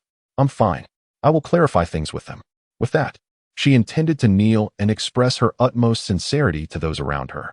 However, the next moment, Qin Lang's calm voice interrupted her actions. "Luffy, this is a lesson. Once someone has fired upon your companions, your duty is to take that shooter down. Do not grant him a second opportunity to fire." As Qin Lang gently closed the lid of the teapot, a terrifying glimmer of dark ferocity flickered in his narrowed eyes. Kneel. His overwhelming conqueror's Haki unleashed its full might, enveloping the entire Iron Barrel Kingdom in a palpable sense of dread, penetrating the hearts of all living beings. They seemed to sense the presence of an indescribable monstrosity. its enormous eyes fixed upon them. The members of the guard on both banks felt this sensation most acutely. Their minds were rendered utterly blank. In the next moment, compelled by an innate fear, they knelt to the ground without a hint of resistance, swiftly succumbing to complete unconsciousness. In the blink of an eye, all the guards on both banks, having bowed before the Mary, fell into a profound faint. Only one remained, kneeling in the snow, blood streaming from his nose. As the dazed Dalton stared vacantly at Qin Lang aboard the Mary, everyone on the Mary looked on in astonishment as Qin Lang resumed his elegant enjoyment of the red tea, having picked up his cup once more. This was a display of dominance and authority that Qin Lang had never revealed before the members of the Straw Hat Pirates. Under the astonished gazes of the crowd, he uttered, "Luffy." Qin Lang, smiling at the equally astonished Luffy, remarked, "Do not attempt to elicit sympathy from the enemies who have harmed your comrades by kneeling before them. Instead, what you ought to do is compel those adversaries who have inflicted injury upon your allies to kneel." Qin Lang's words resonated with profound wisdom, and a glimmer of enlightenment flickered in Luffy's eyes, as if he had experienced a moment of clarity. Vivi, gazing at the guards on the shore who had completely lost consciousness, paled and opened her mouth to speak to Qin Lang, yet ultimately refrained from uttering a word. Meanwhile, Qin Lang appeared oblivious to Vivi's unusual demeanor, turning to his companions with a cheerful smile, declaring, "Let us proceed. This time, no one shall hinder our ascent onto the island." Luffy nodded in agreement, stating, "Since Qin Lang has dealt with those obstructing our way to the island, we should hasten to find a doctor and borrow a wrench and pliers to cure Nami's ailment." Nami, speechless, stared at Luffy and retorted, "Do you think I am a robot? Do you require a wrench and pliers to treat an illness? Who in their right mind would use such tools for healing?" Qin Lang smiled faintly, envisioning an extraordinary man capable of emitting radiant light from his nipples. Whoosh, whoosh, whoosh. Qin Lang leaped from the Mary and, with a graceful moonwalk, leisurely approached the still-dazed Mr. Dalton. "My dear Mr. Dalton, I apologize for our meeting under such circumstances. Rest assured, your subordinates are all alive." Qin Lang inclined his body slightly towards Dalton, a gesture of respect. Dalton's dim eyes flickered slightly, indicating that this despondent man had not completely succumbed to unconsciousness. This, of course, was to be expected. Qin Lang intentionally softened his intimidating use of Conqueror's Haki against Dalton. This kind-hearted and honest middle-aged man is not his adversary. On the contrary, it is quite likely that Dalton could reach a consensus with him in certain respects. With the apologies behind them, it is time to discuss matters of significance. Qin Lang stood tall, gazing down at the middle-aged man kneeling before him. He spoke with a measured tone, "Captain Dalton, if you wish to prevent this nation from once again falling under the tyrannical rule of Wapol, it would be prudent for you to reach a consensus with me." Upon hearing Qin Lang's words, Dalton's eyes sharpened, and his body swayed slightly. After a brief moment of clarity, he unsteadily rose from the snow. He regarded Qin Lang with trepidation, and then, in a hushed yet anxious tone, he inquired, "Respected pirate, have you encountered that scoundrel Wapol? Where is he?" Qin Lang squinted his eyes and spoke leisurely. "On our journey to the Drum Kingdom, we encountered Wapol's pirate ship. They sought to seize the permanent compass aboard our vessel to return to the Drum Kingdom. Ultimately, I sent Wapol flying, and we managed to damage a portion of their ship, forcing them to flee in disarray." Hearing that Wapol had been vanquished by this formidable pirate before him, Dalton felt a surge of joy, believing Wapol must have perished. Yet, to his dismay, Qin Lang continued with a smile, "However, to my knowledge, Wapol is not dead. They have regrouped. Although they did not acquire the permanent compass, they will likely discover a route to the Iron Barrel Kingdom in the near future." The thought of that scoundrel returning sent a wave of anxiety across Dalton's face. As the former captain of the Royal Guard of the Drum Kingdom, he was acutely aware of Walpole's character, a deeply selfish tyrant. The laws and regulations he enacted during his reign were entirely whimsical, lacking any sense of responsibility befitting a king, even sacrificing the welfare of his subjects to consolidate his power. When faced with the invasion of Blackbeard's crew, he utterly abandoned resistance, fleeing to the sea with the kingdom's elite and soldiers, thus becoming a pirate himself. In his hasty departure, he also took away the kingdom's sole 20 doctors. Consequently, those wounded by Blackbeard's crew were left to suffer and die alone in agony. Fortunately, there remained the witch on their island. The witch saved countless lives. Although the process of healing was fraught with harrowing memories, the number of injured whom she treated was immeasurable. Thus, when Sanji inquired about the doctors, the hearts of the guards were stirred by an unhealed scar. Each of their families had lost loved ones who perished tragically due to the lack of medical care. When the pirates questioned the sole doctor, the witch, they would spare no effort to protect her life, for in doing so, they also safeguarded their own and their families' lives. In an instant, Dalton's heart became a tumultuous storm. He understood your concern about Wapol's possible return and the further harm he could inflict upon the Drum Kingdom. Qin Lang gestured towards Luffy, who had just disembarked from the Mary, and with a cheerful smile remarked, "You have already witnessed my abilities. Yet I am merely the first mate aboard this pirate vessel. That is our captain. Should you seek to vanquish Wapol, there is no doubt that we shall serve as your formidable support." Dalton replied with a bitter tone, "Oh, esteemed pirate warrior," when Wapol departed. He absconded with all the treasures from the royal treasury. Now, on our island, we are utterly incapable of affording your hiring fee. Qin Lang smiled faintly. "No? You can afford it. All we require is a quiet room equipped with medical apparatus." Medical apparatus? Dalton was momentarily taken aback, then managed a wry smile. "It is rather embarrassing to admit, but our kingdom of Magdrum was once renowned for its medical prowess. However, ever since Wapol issued the decree to eradicate physicians, the majority of our doctors have departed with their medical instruments. Consequently, our homes are devoid of any healing implements. For the mere presence of such items would lead to accusations of being a physician. There was even a hopelessly foolish individual." Dalton sighed, choosing not to elaborate further. He then shifted the conversation, softly stating, "If one were to inquire on the island about who possesses medical equipment, it would likely be the witch." Qin Lang nodded and smiled. "All right then, lead us to the witch." Dalton cast a glance at the unconscious guards strewn about on the ground and tentatively inquired, "Pirate Lord, may I awaken them?" "Do not worry, I shall assist you."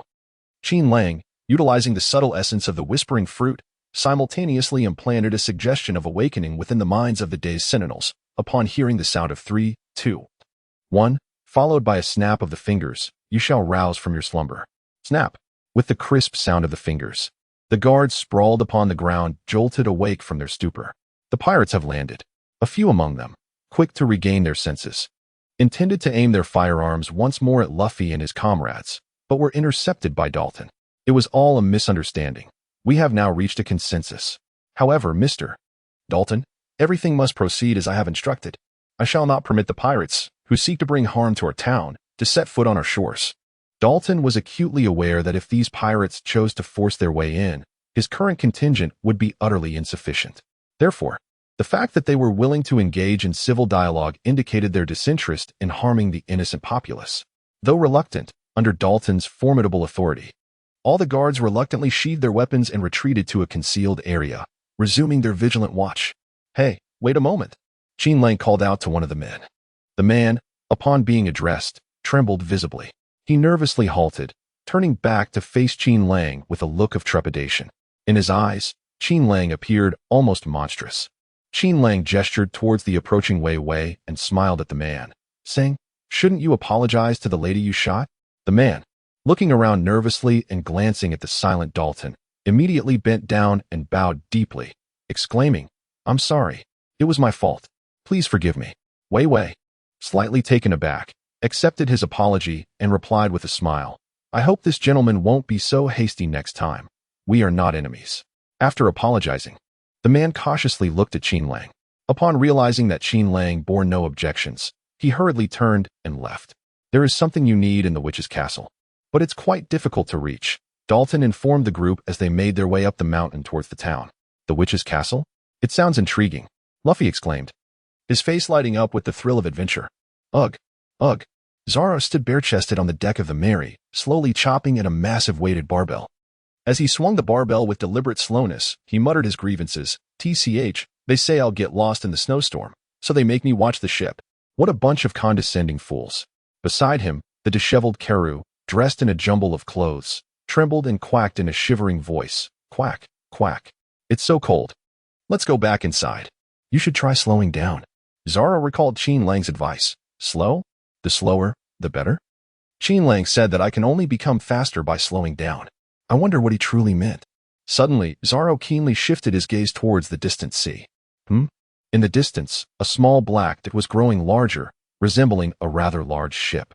The bow featured a peculiar figure, a hippopotamus with half its face missing, and the entire vessel appeared dilapidated. That ship looks familiar. Zoro furrowed his brow, yet his actions did not cease as he continued his slow and steady chops.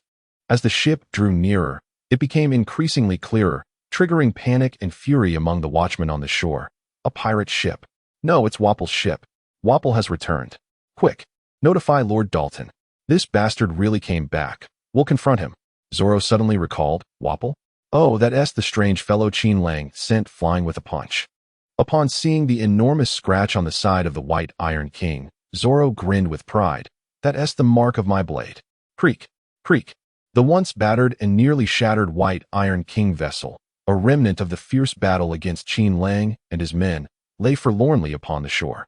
The bow, with but a half-formed hippopotamus maw, slowly opened to reveal a truncated gangplank.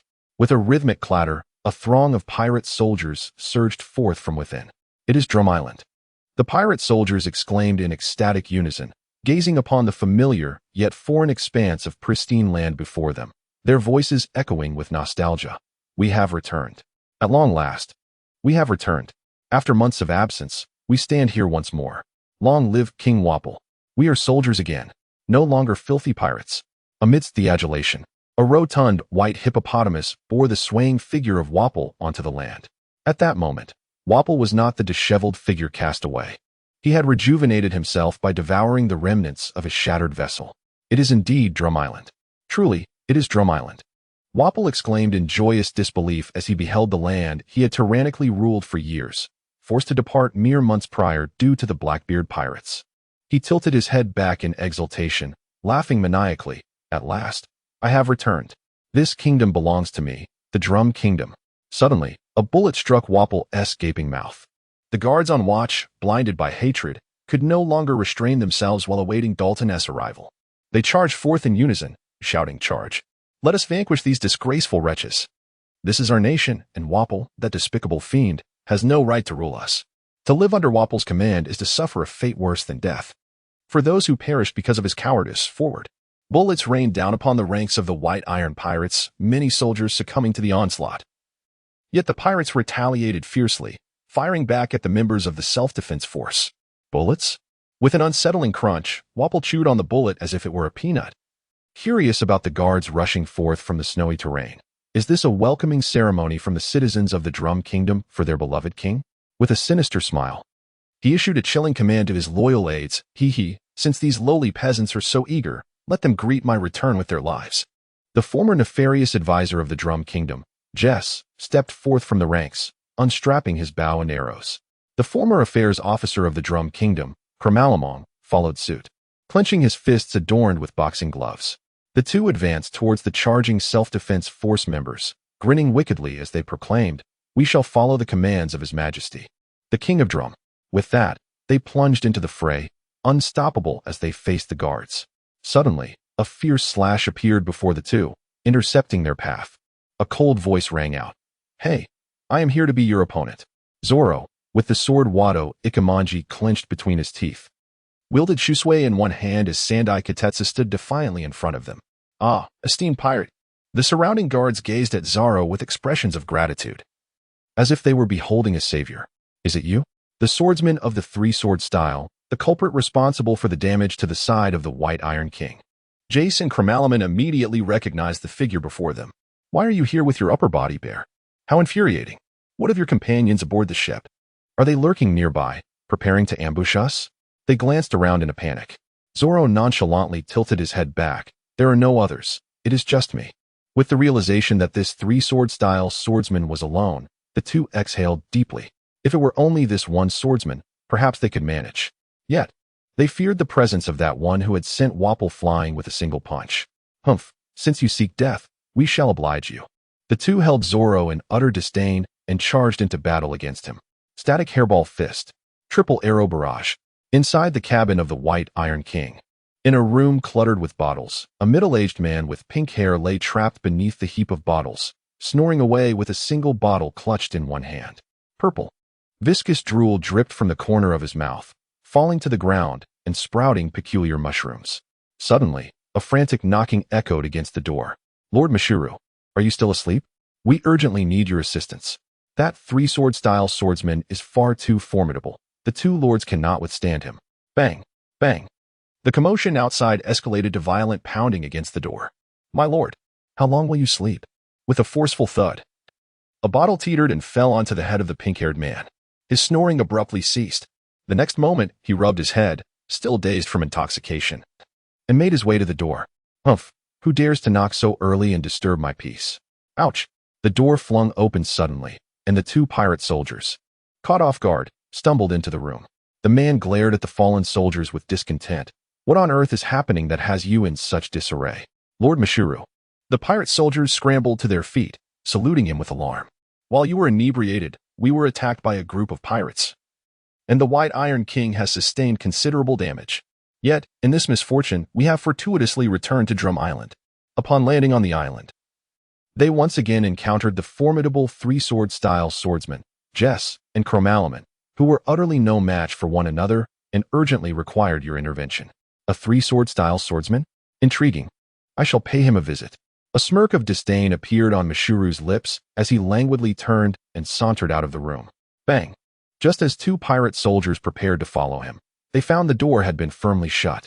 How dare you disturb my sweet dreams? Humph! Let death be your recompense. Poison spores. Mashuru, my lord, we were mistaken. We were merely acting on the king's orders. My lord, we beseech you to spare us. The two pirate soldiers, struck as if by lightning, frantically pounded on the door, pleading for mercy. At some point, a peculiar purple gas began to permeate the room. Giggling ominously, the two pirate soldiers clutched their throats in agony, their legs thrashing helplessly until they succumbed to a tragic demise. The figure wandered through the ship's corridor, chuckling sinisterly. Hee hee. In this world, there exists no one capable of contending with my mushroom fruit abilities. I am the strongest. A bloody guard, using his firearm as a makeshift walking stick, struggled through the blizzard. Due to significant blood loss, he was beginning to lose consciousness, yet his unwavering desire for revenge propelled him forward.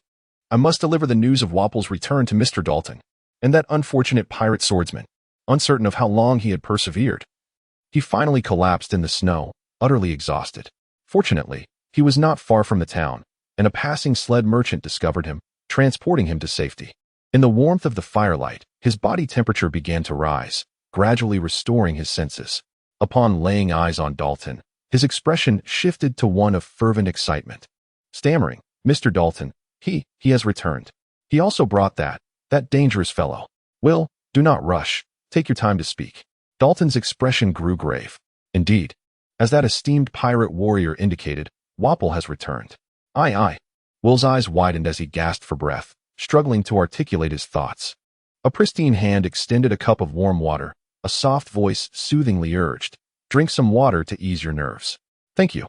Will hastily seized the cup of water and gulped it down in one breath, which alleviated his fatigue. I feel much better now.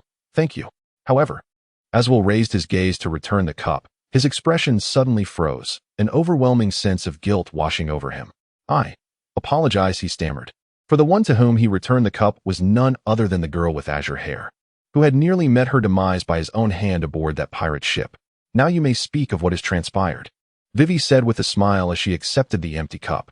Wapol, Will exclaimed, abruptly rising and gripping Dalton's sleeve, his voice laced with anger.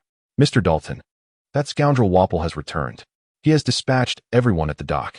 On board, we also have that sinner, Juru, who nearly brought ruin to the entire Drum Kingdom 20 years ago. Dalton had anticipated Wapol's return. Yet upon hearing Will's account of the one who had almost destroyed the Drum Kingdom, his demeanor shifted to one of grave concern. How was that possible? Wasn't that fiend Mjuru exiled to the land of fire by the former king? Coughing, Will felt a sense of relief after delivering his message. Suddenly, he lost control of his body and collapsed onto the bed. There's also, he struggled to say before losing consciousness. Your companion with 3 swords was ambushed by Mjuru during the battle with Wapol. He fell into the river and, likely, before he could finish, Will fainted completely. Zoro fell into the river? Vivi, Sanji, and Usopp exchanged anxious glances. Vivi's expression was fraught with urgency. Sanji, Usopp, we must hurry back to the dock. Zoro needs our help. Usopp gritted his teeth, striving to suppress his fear. Yes. Sanji, let us go? Zoro requires us. Do not rush. It serves no purpose. At this point, we can only trust that green-haired fool of a swordsman will not perish so easily, Sanji replied calmly, lighting a cigarette with a composed demeanor. Usopp, You and Vivi stay here. Do not venture anywhere. Wait for Qin Lang, Luffy, and Nami to return. I can go alone." With that, Sanji turned to leave. Dalton suddenly stood up. "Wait, I will go too. We cannot allow that dangerous man, Juru, to come to town." His expression was grave as he added, "The people here have already endured too much suffering. I cannot allow them to be tormented any further." The two set forth, stepping out of the door. "Sanji, I am coming too." Usopp, unwilling to concede, chased after them, determined to accompany their journey. However, Sanji turned around, firmly placing his hands on Usopp's shoulders. With a grave tone, Sanji asserted, "Usopp, we must reach the harbor at the seaside with utmost haste. There is no time to wait for you to catch up. This place is equally perilous. If we do not intercept this group, we will have to rely on you to safeguard the people here and ensure their modest safety." Usopp gazed at Sanji, who appeared more serious than ever, swallowing hard with tears welling in his eyes. He nodded reluctantly, "All right, but please be careful. You must find Zoro. He has no sense of direction. If he gets lost, he won't find his way back." Sanji turned, waving his hand as a plume of smoke rose from his cigarette. "Have faith in that guy. He is certainly more resilient than we anticipate. How could he possibly fall in a place like this when he has not yet become the world's greatest swordsman?" Sanji sprinted forward, while Dalton rode a horse, hastily heading towards the dock. After a short distance, Dalton exclaimed anxiously, "No, this pace is far too slow." Dalton's body suddenly swelled. His already somewhat bulky cotton clothing creaked under the strain. In the next moment, his face elongated, and hair sprouted from the exposed skin. His massive physique grew even more robust, and a pair of formidable horns emerged from his head. Dalton leaped off the horse and landed in the snow, his sturdy hooves pounding against the ground as he ran swiftly. Now in his bison form, Dalton puffed out white breaths, glaring at the slightly astonished Sanji, and bellowed, "Sanji, you're riding on my back." "All right," Sanji exclaimed, leaping onto Dalton's back and bracing himself. "Now, let's run at full speed." Dalton, disregarding his stamina, exerted all his strength, charging towards the dock with fervor. Above the mountains where the witch resided, a black aircraft belched smoke, boldly navigating through the turbulent winds and swiftly ascending the nearby snow-capped peaks. "Ha ha ha, let us fly. Woohoo. Qin Lang, the power of the smoke fruit is incredibly convenient. We soared directly up this snow mountain." Luffy and Nami sat in the cockpit of the aircraft, which Qin Lang had intentionally reinforced with Haki to shield against the fierce high-altitude winds and the chaotic blizzard swirling around. The cockpit had been crafted to mimic the controls of an aircraft from the original world, complete with proportional levers and various buttons. However, these controls were merely for show and lacked practical functionality. "Wow, these things look so interesting."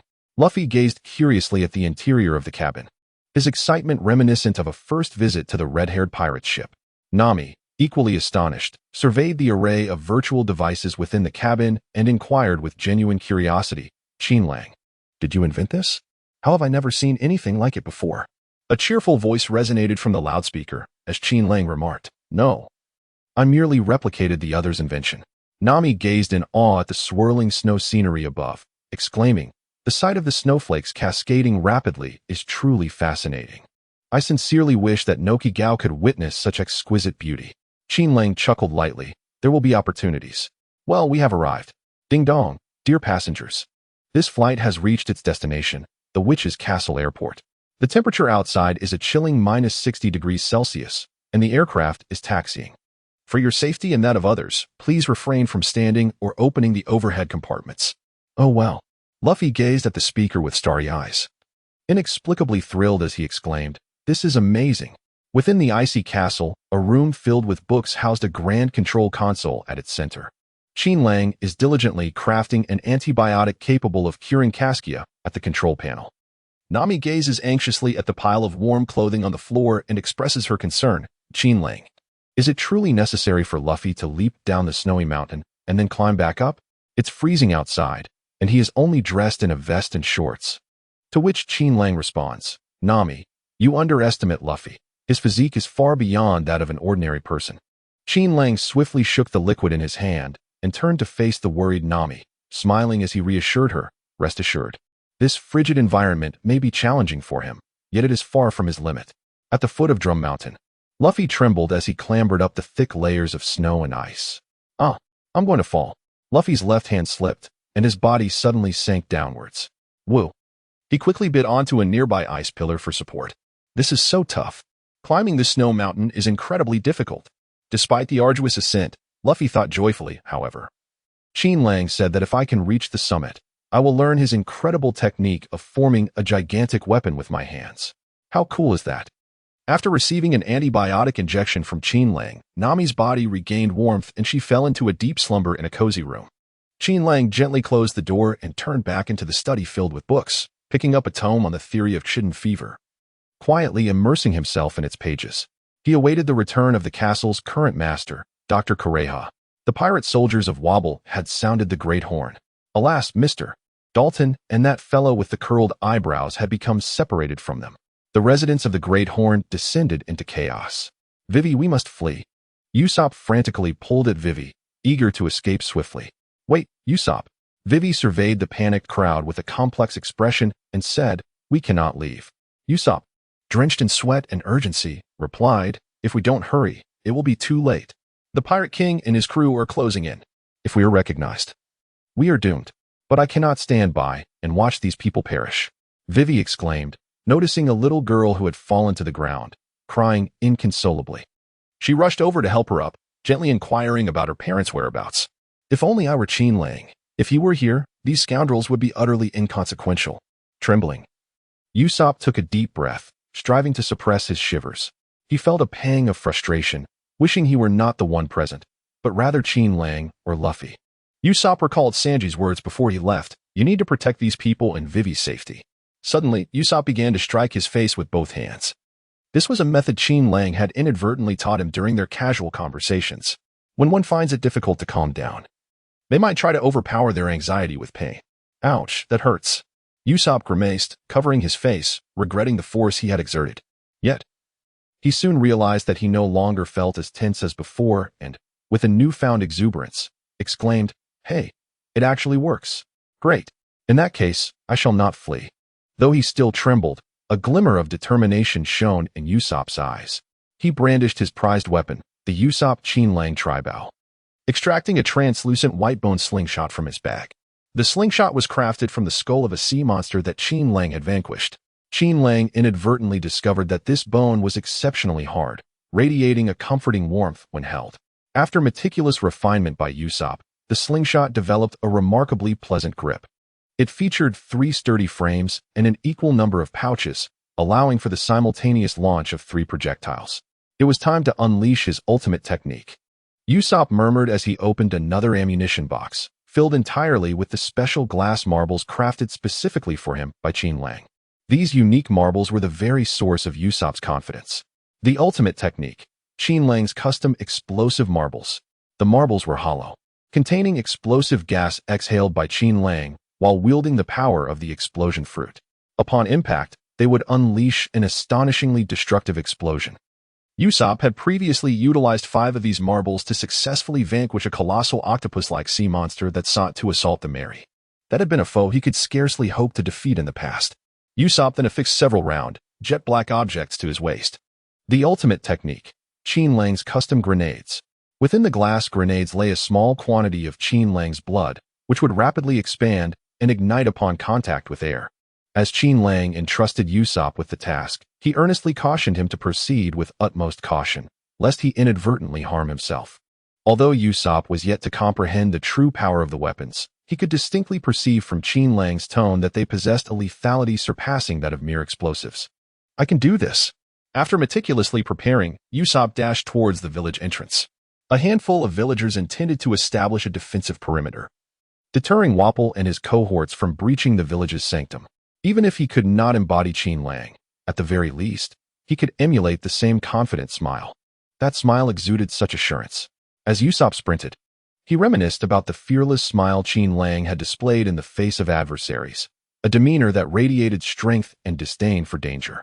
How did Qin Lang smile again? Let me think. Usopp's lips twitched as he endeavored to mimic Qin Lang's essence. With a deep breath, he began to find his rhythm, and to his astonishment, a semblance of Qin Lang's confidence emerged upon his face. I am indeed strong. I am the sharpshooter of the Straw Hat Pirates. I shall not be cowed by you. But had Usopp truly departed? When Vivi, having assisted a little girl in reuniting with her parents, turned to seek Usopp, she discovered he was already gone. Disappointment welled within her, as she feared Usopp had seized the moment to flee. Yet, in an unexpected turn, she spotted a frail figure with curly hair navigating against the tide of panicked townsfolk. Usopp.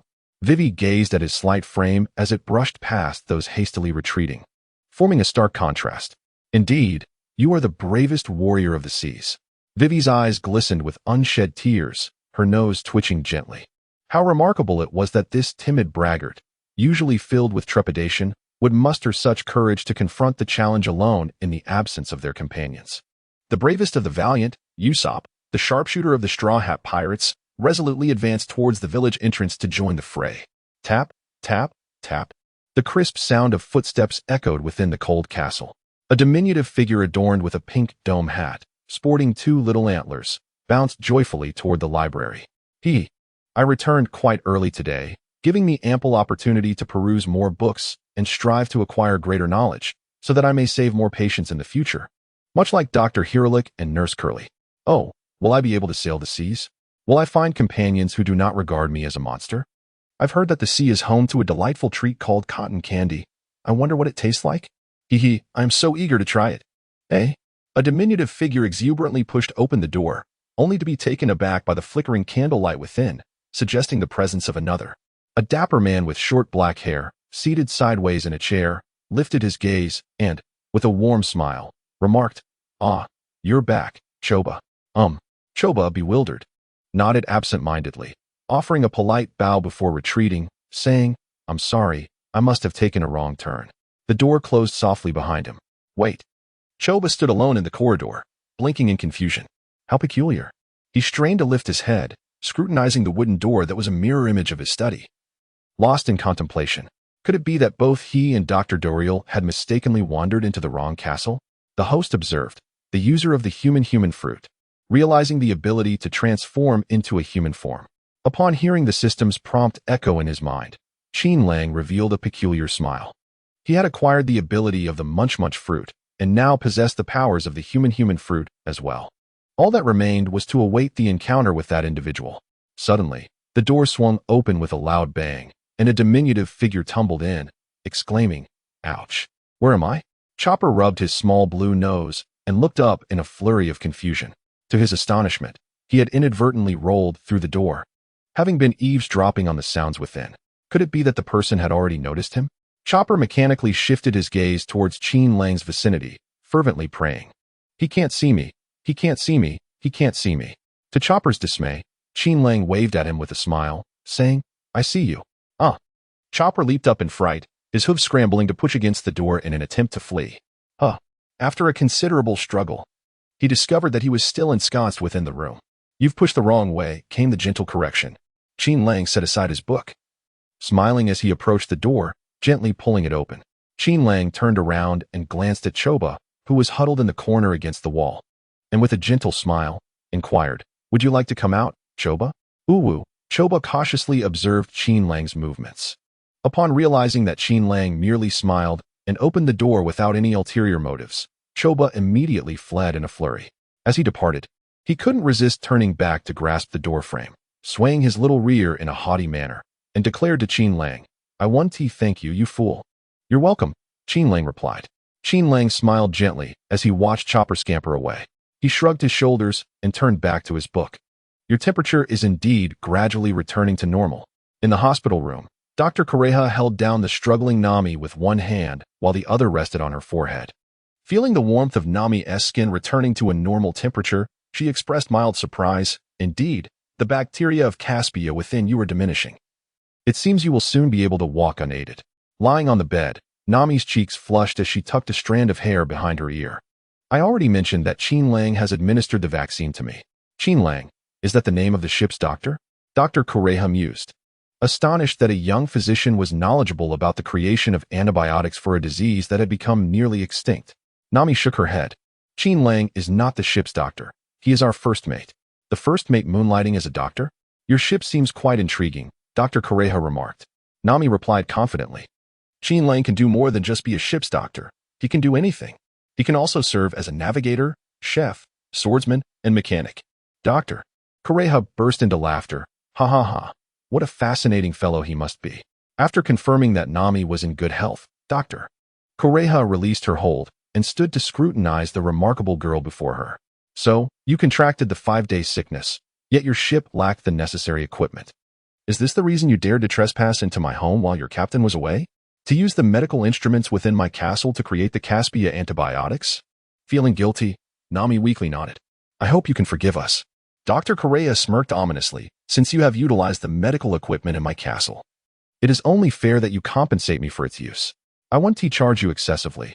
Just 30 million berries will suffice. What? Nami exclaimed, sitting up from the bed as if witnessing a medical miracle. She stared at Dr. Correa, desperately arguing, 30 million berries? Just for using the medical equipment? Old heck. Why don't you go rob someone instead? Dr. Correa brandished the scalpel in her hand, a cunning smile creeping across her face. Little girl. That is precisely what I am doing. Nami was left speechless. Dr. Correa set down the scalpel and said, Where is the doctor, Qin Lang, who made the Caspia antibiotics? I wish to meet this intriguing individual. Suddenly, the door swung open. Dr. Correa. Chopper hurriedly dashed in from outside, tugging at Dr. Correa's pant leg. His voice fraught with anxiety. Doctor, there is a peculiar human in my study. The atmosphere abruptly fell silent. Chopper turned, bewildered, and beheld Nami, who lay on the bed, curiously observing his antlers. He nimbly concealed himself behind Dr. Correa. Gripping her leg, his body peering out, he gazed at Nami with terror. Doctor, it's a human. We must flee. Humans have taken over this castle. Nami kindly interjected, You've hidden in the wrong place. Chopper. Dr. Correa scolded, giving him a light rap on the head. Come down.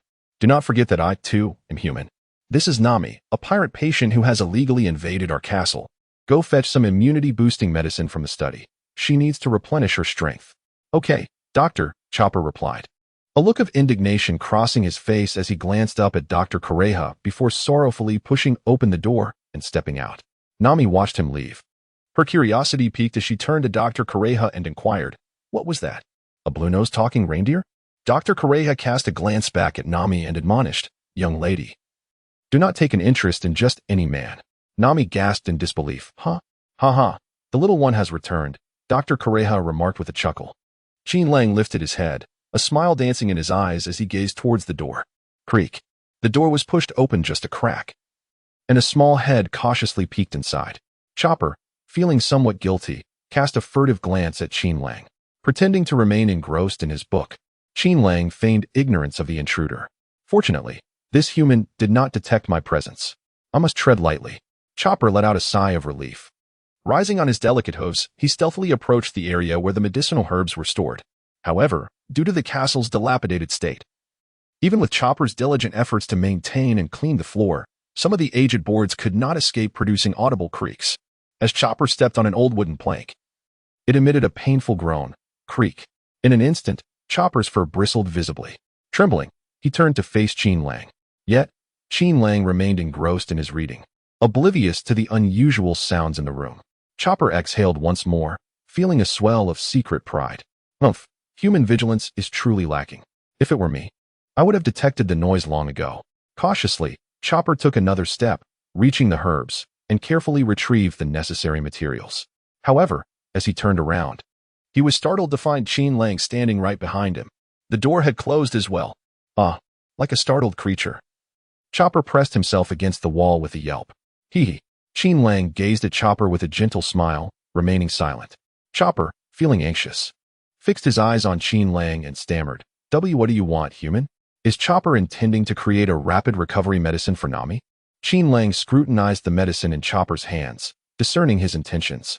However, Qin Lang mischievously grinned, revealing his sharp little tiger teeth, and cheerfully remarked, Hee. I wonder how delectable deer meat is. Deer meat. Chopper, feeble and trembling, leaned against the wall, his small blue nose twitching slightly. His large eyes brimming with tears as he gazed imploringly at Qin Lang, desperately attempting to persuade him. No, it's not delicious at all. Deer meat is utterly unpalatable. It's sour, truly dreadful. Woo, Nurse Gulewa, please come to my rescue. I am to be devoured. Really? I find that hard to believe. You seem quite appetizing to me. Qin Lang grinned mischievously, slowly extending a hand towards Chopper. Human, please, don't come any closer. Chopper trembled all over, fixating his gaze on Qin Lang's hand as it approached his nose, gently flicking it before tenderly kneading his chubby little cheeks. Qin Lang withdrew his hand with satisfaction, smiling as he remarked on the delightful plumpness of the touch.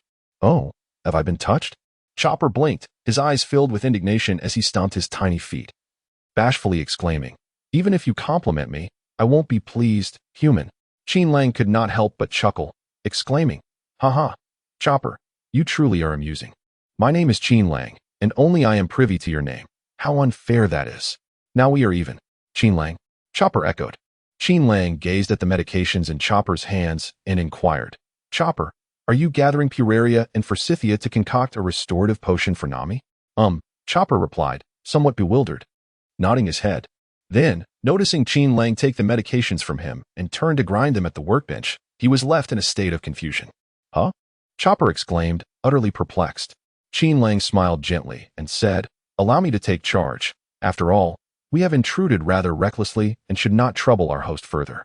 By the way, Chopper, if you have a moment, could you please check by the edge of the cliff to see if anyone is attempting to climb? That individual is my companion, and logically, he should have ascended by now." With caution, Chopper pressed against the wall, carefully inching towards the doorway. In a flurry of haste, he flung open the door and slipped away with a soft whoosh. Qin Lang could not help but chuckle softly. Chopper was indeed quite shy. Human. The door behind him creaked open, and a timid little antler peeked out. "I will go see." With a swift motion, the antler retreated, and the door closed. Braving the fierce wind and snow, Chopper cautiously patrolled the edge of the cliff, searching for the companion spoken of by the peculiar human named Qin Lang. Oh, suddenly, Chopper noticed a slender object gripping a rock at the cliff's edge, swaying precariously in midair. "Are you all right?" Chopper hurriedly scampered over to the rock. Transforming into his human form, he grasped the strange, slender rope with all his might, pulling the person dangling from it up to safety. "Hey, are you still alive?" As the individual was hoisted up, Chopper was astonished to discover that the rope he had just pulled was, in fact, the person's arm. "Don't worry, I will save you." Chopper carefully turned the individual over to check their condition. "Zzz." Luffy, seemingly unperturbed, snored loudly, a frozen bubble of mucus adorning his nose. It turned out that just as he was about to reach the mountain's summit, Luffy had felt an overwhelming wave of drowsiness, and after his eyelids slowly descended, he inadvertently fell asleep. "Wait, he is just sleeping?" Chopper gasped, his jaw nearly dropping in disbelief. It was hard for him to comprehend how anyone could sleep in such frigid conditions, all while their body withstood the biting cold. Suddenly, Luffy bolted upright, eyes shut, exclaiming, "Qin Lang, Sanji, I want to eat meat." "Ah." Chopper, startled by Luffy's sleep-talking, darted behind a rock. Huff, huff. After Luffy's outburst, he flopped back onto the snow, resuming his deep slumber. Once Chopper confirmed that Luffy was merely dreaming, he cautiously approached and carried him back to the castle. Meat is so delicious." As the temperature around them rose, Luffy, still half asleep, rubbed his eyes and murmured, "Huh." In his hazy vision, he seemed to see a plump piece of meat floating before him. "Ah." Without a moment's hesitation, Luffy opened his mouth wide and took a bite of the quivering meat. Chopper, who was bent over picking up a book that had fallen, suddenly felt something bite his little behind. "Ah." In a flurry, Chopper turned around to find the sleeping figure had his eyes closed and mouth wide open, gnawing on his backside. "Ah. Help. Help."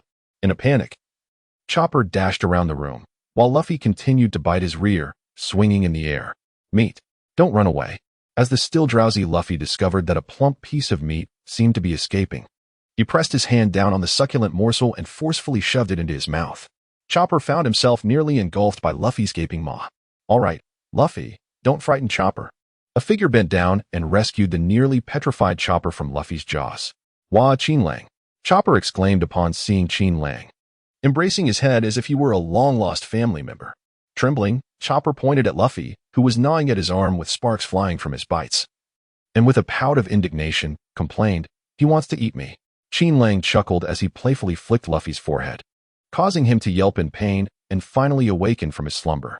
"Ouch, that hurts," Luffy exclaimed, rubbing his reddened forehead while curiously surveying his surroundings. "Huh, how did I end up back in the castle?" Ignoring Chopper, who was tightly clinging to him, Qin Lang smiled and addressed Luffy. "Luffy, did you just have a dream?"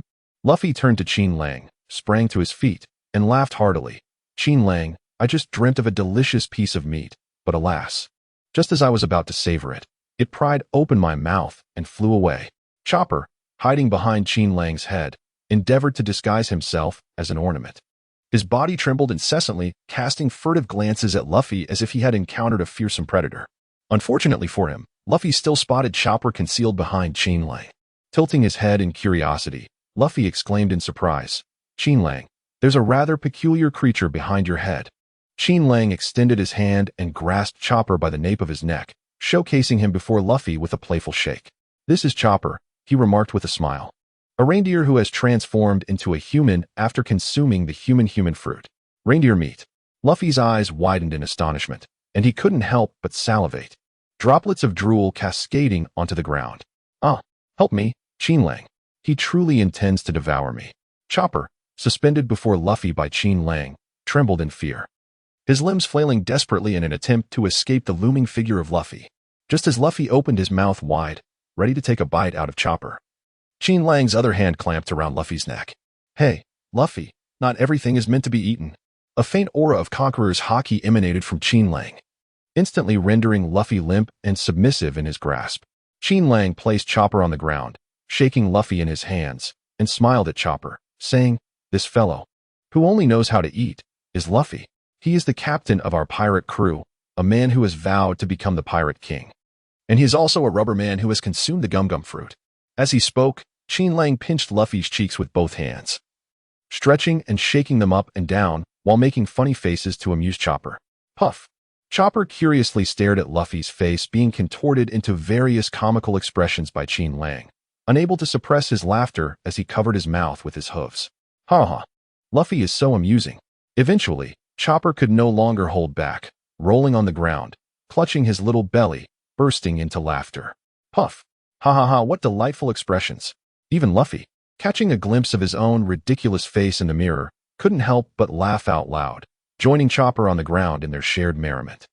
Just as the two were laughing heartily, Qin Lang stood up, grinning as he said, "Such wonderful moments are fleeting."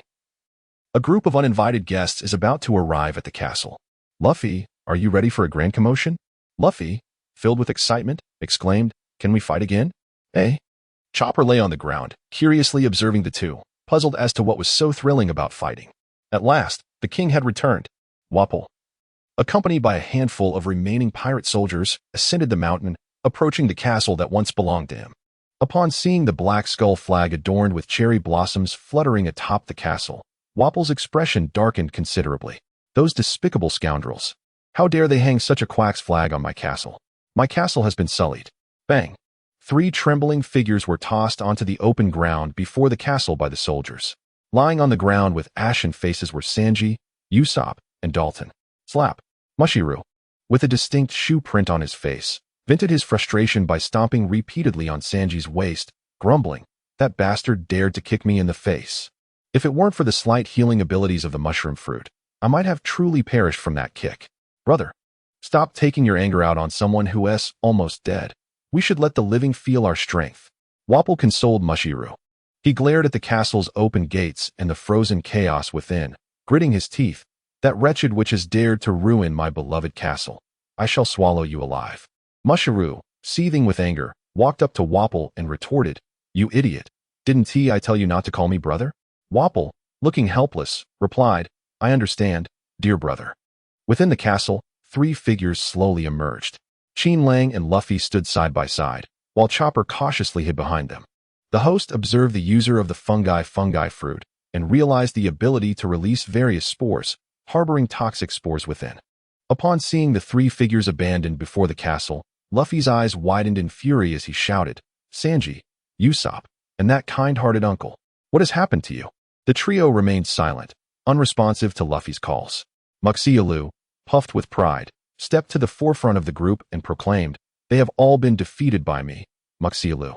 Vanquished before the might of the world's strongest devil fruit, the fungi fruit. You dare to harm my friends. I shall avenge them," Luffy exclaimed through clenched teeth. Leaping into the air with his hands extended backward, targeting Muxialu's position as his fists descended like a torrential downpour. "Rubber Gatling," Muxialu sneered, shaking his head as he aimed at Luffy's rapidly descending fists, unleashing bullets crafted from mycelium. Poison Umbrella Dance. The skills derived from their respective devil fruits clashed in midair, producing a resounding impact. Luffy was struck by several of Muxialu's bullets, crashing to the ground. Damn it! Muxialu had also taken a few blows from Luffy's fists, staggering back a few steps. In this initial round of confrontation, the two appeared evenly matched. While the battle raged with fervor on one side, the atmosphere on the other grew strangely tense. Qin Lang leisurely approached the three afflicted by the spore poison, right before the gaze of Wapol and his pirate soldiers. "You scoundrel, it is you!" Wapol exclaimed, instantly recognizing Qin Lang and glaring at him with fury. Ignoring Vaporil, Qin Lang placed his hands successively upon the three individuals, employing the powers of the mushroom fruit to extract a substantial amount of lethal spores from their bodies. Once the toxic spores were removed, the symptoms of poisoning in the three visibly diminished. However, their complexions remained notably pallid. "Catch it, Chopper!" Qin Lang hurled the three individuals towards Chopper behind him. Qin Lang, do not treat people as mere objects to be tossed about." Chopper transformed into his robust humanoid form, clumsily catching the three. Qin Lang turned around, smiling at Chopper, and said, "Chopper, please escort them to the castle for treatment. Leave this to Luffy and me." Chopper looked at Qin Lang with some concern, hesitating as he replied, "But, Qin Lang, can you really defeat them? Dr. Koreha once mentioned that Wapol and his crew are quite formidable." With a carefree smile, Qin Lang assured, "Rest easy, Choba, we are stronger than they are." Suddenly, a tremendous explosion erupted before him. Choba's eyes widened in shock as he witnessed Qin Lang being struck by a shell, and he bellowed, "Qin Lang." In the next moment, Qin Lang's puzzled voice emanated from the billowing smoke. What's the matter?" As the smoke gradually dissipated, Qin Lang stood unscathed, not even a speck of dust upon him. "It's nothing." Choba swallowed the remainder of his concerns and turned, leading the others into the castle in search of the healer, Gulliva. "Wait, you weren't blown to bits?" Wapol, with hands transformed into cannons, gazed in astonishment at the seemingly unharmed Qin Lang, who had evidently been hit. He glanced down at his cannons, contemplating aloud. Could it be that the vast quantity of snow I just consumed rendered the shell ineffective? In confusion, Wapol aimed a cannon at a nearby pirate soldier, and before the soldier could plead for mercy, he fired without hesitation. Boom! The shell detonated, sending the soldier hurtling through the air. Strange, it didn't T-malfunction. Wapol turned back, re-aiming at Qin Lang, sneering, "This time it's a barrage of 5 shells. I don't believe you will emerge unscathed." Bang! Bang! Bang! The 5 shells were unleashed in rapid succession, hurtling towards Qin Lang. Finger slash. With a beaming smile, Qin Lang faced the 5 incoming shells, wielding his finger as if it were a sword, and with a gentle flick, the projectiles disintegrated into countless fragments, cascading to the ground before him. Clang!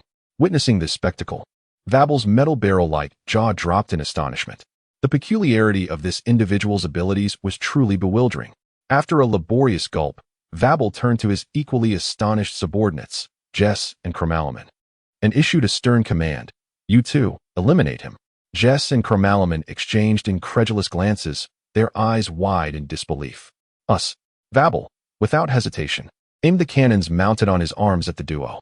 According to the first article of the Magnetic Drum Kingdom's constitution, those who defy the king's orders face capital punishment. Do you dare to contravene my command? Certainly not. We are merely grateful for the opportunity bestowed upon us by the king. We shall fulfill our mission. They sluggishly approached Qin Lang, who remained cheerfully smiling, their hearts heavy with trepidation. Don't come any closer. We are quite formidable." They hoped that Lord Muxialu would swiftly deal with the hat-wearing youth, allowing them to ambush this enigmatic figure, just as they had previously dealt with the 3-sword master and the curly-haired kick specialist.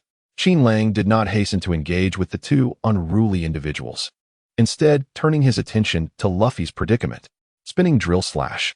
Luffy evaded Muxialu's left-hand attack by tilting his head back, swiftly extending his left leg and then retracting it to kick at Muxialu. Rubber stamp. Muxialu shook his head dismissively, proclaiming, "Too slow." No sooner had he spoken than Luffy's strike landed upon Muxialu, shattering his form into a cascade of purple spores. Muxialu's true self materialized behind Luffy, a cold smirk gracing his lips as he flung his arm downward, declaring, "Fungal assault." A multitude of rapidly growing white mushrooms erupted from the snow, lunging toward the unsuspecting Luffy. The white fungi swiftly enveloped Luffy's body, ensnaring him in a dense thicket of mushrooms. What on earth is this? Luffy struggled to break free but found himself utterly immobilized. This is bad. Haha, you're doomed. In the next moment, Muxalu grinned malevolently at Luffy, raising his hands high into the air. His body trembled violently as a torrent of deep purple spores surged toward Luffy. Toxic snow spores. Luffy held his breath. His lower lip stretched to cover half his face, bracing himself against the onslaught of spores. Yet, his efforts proved futile, as a significant number of the spores infiltrated his body through his skin and orifices. Once the spores drifted away, Luffy, ensnared within the mushroom cluster, appeared ashen and barely conscious. Ha ha ha. Witnessing this scene, Muxalu raised his head in triumph, laughing heartily. Indeed, possessing the world's most formidable devil fruit, the mushroom fruit, makes me invincible. Muxalu turned to face Qin Lang, who was observing with a smile, and arrogantly declared, "Now, it is only you left. Ha ha ha. I suggest you accept reality and kneel there, awaiting the arrival of death.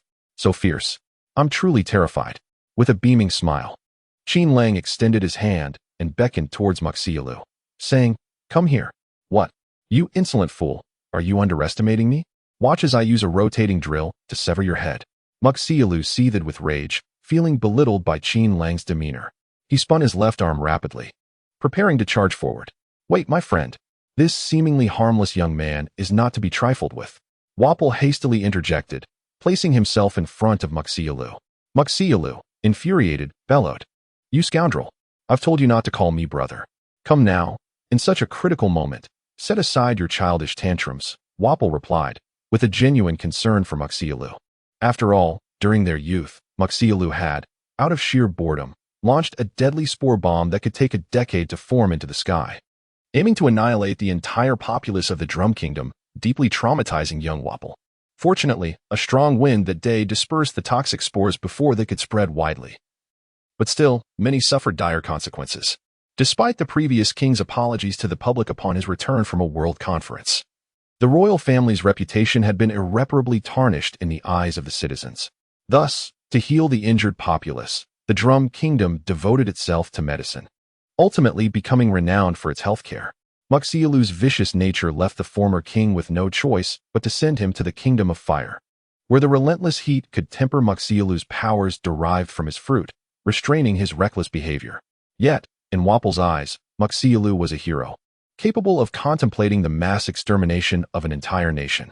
"My friend, this peculiar individual merely waved his finger, and he obliterated the 5 cannonballs I launched at him. Once, he even transformed his finger into a bizarre paddle and sent me flying." Wapol recounted, sharing all he knew about Qin Lang's extraordinary abilities. "Hiss, upon hearing your account, it seems this fellow possesses rather strange powers." Muxalu, slightly more composed after hearing Wapol's words, was no fool driven solely by reckless impulse. His survival in the Kingdom of Fire for so many years depended on his intuition and intellect. However, Qin Lang's next move ignited Muxalu's composure, pushing him to the brink of tolerance. "Hey, are you all afraid now?" Qin Lang casually traced a circle on the ground with his foot and smiled at the two brothers, saying, "Very well, I shall remain within this circle. As long as you manage to force me out, I shall concede defeat. Surely, this will suffice? Are you implying that you will remain within that circle throughout?" Muxalu's expression darkened as he lowered his head. After a peculiar and cold chuckle, he furiously charged at Qin Lang, exclaiming, "You scoundrel, do you underestimate me? Since you seek your own demise, I shall oblige you."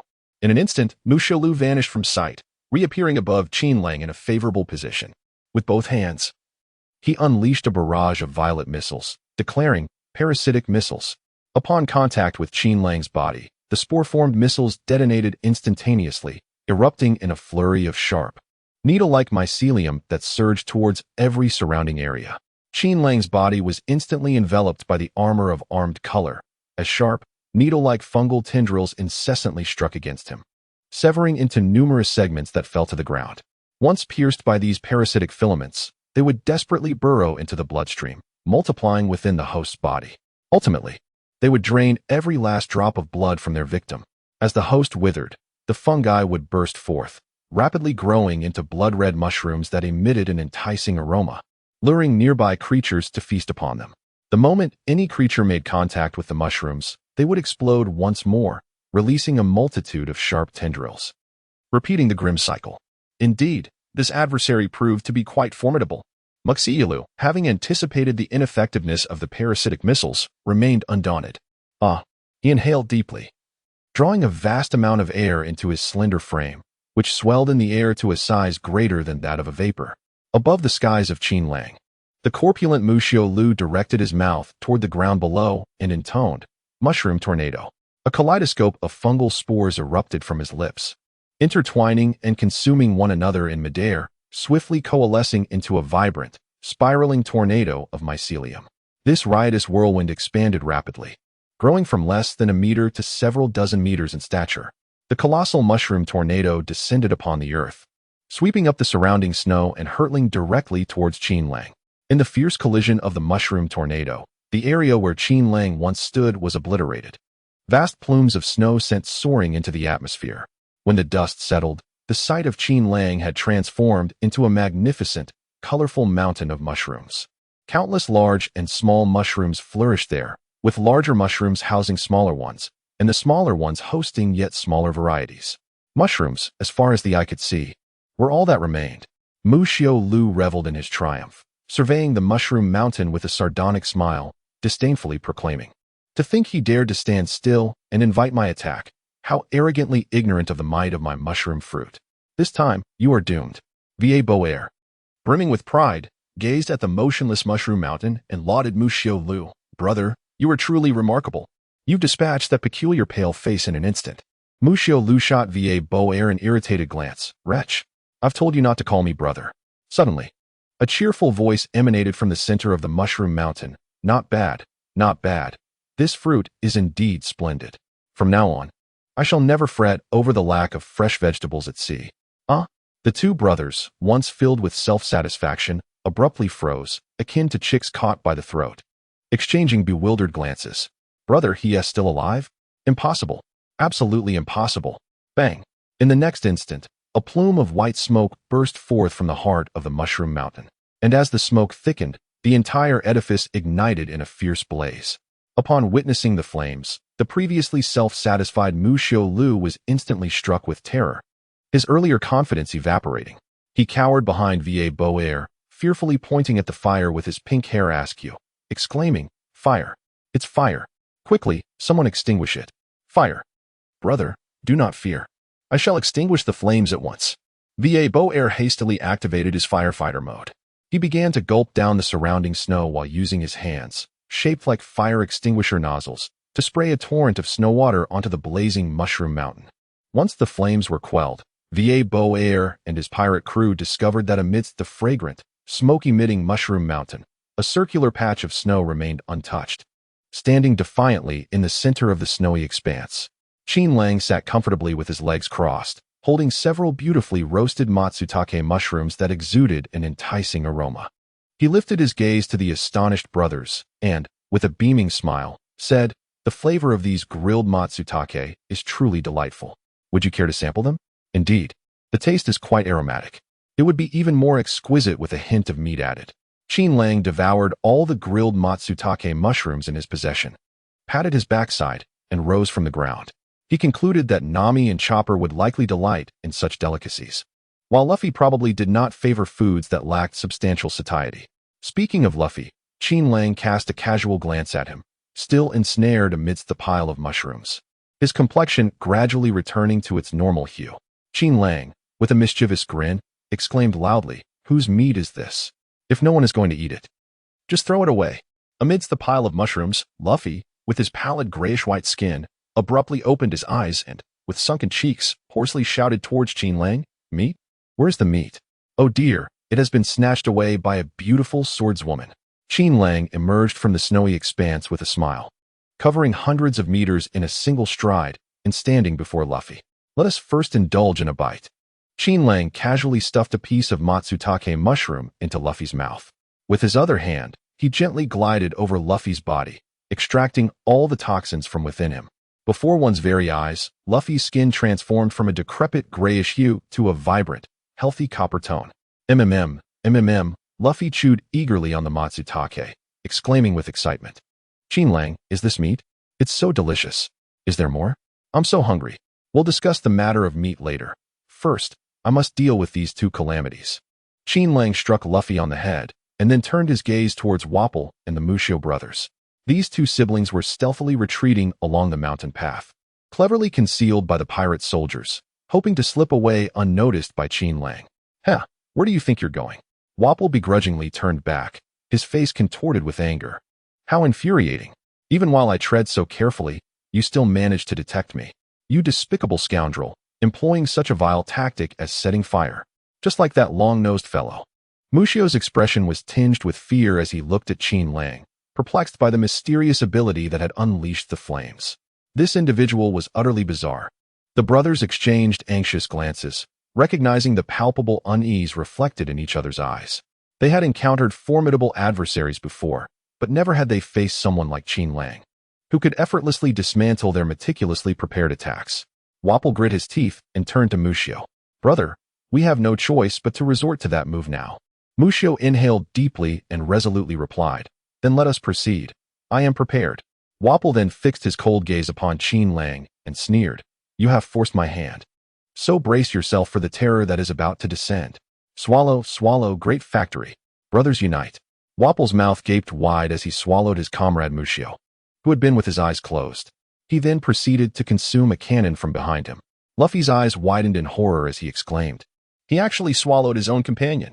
Qin Lang nodded, a smile spreading across his face as he remarked, This is the formidable power of Wapol's devil fruit. He has the ability to devour others and incorporate them into his own being.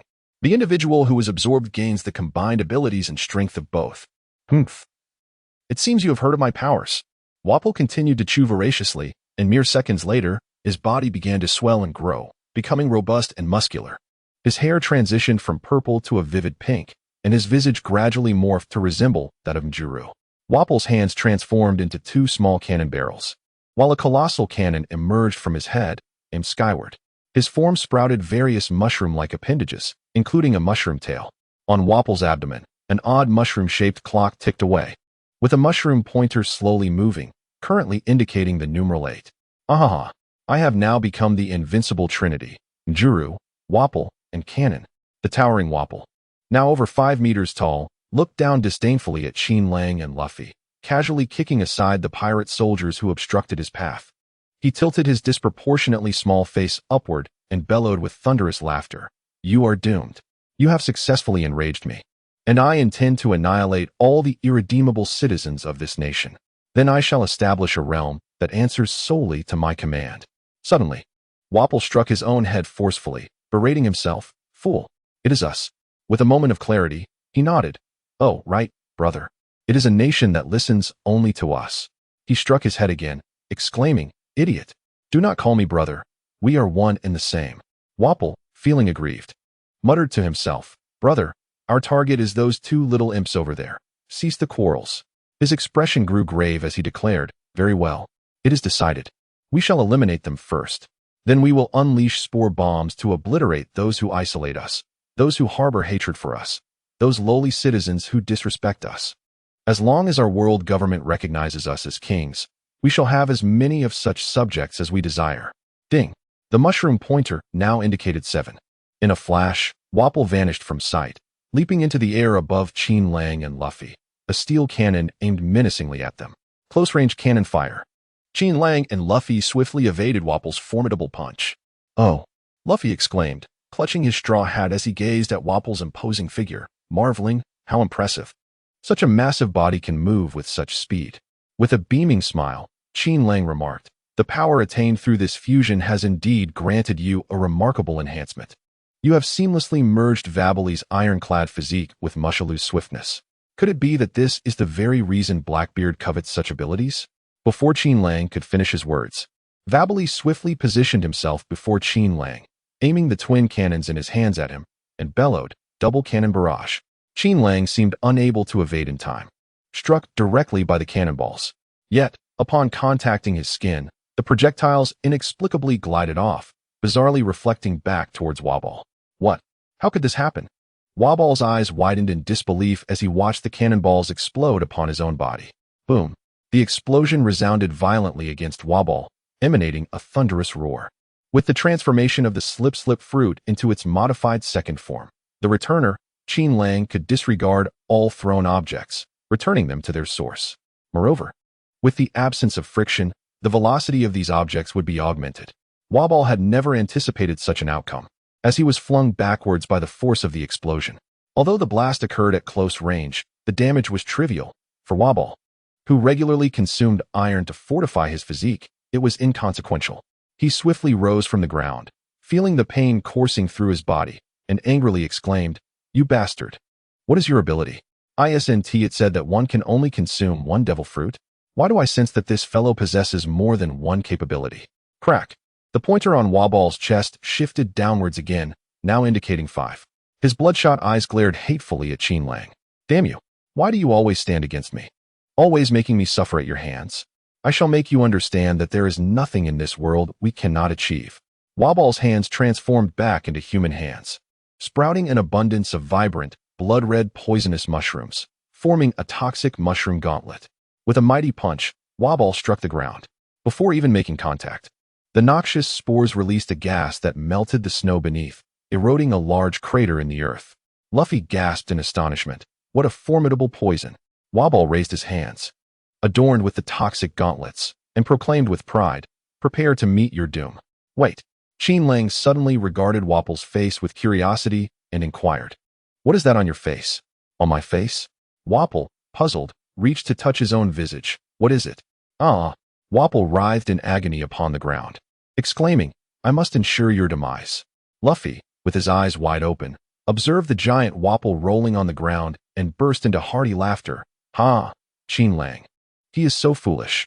Qin Lang pointed at Wapol, as if he were indicating a foolish child from another family, and smiled at Luffy, saying, "Do you see? This is the consequence of intellect failing to keep pace with strength. Luffy, you must not emulate him.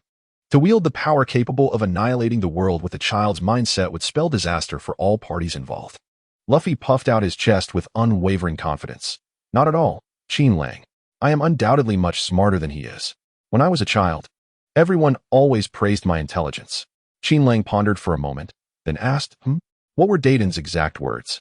Luffy threw back his head and laughed heartily, exclaiming, "Dayton praised me, saying, 'Luffy, you truly are a genius.'" Qin Lang exclaimed, "You scoundrel, perish," unleashing the venomous mushroom fist.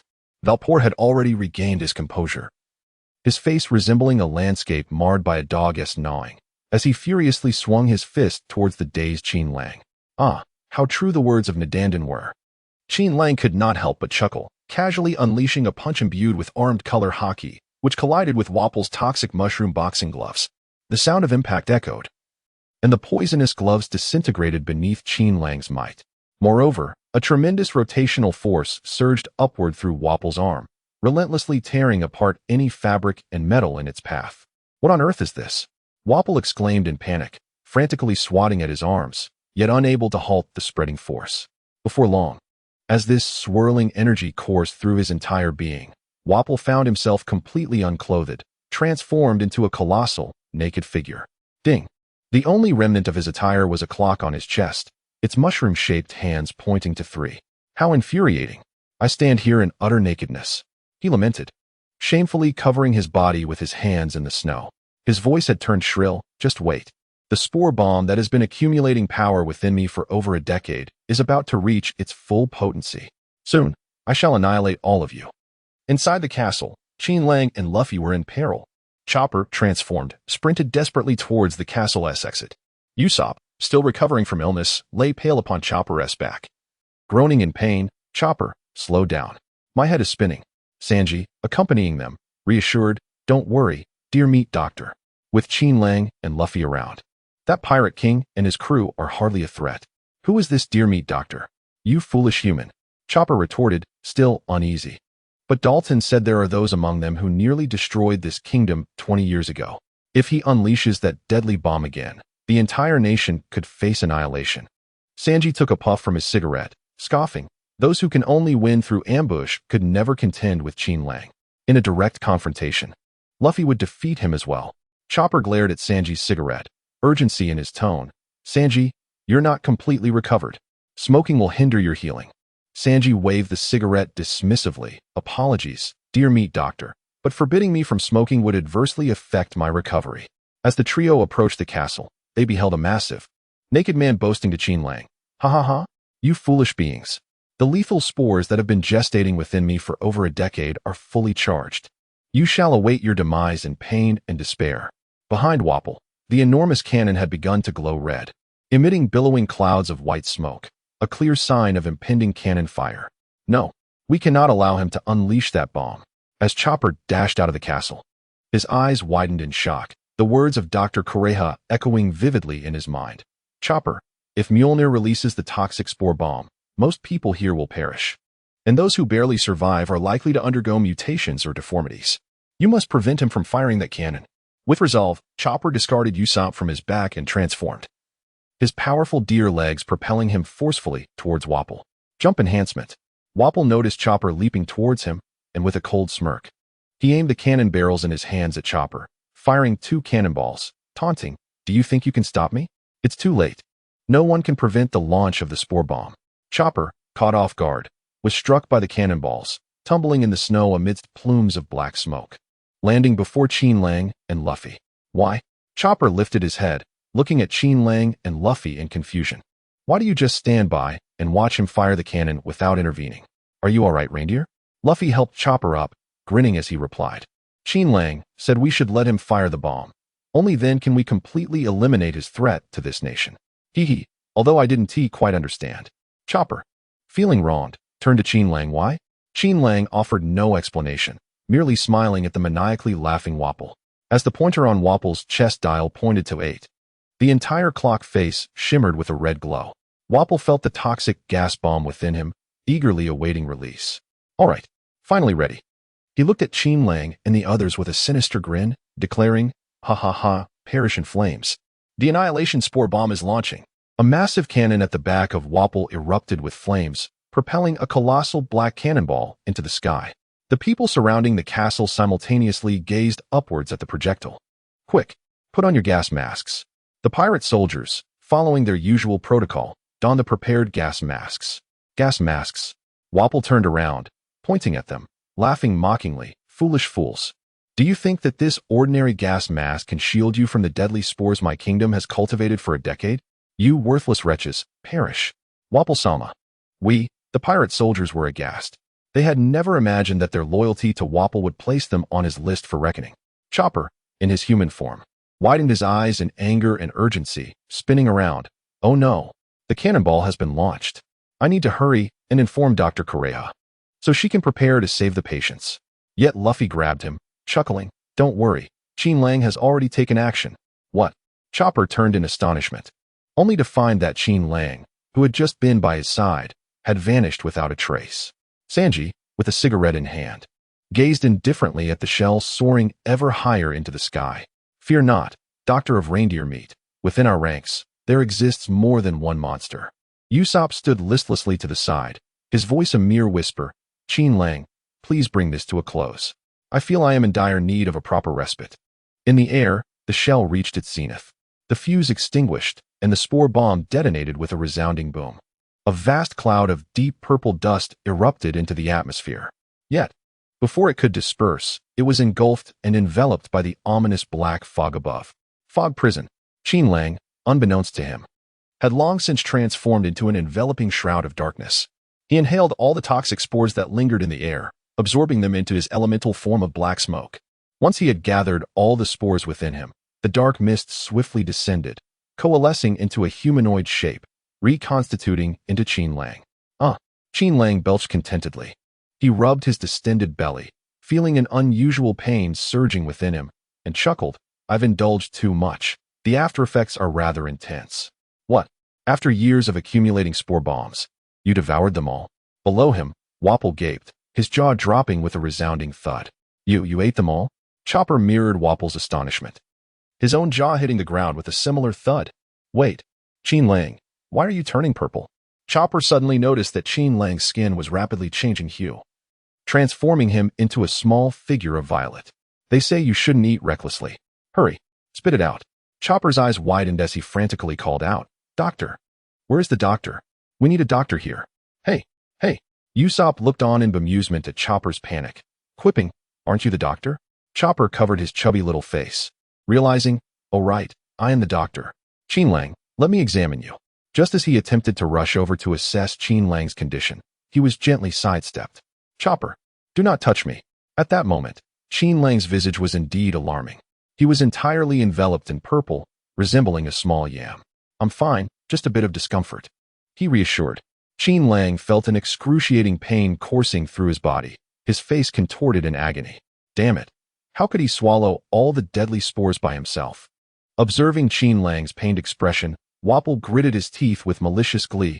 Though I couldn't kill everyone, watching you, this smirking pretty boy, suffer to death is a satisfaction that alleviates my deep-seated resentment. Ha ha ha, writhe in torment as you perish. The more agony Qin Lang exhibited, the more joy Wapol derived from the spectacle. Only a fool would choose to sacrifice themselves for others. A kind-hearted fool like you will always be dealt with. Qin Lang, are you all right? Chopper transformed into his adorable hybrid form, anxiously circling around Qin Lang, aware that he could not recklessly touch Qin Lang, lest he too succumb to the toxic spores. Chopper, as a doctor, felt compelled to intervene. Qin Lang, please let me see. As Chopper resolved to sacrifice himself to save Qin Lang, he was astonished to see the pain on Qin Lang's face vanish, replaced by a gentle smile. Oh, it hurts so much. This is truly unbearable. Qin Lang, his body tinged with purple, lowered his head and offered Chopper a soft smile. Don't worry, Chopper. I'm fine. I merely wish to experience the nature of suffering in such a toxic state. No sooner had he spoken than the poison began to dissipate in large swathes, converging into Qin Lang's chest before ultimately vanishing entirely. Chopper's eyes nearly bulged out in shock, his little tongue rolling as he exclaimed, eh. Meanwhile, Luffy, Sanji, and Usopp wore expressions of indifference. Luffy grinned widely. See, reindeer? I told you Qin Lang would be fine.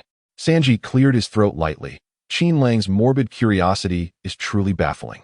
Usopp muttered under his breath, as expected. Qin Lang is simply toying with his enemies. Qin Lang turned to gaze at the bewildered and naked Wapol, a smile gracing his lips as he approached him. Ding ding ding. I'm perfectly fine. Are you surprised? Is it unexpected?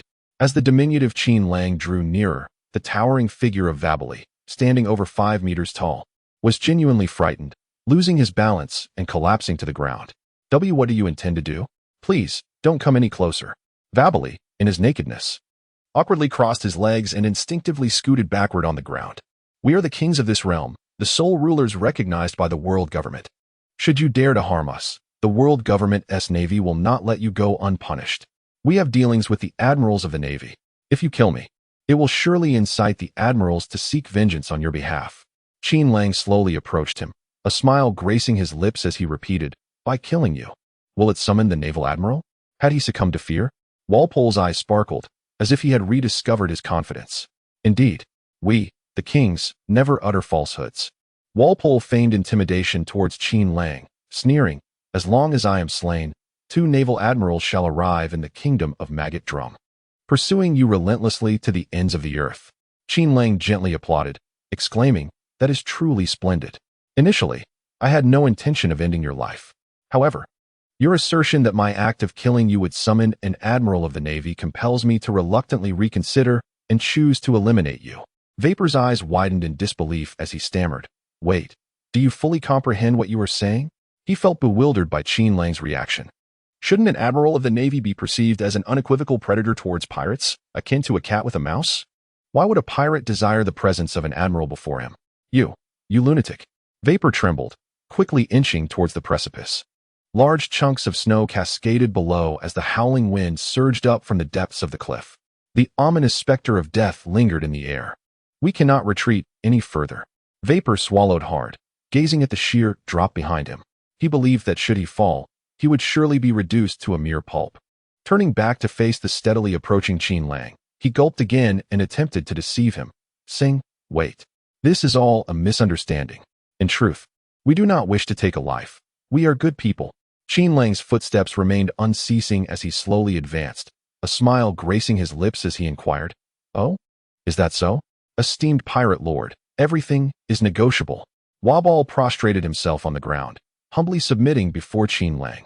A servile smile adorned his face as he cast a fearful glance at Qin Lang, eagerly proclaiming, we can provide you with everything your heart desires. Whether it be wealth and treasures, enchanting maidens, or even the title of Vice King, protector of the nation. You shall sit beside me." Upon hearing this, Qin Lang unexpectedly halted, standing a mere 2 meters away from Wapol. Qin Lang stroked his chin, seemingly pondering the feasibility of the matter. Qin Lang gazed intently into Vapor's eyes, a smile playing upon his lips as he inquired, "Are you suggesting that you can offer me anything?" Vapor, noticing the effectiveness of his bribe, brightened with enthusiasm and confidently declared, "Indeed, as long as you are willing to serve as our subordinate, we shall immediately bestow upon you the title of Prince Protector of the nation. You will enjoy the same privileges as we do, living a life of unparalleled prestige, second only to the highest in the land." Vapor's heart swelled with joy. If he could recruit this formidable pirate as an ally, they could undoubtedly dominate all the surrounding islands, establishing themselves as the undisputed rulers of this region. How fortunate they were to be under protection, turning misfortune into fortune. Qin Lang nodded with a smile and said, "In that case, I desire you personally." The sudden declaration left the crowd utterly speechless. Luffy, perplexed, scratched his head in confusion, wondering if Qin Lang intended to invite him aboard his ship. Sanji's lips twitched, questioning whether Qin Lang had a preference for men. Usopp's eyes sparkled with intrigue, speculating if Qin Lang planned to transform this steel-devouring individual into an artificial being. Chopper trembled in fear, pondering whether Qin Lang not only relished venison but also had a taste for human flesh. Wapol, struck dumbfounded as if by lightning, asked, "What do you mean? You desire us?" Qin Lang approached with a smile, pressing forward. "Will you agree?" Unable to withstand the formidable aura exuded by Qin Lang, Wapol could only nod repeatedly. "Please, do not come any closer. We have consented." He chuckled. "Congratulations, you have salvaged your life." Qin Lang stood before Wapol, forcefully pressing his foot upon Wapol's head. Gazing down at the expression of fear etched upon Wapol's face, Qin Lang smiled and remarked, "Surely you do not believe that the devastation you wrought upon this nation can be so easily absolved with an apology? Since the powers of you and your brother's devil fruits are so remarkably potent, why not spend the remainder of your lives repaying the debts of your past misdeeds?" Outside the witch's castle, snowflakes continued to fall incessantly, marking the settling of all affairs. Within the castle, flames danced within the hearth. In a cramped iron cell, Sanji sat alone, smoking a cigarette, apathetically observing the two individuals before him as they exchanged blame. Bound tightly by iron chains, Wapol lay on the ground, trying to kick his accomplice, Mushiru, beside him, angrily lamenting, "This is all your fault. If it weren't for your feeble abilities, how could this king have ended up in such a predicament?" Mushiru, equally restrained, evaded Wapol's attacks and retorted defiantly, "Huh? You foolish Wapol. If it weren't for your cowardice in fleeing from Blackbeard and begging for my assistance in the Land of Fire, I would never have had to come out of there. It is no wonder our father chose to exile you. A wretch like you is utterly unworthy of inheriting the throne. How could you, the one who ascended to the throne, be so despised by the populace that you resorted to piracy upon the seas?" Sanji silently inhaled his cigarette, watching the two squirm and retaliate against one another on the ground, reflecting on Qin Lang's earlier words. There was no need to worry about them utilizing their devil fruit abilities. He had planted a suggestion in their minds, ensuring they would remain ensnared in mutual blame for the time being. Truly, one could not help but admire the breadth of medical knowledge possessed by a young disciple of Crocus. Qin Lang sat across from Dr. Kureha, engaged in a discussion on medical matters. Luffy bounded over, grasping the table with unabashed enthusiasm, and exclaimed to Dr. Kureha, "Hey, old lady, I beg you, join us as our companion." With a swift motion, Dr. Kureha sent Luffy flying with a kick. She flicked her hair back elegantly and, adjusting her sunglasses, retorted, "Watch your words. You brat, I am still a vibrant woman in my 130s. Luffy landed on Usopp's bed, colliding with Usopp's head. Rising from the bed, Luffy, unfazed and with clenched fists, exclaimed, "Old lady, your strength is remarkable. You must be a worthy companion. Come adventure with us." Usopp, rubbing his dazed head, protested softly, "Hey, Luffy, I'm a patient, you know." Luffy, with a wild grin, turned to see Chopper hiding and observing from the opposite side of the door. "Hee, there you are, reindeer." Luffy immediately shifted his focus and dashed towards Chopper, laughing heartily. "Reindeer, join us on our maritime adventure. Pirates are the freest people in the world." Startled, Chopper flailed his short legs and ran away. "Don't run." Luffy chased after him, joyfully shouting, "Don't run. Come with us on our sea adventure." Usopp, having regained some energy, joined in the fray, echoing, yes. Chopper, come with us.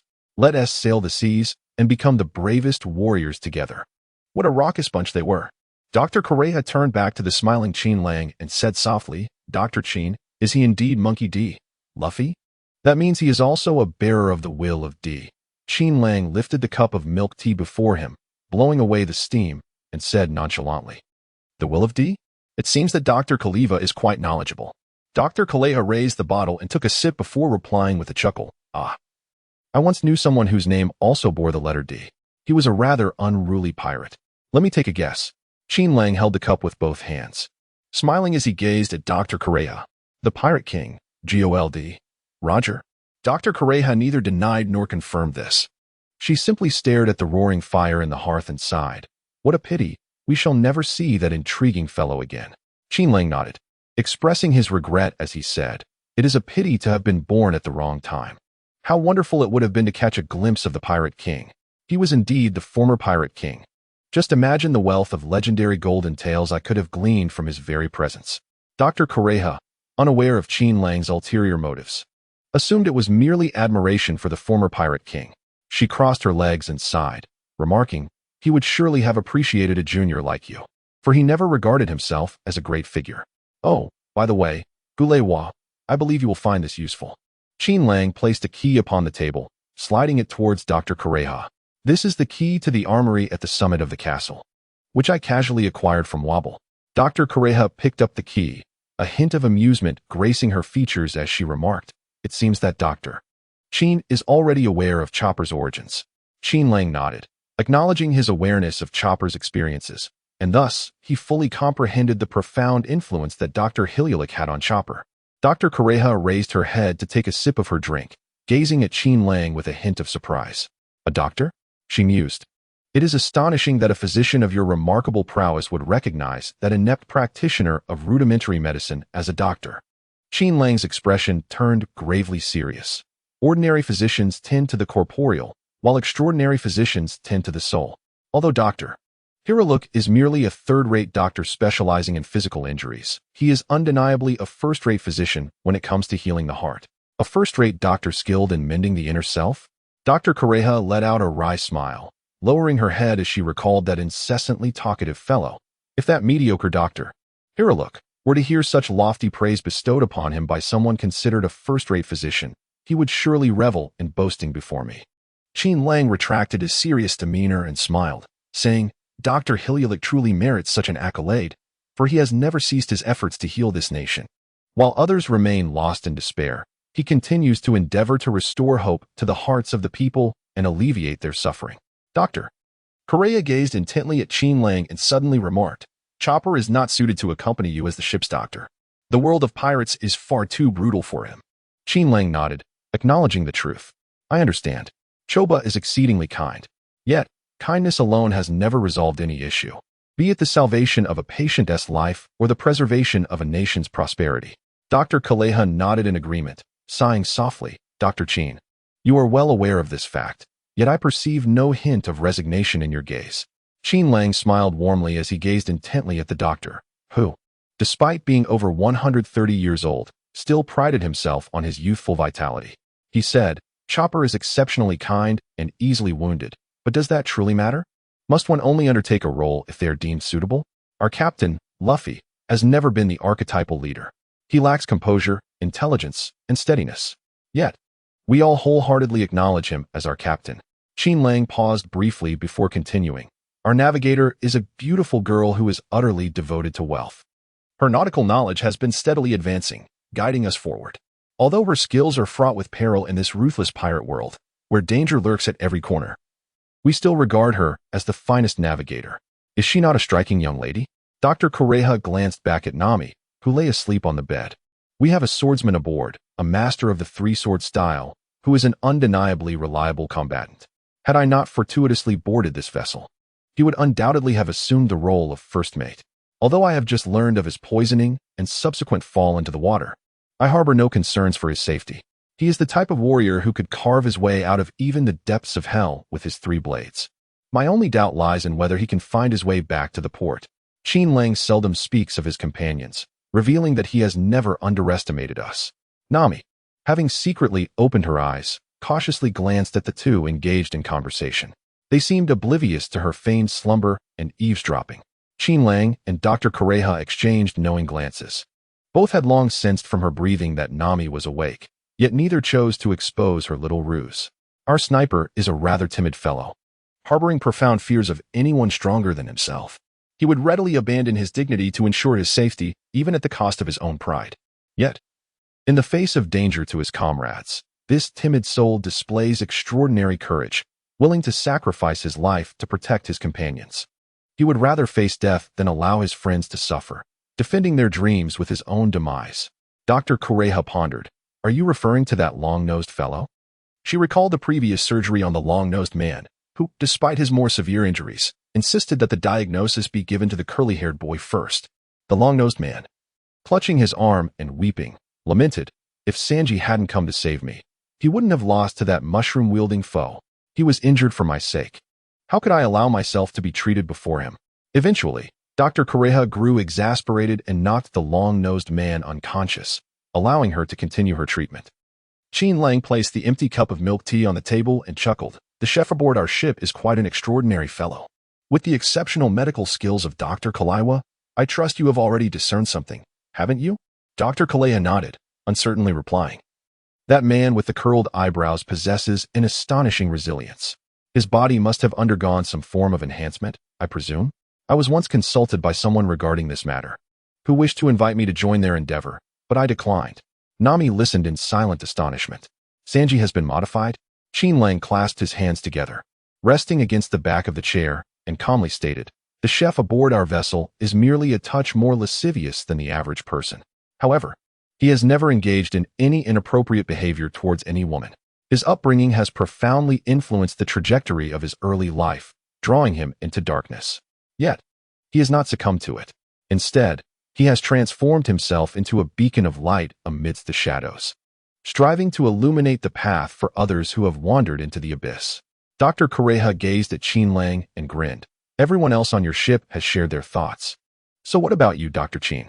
Qin Lang closed his eyes in contemplation for a moment, then opened them with a smile and remarked, "In comparison to them, my life is exceedingly ordinary.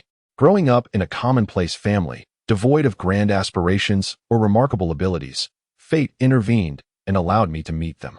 As an observer, I witnessed their experiences and adventures, harboring a yearning for the extraordinary that remained unfulfilled. Until one day, due to unforeseen circumstances, I truly encountered these companions who had previously existed only in my imagination. Without hesitation, I boarded their vessel, embarking on this extraordinary journey." Upon hearing this, the ever-eavesdropping Nami couldn't help but silently scoff. "Ordinary? Qin Lang considers himself ordinary. If he is ordinary, then there may be no exceptional individuals left in this world." Qin Lang continued with a smile, saying, "Although they know nothing of my origins, since they accepted me, they have never doubted me. My companions have always placed unwavering trust in me, even to the point of blind faith. It is somewhat embarrassing to admit that I am not as amicable as they perceive me to be." Dr. Kalea then stood up, retrieved an unopened bottle of wine from a nearby cabinet, and returned to her seat. "After all this, what is it that Dr. Qin intends to convey?" Qin Lang shrugged nonchalantly and remarked, "What I wish to convey is that Chopper's kindness is not an exceptional trait. Many among us possess a heart as pure as his. If Dr. Kureha hopes for Chopper to become a competent physician, she should trustingly allow him to join our ranks." Dr. Kureha let out a peculiar laugh, lifting her head to regard Qin Lang with disdain. "Are you suggesting that I entrust my son like Chopper to a pirate crew like yours? Dr. Qin, would you hand over your own son to a thief? That wretched old woman." Nami's eyes quivered slightly, a fiery indignation igniting within her. Qin Lang should not be subjected to reprimand. In response to Dr. Kaleha's scolding, Qin Lang smiled nonchalantly and remarked, "We are not inherently virtuous beings. Rather, we are mere companions brought together by a series of fortuitous events. It is through the sincere invitation of our incompetent captain, Luffy, that we have decided to join this pirate crew and embark on adventures at sea. A pirate is a pirate. A thief can never become a hero. I have never regarded us as heroes. We are simply a band of adventurers who undertake daring exploits under the banner of thievery. Luffy has never believed that we should rob others. After all, with our capabilities, we would never starve, regardless of our circumstances. Nevertheless, should the opportunity arise, we would undoubtedly seize the chance to plunder, though our targets would likely be other pirates or unscrupulous organizations. Qin Lang paused for a moment, his voice growing fervent. Have you ever heard the saying, those who steal a hook are punished, while those who steal a nation are ennobled? The tempest of the times is sweeping across the world. This is an era for which pirates strive, even at the cost of their very lives. Igniting the age of exploration. In such a fervent epic, how many pirates will find their graves in the depths of the sea? And how many will uncover the great treasure, unraveling the mystery of what the pirate King Roger left behind, the elusive One Piece? Qin Lang ultimately spoke with profound significance. In this era, what is needed is not the compliant and ordinary individuals, but rather warriors who are willing to risk everything, daring enough to topple the emperor from his throne. Chopper may find safety on Drum Island, yet no one can predict that one day an enigmatic laser might descend upon it, obliterating the place in an instant. The reason for the island's destruction could potentially stem from trivial matters, such as the disdain of certain lofty nobles who deem the name Drum Island as unappealing. Dr. Kureha widened her eyes in astonishment, gazing at Qin Lang. What exactly do you intend to accomplish? Qin Lang gazed into Dr. Kureha's eyes and spoke with unwavering resolve. I shall endeavor to amass all the strength at my disposal, placing it in locations that remain inconspicuous. Perhaps one day, when we find ourselves in need, they will emerge as a decisive force to utterly transform this world. Dr. Kureha, with a hint of caution, remarked, Are you aware of the kind of individuals that will be drawn to your intentions once they are laid bare? Qin Lang rose from his seat and strode towards the door, casting a cheerful smile over his shoulder at Dr. Kureha. Rest assured, Gulewa. When it comes to individual combat prowess, I am confident I can hold my own against anyone, even those formidable admirals of the world government. Dr. Kureha took a sip from her drink, setting the bottle down on the table with a thud, and laughed heartily. It seems Chopper has indeed joined a rather intriguing pirate crew. The ambition of the first mate is truly astonishing. Very well, I consent to Chopper boarding your ship. However, you must also secure the boy's own agreement. I will not impose my will upon him. Admirals of the Navy? Qin Lang, what exactly are you planning? How could you provoke the wrath of an admiral? Nami, hidden beneath the covers, trembled involuntarily. She almost sat up in bed, gasping in surprise. She had thought that battling the 7 warlords of the sea was exhilarating enough. Yet she was taken aback to learn that Qin Lang was already prepared to confront an admiral. Nami's nose crinkled, and tears threatened to fall. No, Kigo. I want to go home. At the pinnacle of the castle, Chopper sat alone, cradling his knees, lost in thought. It's so quiet. It appears they have given up their pursuit. He looked up at the Skull and Crossbones flag, shimmering under the moonlight, and reminisced about a conversation with his adoptive father, Dr. Hirlik. Doctor, what exactly is a pirate? A pirate? They are formidable beings upon the sea, possessing great strength and fierce determination in their gaze. Their voices resonate like thunder from the heavens. Doctor, you have a bit of eye crust. Hey, Chopper, why didn't you mention something so important sooner? Were you trying to play a trick on me? Hee. Chopper blinked his large eyes, recalling the events of the day. The smiling doctor. Qin had bent down to present him with the concocted medicine, gently patting his little face. Chopper, do you wish to join us as the ship's doctor of the Straw Hat Pirates? Dr. Qin, isn't there already you as the ship's doctor? Why invite me to join your crew? Perhaps it is a matter of sentiment. After all, I am not a true doctor. I harbor no lofty medical ideals and have never considered saving the sick, even if someone were to collapse at my feet due to illness. My disinterest would compel me to simply walk past. Dr. Qin, that is not right. Well, what of it? I have never considered myself a doctor. I merely possess knowledge of medicine. What if one day, someone aboard falls ill, and I happen to lack the inclination to treat them? Hence, it is essential to have a person like you on board, one who inherits Hirlik's medical ethics and carries forth Dr. Kureha's medical expertise. Dr. Qin, you are quite headstrong.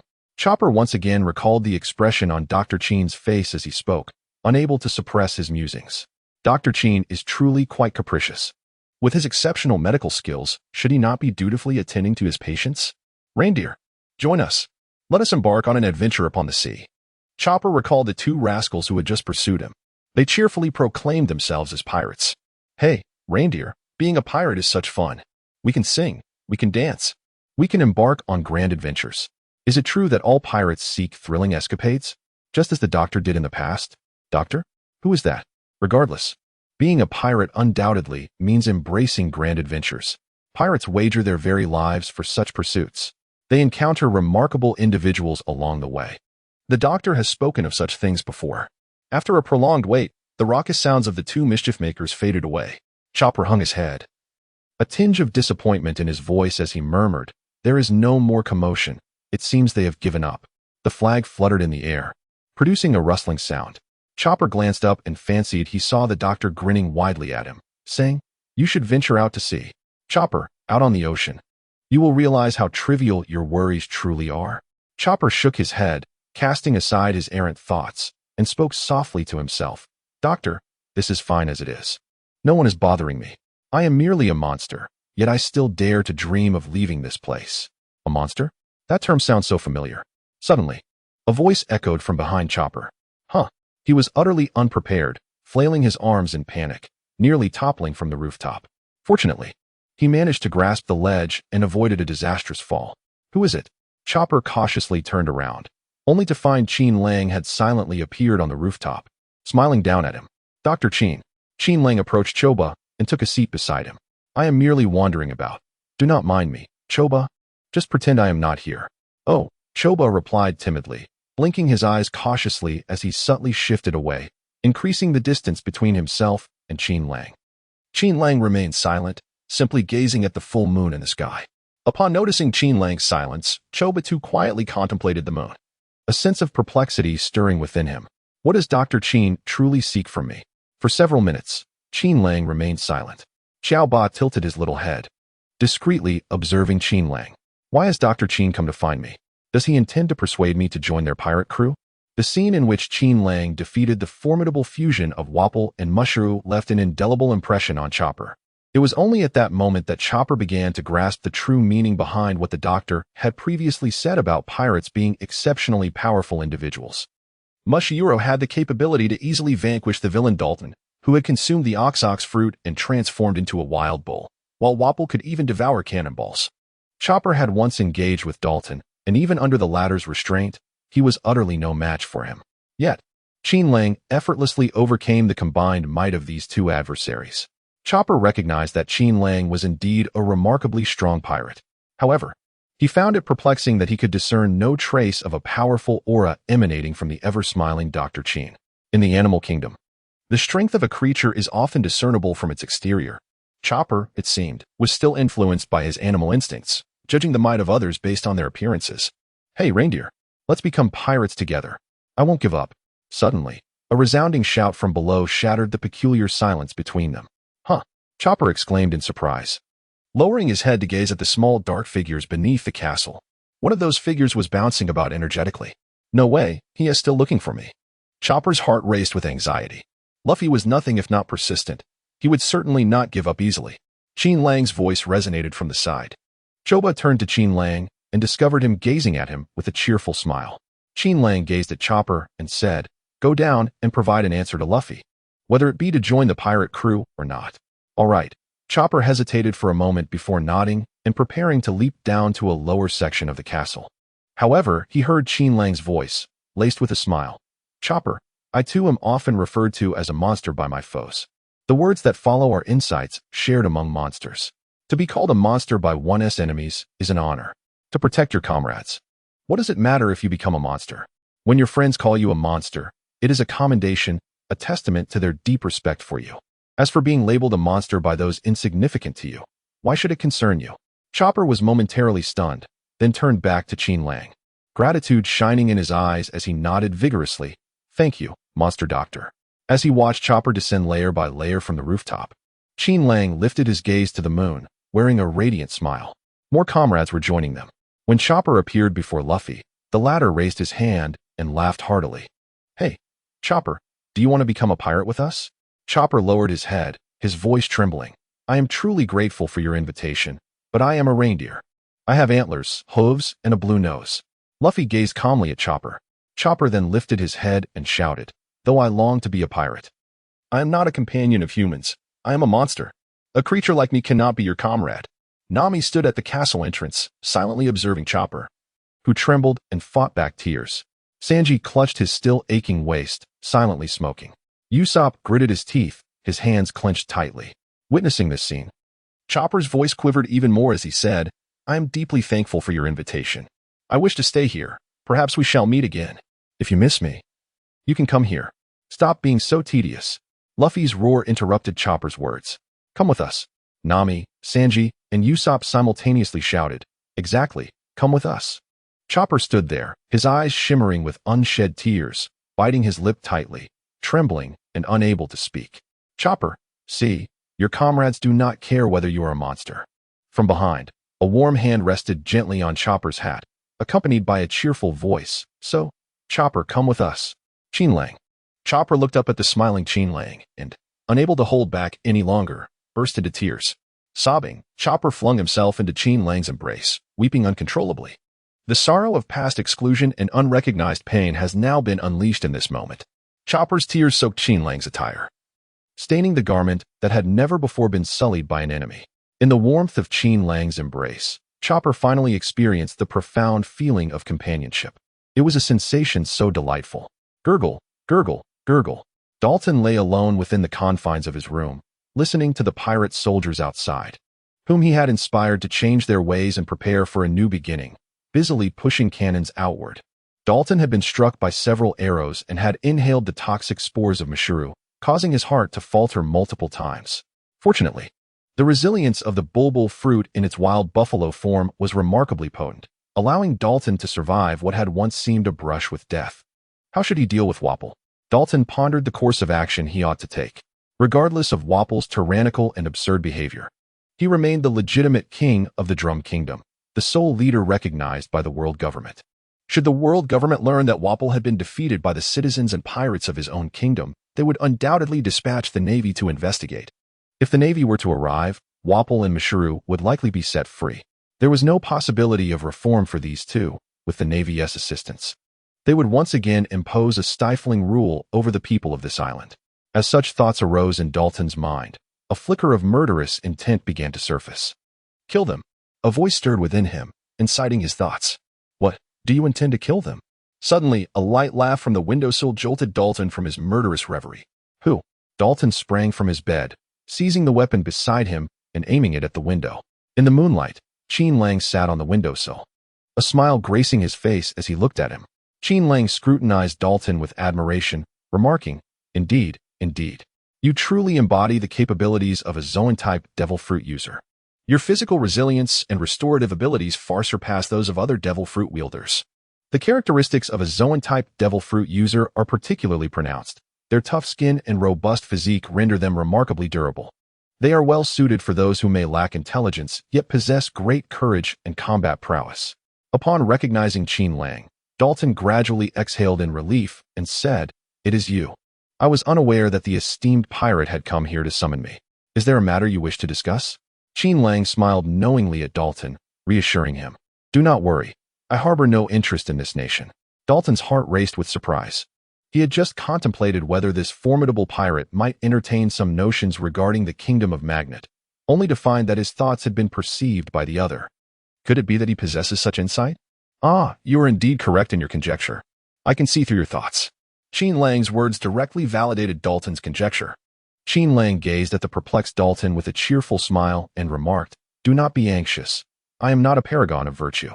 Are pirates typically this candid?" Dalton swallowed hard. As Dalton's anxiety reached its zenith, Qin Lang continued, still smiling, "Nor am I an outright villain." Completely at a loss, Dalton found himself devoid of any retort. "What is it that you seek from me?" he said with a wry smile, returning to his bed and setting his weapon aside.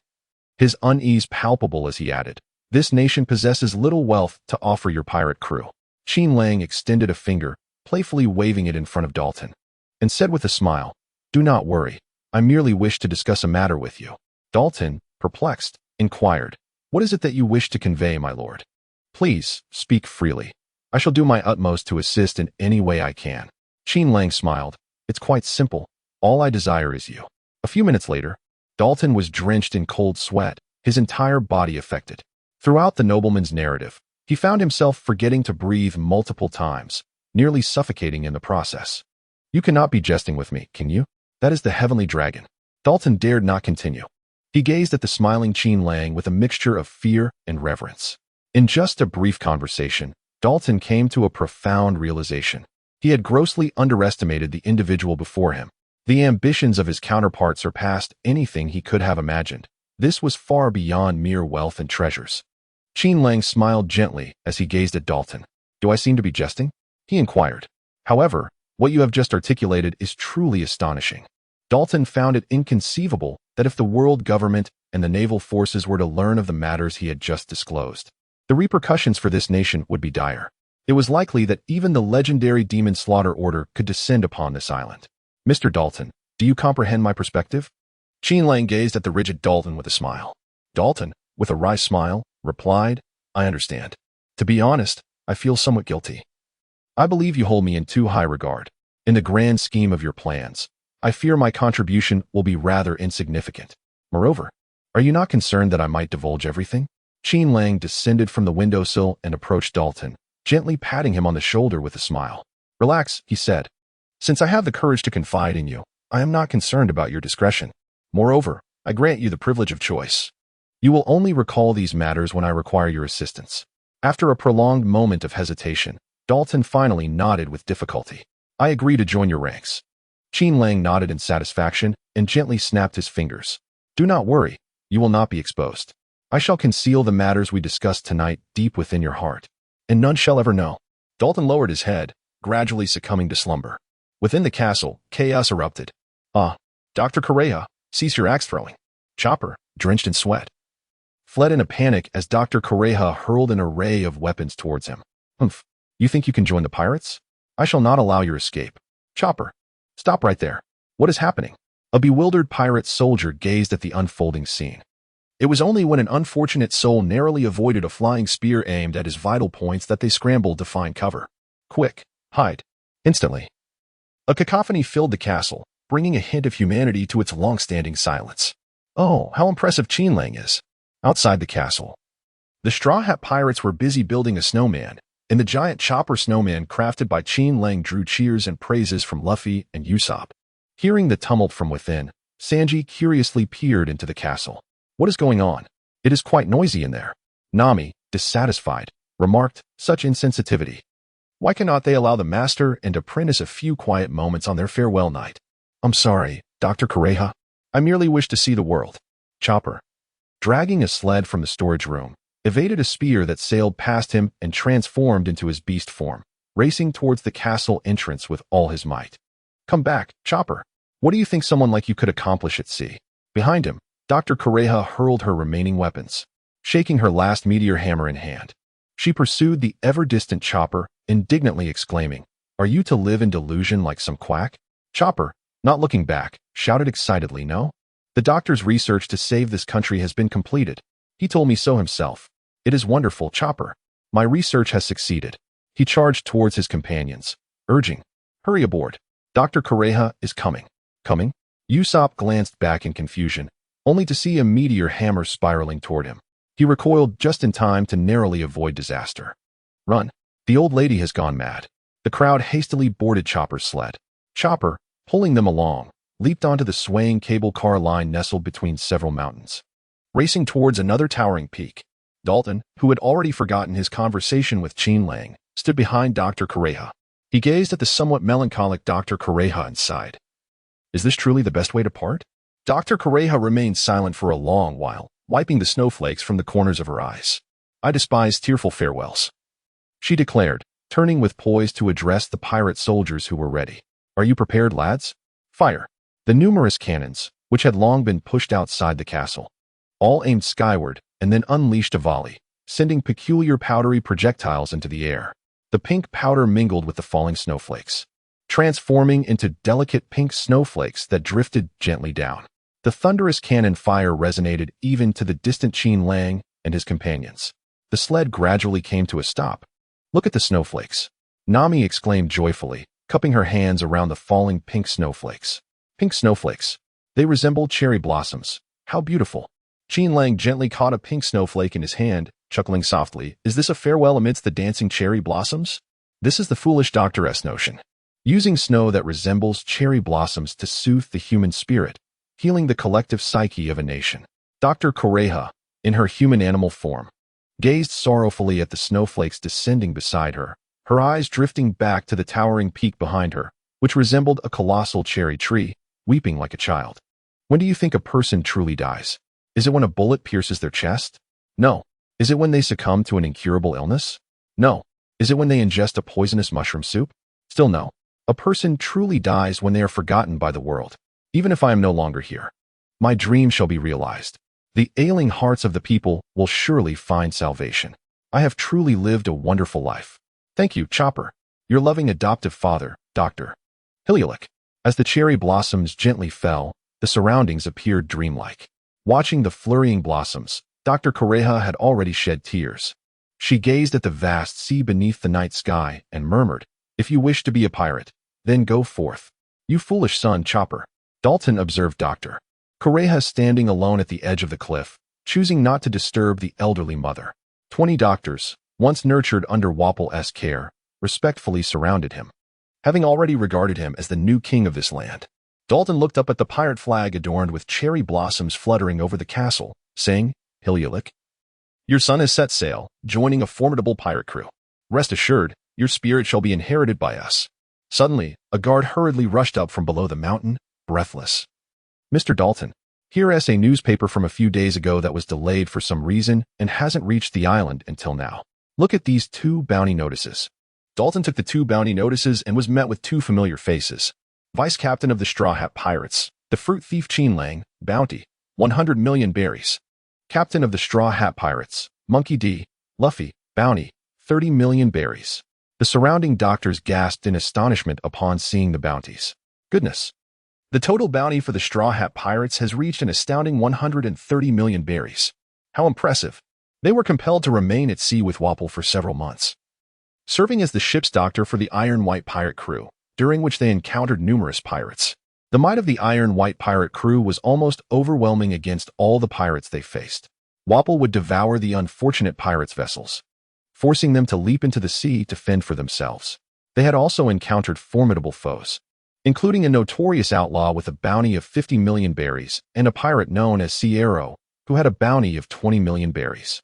Undoubtedly, these formidable pirates with bounties exceeding 10 million were not to be trifled with. Moreover, even the smallest crews boasted at least 30 to 40 members. Who would have imagined that such a modest pirate crew, composed of only a handful of individuals, would possess a total bounty surpassing that of larger crews boasting over 100 members? Indeed, they were not insignificant characters. After a brief moment of astonishment, Dalton composed himself. With such a powerful captain and first mate, it was likely that the rest of their crew would soon gain renown across the seas. Dr.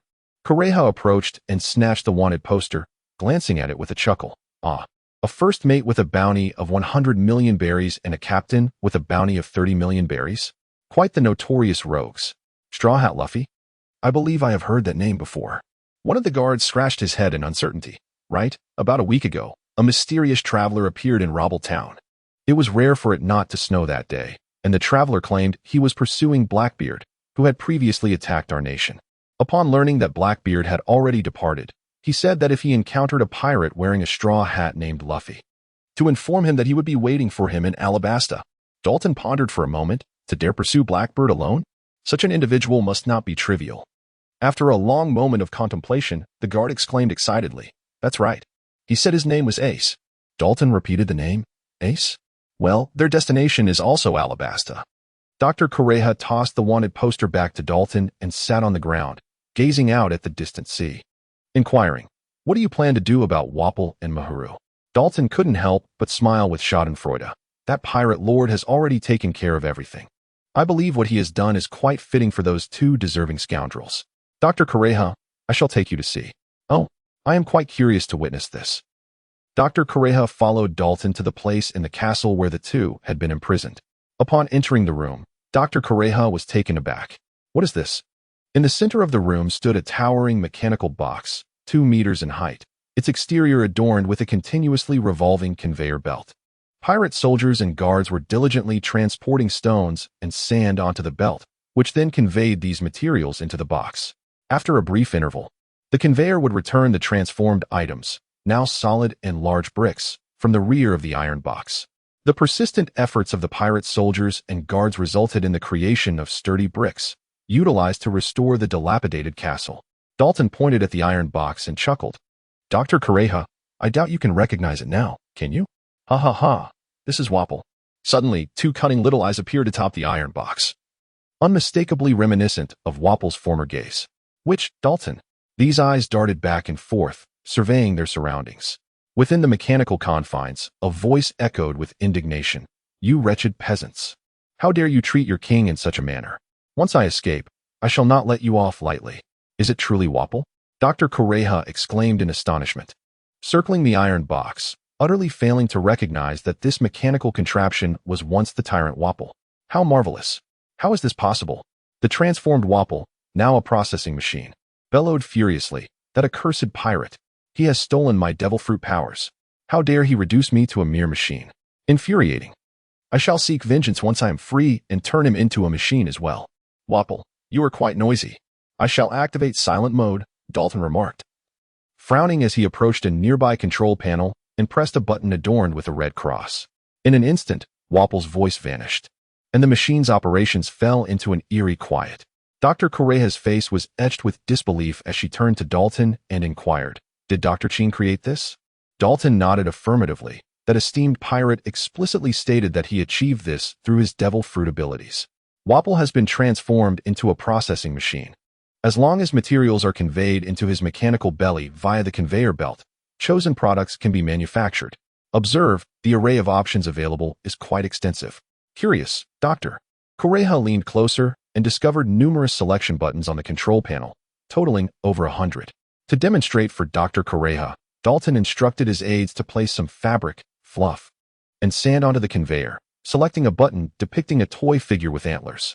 The machine whirred to life, the conveyor transporting the raw materials into Wapol's mechanical belly. Mere seconds later, a dozen palm-sized plush toy antlers emerged from the opposite end of the conveyor. Dr. Kureha approached and picked one up, murmuring, A chopper-like doll? How delightfully absurd. Madam Witch, this doll is immensely adored by children. A guard interjected, My daughter especially loves this doll. Dr. Kureha smiled reassuringly, so. Chopper is indeed popular among the little ones. That nobleman transformed waiter into a processing machine to atone for the harm he inflicted upon this nation.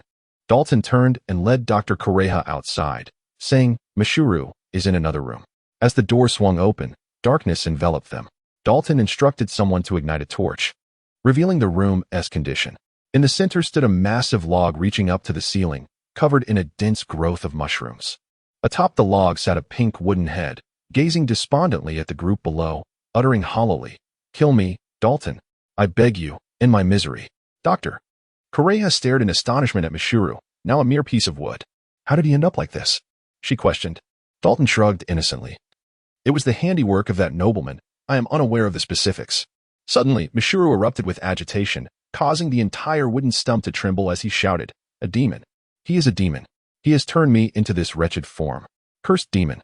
As the stump quaked, the previously underdeveloped mushrooms rapidly swelled, reaching an abundance before falling to the ground. Soon after, new small mushrooms began to sprout from the stump, repeating the growth cycle. Dr. Kureha was left speechless in surprise. Dalton explained, That nobleman stated that as long as the stump trembles, mushrooms will continuously sprout from it. It merely requires occasional watering at the base. The quantity of mushrooms is sufficient for the entire populace of Drum Island. While Dr. Kureha admitted her lack of understanding, she felt a chill run down her spine. Had she visited Earth, she would surely recognize the descent into madness. As they exited the castle, Dr. Kureha pondered a troubling question. Was it truly wise to allow Chopper to accompany such a terrifying individual? Dr. Qin effortlessly subjected the two villains, Wapol and Zulu, to a torment worse than death. Henceforth, they shall dwell in a purgatory, yearning for death, yet unable to attain it. Dr. Qin is truly terrifying. Achoo! On board the Golden Mary, Qin Lang gently sneezed, touching his nose and innocently glancing around.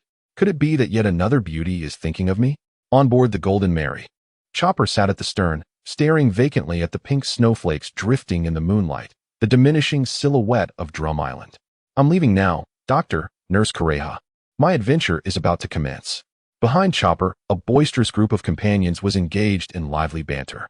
Sanji leaned against the mast, pointing at Zoro and laughing heartily. Ha ha ha. The foolish swordsman, caught off guard, fell into the river.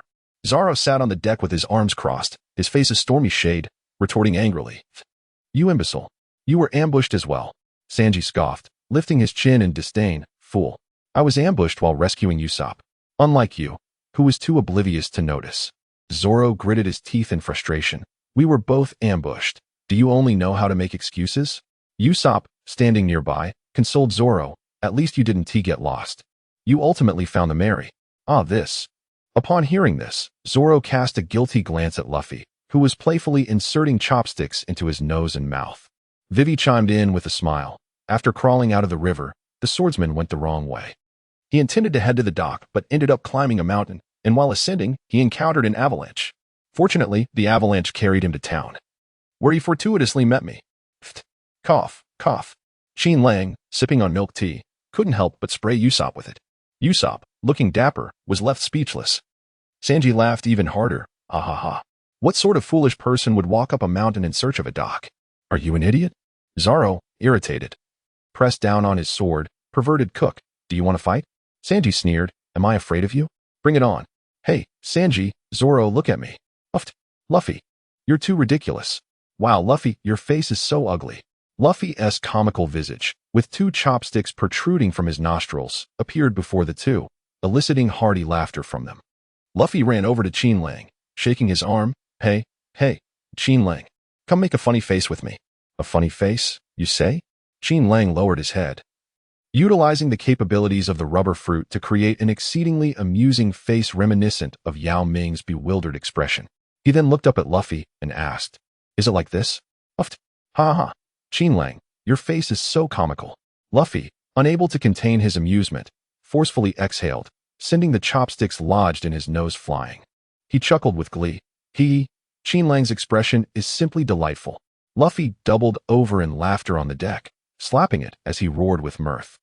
Ah, this is too entertaining. Uffed. Oh my, I can't hold it in any longer. This is killing me with laughter.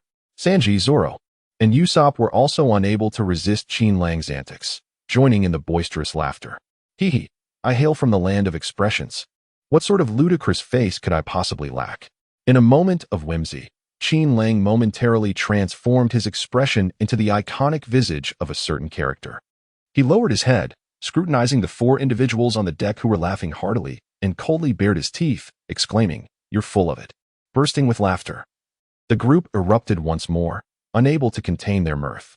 Let me give it a try, Luffy exclaimed eagerly, mimicking Qin Lang's expression and turning to the other three. You're full of it. With a snort, the laughter continued, and Usopp laughed until tears streamed down his face. Clapping his hands in delight, Sanji and Zoro, once adversaries, had completely forgotten their earlier quarrel, rolling on the ground in fits of laughter. Hey, Chopper, come join us in making faces, Qin Lang called out, pulling the solitary Chopper into the lively crowd with an outstretched arm. Hey, Chopper, look at me. Luffy and Usopp inserted chopsticks into their mouths and noses, imitating the character's expression and grinning mischievously. You're full of it. Chopper could not help but burst into laughter as well. This is so much fun. Qin Lang playfully inserted chopsticks into Chopper's nose, grinning widely. Chopper, let me teach you. Nami threatened from the side, her hands animatedly gesturing. Hey, Qin Lang, don't lead Chopper astray. Qin Lang, with a mischievous grin, approached Nami wielding two chopsticks. Nami, why not give it a try? Making funny faces is quite amusing. Nami, in a state of panic, turned and fled, exclaiming, No, absolutely not. You should go and make faces for Chopper instead. Help. Meanwhile, Chopper lay on the deck with chopsticks stuck in his mouth, gazing at everyone with a hearty laugh. This is the happiest I've ever felt. Vivi and the Black Duck, having swiftly taken their seats, smiled as they watched the joyful crew of pirates. After a prolonged bout of laughter, the Mary finally returned to the matter at hand. Let the feast begin. In a mere span of a few short minutes, Qin Lang and Sanji conjured a magnificent array of delicacies upon the grand deck, beneath the luminous full moon. Under the fluttering flag of the Straw Hat Pirates, a group of comrades gathered, joyfully lifting their cups. Even the swift Black Duck was filled to the brim with a hearty drink. Ha ha ha, my friends, Usopp exclaimed, raising his goblet high, cheering towards Chopper, to our new companion. Chopper, cheers, cheers. Ooh-ha. Cheers! In the chorus of jubilant exclamations, the Mary gradually drifted away, the silhouette of Drum Island fading from view.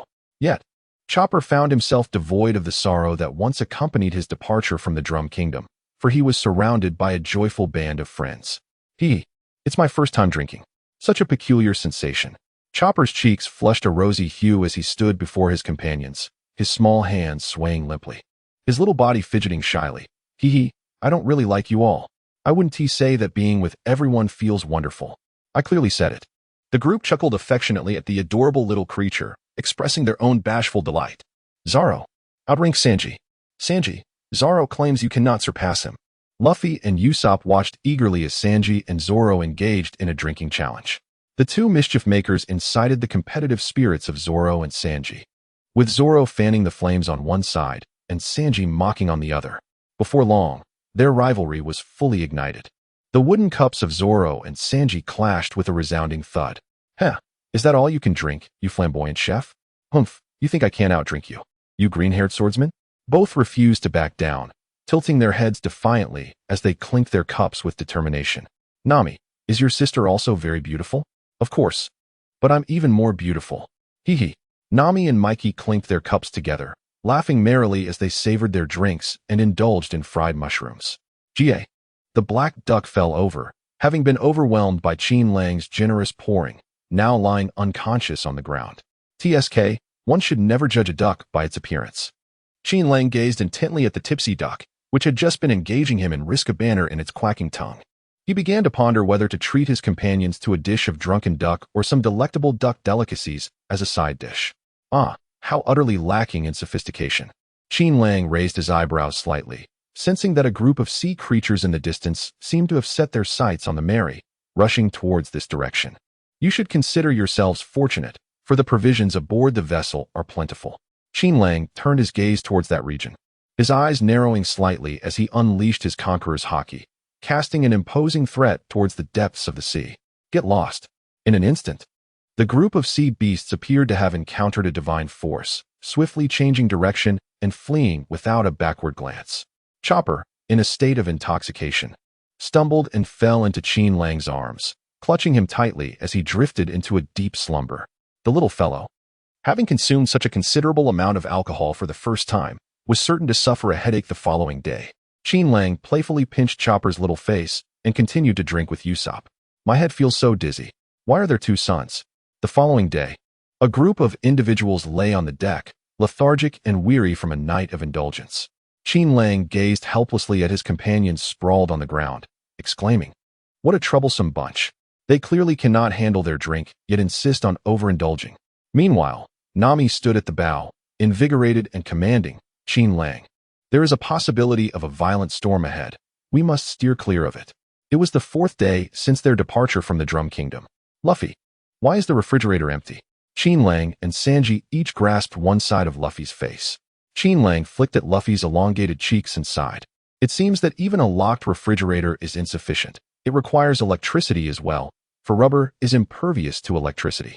Sanji, with a fierce grip, yanked Luffy's face, exclaiming in anger, "Hey, Luffy, that was all the food we had on board.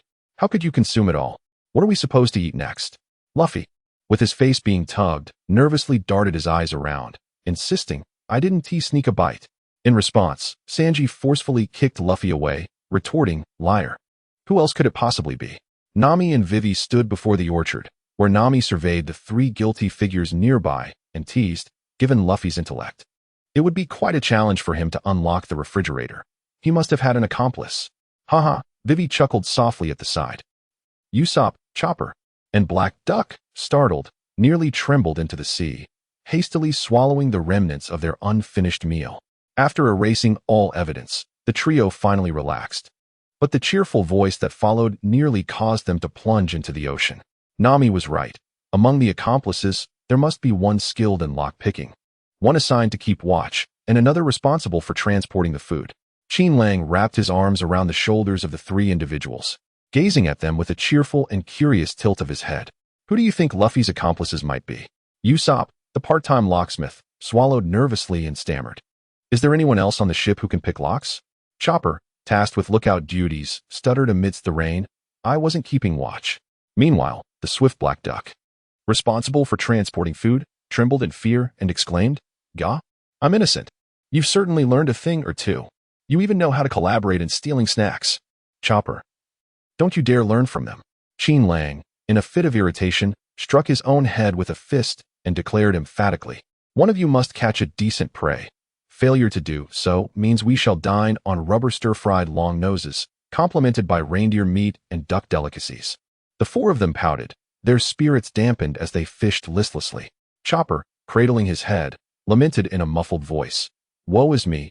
Qin Lang is so fierce. He is nothing like the gentle Dr. Qin of old." Indeed. Wei Wei, unnoticed by others, nodded in agreement, visibly incensed by Chopper's remarks.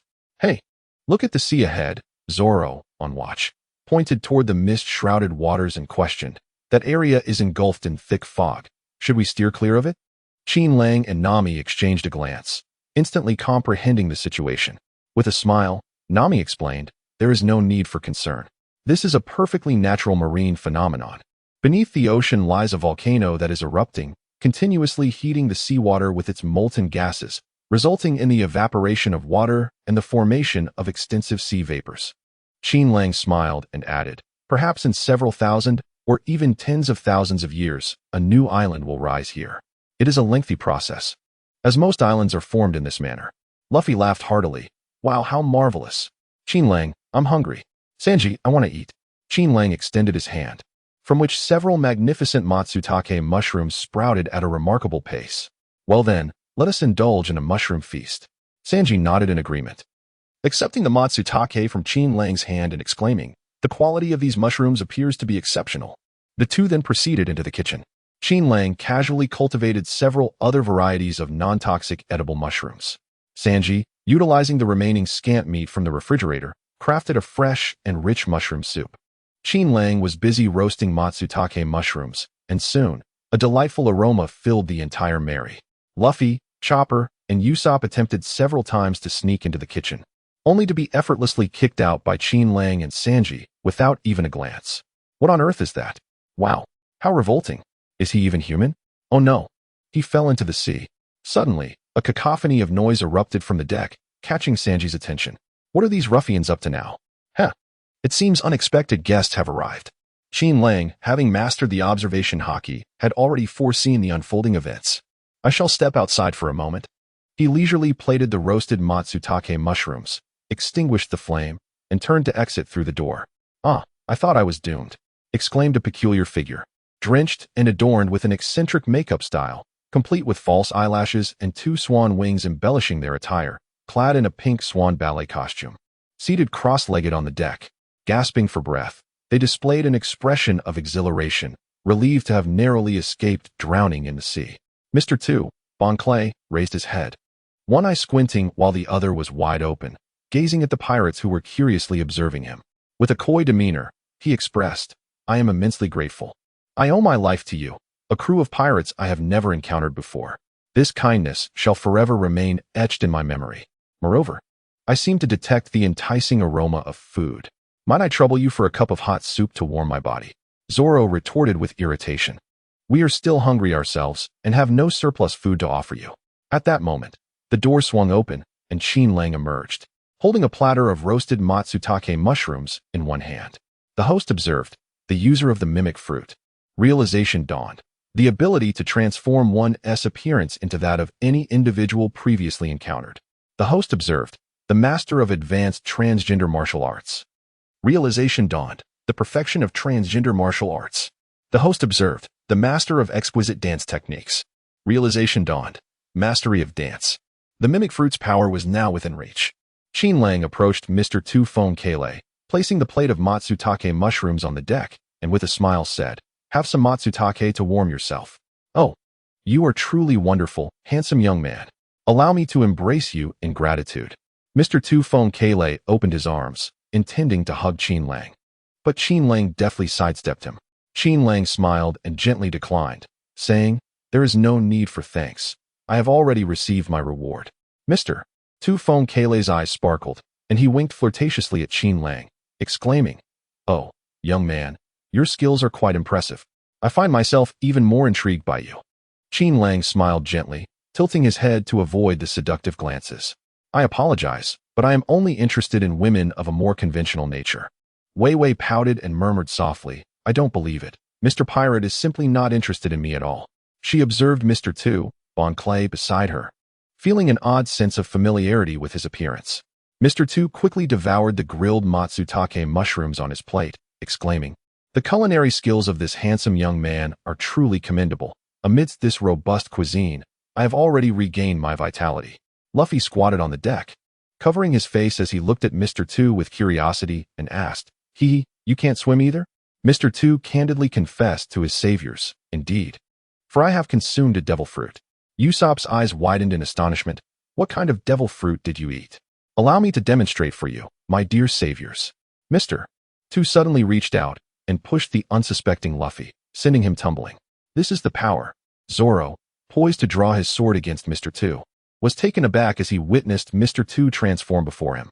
He had morphed into a version of Luffy himself, one eye larger than the other. Grinning mischievously at the terrified onlookers and, in Luffy's voice, chuckled, I told you it's just a performance. No need to be alarmed. Qin Lang gazed with a smile at the two Luffys before him, who were exchanging glances. With the epiphany granted by the mimicry fruit in conjunction with the system, it seemed I had acquired the ability to disguise myself as anyone. In other words, should Qin Lang desire it, he could become anyone. Luffy, brimming with excitement as he looked at his counterpart, burst into laughter, exclaiming, You've actually turned into me? Did I scare you? Just a touch of my left hand on my face, and I'll return to my original self. Mr. Tu Bon Clay reverted to his peculiar visage, exuding pride as he declared, This is the power of the mimicry fruit that I possess. The members of the Straw Hat Pirates were utterly astonished. Not only did he resemble Luffy in appearance, but his voice and height were indistinguishable as well. Moreover, he continued, I can record the likeness of anyone I touch. Mr. Tu Bon Clay proceeded to touch each member of the crew until he reached Qin Lang, who deftly sidestepped the advance. In a swift motion, Qin Lang countered, placing his hand on Bon Clay's face. Preparation complete. Mr. Tu Bon Clay paid no heed, instead turning back to the group with a grin, stating, As long as I touch my face with my right hand. In an instant, Usopp's visage appeared before everyone. Usopp, staring at the long nose identical to his own, was rendered speechless, eyes wide in shock. Mr. Tu Bon Clay again placed his right hand on his face, transforming into the cross-eyed Zoro, chuckling, I can become the likeness of anyone I have previously encountered. He shifted into Chopper, then into Nami, regardless of gender. The transformations were limitless. Please don't turn into me, Nami exclaimed, feeling a bit uneasy as she observed Mr. Tu Bon Clay's imitation of her. Am I beautiful? The counterfeit Nami grinned, winking at the crowd. Without reservation, she pulled aside her garment, revealing her ample figure, mischievously adding, My body can also become identical to that of the original owner. Wow. The male members of the Straw Hat crew were taken aback, their eyes widening in astonishment and their faces flushing. Bang! Nami, her face flushed with indignation, delivered a powerful punch to Mr. Tu Bon Clay's head, sending him crashing to the ground. You scoundrel! Don't commit misdeeds while wearing someone else's face. Indeed, it was quite impressive. Qin Lang stood by, smiling as he observed the scene, his gaze inadvertently drifting towards Nami's bosom. However, Nami soon became aware of his scrutiny. Enraged, she raised her fist at Qin Lang, her cheeks flushed with embarrassment, exclaiming, What are you staring at? The weather today is simply delightful. Qin Lang turned his head with a smile, feigning innocence. Wow, Mr. Tu, you are truly remarkable. Please perform another act. It looks so entertaining. Under the enthusiastic applause of Luffy, Usopp, and Chopper, Mr. Tu Bon Clay showcased his remarkable face-changing magic, transforming into everyone he had ever touched, encompassing individuals of all ages and genders. The four of them soon became a lively group, quickly forging a deep friendship. That's my ship. Mr. Tu Bon Clay noticed that his swift vessel, the Swan, had located him. He gracefully leapt onto the railing and, with his back turned to the others, softly said, Friends, it is time to bid farewell. How regrettable it is. Luffy and the others gazed at Mr. Tu Bon Clay's silhouette with teary eyes, pleading, Please don't go. Mr. Tu Bon Clay turned back, giving them a thumbs up while shedding tears, and remarked, Parting is an inevitable part of our journey, yet our friendship shall never be forgotten. I look forward to our next meeting. Farewell, my friends. Please don't cry. He then jumped onto his pirate ship and commanded with great vigor. "All right, let's set sail, crew." The crew responded in unison. "Aye, Captain Mr. Two." The swans swiftly departed. "Mr. Two?" The crew aboard the Going Merry gasped in unison, their mouths agape and eyes wide, watching the departing pirate ship. "He is indeed Mr. Two." Vivi's eyes widened as she suddenly realized why she had found him so familiar moments earlier. Qin Lang gazed at the princess on the second-floor deck with a gentle smile. "Your Highness, it appears you are unaware that he is Mr. Two Fonkilii." Vivi responded awkwardly, "I must admit, I am not acquainted with Mr. Two, Mr. One, nor Mr. One's partner, and I am unfamiliar with their abilities." Qin Lang turned around and walked towards the kitchen, smiling. "Never mind, it's all right. Let us dine first. After we have satisfied our hunger, we can deliberate on strategies to prevent the other party from exploiting our appearances." Oh no, the group suddenly realized. Indeed, aside from Wei Wei and Sanji, who was busy in the kitchen, the rest of them had been thoroughly noted by the other side. If they were to encounter the enemy in battle, how would they distinguish between themselves and the impostors? Should they mistakenly identify a counterfeit as a comrade, it could spell doom for them all. With a sense of resignation, they trudged into the living room and began to eat in a despondent manner. However, it wasn't long before they regained their confidence. "Thanks to the fragrant mushroom soup and the delectable grilled matsutake. This is delicious," Luffy exclaimed, discovering a meaty flavor amidst the mushrooms, and soon found himself in a playful tussle with Usopp and Chopper over the food. "What? That person just transformed into Miss Nami, and you even got to see her." Sanji leapt to his feet, gritting his teeth as he slammed his hands on the table, filled with regret. "Damn it, why didn't I go out earlier? I missed that beautiful scene. I would gladly die right now if I had seen it." Nami, exasperated, hurled her empty bowl at Sanji's head. "Wanna die? Fine. I'll send you off right now." "Wait." Sanji suddenly remembered something. Qin Lang is a gifted fruit user. He must have mastered Mr. Two's imitation abilities. Sanji's eyes sparkled with excitement as he turned to Qin Lang. "Qin Lang, help a brother out." The others shuddered. "Sanji, you might as well just die." Nami angrily threw more dishes at Sanji. Qin Lang raised his head with a smile, gazing at Sanji, and resolutely declined. "Heh, don't even think about it." Undeterred, Sanji threw himself at Qin Lang's feet, gripping his legs tightly, and pleaded with a voice full of desperation. "Qin Lang, I beg you, just once. Let me see it just this once. I swear, it will be just this once." Qin Lang sent Sanji flying with a swift kick, a smile gracing his lips as he said, "It's not impossible. If you can defeat me just once in our usual skirmishes, I shall grant you this wish." Sanji fell silent. Relying solely on his own strength, it seemed exceedingly difficult to conquer Qin Lang. After all, in their past encounters, Qin Lang had never once employed the powers of the devil fruit. Dejected, Sanji lit a cigarette, feeling an overwhelming sense of loneliness and desolation. The meal ultimately concluded in farce. On the deck, the satiated crew began to ponder how to identify the potential imposter, Mr. Two. Nami noticed that Vivi appeared somewhat troubled and gently inquired, "Vivi, what troubles you?" Vivi sat weakly on the deck, her head bowed, her voice trembling as she replied. During Mr. Two's performance for Luffy and the others, among the faces he transformed into, there was even that of my father, the King of Alabasta. Nami was taken aback, exclaiming, "Does that mean Mr. Two can transform into the King of Alabasta at any moment?" Qin Lang spoke softly. "This indicates that Shichibukai Crocodile has long since devised a scheme. He has covertly allowed Mr. Two to make contact with your father, all in preparation for a certain step in his conspiracy. The intention is to have Mr. Two masquerade as a king and publicly commit a grievous error, thereby tarnishing the reputation of the King of Alabasta. This will incite discontent and fury among the populace, potentially leading to civil unrest." Vivi's eyes dimmed, and she turned to Qin Lang. "Pirate, what should I do?" Qin Lang gazed out at the distant sea and smiled warmly, saying, "Rest assured, we shall assist you. Moreover, we are on the verge of reaching the kingdom of Alabasta."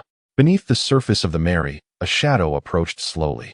Suddenly, the waters beneath the Mary churned violently as a colossal figure emerged from the depths. With a splash, a gigantic sea creature surfaced from behind the Mary, curiously scrutinizing the crew aboard. "Meow? Who calls for me?" The sea beast charged forth. "Help!" Usopp and Chopper were terrified and scattered in all directions. Luffy, grinning widely, exclaimed joyfully, "Meat. It's meat. Mushrooms are delicious, but nothing satisfies hunger like meat. I'm hungry again." Zoro unsheathed 3 swords, laughing heartily in agreement. Indeed. Meat is what truly fills the belly. Vivi, in a state of panic, waved her hands in protest. No. The creature is a sacred beast of the Alabasta Sea. It brings good fortune to people. Sanji lit a cigarette, retorting, consuming it will also bring good luck. Meow. Hey humans. I come in peace. The sea creature was startled by the three and began to retreat, nearly fleeing in fright. Wait a moment. Qin Lang positioned himself before the trio. A smile gracing his lips as he said, Luffy, Sanji, Zoro, refrain from using force. This individual is an informant I have summoned. The three exchanged glances. Their expressions tinged with disappointment as they sheathed their weapons and withdrew their fists, muttering, what a substantial prize we have encountered, yet alas, we cannot partake. After a brief exchange with the other party, Qin Lang allowed the creature to submerge back into the depths of the ocean. Meow, it exclaimed. I sense that your companions are eager to feast upon me. With that, the creature let out a startled cry and hastily retreated. Qin Lang turned around with a smile and remarked, the sea is inhabited by creatures capable of transforming calamity into fortune, and they possess an acute sensitivity to the presence of danger. I have just inquired with this sea leader, and according to its description, there have been numerous ominous presences recently emerging upon the waters, all of which seem to be converging upon the kingdom of Alabasta. Upon hearing of formidable adversaries, Zoro's interest was piqued, and he eagerly asked, oh, how many of these fearsome entities are there? I am truly eager to confront them. Approximately 7, came the response. Qin Lang gazed at the crowd with a smile, remarking, it too resides upon our vessel, sensing the air of danger. Were it not for the abilities of the whispering fruit, it would never have surfaced. This implies that within the kingdom of Alabasta, there are at least 7 formidable individuals akin to Luffy, Zoro, and Sanji. Upon hearing this, Vivi cast a somewhat guilty glance at the others, for they had merely promised to escort her to Alabasta. Once she was set ashore, their mission would be deemed complete. Oh, do you see those ships on the sea over there? Zoro turned, pointing with his sword towards the distant waters. Those dozen or so vessels all bear the emblem of the Baroque works. What? Let me have a look. Usopp raised his telescope, scrutinizing the ships closely. He discovered that each vessel displayed the insignia of 2 crossed knightly swords, with a pair of purple wings unfurling behind them. In a flurry, he exclaimed, indeed, those ships are flying the Baroque works flag. Could they all be our adversaries? Their numbers are overwhelming. Vivi took the telescope, peering through it with concern. It seems the members of Baroque works have begun to assemble. They are likely the billionaire's subordinates and the candidates for the chief commander, numbering over 200. Their combat prowess far exceeds that of the bounty hunters from Whiskey Peak. Usopp stammered in trepidation, over 200? But there are only 9 of us on this ship. Barely enough to form a complete team. Are we expected to confront 20 formidable foes each? I would be overwhelmed. Chopper clutched his small head, gazing at Nami in terror. Nami, are we really going to battle against more than 200? How frightening. Nami, accustomed to such situations, sighed while gently patting Chopper's head. Chopper, it's too late for regrets. You've already boarded the pirate ship. Qin Lang smiled warmly as he patted Usopp's shoulder, gesturing toward the trio beside them. Do not be anxious, Usopp. You are destined to become the bravest warrior upon the seas. Learn from these 3. Luffy, with an enthusiastic crunching of his fingers, exclaimed. 200, you say? Leave them all to me. I will send them flying. Zoro, stroking the hilt of his sword, replied coldly, Luffy, do not dare to steal my prey. They are all mine. Sanji, puffing on his cigarette with narrowed eyes, interjected, hey, both of you, enough. A mere 200 foes? Allow me to handle them. Usopp gazed at the smiling Qin Lang with a look of deep distress. But I am just an ordinary person. Those 3 fools are not human. They are monsters. Oh, and Qin Lang, you are a monster too. Turning back, Usopp tearfully called out to Chopper, Chopper. Chopper looked back at Usopp with a pitiful expression. Usopp, oh, how wretched we are. Usopp and Chopper embraced, embodying the camaraderie of kindred spirits in misfortune. Qin Lang gazed at the crowd with a smile, stating, we must discern the true companions among us. While we are together, I can differentiate between them. However, should someone depart, and I happen to be absent, it would allow imposters to exploit the situation. The crux lies in how to distinguish genuine allies, does it not? Zoro, his gaze fixed upon a group of squids ejecting ink into the sea, suddenly brightened. I've thought of an excellent idea. You've come up with a brilliant idea? The others looked at Zoro, who bore a mischievous grin, with skepticism, doubting the merit of his suggestion. It was akin to the student ranked last in class suddenly boasting that he had solved a problem that even the first-place student could not. How astonishing that this fool with green algae for hair could conceive such a splendid idea, Sanji remarked, tightening the white bandage around his left wrist, scrutinizing Zoro with suspicion. Hey, idiot swordsman, have you been impersonated by an imposter? This idea hardly seems like something you would come up with. Beside him, Qin Lang had already secured the bandage around his left wrist, smilingly asserting, Indeed, I have confirmed it. This Zoro is nothing but an imposter. Is that so? I knew he was a fraud. Perish, you wretched creature. Sanji, filled with excitement, delivered a swift kick towards the unsuspecting Zoro. With a thud, Zoro had no time to utter a single word before being sent flying by Sanji's surprise attack, plunging into the sea and swallowing a mouthful of salt water. Damn you. Qin Lang, what nonsense are you spouting? Zoro fumed as he clawed his way back from the ocean, furiously drawing his sword, ready to confront Qin Lang and Sanji. Cursed chef with the curled eyebrows, how dare you ambush me? I will make mincemeat of both of you. Sanji, disappointed, gazed at Zoro as he emerged from the water and scoffed. That fool cannot swim. It appears he is indeed the dim-witted swordsman himself. Qin Lang smiled apologetically at Zoro and said, My sincerest apologies, Zoro. It appears I misjudged the situation. Please do not take offense. I trust you as far as I can throw you. Qin Lang, you deliberately set Sanji up to kick me away. I will make you pay. Zoro gritted his teeth and charged forward, only to be intercepted by Nami. Enough of this, Zoro, Nami exclaimed, her gaze fixed upon the increasingly prominent golden sandy island in the distance. Ahead lies the kingdom of Alabasta. Luffy leaped onto the head of the Mary and grinned widely, exclaiming, Hee hee, I can smell meat. I want to eat meat. Qin Lang waved his bandaged left hand and declared, All right, let us prepare to land.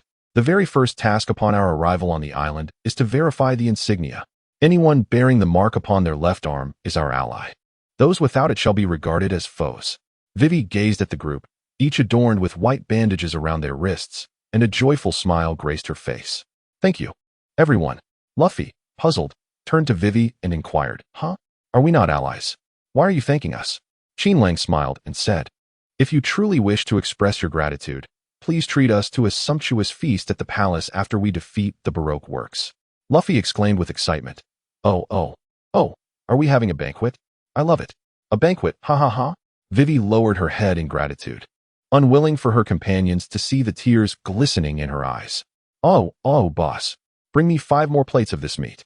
In a restaurant, a figure with a bare torso, clad in shorts and adorned with an orange cowboy hat, was indulging in a lavish feast. On the tables beside him, 2 towering stacks of empty bowls and plates stood testament to his extraordinary appetite. Wow, he can eat so much. He's consumed nearly 10 servings of food. This astonishing capacity drew the attention of numerous Alabastan citizens, who had never witnessed such an incredible eater before. Hush, lower your voices. Look at that skull and crossbones tattoo with the crescent moon white beard on his back. He must be a pirate, right? Pirates are cold-blooded killers. Should we inform the royal army nearby that a pirate is lurking here? Aboard the merry-go, Qin Lang gazed at the golden desert island that lay within arm's reach, a joyful smile gracing his lips. The island was abundant with burning fruit, sandy fruit, and swift-cutting fruit. Truly, the kingdom of Alabasta resembled a lavish buffet. Had the war already transpired? Vivi, her eyes fixed on the approaching coastline, felt an indescribable sorrow swell within her heart.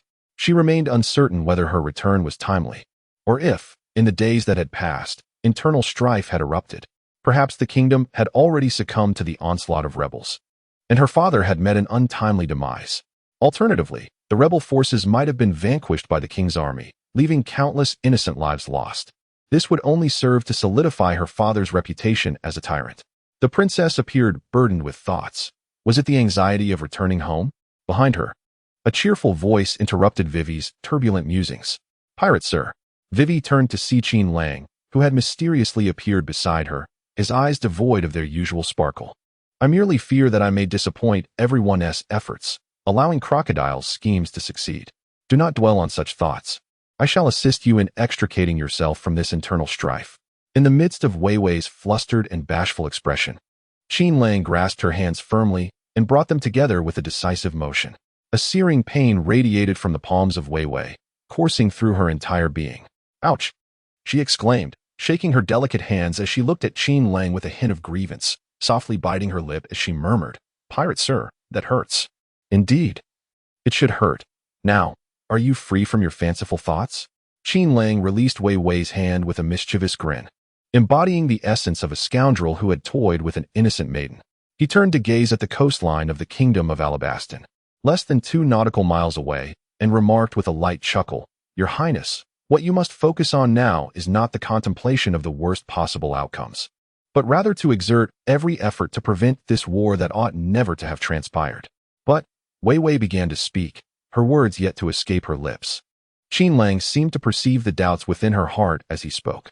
"Rest assured, the war has yet to commence. You should take pride in this.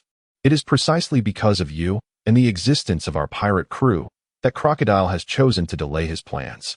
He has resolved to consolidate all his strength before launching this upheaval against the kingdom." The words of Qin Lang were like precious rain in the desert, nourishing Vivi's anxious spirit. Vivi turned to face Qin Lang, her face illuminated by a joyful smile as she said, "Mr. Pirate, thank you for your comforting words. Although it seems you are rather unskilled at soothing girls, I shall no longer indulge in unfounded worries. I will exert every effort to prevent this conflict from arising." Vivi turned back, only to find that Qin Lang had vanished behind her. She couldn't help but chuckle. Mr. Pirate truly struggles with interacting with girls. The merry-go was anchored by the shore. Nami gazed at the group and earnestly cautioned, "Everyone, listen carefully. Let me make this clear. Do not act impulsively based on instinct." Qin Lang gazed with a smile at the unreliable captain, who had already galloped far ahead on the shore, and remarked, "Nami, you have spoken too late. The one who embodies your description has already sprinted toward the town, driven by his primal instinct for meat." On the shore, Luffy, with billowing smoke trailing behind him, joyfully dashed toward the distant town, exclaiming, "Meat! Here I come!" Nami, in a fit of anger, shouted, "Luffy, you fool! Come back here!" Qin Lang gracefully leaped from the Mary, instantly appearing several hundred meters away. He smiled and said, "Don't worry, I will keep an eye on Luffy." Nami clung to the ship's railing and shouted angrily, "Qin Lang, you scoundrel! Come back here." He reassured her, "Rest assured, I will not act recklessly." Qin Lang smiled and waved his hand, vanishing from sight in the blink of an eye. "Hey, you two rascals!" Nami exclaimed, her frustration boiling over at the utterly unreliable captain and vice-captain. They had agreed to act together, to avoid giving their adversaries any opportunity, yet here they were, completely splitting up. Turning back, Nami noticed Zoro and Sanji were also itching to venture off on their own. She shot them a fierce glare, her eyes brimming with intent, and gently inquired, "What? Do you two wish to go solo as well?" "No, we don't." Zoro and Sanji, perceiving the underlying menace in her softness, promptly shook their heads in submission. Nami nodded in satisfaction. "Excellent. First, we need to procure some local attire. Otherwise, our appearance will be far too conspicuous among the crowd. Sanji, you and Chopper shall handle the shopping. The rest of us will secure the Mary at a discreet harbor." With their plans set, they finally dispersed. Oh, what a city rich in local culture. It bears a striking resemblance to some eastern country on earth. Qin Lang strolled leisurely along the streets of the port city of oilseed flour in the kingdom of Alabaston, admiring the scenery that surrounded him. The melodious sound of bells tinkled in the air as a group of alluring dancers, clad in revealing attire, gracefully passed by. Delicate bells adorned their waists, wrists, and ankles, producing a delightful chime with each step they took. A few daringly enchanting dancers playfully blew kisses towards a handsome young foreigner, their laughter mingling with the teasing of their companions as they departed. A broader smile graced Qin Lang's lips. Indeed, it was a most intriguing country. Observed that outsider, whose attire starkly contrasted with that of the locals, drew the attention of passers-by, who whispered among themselves regarding this foreigner. Perhaps he is a merchant? He appears quite cheerful, not resembling a pirate at all. Soon, a group of children, clutching earthen jars, obstructed Qin Lang's path. "Sir, would you care to purchase some of our local delicacy? Dried earthworms." These children, clad in tattered clothing and with faces and hands dusted with grime, earnestly lifted their jars, showcasing the contents to Qin Lang. Within the jars lay a heap of slender, black jerky, having been roasted. At first glance, it did not seem particularly appetizing, yet it appeared rather appealing nonetheless. With a beaming smile, Qin Lang extracted 3 dark, dried earthworms from one of the jars and, reaching into his pocket, tossed a few coins into the hands of the children. Wow. Thank you, sir. The children were astonished that merely 3 dried earthworms had fetched a price equivalent to an entire jar of them. They clutched the money tightly and scampered away in delight. What a wealthy patron. Observing Qin Lang's lavish generosity, other merchants quickly converged upon him, encircling him as they eagerly promoted their wares. Sir, might I interest you in our exquisite dried lizard? Its flavor surpasses that of dried earthworms by 10-fold, exclaimed one. Esteemed sir, do take a look at my blue ocean fish floss. It is a culinary delight 100 times more delectable than dried lizard. Another chimed in. Sir, behold our locally sourced fresh desert fruits, which even our nation's king praises highly. The bustling crowd continued to peddle their goods for quite some time, oblivious to the fact that the very customer they were vying for had mysteriously slipped away. Ah, what a vibrant city this is, evading the enthusiastic merchants. Qin Lang stood atop a towering building, surveying the layout of the city. Soon, he adeptly pinpointed the location of a certain target through his keen observational powers. Qin Lang gazed with a smile at the restaurant before him. At last, I have found you, Fire Fist Ace. In the next moment, he vanished without a trace. Before the establishment known as the Spice Restaurant, a throng of locals had gathered. They peered curiously into the restaurant and engaged in animated discussions. Hey, that fellow just dropped dead while eating. He must have consumed the deadly desert strawberry. You know, the one that resembles a red strawberry and can cause sudden death within days of ingestion. Oh dear, his corpse would be tainted with toxins. It cannot be touched directly. What a tragic traveler, meeting his end so unexpectedly. Look, his hand remains poised as if still grasping for food, completely unaware that death awaited him in the next moment. With a skull tattoo adorning his back, he must surely be a pirate, wouldn't you agree?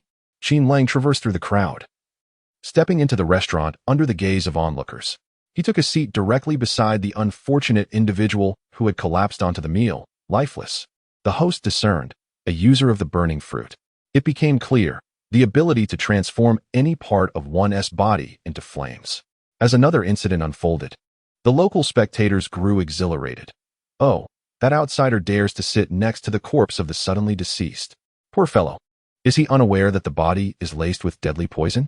If he makes contact, he too shall meet his demise. Qin Lang, with a gentle tap on the table, addressed the flustered restaurant owner with a smile. Sir, I would like to order a serving of your establishment's signature dish. As he lightly rapped the table, the corpse beside him, having collapsed face first into its plate, appeared to stir slightly. This was the restaurant's renowned specialty, golden grilled sausage with oasis curry rice. A steaming plate of fragrant sausage curry rice was placed before Qin Lang. The kind-hearted owner leaned in and quietly cautioned, esteemed guest. It would be wise to keep your distance from that patron. They may carry a lethal poison. Qin Lang picked up a spoon and, savoring the delicacies, remarked nonchalantly, Relax. Boss, he isn't dead. He's merely asleep. Asleep? How is that possible? Who would fall asleep while dining? Moreover, it had already lasted several minutes. The restaurant owner and the patrons within the establishment clearly expressed their disbelief in Qin Lang's words. Qin Lang savored the delectable food. His spirits elevated as he turned to the onlookers with a grin, exclaiming, Ha ha, isn't this amusing? I happen to know someone who can doze off while dining. If you don't believe me, I shall awaken him. Under the intense scrutiny of the crowd, Qin Lang raised his hand and casually tapped the corpse's head. Hey, Ace. It's time to rise. The fire is igniting your behind. The figure, with his face buried in the plate, stirred slightly. In the next moment, he abruptly lifted his head, his left hand striking out like a hawk's talon towards Qin Lang's outstretched arm, only to grasp nothing but air. Ace, still ensnared in slumber, voiced his confusion, uncertainly flexing his hand once more. You see, I told you he was merely asleep. Boss, another serving of your signature dish, please. Qin Lang had already retracted his arm with a smile, resuming his earnest enjoyment of the signature delicacies. With the power of the Mera Nami firmly in his grasp, Ace had become inconsequential to him. The onlookers were astounded. He truly lived. Ace, his cheeks stuffed with food, blinked his bleary eyes and, after a moment of confusion, glanced around before realizing with a sigh, Oh dear, I can't believe I fell asleep while eating. He casually lifted the hem of a nearby stunned maiden's dress to wipe his face, removing the grease from his cheeks. Pervert. The young woman was taken aback by Ace's actions, her face flushed with embarrassment as she hurriedly clutched her skirt and fled. The patrons of the restaurant were left in utter shock. Had he truly fallen asleep while dining? Could there really be such a foolish person in the world? How dare someone so naive travel alone? Did he not fear being harmed while in slumber? Shoo, that fellow might be a pirate, someone whispered. Eyeing the familiar emblem on his back, Ace finally regained full consciousness, turning back to devour the food before him, entirely unfazed that it had been pressed against his face. Now awake, he thought it best to continue eating, for the fare at this establishment was indeed delightful. As the surrounding spectators realized that the supposedly deceased man had merely been asleep, they dispersed from the restaurant in disappointment. Among the crowd, discussions erupted about whether the traveler was indeed a pirate. Surely he is a pirate. That emblem of a skull with a white beard. I've heard someone mention it before. It belongs to a formidable pirate crew. The speaker, unaware of the significance of their words, caught the attention of a robust naval officer passing by, who paused as he puffed on 2 cigars. A pirate bearing the skull and white beard insignia?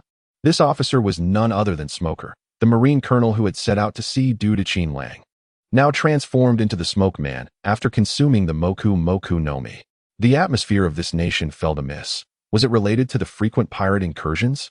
Within just a few hours of landing, Smoker had keenly sensed that this seemingly prosperous country was tainted by the unique, foul stench of pirates. It was the scent of treachery. The skull and white beard emblem belonged to the Whitebeard pirates. With a sharp gaze, Smoker directed his attention toward the restaurant where the crowd had gathered, gradually making his way there. Had the strongest man in the world set his sights on this nation for some unknown reason? When did you appear beside me? Ace, having eaten for quite some time, finally noticed the striking man who had appeared at his side after he had set down his utensils. Qin Lang was engrossed in his culinary delights, paying no attention to Ace. Ace turned to observe Qin Lang, who was happily indulging in his meal, and suddenly felt that this individual seemed oddly familiar. Have I encountered you before? Qin Lang nonchalantly waved his hand, implying that they had never met. Ace's mind raced as he pondered this, and after a moment of realization, he snapped his fingers. Of course, it was on the bounty poster. He rummaged through a stack of bounty notices he had placed on the ground, and, after sifting through several, pulled out the most recent naval bounty, Fruit Plunderer, Qin Lang. Bounty amount, 100 million berries. Reason for bounty, an extremely dangerous newcomer who defeated Navy Colonel Smoker, the White Hunter, in Lowtown, and vice-captain of the Straw Hat Pirates. The Fruit Plunderer Qin Lang had been offered a bounty of 100 million berries shortly after setting sail, a precedent-setting bounty for a newcomer. Ace furrowed his brow, gazing at the bounty poster depicting a dashing pirate with an extraordinary aura, arms crossed over his swords. He then glanced back at Qin Lang, who was devouring his food with abandon. They look strikingly alike. Could it merely be a coincidence? Slightly face-blind, Ace uncertainly beckoned the busy restaurant owner nearby, inquiring, "Boss, come, take a look. Does this man resemble the one on the bounty poster? What is this? A pirate bounty? The amount is astonishing, 100 million berries." The restaurant owner curiously leaned in to inspect the bounty notice. As he recognized the face depicted, his previously rosy complexion drained of color. This. The restaurant owner stammered, raising his trembling gaze to the smiling Qin Lang, swallowing hard. The notorious pirate with a bounty of 100 million berries was none other than the gentleman dining in his establishment. Run! The restaurant owner quaked in fear, attempting to flee. Hey, boss, don't run. Ace pulled him back, shaking the bounty notice with curiosity, asking, "Boss, is this pirate the same as this fellow?" "Sure, keep your voice down. Are you trying to get us killed?" The restaurant owner was desperate to silence Ace. He nervously glanced at Qin Lang and whispered, "Sir, this is a vicious pirate with a 100 million berries bounty from the Navy. We must flee quickly. If we wait too long, it could cost us our lives." Ace chuckled and patted the owner's shoulder reassuringly. "Don't be afraid. He is the vice-captain of my brother's pirate crew. By the way, I also have a bounty exceeding 100 million. We do not harm ordinary people."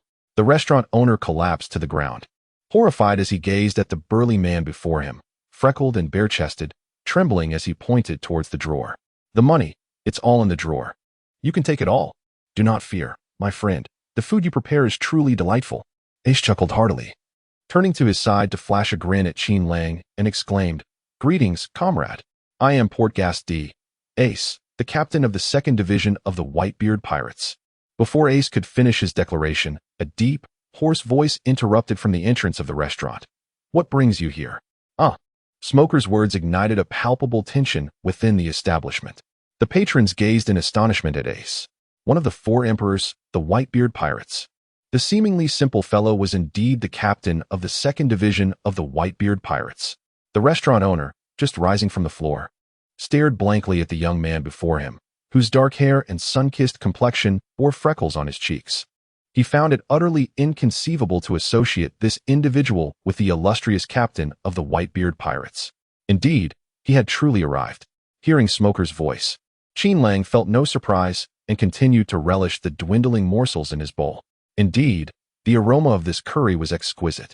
After savoring it, he had already discerned the spices within, contemplating the prospect of preparing authentic Alabasta curry for everyone aboard the ship in the future. The Navy? Ace set down his wine glass, turning to lean against the dining table, grinning at the serious-faced Smoker. Don't worry, I'm merely searching for my brother. Smoker, however, was unconvinced by Ace's words, responding coldly, whatever you intend to do in this country, abandon it. Ace scrutinized Smoker, curiosity gleaming in his eyes. Oh, what should I do? Amidst the swirling cigar smoke, Smoker's expression grew more grave. Surrender. Allow yourself to be captured without resistance. Ace flashed a mischievous grin. I refuse. I simply cannot comply. Smoker sighed, acknowledging, that's true. I have never encountered a pirate willing to surrender. I am in pursuit of another pirate and have no interest in you. Oblivious to the gravity of the situation, the pirate being tracked continued to chew heartily, muttering to himself, I should buy some spices for the curry later. If only I had the ability of the door fruit, I wouldn't need to worry about storing the ingredients. Ace chuckled. How about you pretend you've never seen me? Smoker retorted coldly. How could I? I am a member of the Navy. His arm slowly began to manifest smoke, releasing a wisp of white vapor that floated through the restaurant. And you are a pirate. Ace raised his head, a flicker of red flame igniting in his eyes as he grinned menacingly at Smoker. If we must fight for such trivial reasons, then let us have some fun. The atmosphere in the restaurant became decidedly peculiar.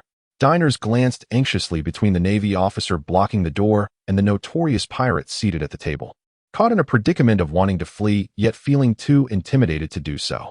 Suddenly, a dull thud shattered the brief silence. The patrons turned towards the source of the sound, only to discover Qin Lang had tossed a bag of coins onto the table.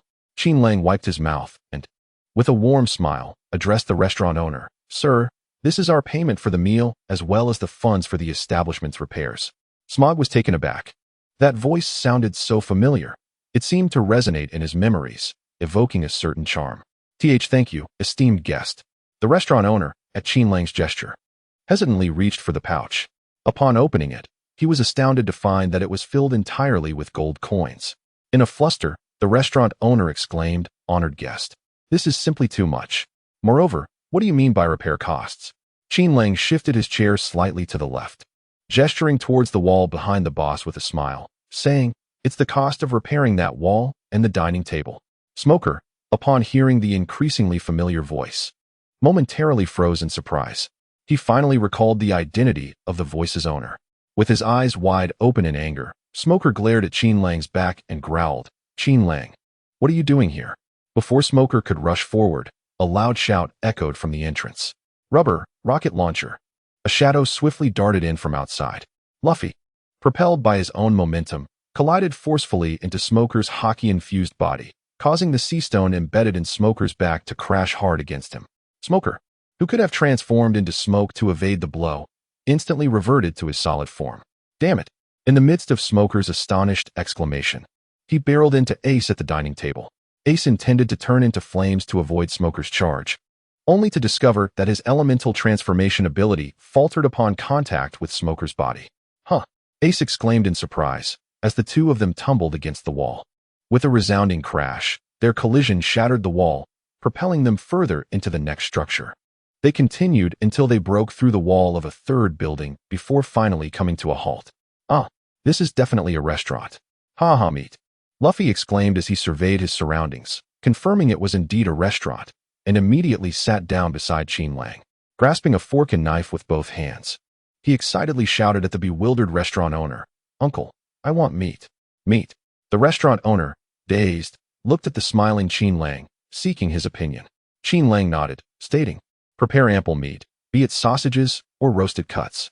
Oh, Qin Lang, you are here too, Luffy exclaimed, noticing Qin Lang beside him with surprise. Are you also here for the meat? Qin Lang smiled gently and nodded, rising to stretch leisurely as he said, Luffy, the food at this restaurant is quite delightful. But you must eat swiftly. Shortly we shall need to evade the pursuit of the Navy. The Navy? Where's the Navy? Luffy inquired with curiosity, glancing at Qin Lang while continuously stuffing his mouth with generous chunks of meat, swallowing them whole without even spitting out the bones. Qin Lang pointed at the large hole in the wall, a smile playing on his lips as he counted down. 3, 2, 1. Just as Ace, who had just arrived at the entrance of the hole, was about to speak, he was sent flying by Smoker's kick. Qin Lang, how could you be here? Smoker transformed into a cloud of white smoke and slipped back into the restaurant, resuming his human form. He gazed at Qin Lang with fervor. I have been searching for you for a long time. I never expected you to arrive here only now. During this time, I have been diligently honing my abilities. Let us settle this once and for all. Qin Lang smiled at Luffy and said, Look, the Navy is here. The Navy? Luffy exclaimed, stuffing his mouth with sausages while recalling the appearance of Smoker before bursting into laughter.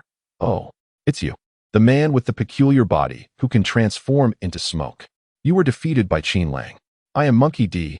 Luffy, captain of the Straw Hat Pirates. To think that both of you, the captain and the first mate, are here. Smoker, infuriated, swung his fist towards the table piled high with food in front of Luffy. Hey, Smoke Man, don't waste food. Luffy frantically snatched a few morsels, helplessly watching the rest of the food get sent flying by Smoker's smoke-infused punch. Smoker, the food is innocent. Qin Lang swiftly acted, cradling all the morsels in his arms, and turned with a beaming smile, dashing towards the exit. Luffy, come with me. Let us run and eat at the same time. The three of them hurriedly exited the restaurant. Qin Lang sprinted ahead, tossing meat behind him. Luffy, he called. Luffy eagerly stretched his neck, gulping down the meat. Another piece. Qin Lang, halt. Let's duel once more. Smoker, relentlessly pursuing from the rear, shouted with fervor. Damn Navy, how dare they ambush me? Ace, arriving late, indignantly picked up a backpack from the ground and angrily chased after them. Luffy, it's me. I'm Ace. Moments later, in an empty arena, white smoke and crimson flames were cleaved apart by a descending black inferno. Who is it? Ace and Smoker, locked in an evenly matched clash, were startled. Emerging from the swirling white smoke and fiery red blaze was a figure cloaked in black flames. The Straw Hat Pirate's first mate, Qin Lang. A duel between the smoke fruit and the flame fruit? How utterly tedious. It's making me drowsy. Qin Lang gently extinguished the black flames enveloping him, a smile gracing his face as he regarded the astonished Ace and the equally taken aback, albeit somewhat prepared, Smoker. Hee. Seeing that both of you are in such high spirits, why not allow me to join your little game? Ace, the Fire Fist, is indeed your brother Luffy? Although pursued by the Navy behind them, the Straw Hat crew, burdened with various supplies, collectively gasped in surprise as they fled. After all, Ace is the captain of the 2nd Division of the Whitebeard Pirates. For pirates, that signifies a remarkable standing among peers. It would be unrealistic not to recognize such a name. The crew hadn't anticipated that Luffy possessed such a formidable brother. Luffy beamed as he adjusted his straw hat, joyfully exclaiming, Yes, Ace is my sworn elder brother. Zoro's eyes gleamed with fervent determination. Oh, if he is Luffy's brother, may I challenge him to a duel? Sanji, with a cigarette dangling from his lips and a hefty bundle of food slung over his shoulder, remarked casually, Green Algae Head Swordsman. Have you not noticed that Qin Lang is absent? That is the distinction between you and him. By the time you contemplate action, he has already rushed into battle. In the next moment, Sanji vanished from his position, leaving no trace of his blade, yet a mark of slashes appeared where he had just stood. Zoro, slowly releasing his grip on the hilt of his sword while carrying a sizable load of provisions, sneered at Sanji, curly brow, is that your implication? If I wish to strike you, I shall do so directly. Indeed, I appreciate your suggestion. Sanji, now perched on the rooftop, scoffed as he ran. Do you think you can land a hit on me? You three-sword-style fool. Amid the clamor of their bickering, Nami noticed the absence of one individual in the crowd. Darn it, that Qin Lang has once again strayed from the group. She exclaimed, Luffy, can't you keep an eye on him? Where's Luffy? Turning her head, Nami was astonished to find that Luffy, who had just been beside her, had vanished as well. Chopper, in his beast form while balancing a bucket, weakly remarked, Nami. I just saw Luffy engrossed in the battle behind us. He seems to have gone the wrong way. Nami gritted her teeth in frustration. These two are increasingly troublesome. Fine. Let us return to the Mary. They are not like Zoro, and will find their way back. Zoro widened his eyes. Hey, Nami. Ace looked at Qin Lang, who stood between him and Smoker, and sighed. Qin Lang, you are my brother's first mate. How could I possibly fight you if you do not engage? I am already prepared to make my escape. There is no need for me to get entangled with this guy. Qin Lang observed Ace with a peculiar gaze, a smile gracing his lips as he remarked, Hee, the so-called Fire Fist Ace, who claims he never flees in battle, would utter such words. Ace regarded Qin Lang with a look of bewilderment, questioning, why do I sense such intense hostility from you? Qin Lang shrugged with a smile and said, perhaps it is because I am quite intrigued by the head of the man with the white beard? Hey, newcomer. Ace's expression darkened. The clarity and friendliness in his eyes transformed in an instant into the most intense, killing intent. Do not presume that just because you are the vice captain on my brother's ship, you can utter such slanderous words about my father in my presence. Smoker. It has been a while. Qin Lang, however, chose to disregard him, turning instead to Smoker, whose face was alight with excitement, an eagerness that was impossible to suppress, practically bubbling over. It seems you have indeed grown stronger than before, he remarked. Smoker gripped the jutty in his hand, his body trembling slightly from overwhelming exhilaration. Of course, in my pursuit to catch up with you, I have diligently been honing my devil fruit abilities every single day, even reducing my cigar consumption from 10 to 9 each day. Qin Lang praised. Indeed, your spirit of pursuit is quite commendable. Ace, noticing that Qin Lang had chosen to disregard him and was instead engaging in jovial conversation with the Navy's Smoker, felt a surge of suspicion arise within him. This individual, known as Qin Lang, seemed to have inexplicably appeared aboard Luffy's ship, with no concrete information regarding his background. Could it be that his origins were somehow linked to the Navy? Furthermore, what astonished Ace the most was that enigmatic black flame. What manner of devil fruit ability could it possess? Why had his own flames been so readily consumed upon contact with it? Could it be that this person's devil fruit was a superior variant of his own flame fruit? Qin Lang and Smog briefly reminisced, discovering that both of their fighting spirits had been successfully stirred, and they nodded in satisfaction. Qin Lang refrained from utilizing the whisper fruit for covert provocation. After all, both of these individuals possess straightforward dispositions, being the type who engage in combat without hesitation. Given this, let us dispense with idle chatter and employ the recently developed 70% mastery of the flame fruit to engage them in a delightful skirmish. Boom. Let the battle commence, my friends. Suddenly, a raging inferno of black flames erupted from Qin Lang's body. With both hands directed toward the pirates and the Navy on either side, he laughed heartily and proclaimed, Demon Flame Dragon. Qin Lang's hands transformed into a roaring black flame dragon, surging forth with ferocity towards the vicinity of Ace and Smoker. Smoke barrier. Smoker morphed into a vast expanse of white smoke, creating a thick shroud that thwarted the onslaught of the magical flame dragon, as well as the fiery aftermath that surged towards the Navy behind him. Boom. The majority of the black flames were intercepted by the smoke, propelled upwards and igniting into a colossal black fireball in the sky. Within the white haze, Smoker coldly commanded, You all must retreat. Leave this place. Yes, Colonel. Please take care. The Navy personnel complied, hastily vacating the area. Is that the black flame? Ace mused, observing the black flame dragon charging towards him with intrigue. It was an unusual twist, as he was typically the one unleashing flames upon others, yet today was a stark contrast. Mirror fire. Ace transformed one arm into a blazing red flame, releasing a torrent of fire that formed a formidable wall before the magical flame dragon could reach him, intercepting its attack. The magical flame dragon detonated upon the wall of mirror fire, igniting a vast expanse of black flames. The once formidable magical flame dragon was successfully thwarted by Ace and Smoker, inflicting no harm upon either. Both Ace and Smoker sensed something amiss in succession. Upon retracting their elemental forms that had resisted the magical flame dragon, they discovered that their elemental bodies were ablaze with small black flames.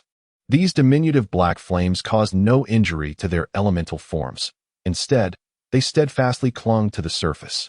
Regardless of how they flailed or attempted to extinguish them with their elemental bodies, the small black flames proved impervious to their efforts. In simultaneous astonishment, They turned to Qin Lang, asking, "What kind of flame is this that cannot be extinguished?" "I shall refer to them as the eternal burning flames." Qin Lang, having dispelled his elemental state, glanced at the black flames enveloping the two and smiled. "Isn't it intriguing? As long as I maintain the power of the burn fruit, these black magical flames will continue to burn eternally, never extinguishing." Eternal flames? Ace attempted to revert his arm, engulfed in the everlasting magical fire, to its non-elemental state. In that fleeting moment, he was abruptly overwhelmed by an intense burning sensation, one he had not felt in ages. He had no choice but to elementalize his arm once more. The black flames could not inflict harm upon Ace while he was in his fiery form. Frowning, Ace vigorously shook his arm, yet the flames would not disperse. Ugh, what a troublesome ability. Smoker, too, recognized the complexity of the eternal flames. However, the two quickly devised a strategy. Ace severed the part of his fiery body tainted by the eternal flames, sending forth a jet of crimson fire. The vermilion flames swiftly extinguished upon contacting the ground, while the eternal flames continued to burn unabated, even in the absence of combustible materials with only sand remaining. They persisted in their relentless blaze. Smoker mirrored this action, deliberately slicing through the smoke imbued with eternal flames, propelling it into the air where it landed upon a nearby stone. The minute eternal flames clinging to the rock swayed precariously in the wind yet continued to burn, seemingly destined to never be extinguished. Ace fixed a serious gaze upon Qin Lang. "Your ability is extraordinarily peculiar. It indeed poses a potential threat to my father. I must offer you some necessary counsel." No longer underestimating Qin Lang, Ace began to regard him as an equal, no longer viewing him merely as a fledgling pirate. "You only concern yourself with the potential harm I may inflict upon Whitebeard, and you remain indifferent to your own well-being?" Upon hearing Ace's words, Qin Lang let out a soft sigh.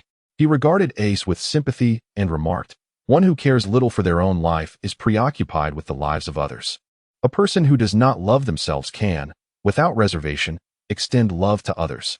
Ace, sensing an underlying implication in Qin Lang's tone, fixed a serious gaze upon him and demanded, "Qin Lang, what do you mean by that?" Qin Lang smiled knowingly and concluded, "Ace, if you persist in this obstinacy, there will come a day when your love will turn against those you cherish. The affection you once bestowed upon them will serve as a fatal invitation from the Grim Reaper, drawing them down into the banquet of death alongside you. The Whitebeard pirates will also be undone by your actions." The seemingly casual, yet prophetic words of Qin Lang resonate ceaselessly within Ace's heart. "Drag all those you hold dear into the feast of death. The Whitebeard pirates shall also meet their ruin because of you." Ace gazes at Qin Lang with a fluctuating expression, feeling that this smiling individual before him is aware of the secrets surrounding his lineage. Enough of the talk. Let us continue our delightful play. Once again, dark flames ignited upon Qin Lang's form. With a single fist clenched, he drew back his arm, summoning a vast expanse of eternal infernal fire. Adopting a punch movement familiar to Ace, he grinned and declared, "Infernal fist. This fellow is mimicking my technique." Ace's expression sharpened as he mirrored the motion, gathering power in his fist, which transformed into flames as he unleashed Fire Fist. The black flames surged forth first, expanding and swelling, colliding midair with the burgeoning crimson flames. A tremendous energy clash erupted, generating a searing wave of heat that sent stones and sand spiraling into the air. The lush trees surrounding them crackled and ignited spontaneously beneath the immense heat. Boom! The two distinct flames consumed each other in a fiery embrace, culminating in a mushroom cloud of black and red that soared skyward. The explosive sound reverberated, causing the ground to tremble as if an earthquake had struck. The explosion. "Run for your lives. Pirates are battling. Those wishing to survive must flee. Someone summon Lord Crocodile." The townsfolk of Alabasta were utterly terrified, hastily retreating, hoping to distance themselves as far as possible from the chaos. "Hey, you've gone too far. Restrain yourselves, and do not harm the innocents." Smoker, concerned that the aftermath of their duel might endanger the nearby populace, transformed into a thick fog, encircling the two combatants at a distance. Smoker held a mixture of trepidation and reverence towards Qin Lang, along with a faintly concealed admiration. Even though he recognized this as an opportune moment to ambush Qin Lang, he opted to remain a mere observer. He scorned the notion of joining Ace in an attack against Qin Lang. That was not the justice he upheld. Qin Lang, however, was profoundly dissatisfied with Smoker's conduct. Smoker, you have greatly disappointed me. For the sake of justice, are you truly unwilling to collaborate with pirates? Qin Lang leaped into the air, his hands coalescing into a massive black fireball, measuring 5 meters in diameter, and its size continued to expand. Qin Lang lowered his head, casting a cold and indifferent gaze upon Ace and Smoker on the ground. Do you both intend to maintain your arrogance? Very well.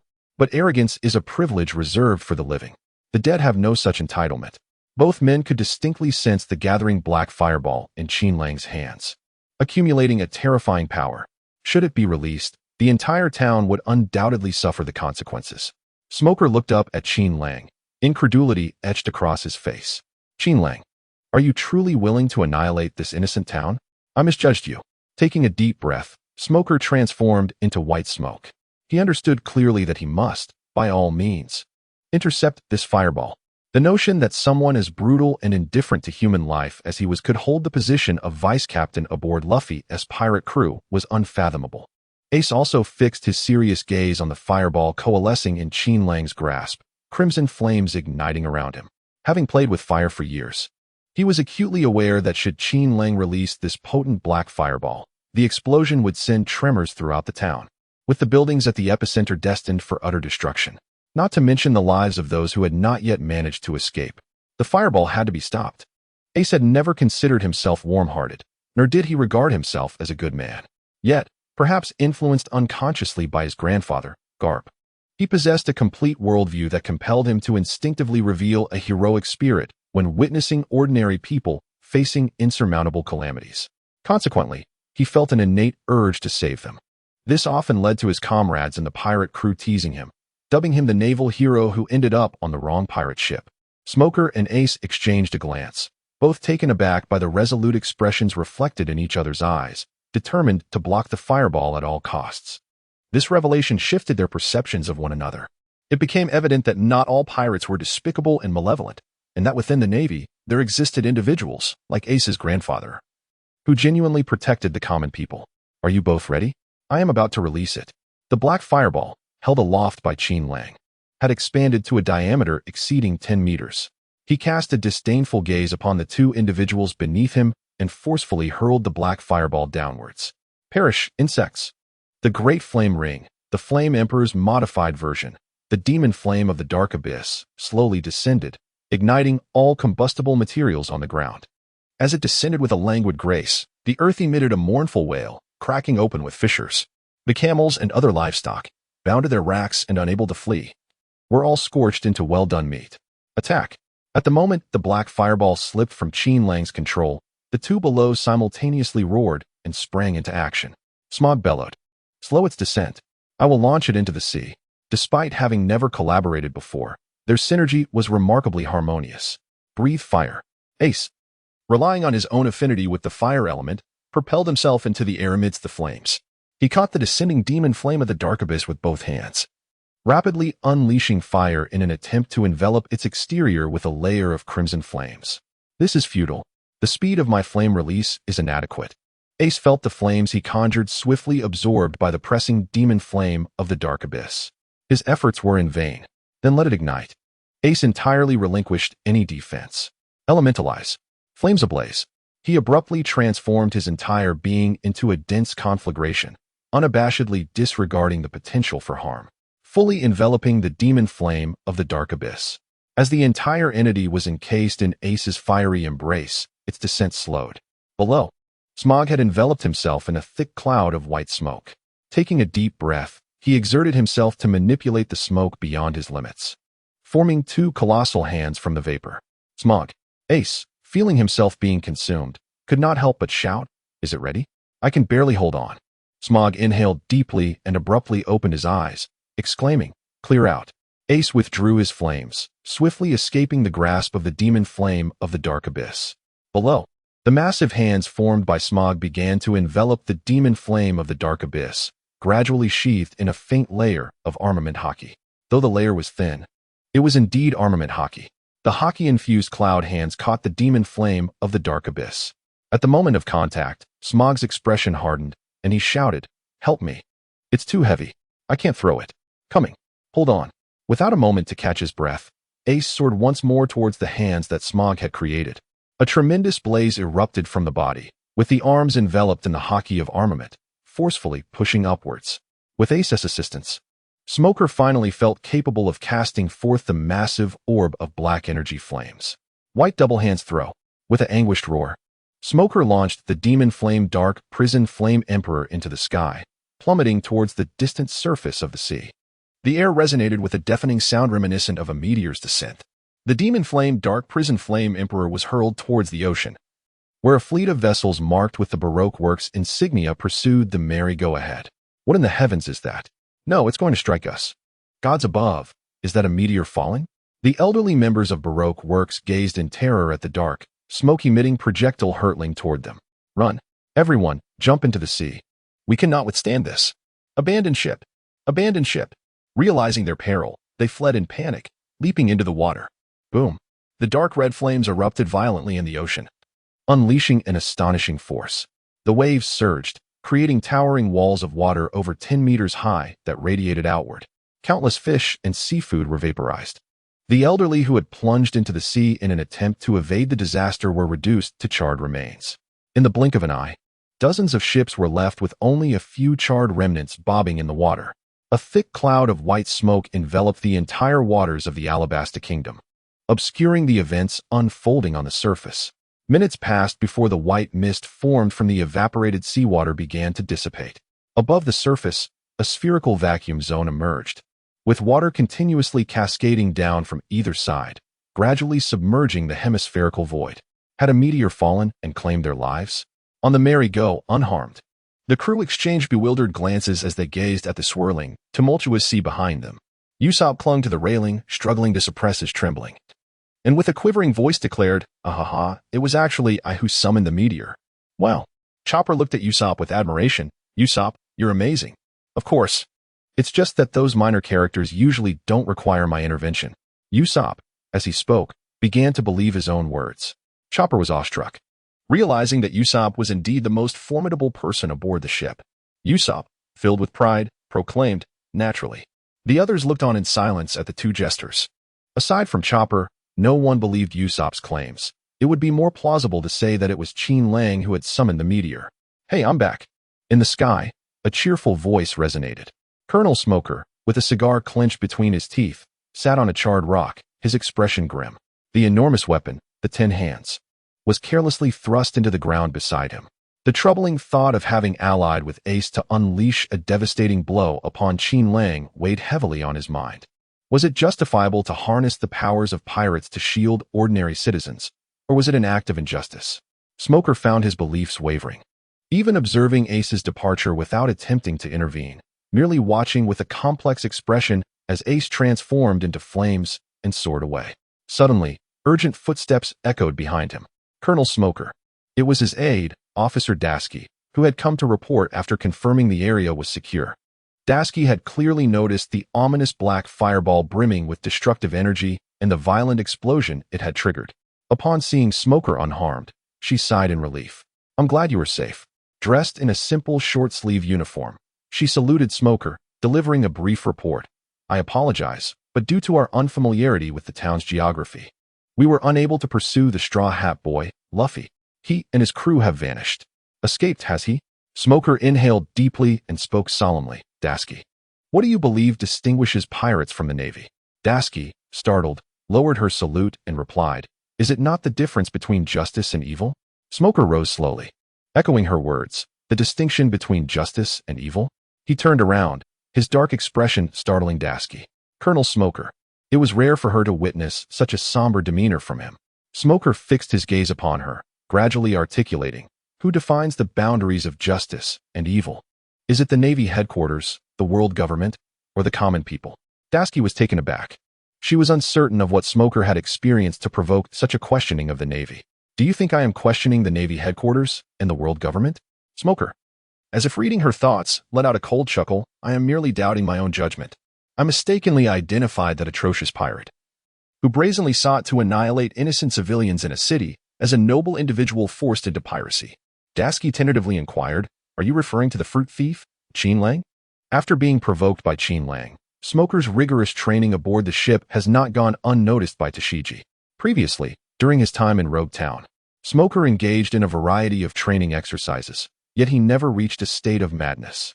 However, his daily regimen has now escalated to an extraordinary level. He has not only doubled the intensity of his previous workouts, but often commands the warship to cease its engines, relying solely on his smoke fruit abilities to propel the entire vessel through the sea. In the initial days of training, Smoker required assistance to reach the rest area. Gradually, he was able to crawl in on his own, and eventually, he could lean against the walls for support. Only recently has he been able to walk unaided into the rest area. The results of his training are evident. Smoker's Haki has grown significantly stronger, and he has discovered numerous innovative applications for his smoke fruit powers that he had never previously considered. In encounters with pirates, he has single-handedly subdued them all without the need for assistance, including formidable foes with bounties nearing 100 million. Upon hearing Qin Lang's name, a glimmer of murderous intent flickered in Smoker's eyes. Indeed, I have foolishly set my sights on this notorious pirate, who regards human life as expendable and wreaks havoc at will. I was wrong. My error is utterly absurd. Tashigi recalled the ominous black-red orb of destruction that had flickered in the sky earlier and gasped. Could that fireball, which nearly obliterated this city, have originated from him? Smoker did not respond to Tashigi, but muttered hoarsely to himself. Pursue? No. When it comes to ruthless pirates, the only course of action is to eliminate them entirely. Only then can we safeguard the innocent populace. Tashigi was at a loss for how to console Smoker. On board the warship, Smoker often compared the development of his abilities with those of Qin Lang, leading Tashigi, who was relatively unfamiliar with Qin Lang, to become increasingly curious about him. However, today, having been provoked by Qin Lang, Smoker had evidently shifted from admiration to disdain. Tashigi was unaware of the term idle collapse, which describes the very experience Smoker was currently undergoing. A Navy officer rushed over from a distance, panting, and reported, "Colonel Smoker, Mr. 11, whom you captured and detained aboard the warship, has been mysteriously murdered. No matter, this act of burying one's head in the sand illuminates our path forward." Smoker clenched the jutty at his side and forcefully pointed toward the city ahead. Pirates have set their sights on the land of the Alabasta Kingdom, intending to engage in some sinister dealings here. Tashigi, feeling somewhat bewildered, asked, "Is it the Straw Hat Kid and the Fruit Thief?" Smoker scoffed. "If the notorious fruit thief has indeed targeted this place, it will likely require the intervention of marine admirals to protect this nation. With my current strength, I would not last 10 seconds against him." The generals were no match for him. Dasky discerned the negation in Smoker's words and remarked, "Could it be the Whitebeard pirates? Their 2nd Division commander, Port Gas D. Ace, is present. This cannot be mere coincidence." Recalling Ace's unwavering dedication during their recent collaboration, Smoker shook his head. "It cannot be the Whitebeard pirates. Although they are foes, I must concede that Whitebeard, known as the strongest man in the world, has never resorted to cunning schemes. What he desires, he claims openly and with honor." Dasky was utterly perplexed. If not the Straw Hat crew and not the Whitebeard pirates, then who could it be? Smoker's gaze sharpened as he declared, "In the kingdom of Alabasta resides a warlord of the sea, absurdly stationed here under the guise of a hero, the Desert King, Crocodile." Dasky gasped, "Crocodile?" Smoker, placing his hands behind his back, replied sternly, "You should be aware of my disdain for the warlords of the sea, particularly that detestable man, Crocodile." Dasky hastily responded, "But, Colonel, from a positional standpoint, the warlords of the sea align with the Navy and the world government." Smoker strode towards a street and said with gravity, "Crocodile is not one to obediently heed the Navy's commands. His ambitions will undoubtedly contradict the justice we uphold. Dasky, remember this. A pirate is ultimately a pirate. Do not mistake a few noble deeds for righteousness." As he spoke, images of Qin Lang's smiling face and Ace's resolute determination to thwart the fireball flashed through Smoker's mind. He inhaled deeply, as if addressing Dasky, but more so speaking to himself. The Navy must uphold its justice, protect the safety of the populace. We cannot allow any pirate to escape unpunished. This is our imperative. Smoker's expression was resolutely steadfast. "From this day forth, Qin Lang, I shall no longer endeavor to keep pace with you. I shall, as a naval officer, exert every effort to vanquish you. Luffy, be serious." In a narrow alley adorned with rapeseed flowers, Ace gazed helplessly at his younger brother, who wore a silly grin and earnestly inquired, "Where did you encounter Qin Lang? Are you aware of the peril he poses?" Ace, why so serious? Luffy chuckled. I found Qin Lang on a small island. He is our pirate crew's vice captain. Isn't he fascinating and formidable? Luffy proudly recounted the attributes of his crew's vice captain to Ace. Is that all he is, merely fascinating? Ace frowned slightly, pondering the inherent danger that Luffy seemed to overlook. As the two conversed, they remained oblivious to the figures lurking atop the rooftops nearby, fixated upon them. A clandestine assembly of elders, who had evaded the main force, stealthily encircled the two brothers, their weapons, guns and bows, drawn, poised to strike as Luffy and Ace neared the encirclement. Luffy animatedly gestured, hee. Qin Lang is incredibly skilled. He can do everything. He cooks delicious meat, brews wine, mends clothing, and crafts amusing toys. Oh. He can even repair ships, wield a blade, execute kicks, practice martial arts, and extend his arms. Just like my rubber fruit abilities. Oh. He also trains Chopper to jump through fire hoops. Luffy laughed heartily, sharing Qin Lang's skills with Ace. Ace, exasperated, pinched Luffy's cheek and lamented, Hey, Luffy, what's with you? You seem to have made no progress. You're still the same oblivious fool. Do you even realize what your vice captain just did? Huh? Luffy tilted his head in curiosity. What did Qin Lang do? Did he perhaps prepare some delicious meat? Qin Lang's sauced meat is truly scrumptious. Luffy's mouth watered at the thought. Your vice captain nearly obliterated an entire city. You have no idea how dangerous he truly is, Ace sighed inwardly, regarding his Na'vi brother with dismay. Hey, Luffy. You're drooling. By the way, what kind of devil fruit does Qin Lang possess? I sense his powers are quite similar to my flame fruit. Luffy grinned widely and replied without reservation, Qin Lang has consumed the talent fruit, granting him the ability to learn any skill he witnesses. This includes the abilities of other devil fruit users. Ace halted abruptly, astonished. A talent devil fruit? He can learn the abilities of other users just by seeing them? That power is extraordinarily formidable. A signal flare was launched into the sky. They were encircled. Hurry up. If we can eliminate Fire Fist Ace and Straw Hat Luffy, we shall undoubtedly ascend to the rank of commanding officers.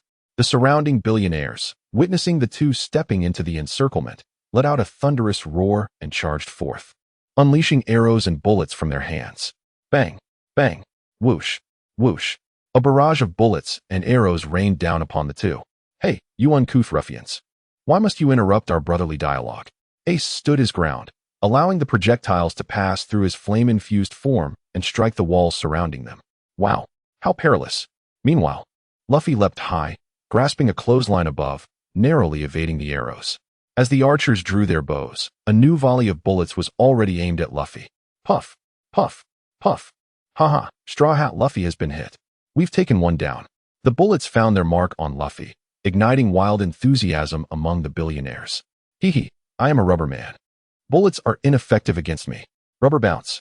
Luffy laughed heartily as he deflected the bullets that could not penetrate his rubber defense back towards the billionaires. Ouch. The rebounding bullets knocked several unfortunate billionaires to the ground. Some noticed Luffy dodging a swinging blade and warned, he fears sharp objects. Shoot him with arrows. The billionaires armed with bows aimed at Luffy, preparing to release their arrows. Fire B flame flow. A brilliant flash of fire erupted, and the billionaires were astonished to find their arrows reduced to ashes. Not only that, the residual flames erupted in a blinding explosion. My eyes. Oh, it hurts so much. My insides are blown out. Help me, woe is me. Most of the billionaires were sent sprawling to the ground, wailing in agony. Rubber, rocket cannon. Luffy propelled the leading, towering billionaire away, sending him crashing into a distant building, his fate unknown. Stay away from us. The remaining billionaires, in a state of panic, gazed at the unscathed Luffy and Ace, retreating frantically. Hey, Luffy, besides the first mate Qin Lang, what kind of companions do you have? The two continued to stride through the chaos, as if nothing had transpired, laughing and chatting. 1, 2, 3, so many companions.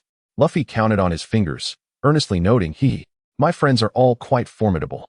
There's a swordsman aiming to become the world's greatest, a navigator who loves to chart maps, one who adores oranges and treasure, and of course, the chef who prepares the most delightful meals.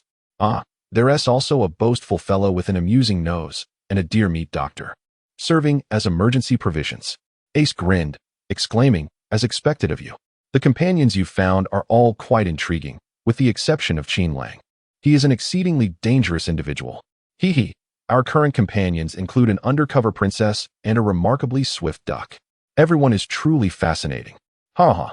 I actually think you are the most interesting one. Hee hee. I also plan to find a musician. How delightful it would be to sing together at the banquet. A musician, you say? I do know a few who sing rather well, and one who excels at playing the organ. Ace intended to inquire further about Qin Lang, but realized they had already reached the seaside. As they looked up, they spotted not far away a pirate ship adorned with the straw hat Jolly Roger.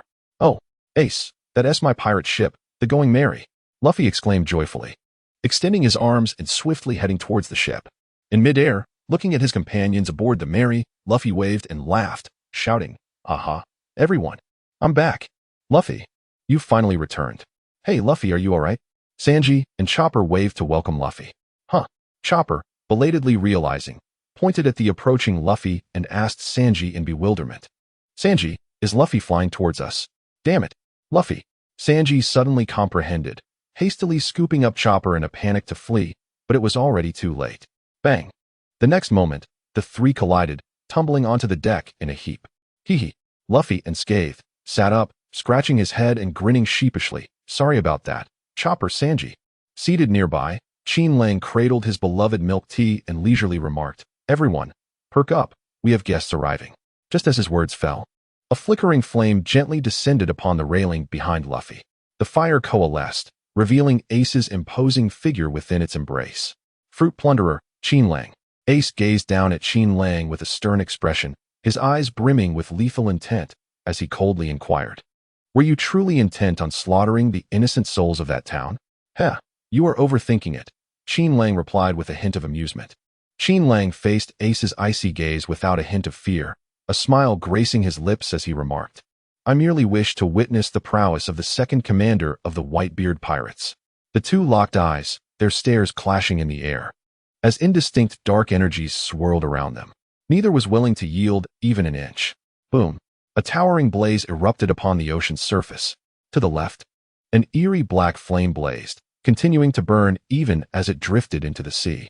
To the right, a terrifying heat surged forth, a vibrant crimson inferno that relentlessly evaporated the surrounding seawater. Devil Flame Fist, Fire Fist, two distinct flames, each wielded by their respective masters, burst forth simultaneously. The flames rapidly expanded and exploded in midair, swelling to a size of several dozen meters before colliding with tremendous force. Bang! The black and red flames intertwined upon impact, voraciously consuming one another, akin to wild beasts engaged in a primal struggle to determine supremacy. This fellow's eternal devil flame can latch onto my fire, yet my flames cannot incinerate it. Ace pressed his feet firmly against the rocket ship, his right fist transforming into a torrent of flames that surged forth in an unrelenting stream. Though both were flames, a distinction remained. The explosive power of his flames was evidently swifter and more rapid than that of his opponent. The eternal flame of Qin Lang is even more enigmatic and formidable, with a power of engulfment that is unparalleled. Ace clenched his other hand tightly, which suddenly expanded into a roaring inferno, and he fiercely struck out. Fire Fist X2. A torrent of flames erupted from Ace's right hand, swirling and expanding as it surged towards the opposing black flames. The fire from his right fist converged violently with the flames of his left fist, forming a colossal, roaring flame leopard. Roar! The flame leopard opened its crimson-white fangs wide, viciously lunging towards the eternal flame with a fierce bite. The fusion fire flame leopard, entirely composed of fire, devoured the eternal flame unleashed by Qin Lang. Yet, it did not stop there. It continued to pounce towards the surface of the sea where Qin Lang stood. Ace's hands became increasingly tumultuous, the color of the flames shifting from a deep crimson to a bright white. With a fierce expression, Ace bellowed, "Consume him." Qin Lang gazed up with a serene smile at the ferocious flame leopard charging towards him, making no attempt to evade as it engulfed him whole. This shocking scene left Usopp, who was observing from a distance with his binoculars, in tears, exclaiming, "Oh no, oh no, Qin Lang is going to be killed by Ace. Zoro, Sanji, hurry and save him." Chopper, also clutching a small telescope, spun anxiously in place, shouting, "Luffy, please save Qin Lang. He is going to be burned alive." "Doctor, where's the doctor?" "There's a patient in need of rescue." In stark contrast, Sanji and Zoro remained remarkably composed. Zoro, arms crossed, calmly regarded the roaring fire leopard and stated, "Qin Lang will not be defeated." Sanji, leisurely exhaling rings of smoke, added nonchalantly, "How could a chef possibly lose to flames?" Up atop the mast of the Mary, Luffy gleefully exclaimed, "Wow, Ace has gotten even stronger. Hee hee, but Qin Lang is no weakling either." Fruit Predator. Ace, standing on the rocket ship, grinned wickedly at the sight of Qin Lang enveloped by his flame leopard, taunting, "I suppose you're not enjoying the taste of being scorched by someone else's flames, are you?" Suddenly, a striking black flame claw pierced through the back of the roaring flame leopard. Ace's grin faltered, under the gaze of all present. The blazing fire leopard was torn asunder from its abdomen. Boom! A conflagration of crimson and white flames erupted, causing a tremendously powerful explosion. The surrounding sea was thrust into chaos, waves crashing violently as the explosive force rippled across the waters. The towering black, demonic flames twisted and surged, ultimately coalescing into a majestic black flame tiger that loomed over all, disdainfully regarding Ace, who was swaying in the nearby waves, and unleashed a roar that echoed with the convergence of flames. Roar! The flame demon tiger emerged triumphantly from the inferno, declaring its dominion over the sea, proclaiming itself as the sovereign of the flames. Flame ring, pillar of fire. A massive crimson fire pillar pierced through the sky, striking the flame demon tiger. Ace, having closed the distance to within 3 meters of Qin Lang, erupted with crimson flames surging skyward. Choke! With a furious shout from Ace, the black flame tiger was obliterated by the expanding crimson fire pillar, transforming into a cascade of fiery droplets that rained down upon the sea, igniting vast areas of the water with black flames. Ace, fixated on Qin Lang, who stood smiling effortlessly upon the surface of the sea, inhaled deeply and expressed, "Qin Lang, I have come to fully acknowledge your strength." However, Ace's tone shifted as he solemnly remarked, "With such formidable strength, you choose to unleash your wrath upon the innocent citizens of a city.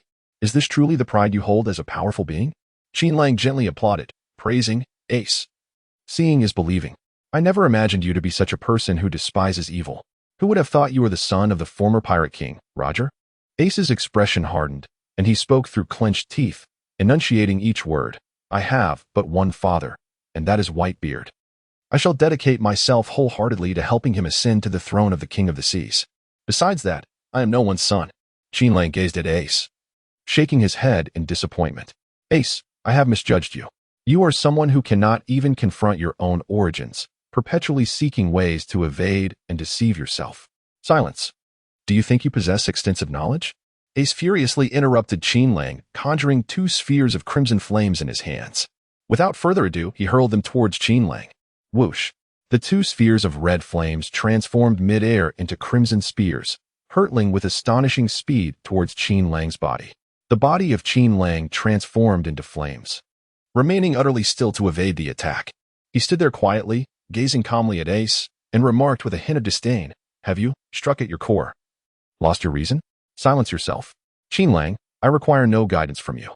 My father once said, regardless of who gave birth, all are children of the sea. No one possesses anything extraordinary." Ace glared at Qin Lang with a fierce expression, his arms crossed, and bellowed, "Crossfire." Black flame wall. Qin Lang remained motionless. Yet an overwhelming surge of eternal black flames erupted from his being, colliding with the crossfire unleashed by Ace. The crossfire was utterly incapable of penetrating the barrier formed by the eternal flames before Qin Lang, ultimately flickering out slowly in the air. This maneuver was merely a prelude, designed by Ace to capture Qin Lang's attention. Let us settle this once and for all." With a fierce shout, Ace seized the moment, crossing his arms to gather power, as flames beneath his feet coalesced into countless massive spiral fire patterns upon the sea. Boom, boom. The fire patterns blazed fiercely, vast swathes of crimson flames soaring upwards and converging in the sky, forming a colossal fireball reminiscent of the sun. Ace, with one hand raised to support the enormous fireball, stared coldly at Qin Lang and declared, "Great flame ring, flame emperor. Hey, Ace, be careful with that. Don't let it slip." Qin Lang gazed upward at Ace, who held the magnificent flame ring, NTI, a smile gracing his lips. "I am the vice captain of your brother Luffy's ship. Do you truly wish to disguise your intentions of combat as a friendly spar, seeking to take my life?" Are you not concerned about Luffy's sorrow? Ace, with one hand supporting the Grand Flame Ring, replied to Qin Lang with unwavering candor, "Your demeanor evokes memories of a former companion whom I once held in great trust." Yet, for the sake of his own gain, he committed the heinous act of slaying a fellow comrade. I shall never forgive him. Furthermore, I will not allow the tragedies that befell our pirate crew to be repeated aboard Luffy's vessel.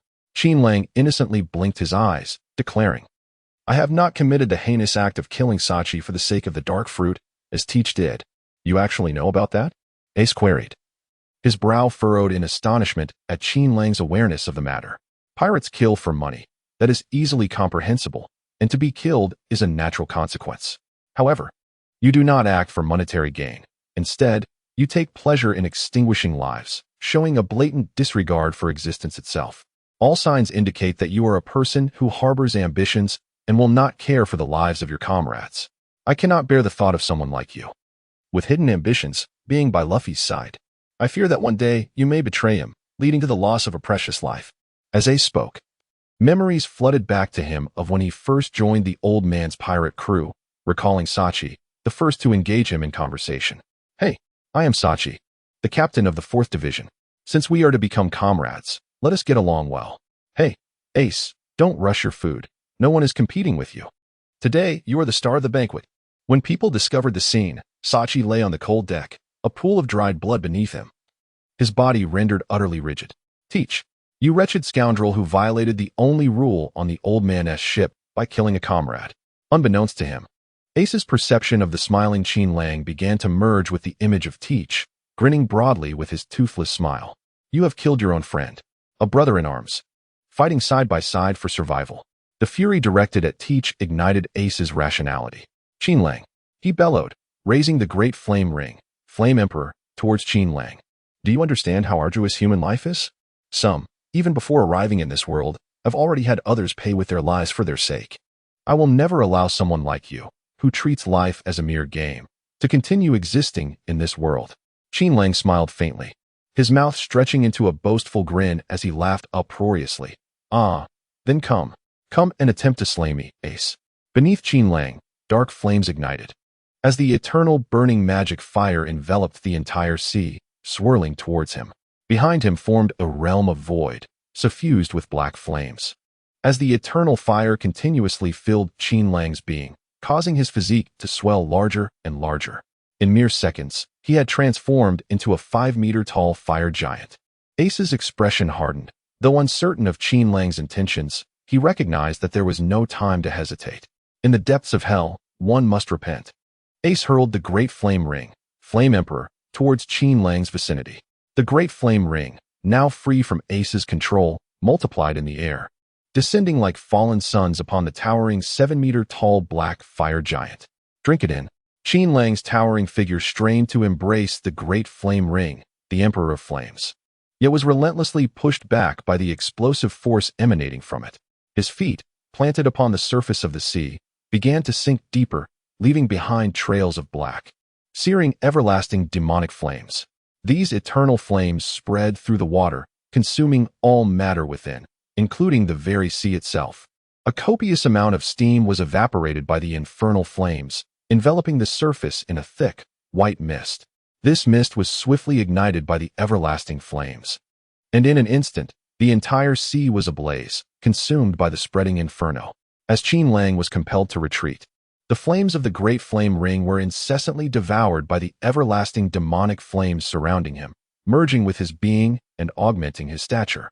Within a mere span of 10 seconds, Qin Lang's height had surged to nearly match that of the great flame ring, which had expanded to several dozen meters. At this moment, Ace appeared diminutive in comparison, resembling a mere ant. The burning fruit, in its modified 4th form, Domain of Fire, Lord of Flames, ignited everything it touched, continuously generating new everlasting demonic flames. An unceasing influx of these flames surged into Qin Lang, further amplifying his formidable presence. In the realm where Qin Lang resides, an eternal domain of flames, he stands as the unparalleled Flame Sovereign, having surpassed the formidable Flame Emperor of the Great Flame Ring in stature. Qin Lang forcefully hurled the Great Flame Ring's Flame Emperor into his fiery chest cavity, triggering a colossal inferno. With a resounding boom, The explosion engulfed him in a tempest of crimson flames, momentarily amplifying his size. He seamlessly ignited the eternal magic flames, merging them entirely within himself. At this juncture, Qin Lang transformed into a towering black flame giant, exceeding 50 meters in height. He cast a downward gaze upon the astonished Ace, emitting a deep, resonant laughter as he proclaimed, "Ha! Ace, I present you an opportunity to submit to me." Although Ace was taken aback by the magnitude of Qin Lang's power, realizing that even his ultimate technique, the Great Flame Ring's Flame Emperor, had been absorbed as sustenance, he resolutely refused to bow before the might of a despicable villain akin to Teach. Clenching his fists and channeling flames, Ace grinned broadly as he declared, "Submit? If I were to yield to the forces of evil, I would forfeit the dignity of my existence. I shall not permit my life to bear a stain. Stand down, Qin Lang." Qin Lang chuckled softly. "The truth of this world is that merely living is victory. Ace, are you prepared to face your fate?" Transforming into the Fire Domain Flame Monarch, Qin Lang's fist, engulfed in roaring black flames and cloaked in Haki, descended upon Ace with the force of a meteor crashing into the sea. Ace soared from the rocket ship, his body ablaze with fiery flames, akin to a moth drawn to the flame, boldly charging toward Qin Lang's immense fist. "Father, I apologize. It seems I shall meet my end here. Sachi, I am sorry. I was unable to avenge you after all. Everyone, I regret that I can no longer accompany you on your adventures. Luffy, perhaps my death will reveal this person's true nature to you, and to others." Grandfather, Daiden, Au, Yamato. Faced with death, Ace felt not despair, but an indescribable sense of joy and contentment. His life began at a dismal starting point.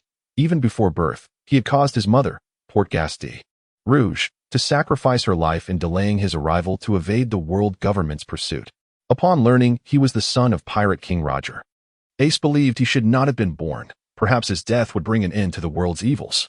It was only through meeting Sabo and forging a bond with Luffy that he discovered the capacity for genuine happiness and laughter. Setting sail to become a pirate and forge alliances with like-minded companions marked a new chapter in his life. It was only upon encountering his father that he realized his existence was not a mistake. He was born to assist his father in ascending to the throne of the world's strongest. Regrettably, "Father, you will not witness my rise to the Pirate King's throne. Please do not grieve for me, your unworthy son." In a brilliant explosion of crimson and white flames, Ace's body collided with Qin Lang's fiery fist, shattering in midair like a bird with broken wings. "Stop it. Ace, calm down.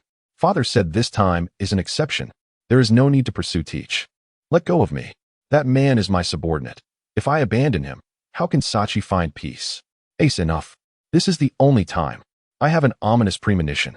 That man has harmed a comrade and fled. He has been under your father's care for decades. Yet he has brought you such disgrace. Most importantly, he has tarnished your father's reputation. How can I stand idly by? I must confront him. Hey, Ace, how long are you going to lie there? Ace, the meat will be gone. Get up. Ace." As Ace lay upon the hammock, he abruptly opened his eyes. What greeted him was the unfamiliar ceiling of a cabin. "I am not dead. Qin Lang did not take my life." Ultimately, he relinquished his armed color Haki. Ace turned his head and saw a familiar figure nearby, stealthily stuffing the remaining morsels of meat from a plate into his mouth. "Ah, this meat prepared by Qin Lang and Sanji is truly delectable." Beside him, a little raccoon persistently admonished, "Luffy, stop eating. This is the recovery meal prepared for the patient. You have devoured it all. Luffy, I never expected to see you again alive." The corners of Ace's mouth involuntarily curled into a smile as he sat up and mischievously said to Luffy, "Hey, Luffy, are you stealing my meat? Do you need a beating?" Luffy, feeling guilty, shook his head vigorously. No, it was all Chopper's doing. Suddenly, Luffy, realizing the situation, looked up in astonishment to discover that Ace had indeed awakened. "Haha, Ace, you're finally awake. Eat some meat." Swiftly, before Ace could react, Luffy shoved 5 or 6 large pieces of meat into his mouth. Gulp. Cough. Ace found himself choking on the meat, his eyes rolling back as he nearly suffocated. "Ah, Luffy, stop shoving it in. I'm going to choke." Chopper, in a panic, patted Ace's back, helping him regain his breath. Ace, after a struggle, swallowed the meat and turned around, angrily grasping Luffy by the neck, growling, "You little rascal. You tried to choke your brother. I'll strangle you." Luffy, caught in Ace's grip, shook his head frantically. He had no choice but to plead with Chopper. I'm sorry. Ace. Chopper, save me please. Chopper looked helplessly at Luffy, who was sticking out his tongue, and screamed, "Ah! Luffy is going to be choked to death. Quick, call the doctor." The commotion from below deck reached the deck. Nami, who was reading a newspaper, looked up and glanced at Qin Lang, who was assisting Usopp in repainting the Mary, expressing her concern. "Qin Lang, it seems Ace has awakened. Aren't you worried he might seek revenge on you? Although he is Luffy's brother, he is also the 2nd Division commander of the Whitebeard Pirates. If you defeated him, could it not provoke their animosity?" Even from the distant East Blue, Nami had some understanding of the formidable Whitebeard Pirates, a crew composed of powerful pirates. She was deeply concerned that Ace's situation could lead to enmity with one of the 4 emperors. Should a conflict arise, the might of the Whitebeard Pirates would likely track them down swiftly. Vivi, gazing at Qin Lang with concern, whispered, "Mr. Pirate, are you truly all right? After all, they are one of the 4 emperors." Meanwhile, Usopp, who was also painting alongside Qin Lang, raised his brush triumphantly and declared, "Humph, you cowards. If even the 2nd Division commander of the Whitebeard Pirates cannot defeat Qin Lang, what is there to fear?" Vivi softly added, "The captain of the Whitebeard Pirates, Whitebeard, is renowned as the most formidable man in the world. Some have described him as more terrifying than a monster, capable of obliterating an entire island with his bare hands." Obliterate an entire island with his bare hands?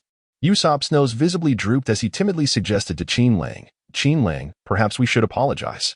If our apology is sufficiently humble, they likely won't hold our nameless pirate crew in too much contempt." "Usopp, your change in attitude is remarkably swift." Qin Lang meticulously applied paint to the mast of the Mary, a smile gracing his face as he reassured, "Rest assured, Ace is not a petty pirate. As the son of Whitebeard, he is undoubtedly a magnanimous hero. Right, Ace?" "Haha, of course." Ace's voice resonated from the deck. "Haha, fear not, everyone. I shall not mind such trivialities. Father certainly does not concern himself with such minor matters." With a hearty laugh, Ace emerged from the cabin and strode directly towards Qin Lang. With a smile gracing his lips, Qin Lang gazed at Ace, who was approaching him. Surely, they wouldn't be brawling again, would they? The onlookers held their breath, fixated on the two. Suddenly, a loud crash echoed as the two stood face to face.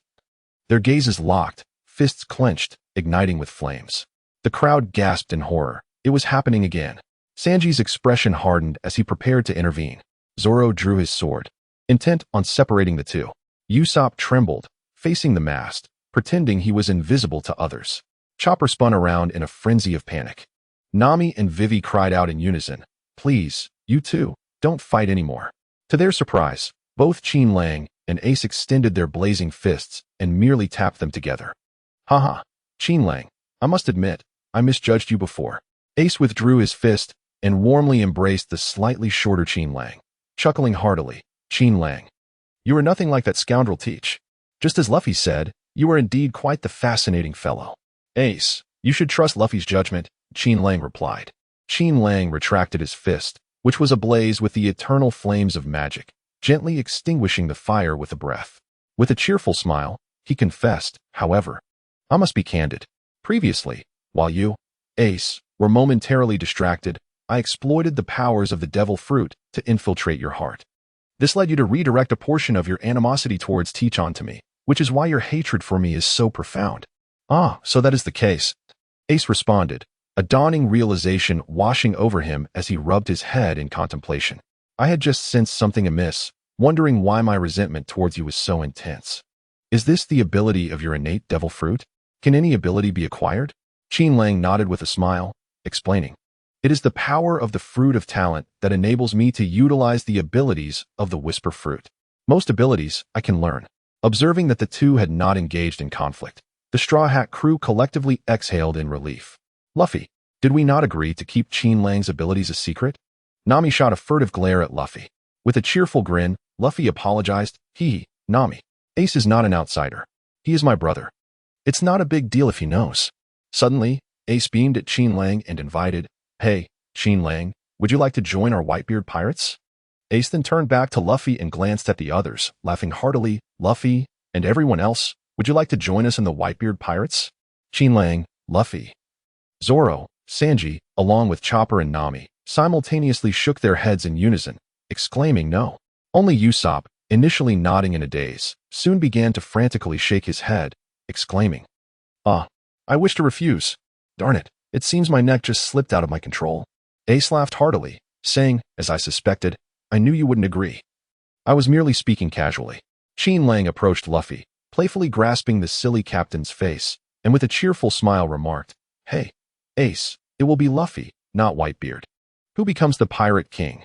Zoro and Sanji firmly echoed in agreement. Indeed, it will be Luffy who rises to the title of Pirate King.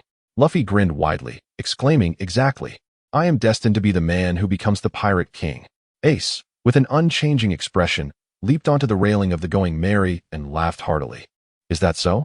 Then let us settle the score when the time comes." He then tossed a piece of paper into the air, which Luffy caught with curiosity. Examining it closely, what is this?" Qin Lang tucked a piece of paper into Luffy's hat, declaring, "This is Ace's Vivre card. In essence, it will guide us to his whereabouts." Ace, wearing an expression that suggested he was well aware, smiled at Luffy and said, "This paper will allow us to meet again." He leaped into the air, transforming into flames as he soared towards the rocket ship tethered to the Going Merry. With a snap of his fingers, he ignited the rope, severing it, and then tilted his head back to address those aboard the vessel with a grin. "I am delighted to see such wonderful companions by Luffy's side. Qin Lang, despite the battle we've endured, I am grateful that someone as strategic as you is with Luffy. Having a foolish younger brother certainly gives an elder brother cause for concern. He must often act foolishly, which must be quite taxing for you all." The group nodded in unison, their expressions reflecting agreement. He truly is a fool. Indeed. It is quite exhausting. Luffy, feeling wronged, interjected, "Hey." Qin Lang, with a gentle smile, cautioned Ace, "Be wary of Teach. The dark fruit he has consumed is no ordinary Logia-type fruit. He possesses the formidable ability to seize the powers from those who have consumed devil fruits. Once ensnared by him, the user will lose their abilities." Ace nodded solemnly and replied, "Luffy has already informed me about this. I appreciate your intelligence and will take it to heart. If it weren't for the release of my anger during the battle with you, I might have approached Teach recklessly. Ignorant of his fruit's capabilities, I could have easily fallen into his trap." Luffy, with a crestfallen expression, lamented, "Ace, can't you stay a little longer?" Ace responded, "No, Luffy. We each have our own pirate crews now, and I have my own matters to attend to. I am determined to eliminate Teach, the traitor who killed my comrade." Ace gazed at his younger brother, Luffy, who had matured and was no longer the little tail that followed him and Sabo. He waved his hand and laughed heartily. "Luffy, your happiness brings me peace. The next time we meet will be at the pinnacle of pirate strength. Until then." Luffy waved his arm cheerfully, saying, "Take care, Ace. Until we meet again." Ace deliberately glanced at Qin Lang and gave a slight nod. Qin Lang responded with a smile. "Rest assured, I shall keep an eye on this fool for you. Farewell, everyone." Flames ignited beneath Ace's feet, propelling the rocket ship as it expelled a torrent of seawater from its stern. The rocket ship glided swiftly across the surface of the sea, soon vanishing from the onlooker's sight. "Wow, such a small vessel can travel so quickly." Usopp gazed enviously at Ace's graceful departure and urged Qin Lang, "Qin Lang, why don't you give it a try? It looks so exhilarating." Qin Lang nodded, a hint of excitement dancing in his smile as he remarked, "Very well. I shall acquire a similar vessel in the future. Alas, I currently lack the necessary materials." Qin Lang was indeed contemplating the construction of a small vessel powered by the abilities of the burn fruit or the smoke fruit. With a boat he could operate single-handedly, he could venture out to sea and engage in various pursuits. For instance, he could meander around the Navy headquarters and gain insights into the devil fruit powers housed within.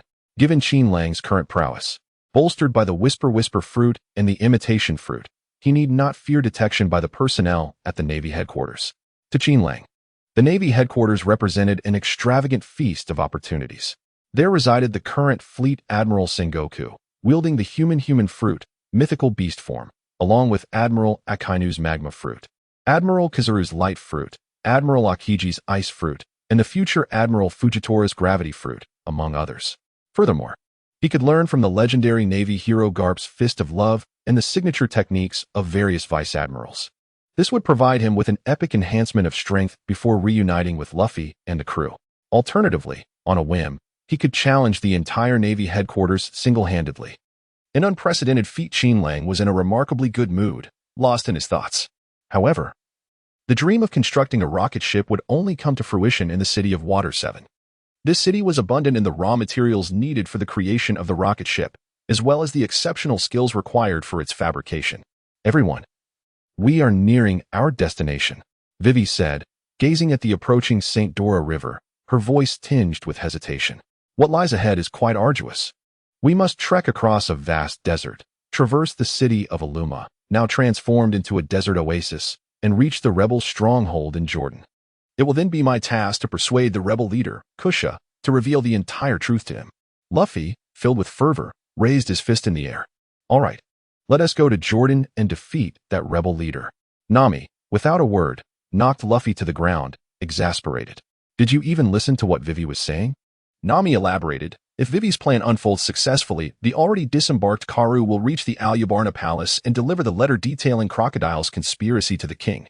The king will then become wary of Crocodile and will strive to resolve matters peacefully with the rebels. If Vivi can persuade the rebel leader, we can put an end to the conflict entirely. Afterwards, both sides can unite to confront the warlord of the sea, Crocodile. As Nami spoke, she playfully slapped Qin Lang, who was busy preparing lunch boxes for everyone, and added with a triumphant grin, even if we fail to convince the rebel leader, Qin Lang can still use his strength to dissuade them from attacking the capital of Alyabarna. Qin Lang meticulously packed everyone's lunchboxes and turned around with a beaming smile, saying, "You all go ahead. I shall remain here to guard the Mary." Upon hearing that Qin Lang would not be joining them, Nami was immediately struck with fear and spun around, exclaiming, "Why? Didn't we agree to act together?" In Nami's eyes, Qin Lang was the undisputed powerhouse of their team. Not only was he formidable in combat, but his intellect was also sharp. He possessed both courage and strategy, far surpassing that foolish Luffy. Qin Lang smiled and said, "I have my own matters to attend to. The affairs of Her Highness the Princess shall be entrusted to you." Wei Wei opened her mouth, but ultimately refrained from voicing her plea to Qin Lang. She was acutely aware of the pirate's steadfast nature, knowing that her words would bear no weight in persuading him to alter his decision. If Qin Lang chooses not to accompany us, we shall be left with no choice. As she witnessed Qin Lang's resolute stance, Nami's previously calm heart began to waver. She glanced at the expressionless swordsman, Zoro, beside her, deeply concerned that he might accidentally vanish in the desert, never to return. Zoro, gripping his sword with one hand, pondered, "I wonder if there are any swordsmen in the desert." Nami then cast her gaze toward Sanji, who lay on the ground, dejected and sulking due to the long sleeves worn by her and Wei Wei. She harbored doubts that if the enemy were a beautiful woman, this fellow would willingly surrender, allowing the alluring foe to capture him. Sanji lamented pitifully, "Wah, I long to behold the graceful figures of Miss Nami and Miss Wei Wei." Nami turned once more to look at Chopper, who was panting heavily and rolling around in the shade, struggling with the oppressive heat. She was genuinely worried that this newcomer might perish in the desert. Chopper, drenched in sweat, gasped, "Phew, it's so hot. I detest the desert." Nami then shot a glance at their exuberant captain, Luffy, who was eagerly surveying the surroundings. If he didn't act foolishly, it would be a relief. If he did, they would all suffer together. Luffy, brimming with enthusiasm, declared, "Hee, I can't wait to fight. Don't worry, Wei Wei. I will send Crocodile flying with a single punch." Nami couldn't help but sigh. She felt exhausted, wishing for everything to come to an end. It dawned on her that, apart from Qin Lang, none of her companions were dependable. "Hey, Nami." Usopp stood nearby, looking pitiful and on the verge of tears. Once again, he found himself disregarded by her. Luffy leaped ashore and unexpectedly discovered a group of combat-loving kung fu manatees. After engaging in a spirited battle, he successfully recruited the entire troop as his subordinates. Meanwhile, Usopp tragically fell to a kung fu manatee. Following a brief moment of laughter, the group bid farewell to Qin Lang and the kung fu manatees. As they walked away, Luffy swung his arm back and cheerfully exclaimed, "Hee, Qin Lang, we shall meet again." Usopp, glancing back with a quivering voice, lamented, "Qin Lang, wah, I wish to stay on the ship with you. We're leaving." Sanji and Zoro gazed at Qin Lang with an air of tranquility, convinced that his decision to remain was grounded in profound reasoning. "Phew, it's sweltering," Chopper panted, lacking the energy to bid farewell to Qin Lang. Vivi and Nami waved at him, refraining from uttering further words. Surrounded by the kung fu sea cows, Qin Lang watched his companions depart from the Going Merry. venturing into the vast desert. With a thunderous roar, as they receded into the distance, a black, eternal flame ignited upon Qin Lang's form. The sudden transformation startled the Kung Fu sea cows, compelling them to retreat in disarray. The warlord of the sea, crocodile, is it? Heh, I shall meet you soon. Qin Lang vanished into thin air. Amidst the swirling yellow sands, there stood a verdant marvel, a city that defied the elements. Ha! A toast to the great hero. The presence of Lord Crocodile ensured that the rebel army dared not invade this sanctuary. Patrons in the tavern indulged in hearty libations, the city resonating with laughter and cheer, while crystal-clear streams meandered through every corner of this vibrant locale. The spectacle of this city was in stark contrast to the other cities of the Alabasta Kingdom. Here lay the most resplendent city of the kingdom, Rainland. In Rainland, freshwater was never a scarce resource, and no insurgents dared to breach its walls. For within resided the formidable warlord, the Desert King, Sir Crocodile. He was also the proprietor of the grandest casino, Rain Banquet, and the enigmatic mastermind behind the Baroque works. Mr. Zero. Beneath the opulent edifice of the Rain Banquet, there lay an underwater chamber, encased in thick, transparent glass, with the ocean swirling outside, inhabited by numerous 30-meter-long banana crocodiles. Named for the banana-shaped protrusions on their heads, these creatures were ferocious and social, capable of preying on sea kings. Gurgle, gurgle. At that moment, the reigning monarch among the banana crocodiles, stretching 30 meters in length, submitted obediently to the caress of a man's right hand, emitting a sound akin to that of a contented puppy. This man, who treated the banana crocodile king as a cherished pet, donned a luxurious black fur coat, styled his hair in a slicked-back manner, and bore a pronounced scar across his face beneath his eyes. His left hand was adorned with a gleaming golden hook, radiating an ominous glint. Seated regally in his executive chair, he puffed on a cigar, his gaze indifferent as it fell upon Robin in the distance. The time for executing the final battle plan is noon in 2 days. Is everything arranged? Robin nodded, her demeanor composed. Yes, everything is in order, boss. The canola flowers have 150 billion attendants at the ready. Mr. 2 has also been recalled. He cannot locate Mr. 3, whom you ordered to eliminate. Mr. 3 seems to have slipped from our sight. All the chief commanders will gather tonight at 8 o'clock at the Spider CAF. Sandy Crocodile nodded in satisfaction, narrowing his eyes as he regarded Robin's back, slowly offering praise. Well done. It is now past 5 o'clock. Some may have already arrived at the Spider CAF. In the midst of a desolate expanse, the barren winds howl incessantly. A solitary CAF stands resilient against the shifting sands. Outside, a pink fish-shaped sign adorned with a spider motif is playfully teased by the passing gusts, emitting a mournful creak. The tempest rages outside, yet within, tranquility reigns. Melodious notes resonate from an elegant phonograph, filling the warm and inviting CAF with a symphony of sound. The interior is unremarkable, yet imbued with warmth.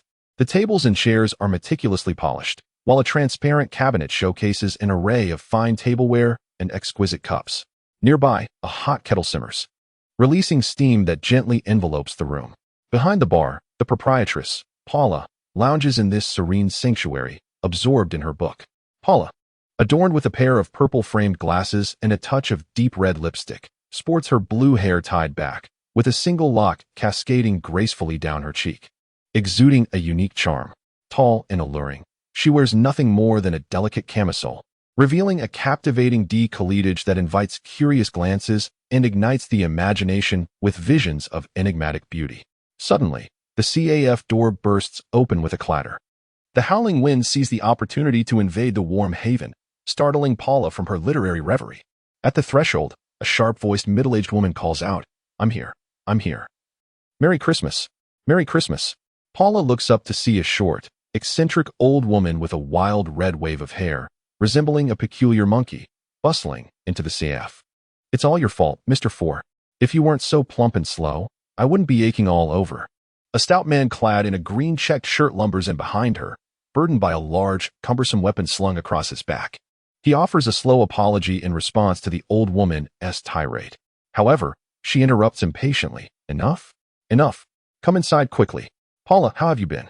The place seems rather empty. Is business not thriving?" Her speech is rapid, and as she converses with Paula, her eyes dart around, revealing her restless nature. Paula smiles gently, replying, "It has been a while, Mississippi Merry Christmas. The sluggish man ambled over to the bar. The proprietress turned to him, bestowing a smile. Mr. 4. You are most welcome. Hello, she said, glancing at Miss Christmas with a grin. Today, this place is exclusively yours. Someone has already ordered your drinks. Yours is fresh orange black tea, and Mr. 4's is apple tea. Are these satisfactory? I detest hot beverages. I want something cold. Cold.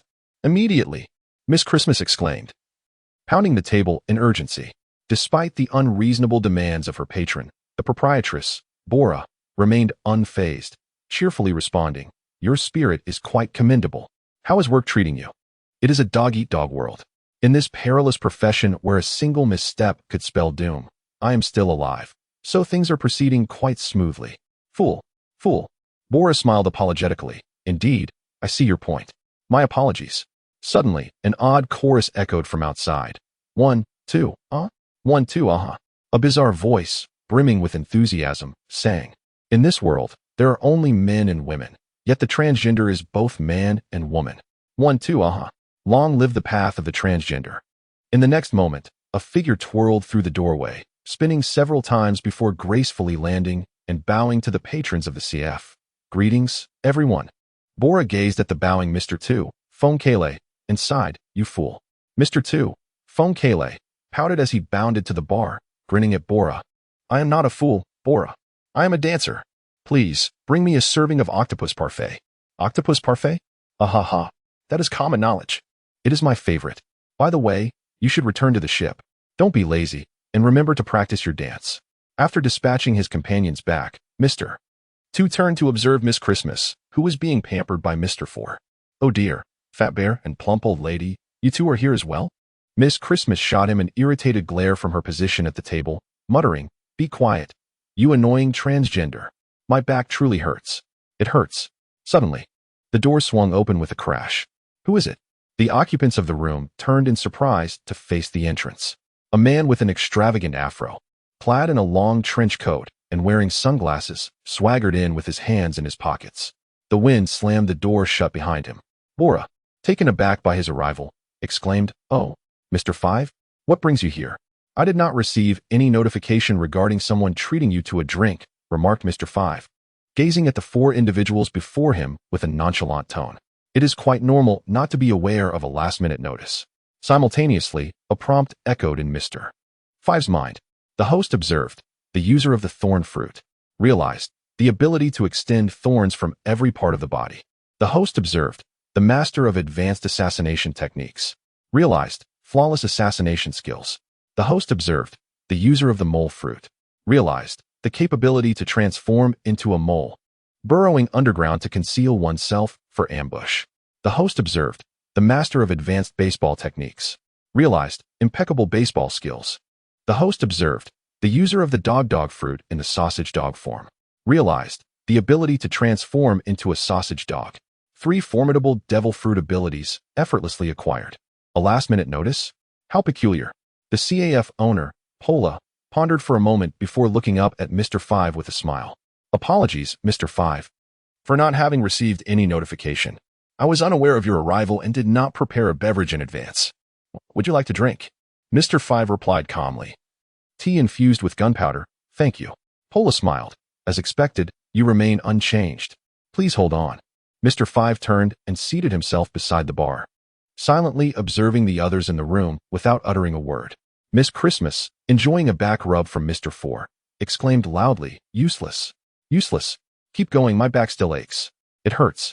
Mr. 2 Fonkele scrutinized Mr. 5 carefully, suddenly bursting into laughter. Explosive man, your fashion sense has improved since last time. Care to practice the swan dance with me? I am not interested. Mr. 5 replied coldly. Mr. 2 Fonkele stood on tiptoe, twirling around on the ground with a grin. Do not be so indifferent. Explosive man, my transgender martial arts are quite formidable. Hee, just afraid I might actually employ those advanced techniques and frighten you. Qin Lang chuckled to himself. Perhaps Mr. 2 Fonkele could never have imagined that someone would dare to employ the abilities of his imitation fruit right before him, successfully deceiving him in the process.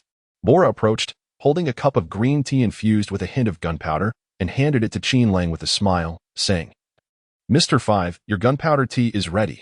Please enjoy. Qin Lang lifted the gunpowder tea, savoring it with a hint of pleasure as he drank it down. A concoction of tea infused with gunpowder? It must taste dreadful. Mr. 2, Fong Kale, looked at Qin Lang with evident disdain and leaned closer to Bora, who was busily wiping the bar, laughing heartily. By the way, I heard that even Mr. 1's partner will make an appearance this time. I have yet to meet her. They say she is a highly aggressive assassin. I can hardly contain my excitement. Bora smiled and replied, "It seems your mission this time is quite formidable." Mr. 2. Fong Kale glanced around, ensuring no one was paying him any mind, then leaned in closer to Bora and whispered, "I heard that this mission might lead us directly to the final boss. My little heart is racing with trepidation." The entire room fell silent, every gaze fixated on him. "The CAF owner?" Bora inquired curiously. "Is that so? Who did you hear that from?" Only then did Mr. 2, Fong Kale, realize that he had spoken out of turn. Responding with a sheepish grin, "It's just a guess of mine." Qin Lang silently surveyed Bora, noticing that although she wore a smile, seemingly unaffected, her hands were discreetly poised, aimed at Mr. 2, Fong Kale's head. Should she perceive any fault in him, her hands would swiftly strike with thorns, piercing through Mr. 2, Fong Kale's skull without hesitation. Qin Lang chuckled softly to himself. It seemed that Mr. 2, Fong Kale, had inadvertently alleviated his suspicions regarding Bora. When an individual is under suspicion, they become the target of doubt. However, when a multitude of individuals share the same suspicion, the very essence of doubt loses its significance. The chief commanders, accompanied by the soothing strains of music within the CAF, awaited the approach of 8 o'clock. Mr. 1 and his partner had yet to make their appearance. Outside, the moon had risen, casting its luminescence over the desolate expanse. Following the sun's relentless heat, the temperature in the desert plummeted rapidly. It was exceedingly challenging for an ordinary person to endure such extreme cold coupled with fierce winds. Disguised as Mr. 5, Qin Lang leaned back in his chair, eyes closed in contemplation, harnessing the system to glean insights on combat, leaving no moment wasted. Was it already nearing the appointed hour of 8? Mr. 2, Fong Kale, glanced at the clock, realizing that only 2 minutes remained before the hour struck. Bored and restless, he began to rise on tiptoes, spinning in circles. Just 2 minutes left? Then I shall twirl a few times. Mr. 4, having only just grasped the humor from half an hour prior, suddenly erupted into applause, laughing heartily at a joke Mr. 2 had shared. Mr. 2, misinterpreting the applause as encouragement for his spinning, became even more animated in his twirls. Spin, spin. Miss Christmas, irritated, interjected, "Hey, you foolish creature, you are quite the eyesore. Please stop." In the wilderness, a tall, bald figure dragged an unidentified object, leaving trails of sand in its wake as it slowly approached the spider CAF. Bang! The two inside the CAF, engrossed in their argument, were abruptly interrupted by a loud crash from outside. Crash! The CAF door was shattered, sending dust and debris swirling into the air. The chief commanders inside instinctively turned their gaze towards the entrance, readying themselves in a defensive posture. Qin Lang also opened his closed eyes and gazed toward the doorway. The host observed, the user of the swift/fruit. He comprehended the ability to transform any part of his body into a blade while simultaneously rendering his skin as hard as steel. The swift/fruit, indeed a practical power, had come into his possession. "Oh, why is it you all?"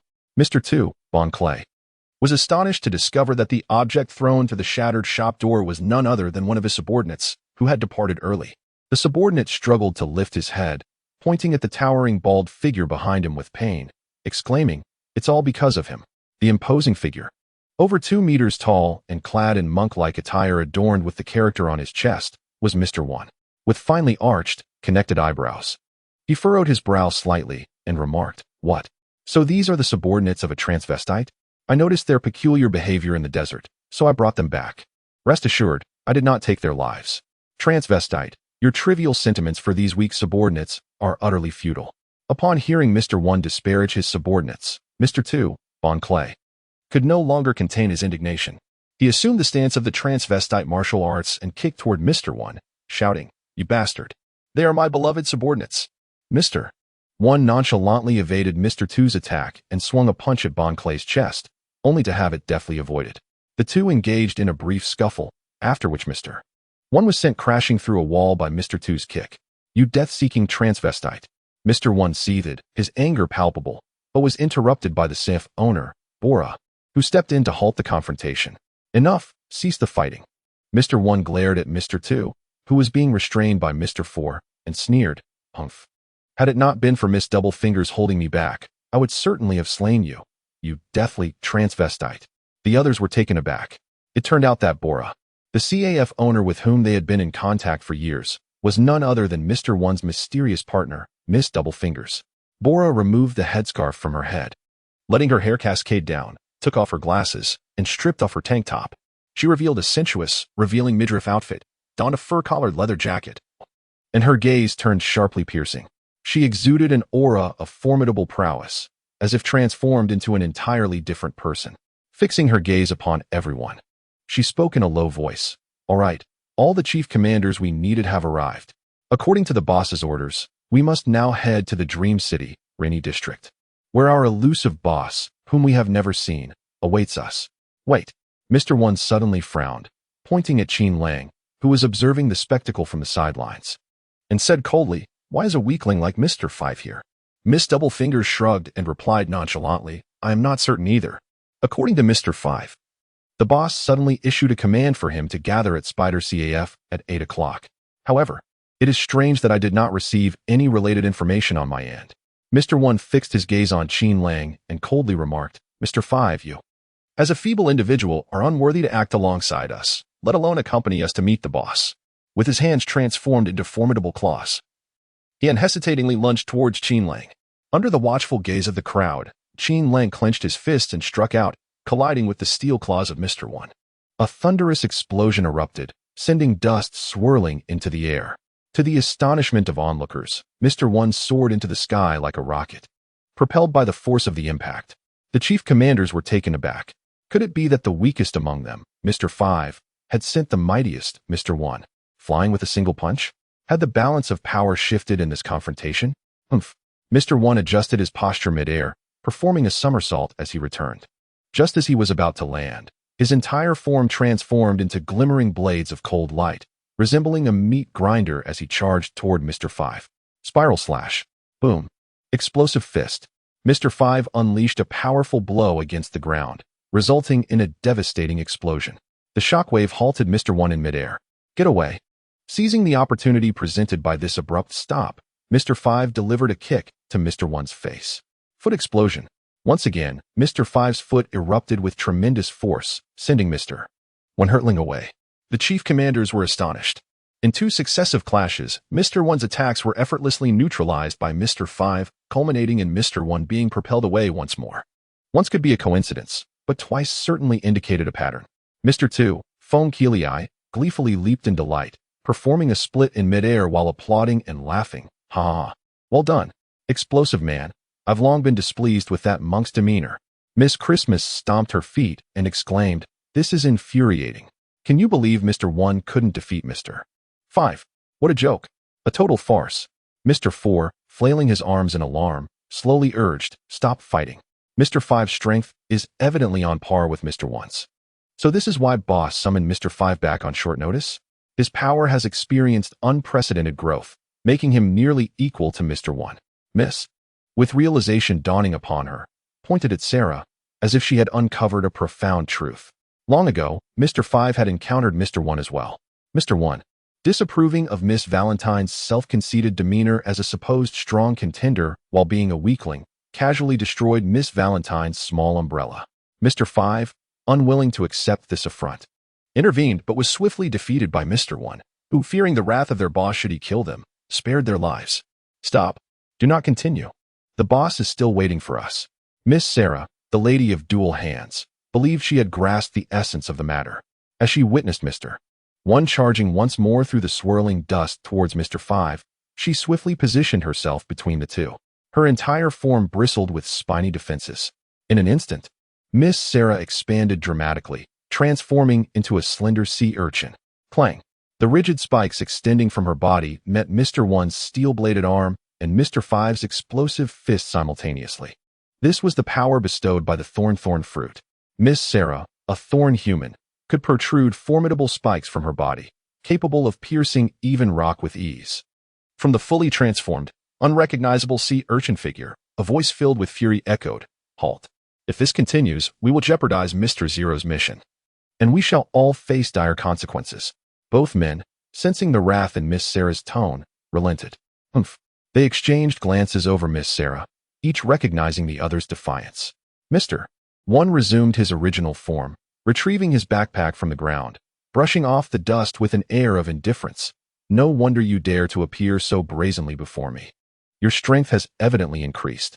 However, your explosions cannot breach my defenses. They pose no threat to me. Mr. 5 disdainfully adjusted his sunglasses and remarked, Mr. 1. You've lingered in that position for far too long. It's time for a change of scenery. Mr. 1 fixed his gaze on Mr. 5, his tone low and resolute. Feel free to try. The thorny spikes retracted and merged back into Miss Sarah, restoring her voluptuous beauty. She smiled at the others and declared, Let us depart for the rainy grounds. Mr. Zero awaits our arrival. A cart, drawn by a turtle, approached swiftly from a distance and halted before them. Disguised as Mr. 5, Qin Lang recognized this turtle as the very one that Robin had ridden when leaving the Mary. Named Bonky. Bonky arrogantly inclined his head slightly towards the group, the cigarette in his mouth glowing with embers. Once aboard the turtle-drawn cart, it accelerated rapidly, racing towards their destination. Mr. Tufong Kale sat regally in his seat, hands resting on the backrest, scrutinizing Miss Sarah before him. Humph. I never imagined you were the lady of dual hands. Miss Sarah replied with a smile. I do not recall ever denying it. Qin Lang sat comfortably in his chair, legs crossed, casually observing the individuals inside the car. His gaze lingered particularly on Miss, unabashedly sweeping over Sarah with an air of indifference. Humph, humph, humph. After Mr. 5 achieved his ambitions, Qin Lang's state of self-satisfaction was vividly on display. Miss, with her hands pointing towards Sarah, noticed Qin Lang's aggressive gaze and lifted her head to reveal a faint smile directed at him. Haki, Mr. 5 is indeed the one who conceals his true prowess. She appeared utterly unconcerned by Qin Lang's scrutiny. Qin Lang cast a glance at Sarah's ample bosom, a mischievous smile playing on his lips as he remarked, Humph, Miss. There appear to be quite a few exposed areas, and they are rather deep.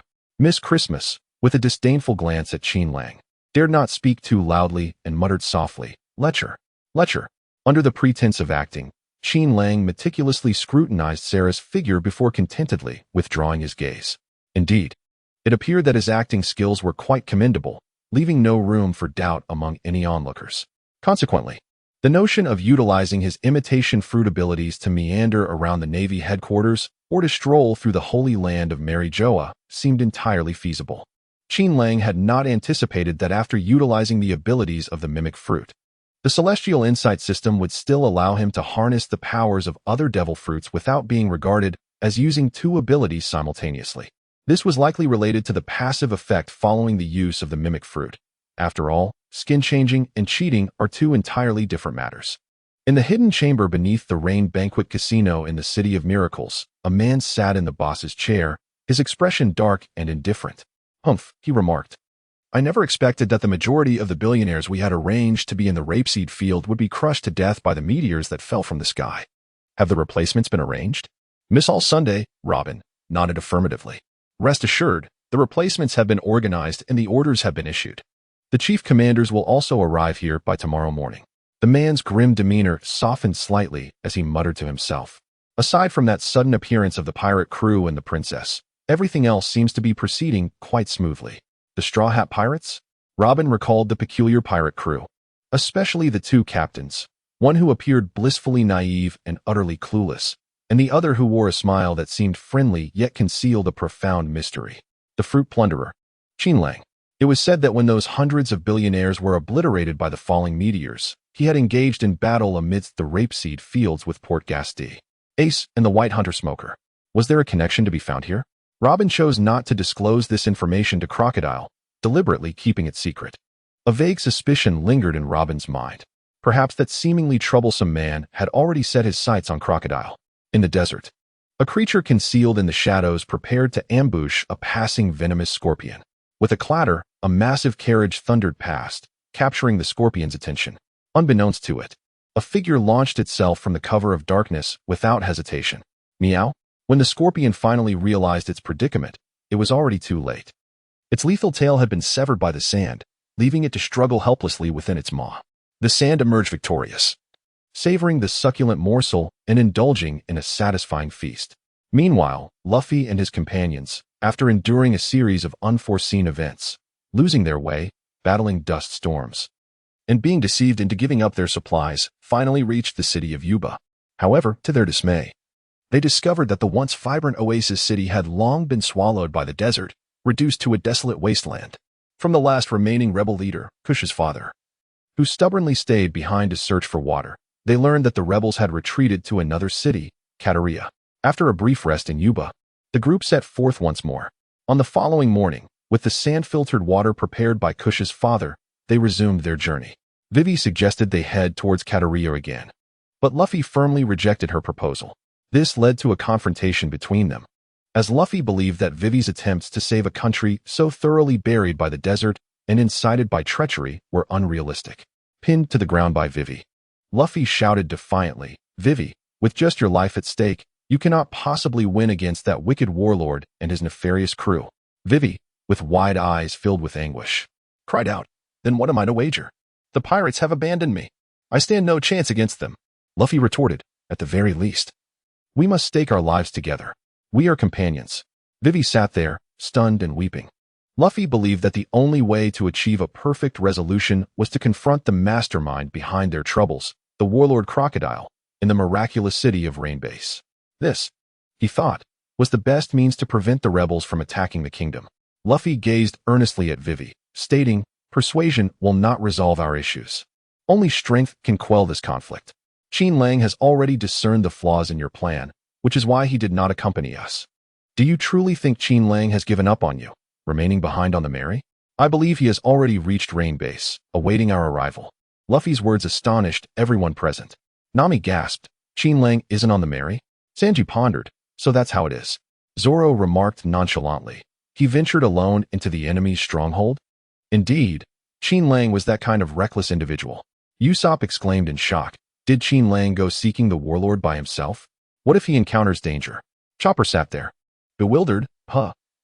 So Qin Lang has already gone to confront the enemy alone? At that moment, everyone realized that amongst them, only Luffy comprehended Qin Lang's intentions. Thus, when Qin Lang mentioned his desire to see the ship, only Luffy remained unperturbed, simply grinning and stating that they would meet again later. Observing the astonished expressions of the group, Luffy scratched his head in curiosity and exclaimed, Did none of you notice that Qin Lang winked at us when he said that? A wink is simply a way of saying he's teasing us, isn't it?" The others collectively shook their heads, exclaiming, "Not at all." Vivi, reflecting on Qin Lang's formidable strength, felt a surge of reassurance fill her heart. "All right, then let us proceed as Luffy suggests. We shall head to Rainbase to defeat Crocodile." Although facing one of the 7 warlords of the sea weighed heavily on everyone, the mere thought of Qin Lang being there lifted their spirits, transforming their anxiety into a sense of lightness.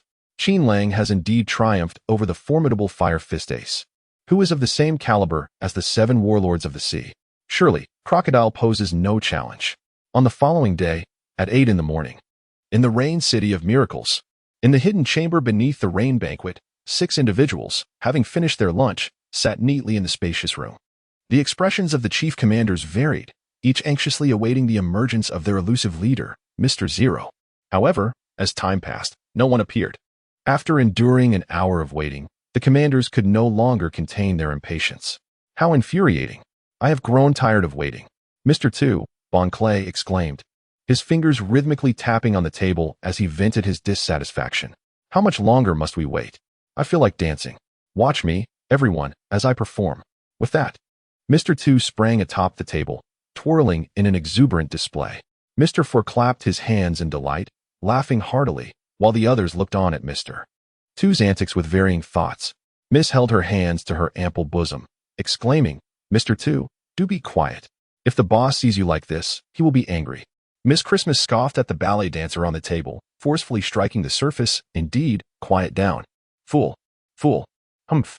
Mr. 1 snorted disdainfully, his contempt for Mr. 2 evident in his cold huff. Come bite me."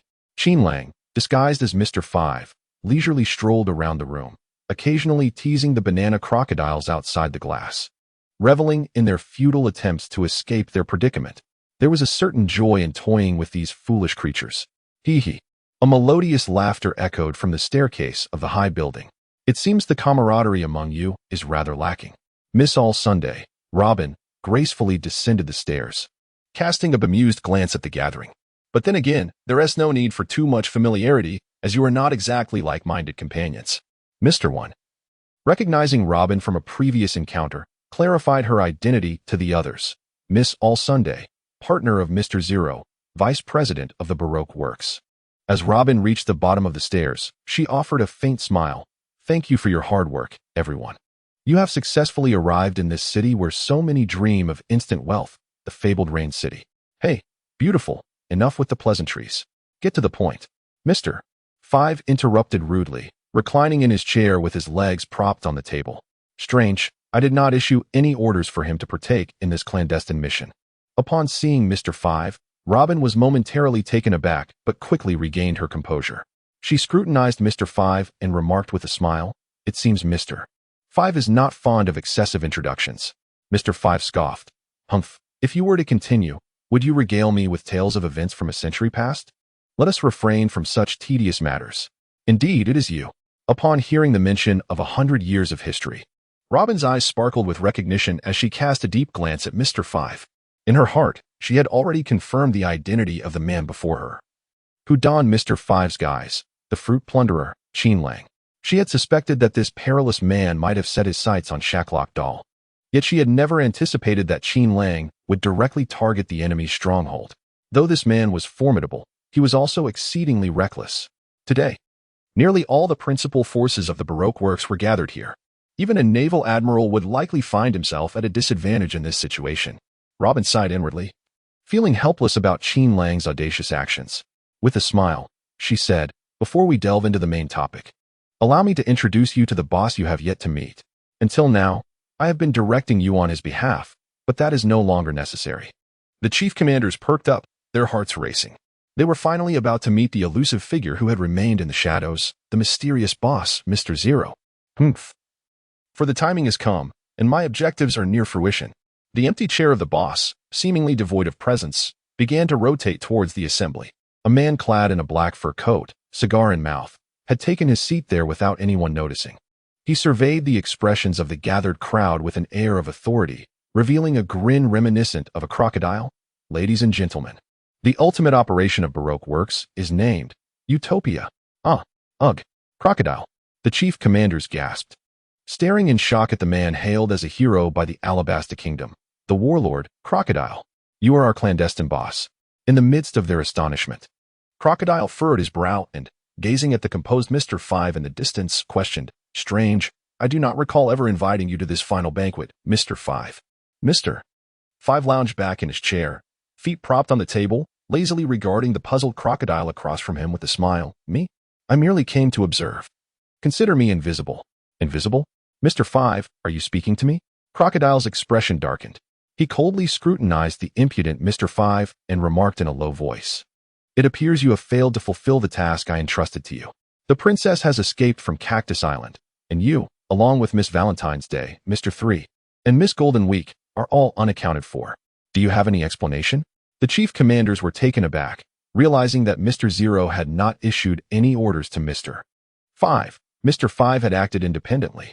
The chief commanders, ruthless assassins by nature, instinctively sensed the palpable murderous intent emanating from Crocodile as he questioned Mr. 5. An explanation? Faced with Crocodile's menacing inquiry, under the watchful gaze of the chief commanders, Mr. 5 audaciously tapped the table, met Crocodile's intimidating glare with a smile, and said, "Is it possible that Mr. Zero's orders were erroneous? Why not simply send Mr. 5 to assassinate the Marine Admiral instead?" The chief commanders collectively swallowed hard. Insanity. Mr. 5 had truly lost his mind. How could he dare to directly challenge Boss Crocodile's authority? Did he not fear for his life? What would be Crocodile's reaction? As the commanders cautiously glanced toward Crocodile, they were astonished to find that he had vanished from his chair. Crocodile had disappeared. Once everyone registered the situation, they immediately turned their attention to Mr. 5. Ugh. Mr. 5 found himself gripped by Crocodile's hand around his throat, lifted off the ground, struggling desperately. Crocodile coldly observed the contorted, gasping Mr. 5 and sneered, "Mr. 5, I never expected you to be such a bold individual. I had underestimated you. Now perish."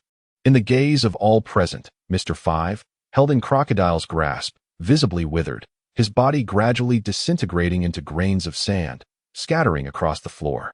Heavens! Mr. Five's body had been transformed into sand by Crocodile. The chief commanders were utterly stunned. Crocodile, the warlord of the sea, possessed such a brutal ability to turn a living being into sand.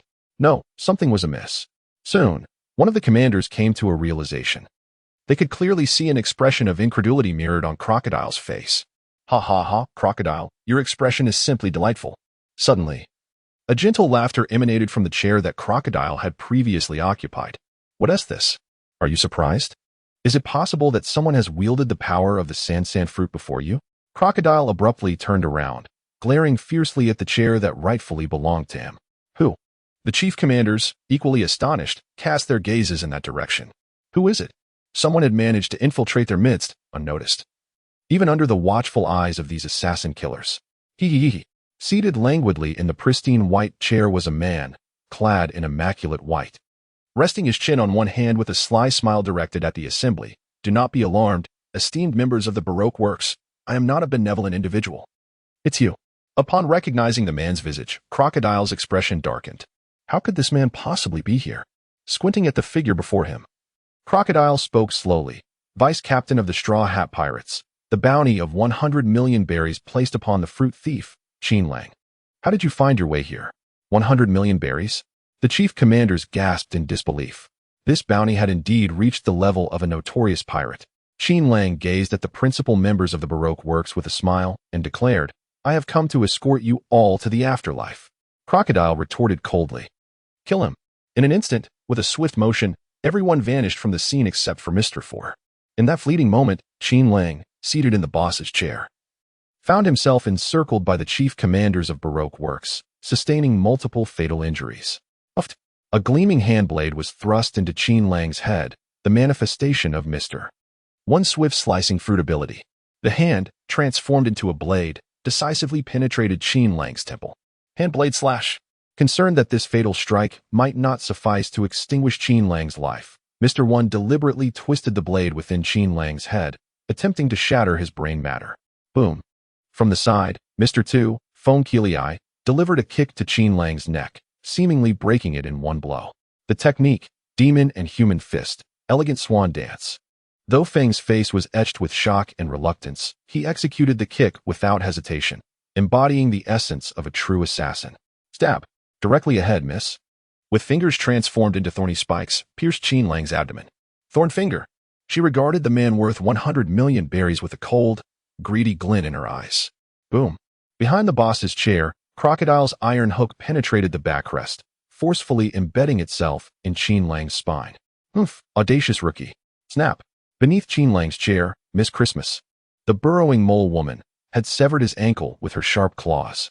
Earth Dragon Shortblade. Crack. Robin, utilizing the powers of the flower fruit, had already sprouted 6 arms from the chair, snapping Qin Lang's arms apart.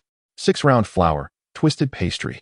Only at that moment did Mr. Four, in a daze, raise his heavy baseball bat and slowly approach Qin Lang, delivering a devastating blow with it. Oh, unstoppable mighty strike. Under the impact of that blow, Qin Lang's body was shattered, scattering fragments in every direction. However, the assassins from the Baroque workshop were astonished to discover that what was ejected everywhere was merely sand. The grains of sand, seemingly defying the absence of wind, all soared back to the already fractured boss's chair. The individual particles swiftly coalesced, reassembling into the likeness of Qin Lang. Hee, esteemed guests, your manner of welcoming is somewhat excessive. Perhaps customs differ in our culture. We do not require such fervent expressions of heartfelt hospitality. Qin Lang rose from the boss's chair, a smile playing on his lips as he surveyed the astonished assassins retreating in shock. Turning his gaze towards the perplexed Crocodile, he mockingly inquired, What do you think? Surprised, aren't you? Why is it that despite your use of armament Haki, you still cannot inflict any harm upon me? Crocodile's countenance darkened. Disbelief etched across his face as he questioned, Observation Haki? Did you somehow anticipate the position from which I would strike? Qin Lang gently applauded, a smile gracing his face as he remarked, Correct answer, though regrettably, there is no reward. The ability you just demonstrated is derived from my shasha fruit. Crocodile fixed his gaze upon Qin Lang, his voice cold and menacing. It is said that fruit plunderers can consume a formidable devil fruit, enabling them to replicate the abilities of other fruit users they observe. I had thought it merely a rumor. To my astonishment, it appears the tale is indeed true. Seizing the moment while Qin Lang conversed with Crocodile, Mr. One stealthily approached from behind. "Great slash," he declared, transforming his legs into sharp blades, fiercely aiming at Qin Lang's legs. Heh, it is well known that whispers of the street often hold truth. "Do not cause trouble, Mr. One." Qin Lang chuckled lightly as he deftly evaded Mr. One's assault. Gazing at the stepping stone he had provided for Sauron to comprehend and master the advanced Haki, "You are not worthy to contend with me. You are far too weak." Mr. One. Qin Lang raised his hand and grasped Mr. One's head, and in the midst of Mr. One's astonished expression, he forcefully slammed him to the ground. He casually added a powerful blow imbued with Haki, rendering him completely unconscious.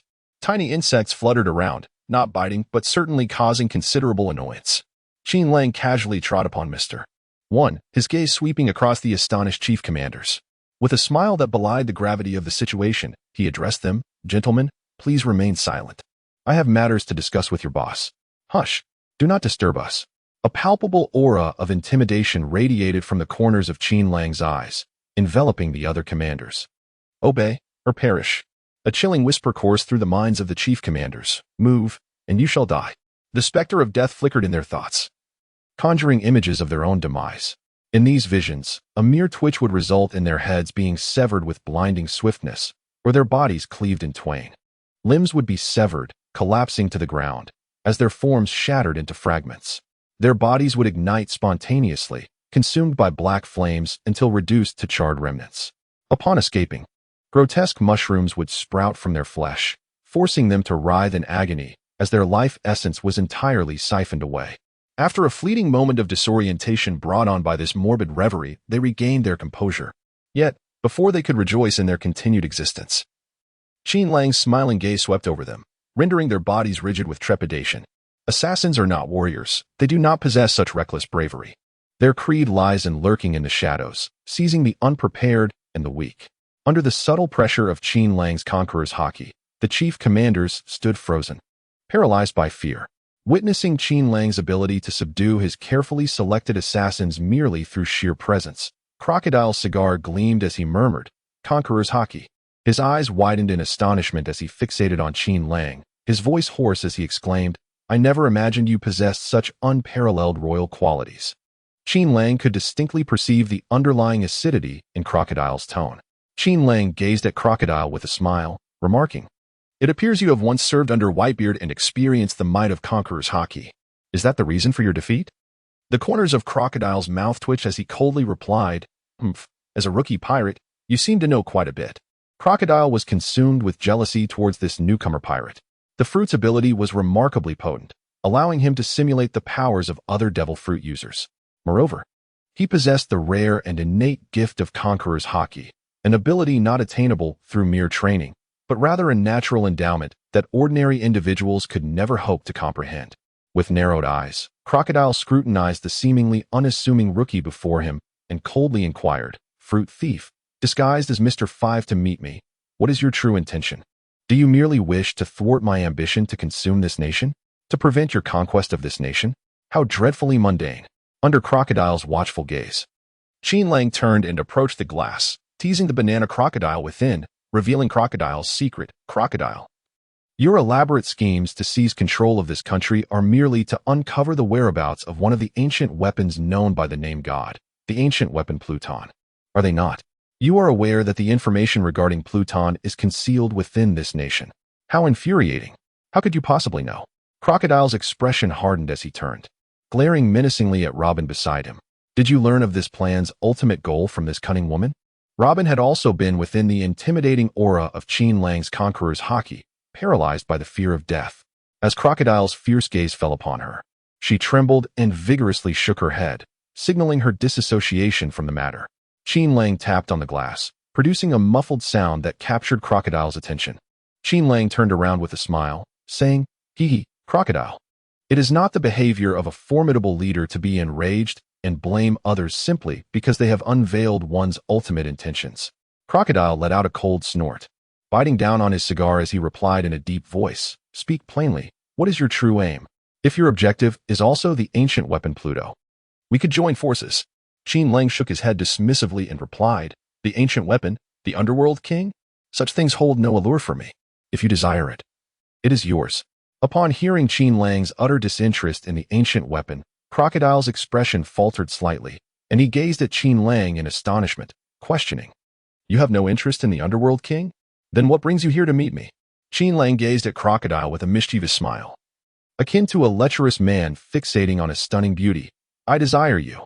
As soon as Qin Lang's voice fell, Crocodile instantly transformed into a whirlwind of yellow sand, surging towards Qin Lang like a swarm of bees.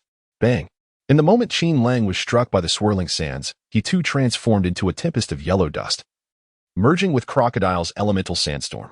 The two masses of sand coalesced in the air, entwining and devouring one another, before ultimately separating once more, taking on human forms. As Crocodile returned to his corporeal shape, his visage was etched with frost as he fixed a frigid gaze upon Qin Lang, coldly stating, Qin Lang, this is not amusing in the slightest. Should you intend to continue sharing jokes before me, I shall no longer indulge in wasting time here. Qin Lang smiled gently and said, do not be anxious. What I mean is, I would like to extend an invitation for you to join my ranks. Crocodile scoffed derisively. What a joke. You wish for me, a warlord of the sea within the Navy's camp, to join your straw hat pirate crew? Qin Lang waved his hand and fixed his gaze on Crocodile, speaking in a measured tone, let me be unequivocal. I am extending an invitation for you to join my ranks, rather than the straw hat pirates. Crocodile raised an eyebrow, questioning the distinction. Is there a difference? Will you? The vice captain of the straw hat pirates, truly sever ties with your crew? With resolute determination, Crocodile replied, I shall not align myself with any pirate crew. I will rely solely on my own strength and methods to ascend to the throne of the Pirate King. Qin Lang chuckled with a glimmer in his eyes. The Pirate King, you say? My captain is equally fervent in his ambition to become the Pirate King. However, I find no allure in such pursuits. I intend to indulge in far more intriguing endeavors. Crocodile scoffed. More intriguing endeavors? Huh, and what might those be? Qin Lang's smiling eyes harbored a terrifying power. You shall come to know. Boom. A voracious black light surged from Qin Lang's eyes, enveloping the entire rain feast with an aura of unparalleled conqueror's Haki. The terrifying and formidable intimidation was unleashed in an instant with a thunderous roar. The patrons engrossed in their gambling activities at the casino fell into a deep slumber, collapsing to the ground. The chief commanders, closest to the source, were overwhelmed by an even more intense wave of dread, succumbing to unconsciousness without any warning. What was once a vibrant celebration turned abruptly into a profound silence. In that moment, apart from Crocodile and Qin Lang, not a single soul remained awake within the venue. Even the banana crocodiles in their tank were rendered unconscious by the overwhelming force. Such potent conquerors Haki. Crocodile felt the sheer power of Qin Lang's perfected Haki.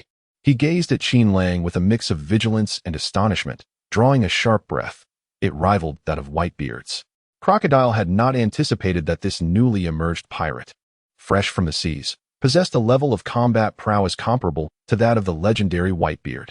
Ultimately, this was a challenge akin to the arduous quest of becoming the Pirate King. Qin Lang slowly turned around, his smile fading as he fixed a piercing gaze upon Crocodile.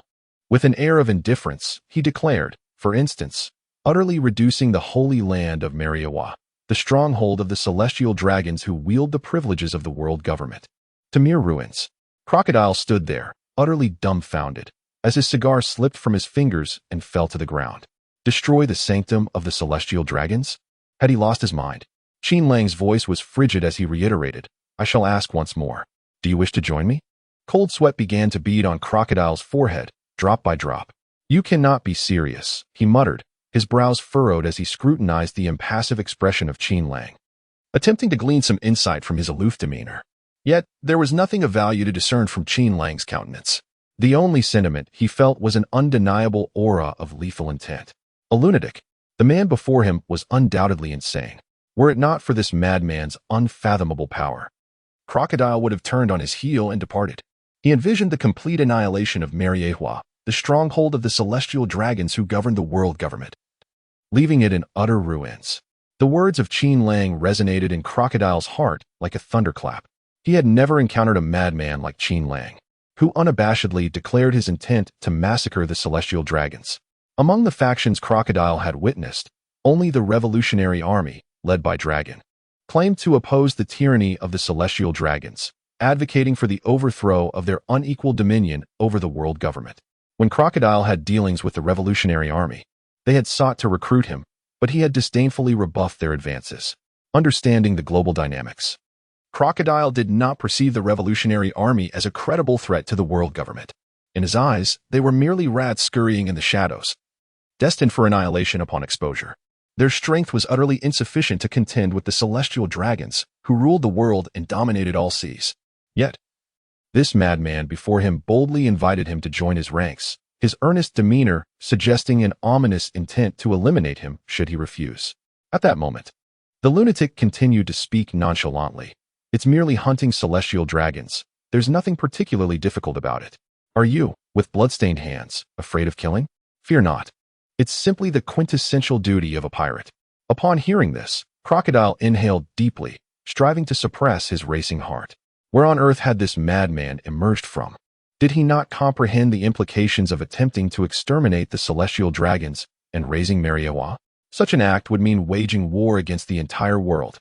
Even Dragon had never proclaimed an intention to annihilate the celestial dragons or to reduce Mariewa to ruins.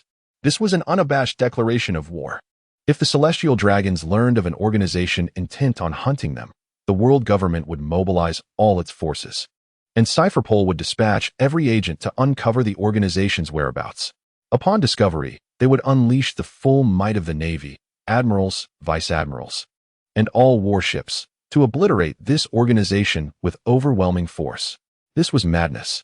The man before him, Qin Lang, was likely a lunatic so radical that even Dragon would advise him against such extremism. Crocodile had little time to respond. As he rapidly contemplated the situation, Qin Lang's indifferent voice jolted him back to reality. Crocodile took a deep breath, furrowing his brow as he fixed his gaze on Qin Lang, coldly posing the question that weighed most heavily on his mind. What can I gain from this? Qin Lang spoke with profound significance. You shall attain everything